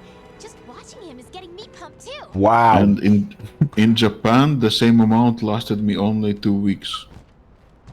Yeah, yeah, that's Japan. That's sad. I know. They were showing me. There was some dude. I don't know if you ever watched the YouTube channel Game Ranks. They have a Discord server. They don't advertise it anymore because they had a big falling out. I think.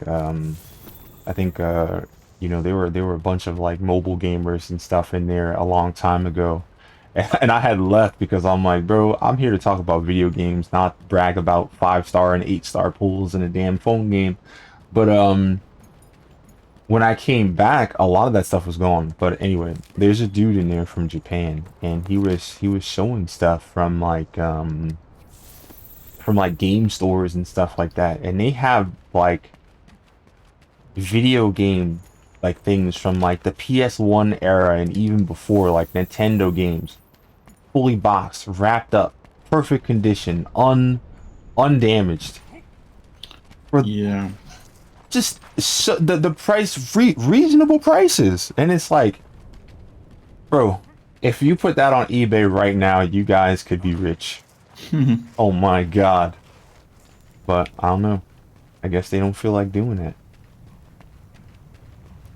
Yeah, I've read somewhere or heard somewhere that in Japan they have ice creams of very weird flavors, like cow tongue, octopus, and stuff like that. That sounds like those gross jelly beans, bro. I'm good. You ever had some of those jelly beans? Nope. Oh, good. You don't. but there was like I remember the first time I had them and the last time I had them. I was at a movie theater, and they had Harry Potter jelly beans, and it was like puke. But it was so dumb, and I'm like, there's no way these beans taste like. Oh no, they're gross. And I think they costed more than regular jelly beans too, and it was just like, dude, I'm paying for bullshit right now. What's wrong with me? Like I said, never bought it again, bro. Ugly. A lot of movie snacks I don't like though, so I'm kind of happy that when I used to go to the movies, the people didn't check me, because like I would go to like Subway and get a sandwich and then come to the movie theater because like movie snacks cost too much for what they are. And the security dude was cool.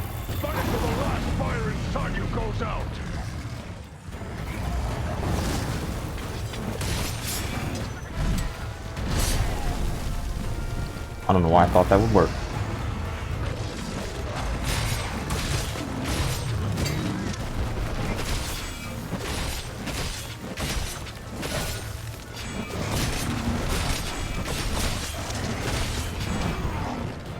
It kind of scares me though, because like I don't think I'll ever be able to get away with stuff like that anymore because of the way that people act in this country now. You know what I mean? Like, if I go to the movies like that, they're probably going to think that I have a gun. And they're going to have to check me for a gun.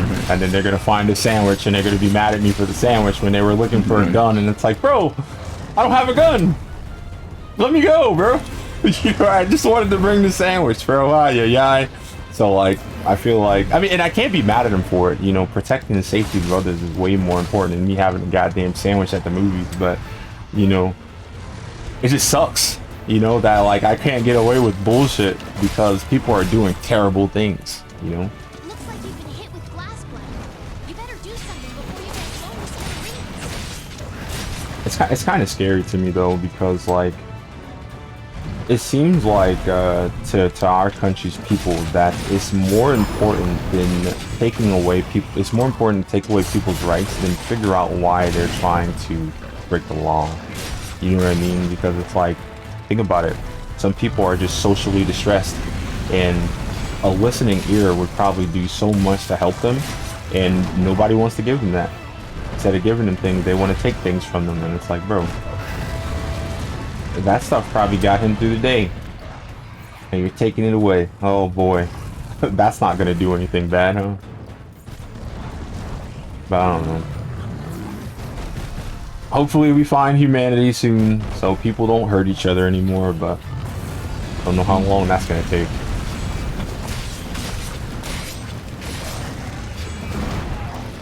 Have you heard about the idea universal basic income? I don't know if I've heard that specifically, but I know that people were talking about like I guess socialism, you know.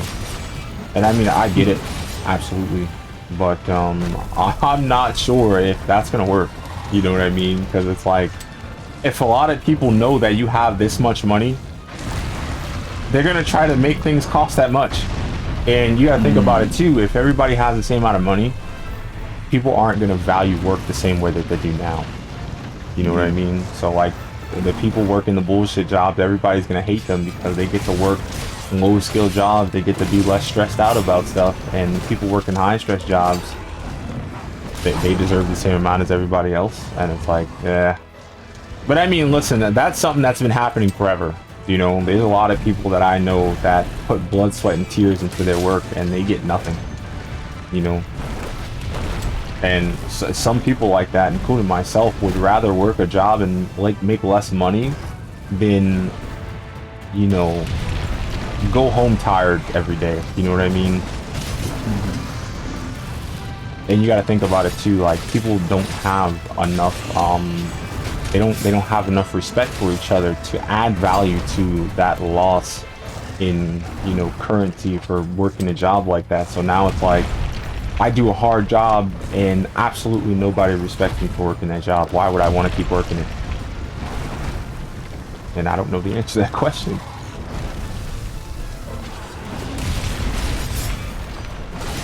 You know, I wonder, and I wish I could ask people in the past in my life, how many people actually liked what they were doing versus they liked who they were doing it for. You know what I mean? Because some people work some really horrible jobs. You got coal miners and stuff. They never get to come home and stuff like that. But you know, they're happy because the person that they're doing it for makes them happy. You know what I mean?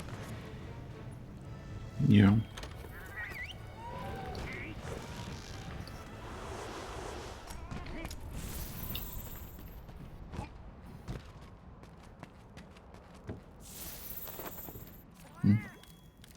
The first time I visited the tent, 10 hours into the game. Make sure you're always Oh, yeah. ready for what comes next.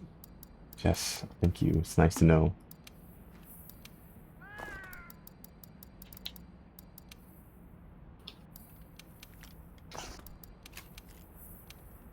You can use the item box to manage your inventory.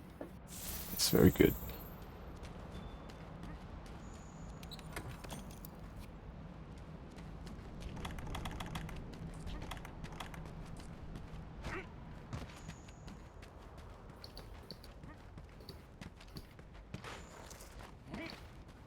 Do you guys care about each other in your country? The people? Yes. I don't know. Not particularly, but neither do we ignore each other. Well, that's nice. It's not as nice, but I mean, well, it could be nicer, but it's nice.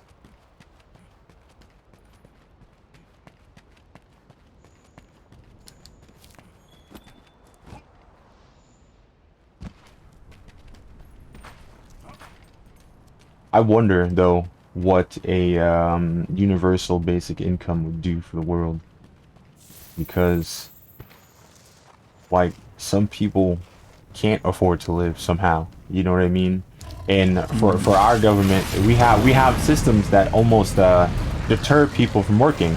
You know what I mean? Because it's like, if you make more money, we give you less financial support, and it's like, what? So you're trying to tell me that if I work less hard, I make just as much money as if I work hard? Yes. Yeah. And it's like, well, I'm never moving up. and there are actually people on the news talking about how they would take a cut to their hours so they can continue getting financial aid from these systems. And it's like, isn't there anybody out there looking at that and saying, hey, bro, that's kind of dumb? Wow, I'm just getting set ablaze, bro. Is this how I die?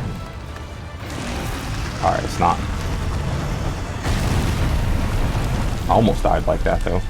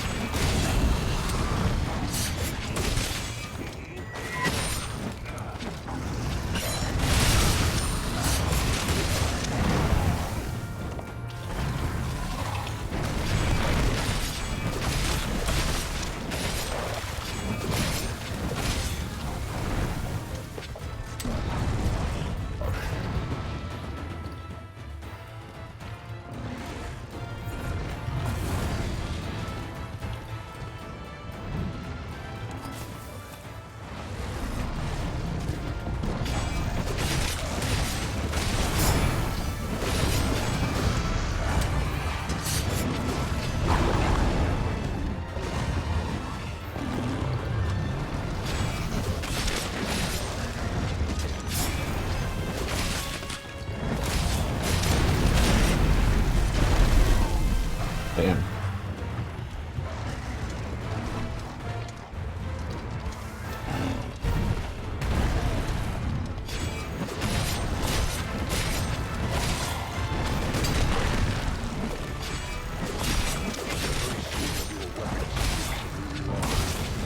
Your sweetest count cannot take me back.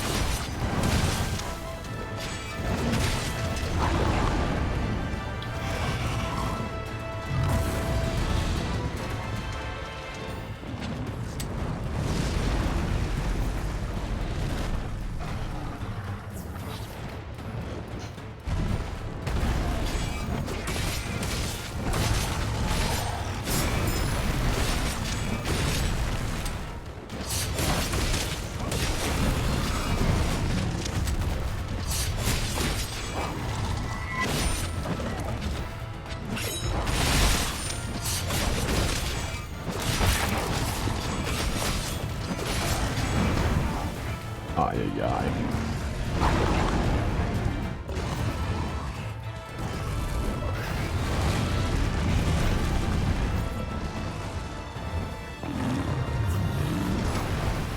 Wow.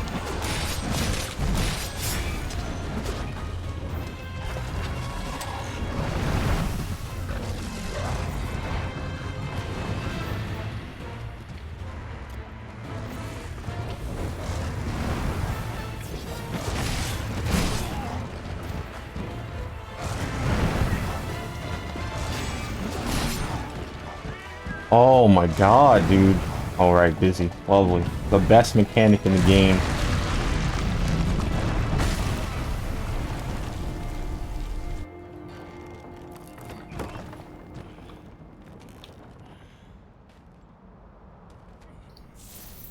Ay, ay, ay.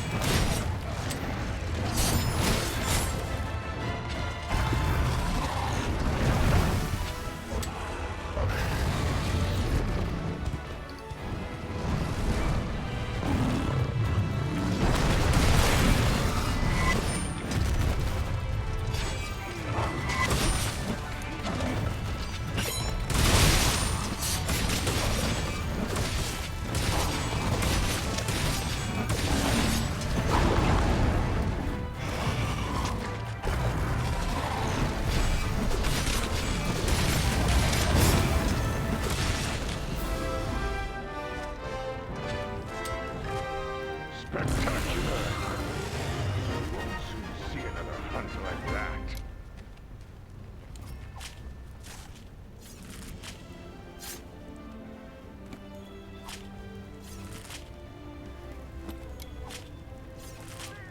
Only one enemy left. Maybe. Not sure.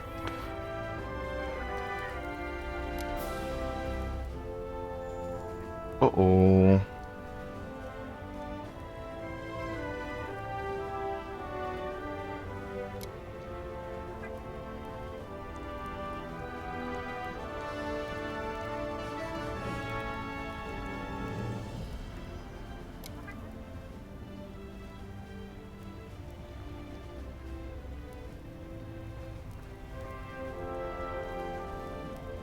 Poor battery.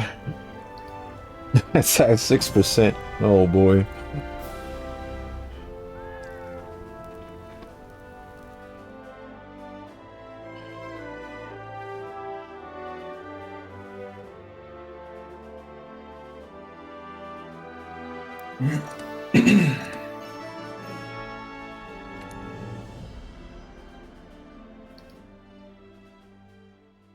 Great work, partner.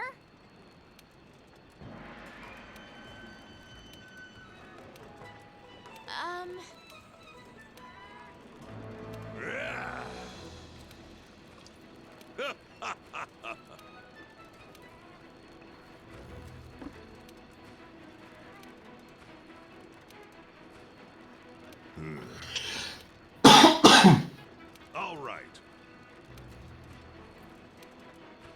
Okay, back to work. Impressive.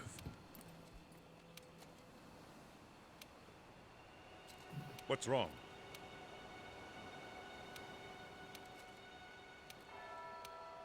Understood.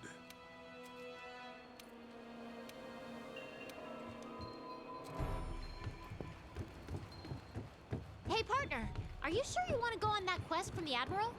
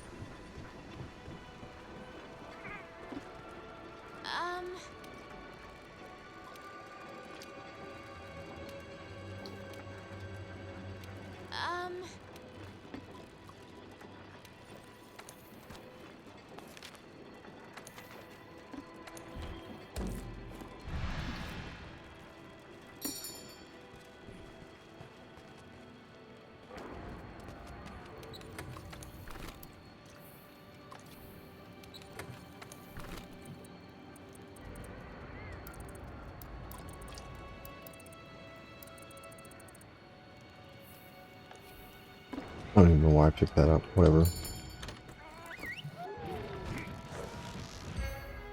After you finish Monster Hunter, what game are you gonna play next? Tomorrow, I'm probably gonna play Monster Hunter Rise, since I think it's gonna take a long time too.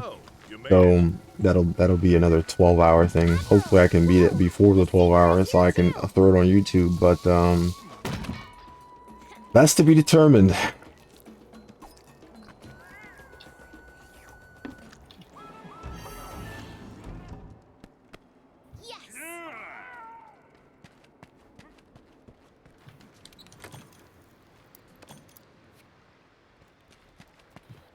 But yeah, like I'm gonna try to pick longer games so that you know, I could kind of you know, match how long you're gonna be here. You know what I mean? Mm-hmm. Greetings. Does that schedule work for you? From 9 to 9? It doesn't even matter, honestly. Like I don't mind. Farewell. Like if I have something to do, I'll try to tell you in advance so you don't wait up or anything. Mm-hmm. But if I don't have anything, I'll just be here. Now then. It begins.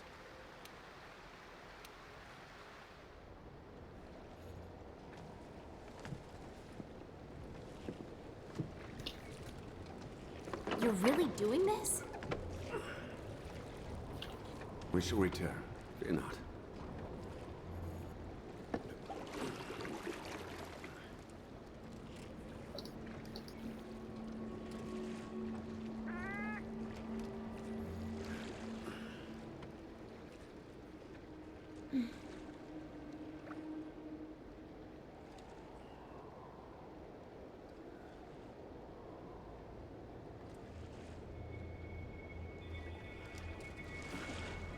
Huh.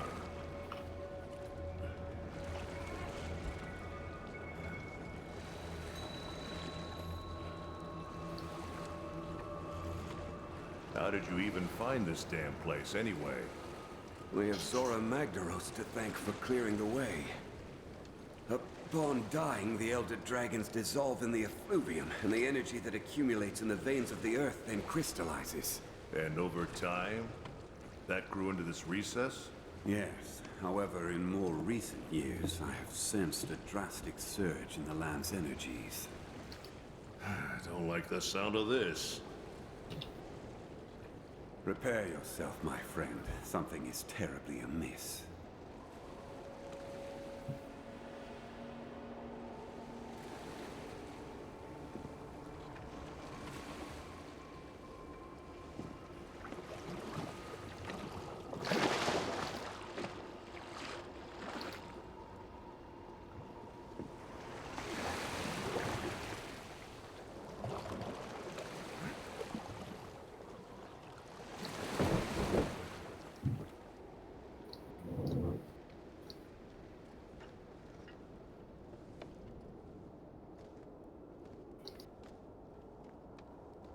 It's inside.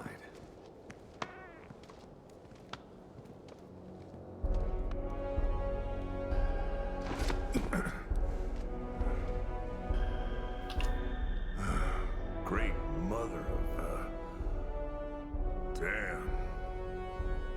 Over countless years, the Elders' bioenergy created this. Even I never expected it to be so enormous.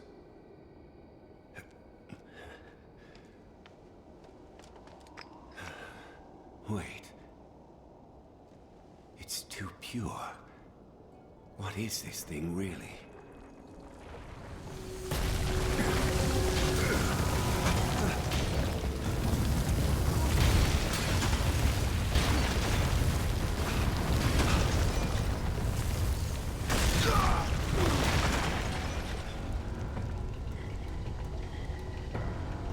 No!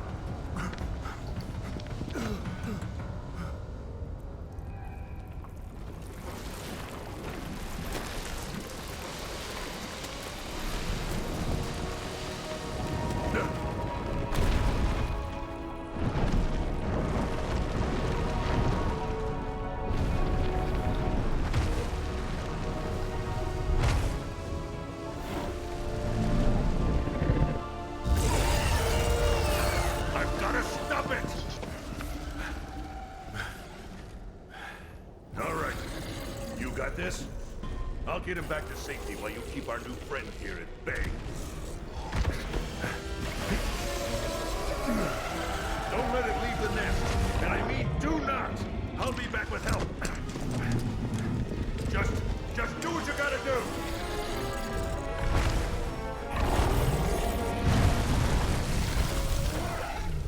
Ah! Oh no! This is awful! You've got this! Go, go, go, go!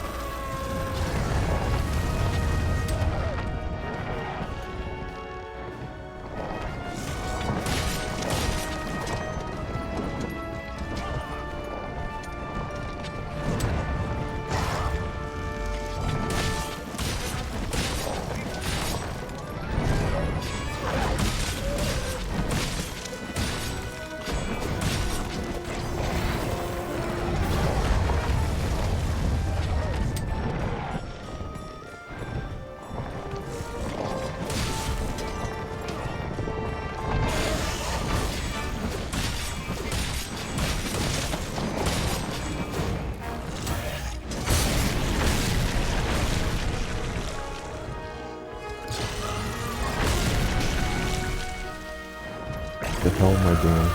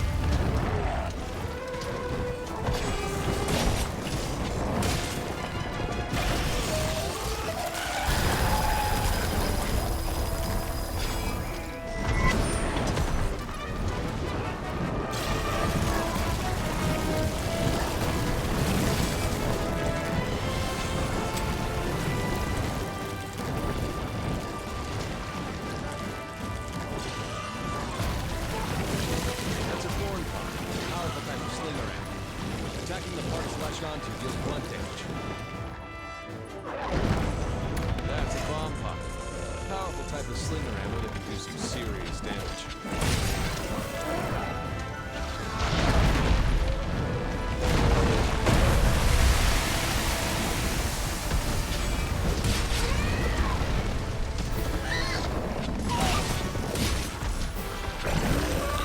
What other threads on Reddit do you visit? Huh? On Reddit, what other threads do you visit? Oh, I don't know. Because remember, I just got back. So, like I said, it's Yu-Gi-Oh! And most of it was like Twitch advertising, YouTube advertising, stuff like that. Like, I just stuck to the basics because I was like, if I'm going to be back for a few seconds, I better do something important before I get banned again for nothing, you know what I mean? So I was like, oh my god. So I went to the Mega Man Battle Network subreddit and I didn't have enough karma to post anything, so I left it. Oh yeah. But like I said, all the other, oh yeah, and also the PC Master Race community, I didn't have enough karma to post there either, and I'm like, okay. But that was the first group that they allow you to join upon, you know, logging into a Reddit account, and it's like, why would you let me join a platform I can't even post in? Yeah. Stupid, but it is what it is.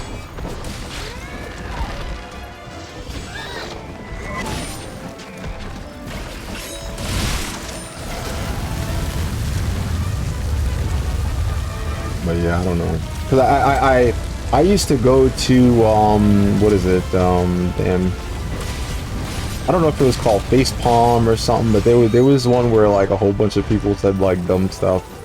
I don't know.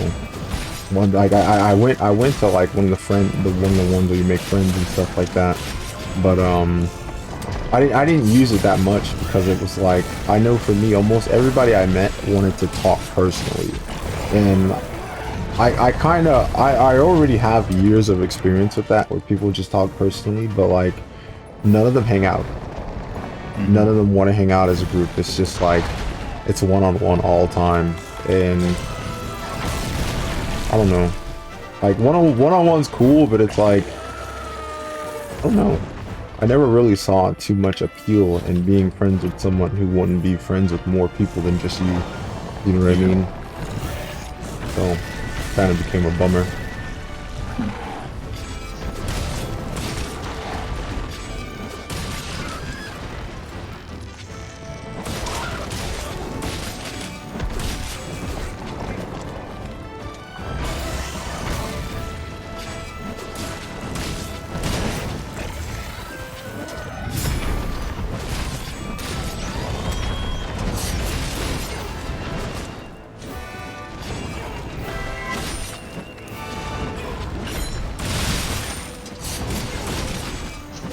I'm done cutting this monster's nails, bro. I'm so done with this.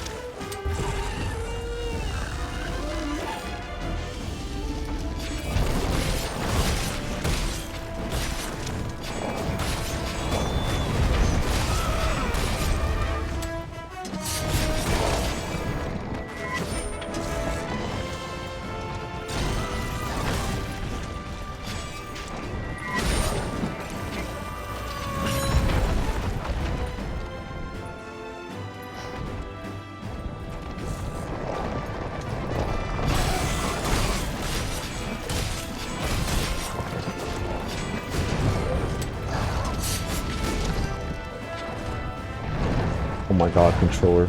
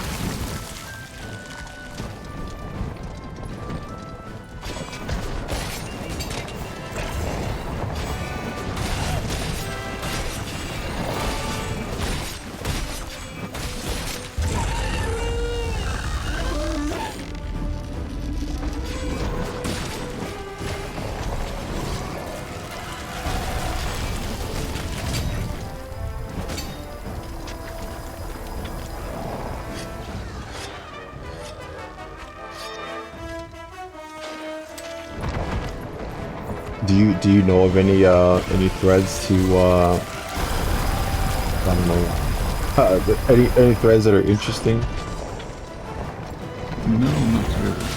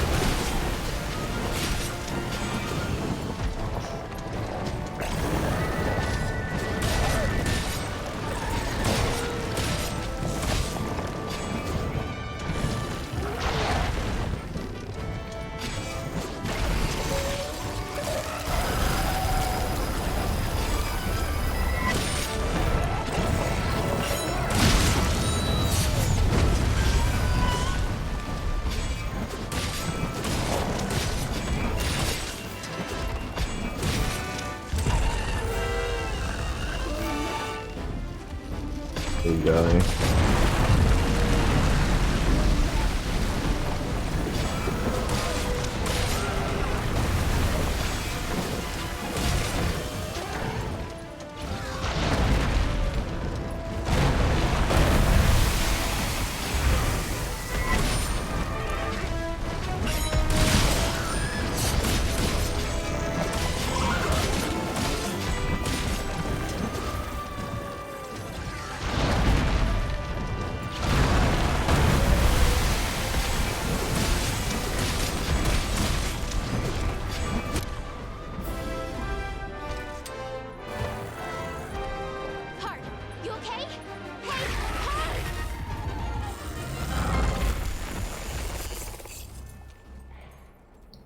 My freaking half of my left hand is asleep.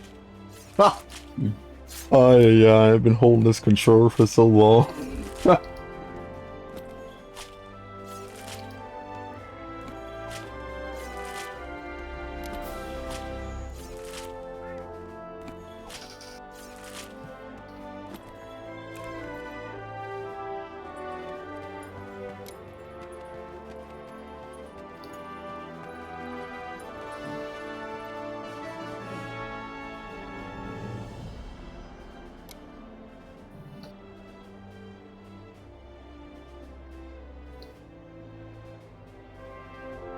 Oh, okay. About 10 hours. That's not bad.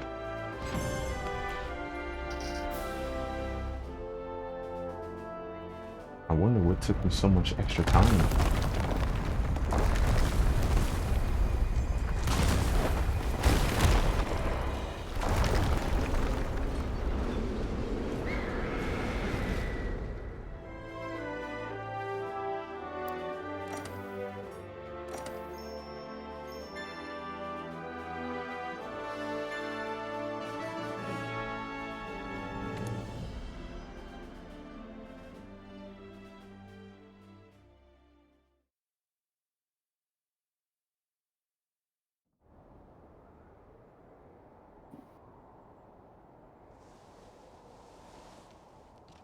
Hey! Commander! He's awake! What is it with you? All you ever do is sleep and fall off things. So how awesome were you down there? Stop Too being awesome? annoying.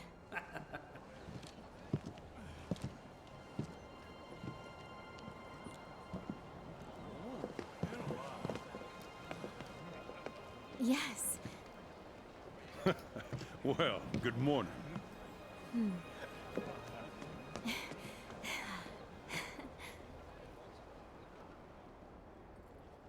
Thanks to you, the Research Commission's work is complete. I sent a ship ahead to report back to the Guild.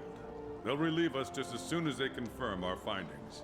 Everyone, I commend you all for your valiant efforts here. And now, let us celebrate! To banquet!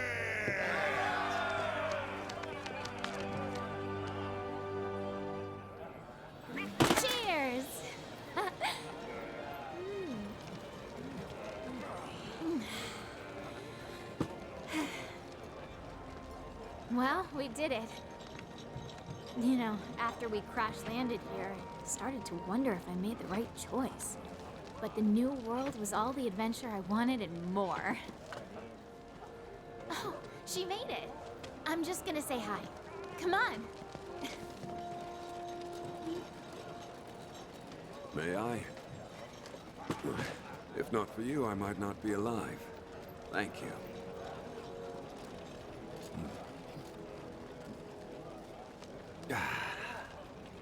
You have quite the eccentric group here. But all of them talented, unique, driven.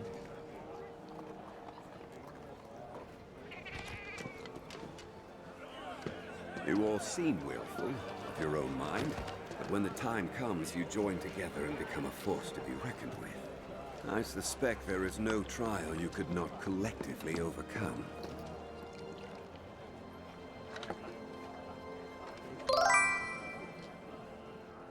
A Hey, what's going on, Sensei? incubating in bioenergy.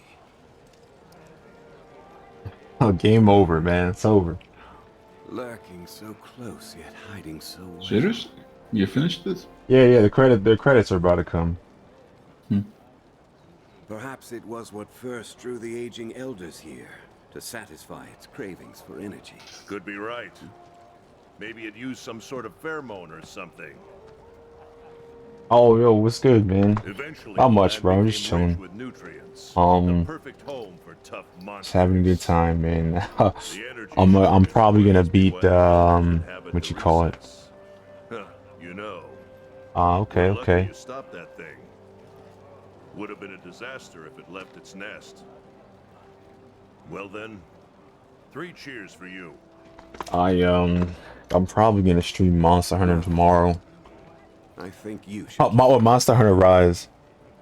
Ah, okay, God Ears 3. You know what's funny? I have to play that game all over in another day because when my mic broke, Received word from the guild. I forgot to upload that stuff to YouTube. So rip. So I have to do some of the stuff again. Because fucking Twitch only likes to keep that stuff for 2 weeks. This concludes your duties with the Research Commission. We thank you again for your service. You are free to return home at your discretion. Yeah. However, the Commission's presence in the New World still has potential to be of great benefit to the Guild. We would ask you to continue your work there, if you are so willing. There you have it. If we decide to stay and take on new research, there are bound to be trials ahead. Dangers. You don't want that, do you? What are you talking about? Of course that's what we want. Let's stay. We can do it. Yeah, we won. Yes, we do. All right. Commission, welcome to your new home.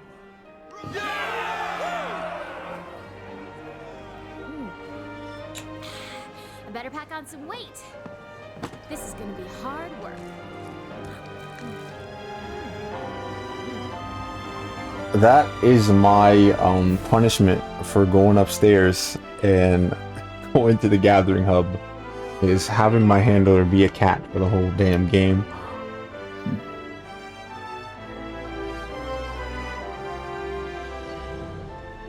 That's crazy, bro. Game's over, bro. 5 viewers. Get out of here. Why? You're so late.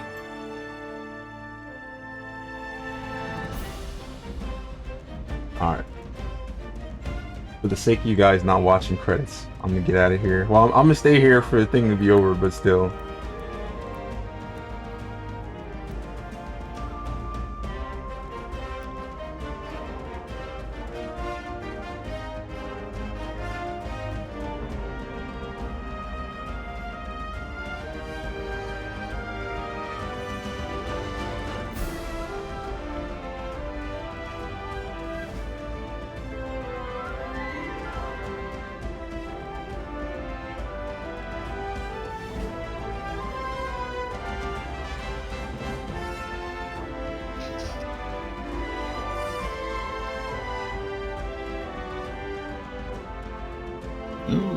viewer raid. Thank you.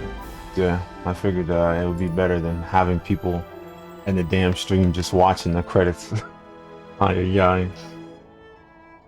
What a pain. It's just like, oh my god. Look, 5 people. Why are you guys here watching credit? Get out of here. Oh my god. That's my luck though. That's happened to me a lot.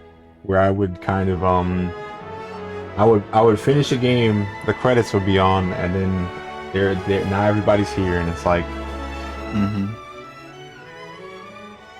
I don't understand it, but it is what it is. That's my luck. That's it. I can't blame anybody but myself for having bad luck like that.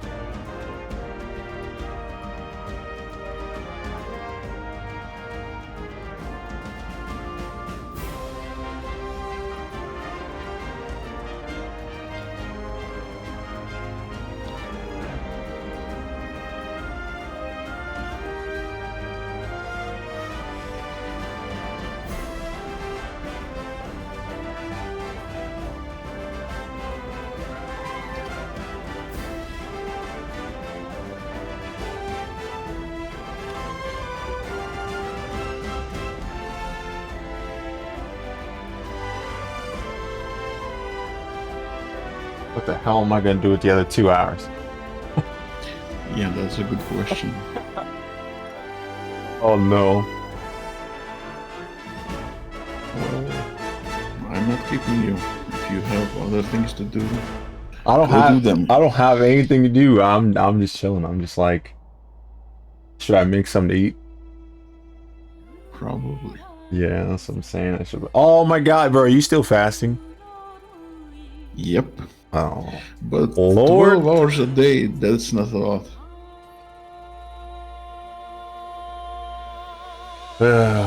I mean, you know what? If I find games that are longer than 12 hours, I don't want that. I don't want that because I want to put it on YouTube. So I don't want the game to be long.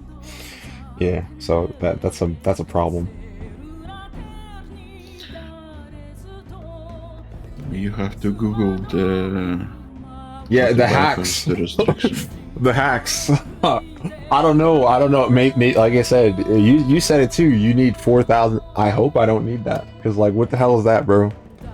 Hey guys, I need 4,000 in YouTube. Click this. It's like, what? Yeah, right. This random guy.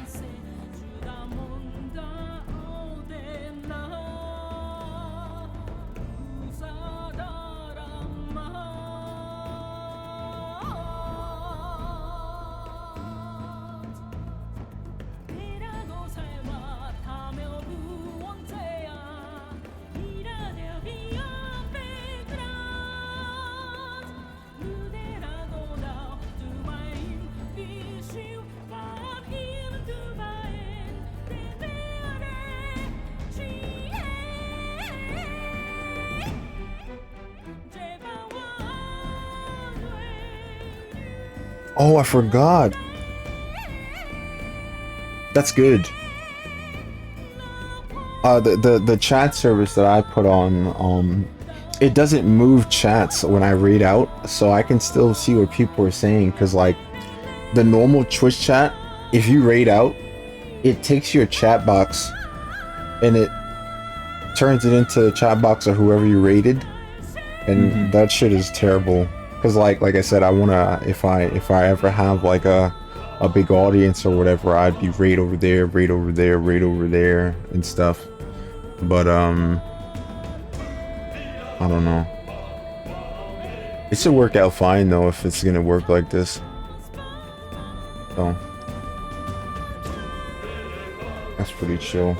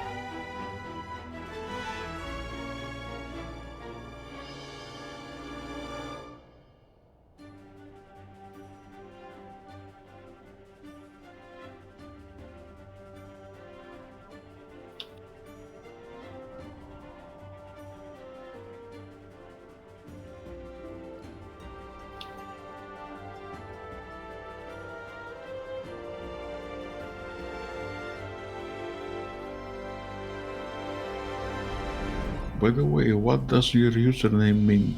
World 3. There's a evil corporation in Mega Man Battle Network by the name of World 3.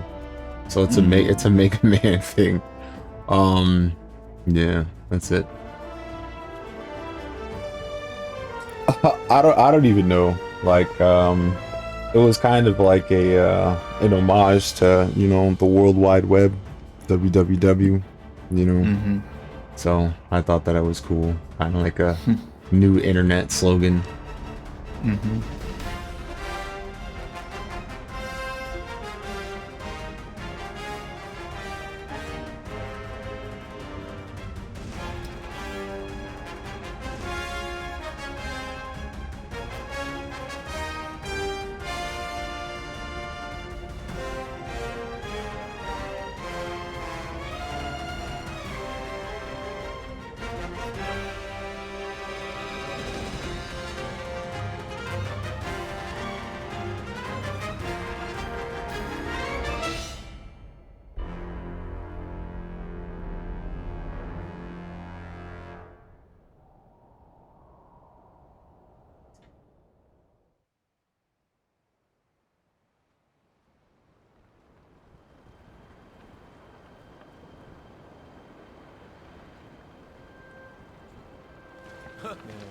Hey!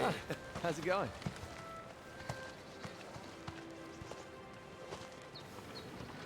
Look who's here. I knew it was only a matter of time. You ready to shake things up? The new world awaits. Let's get hunting.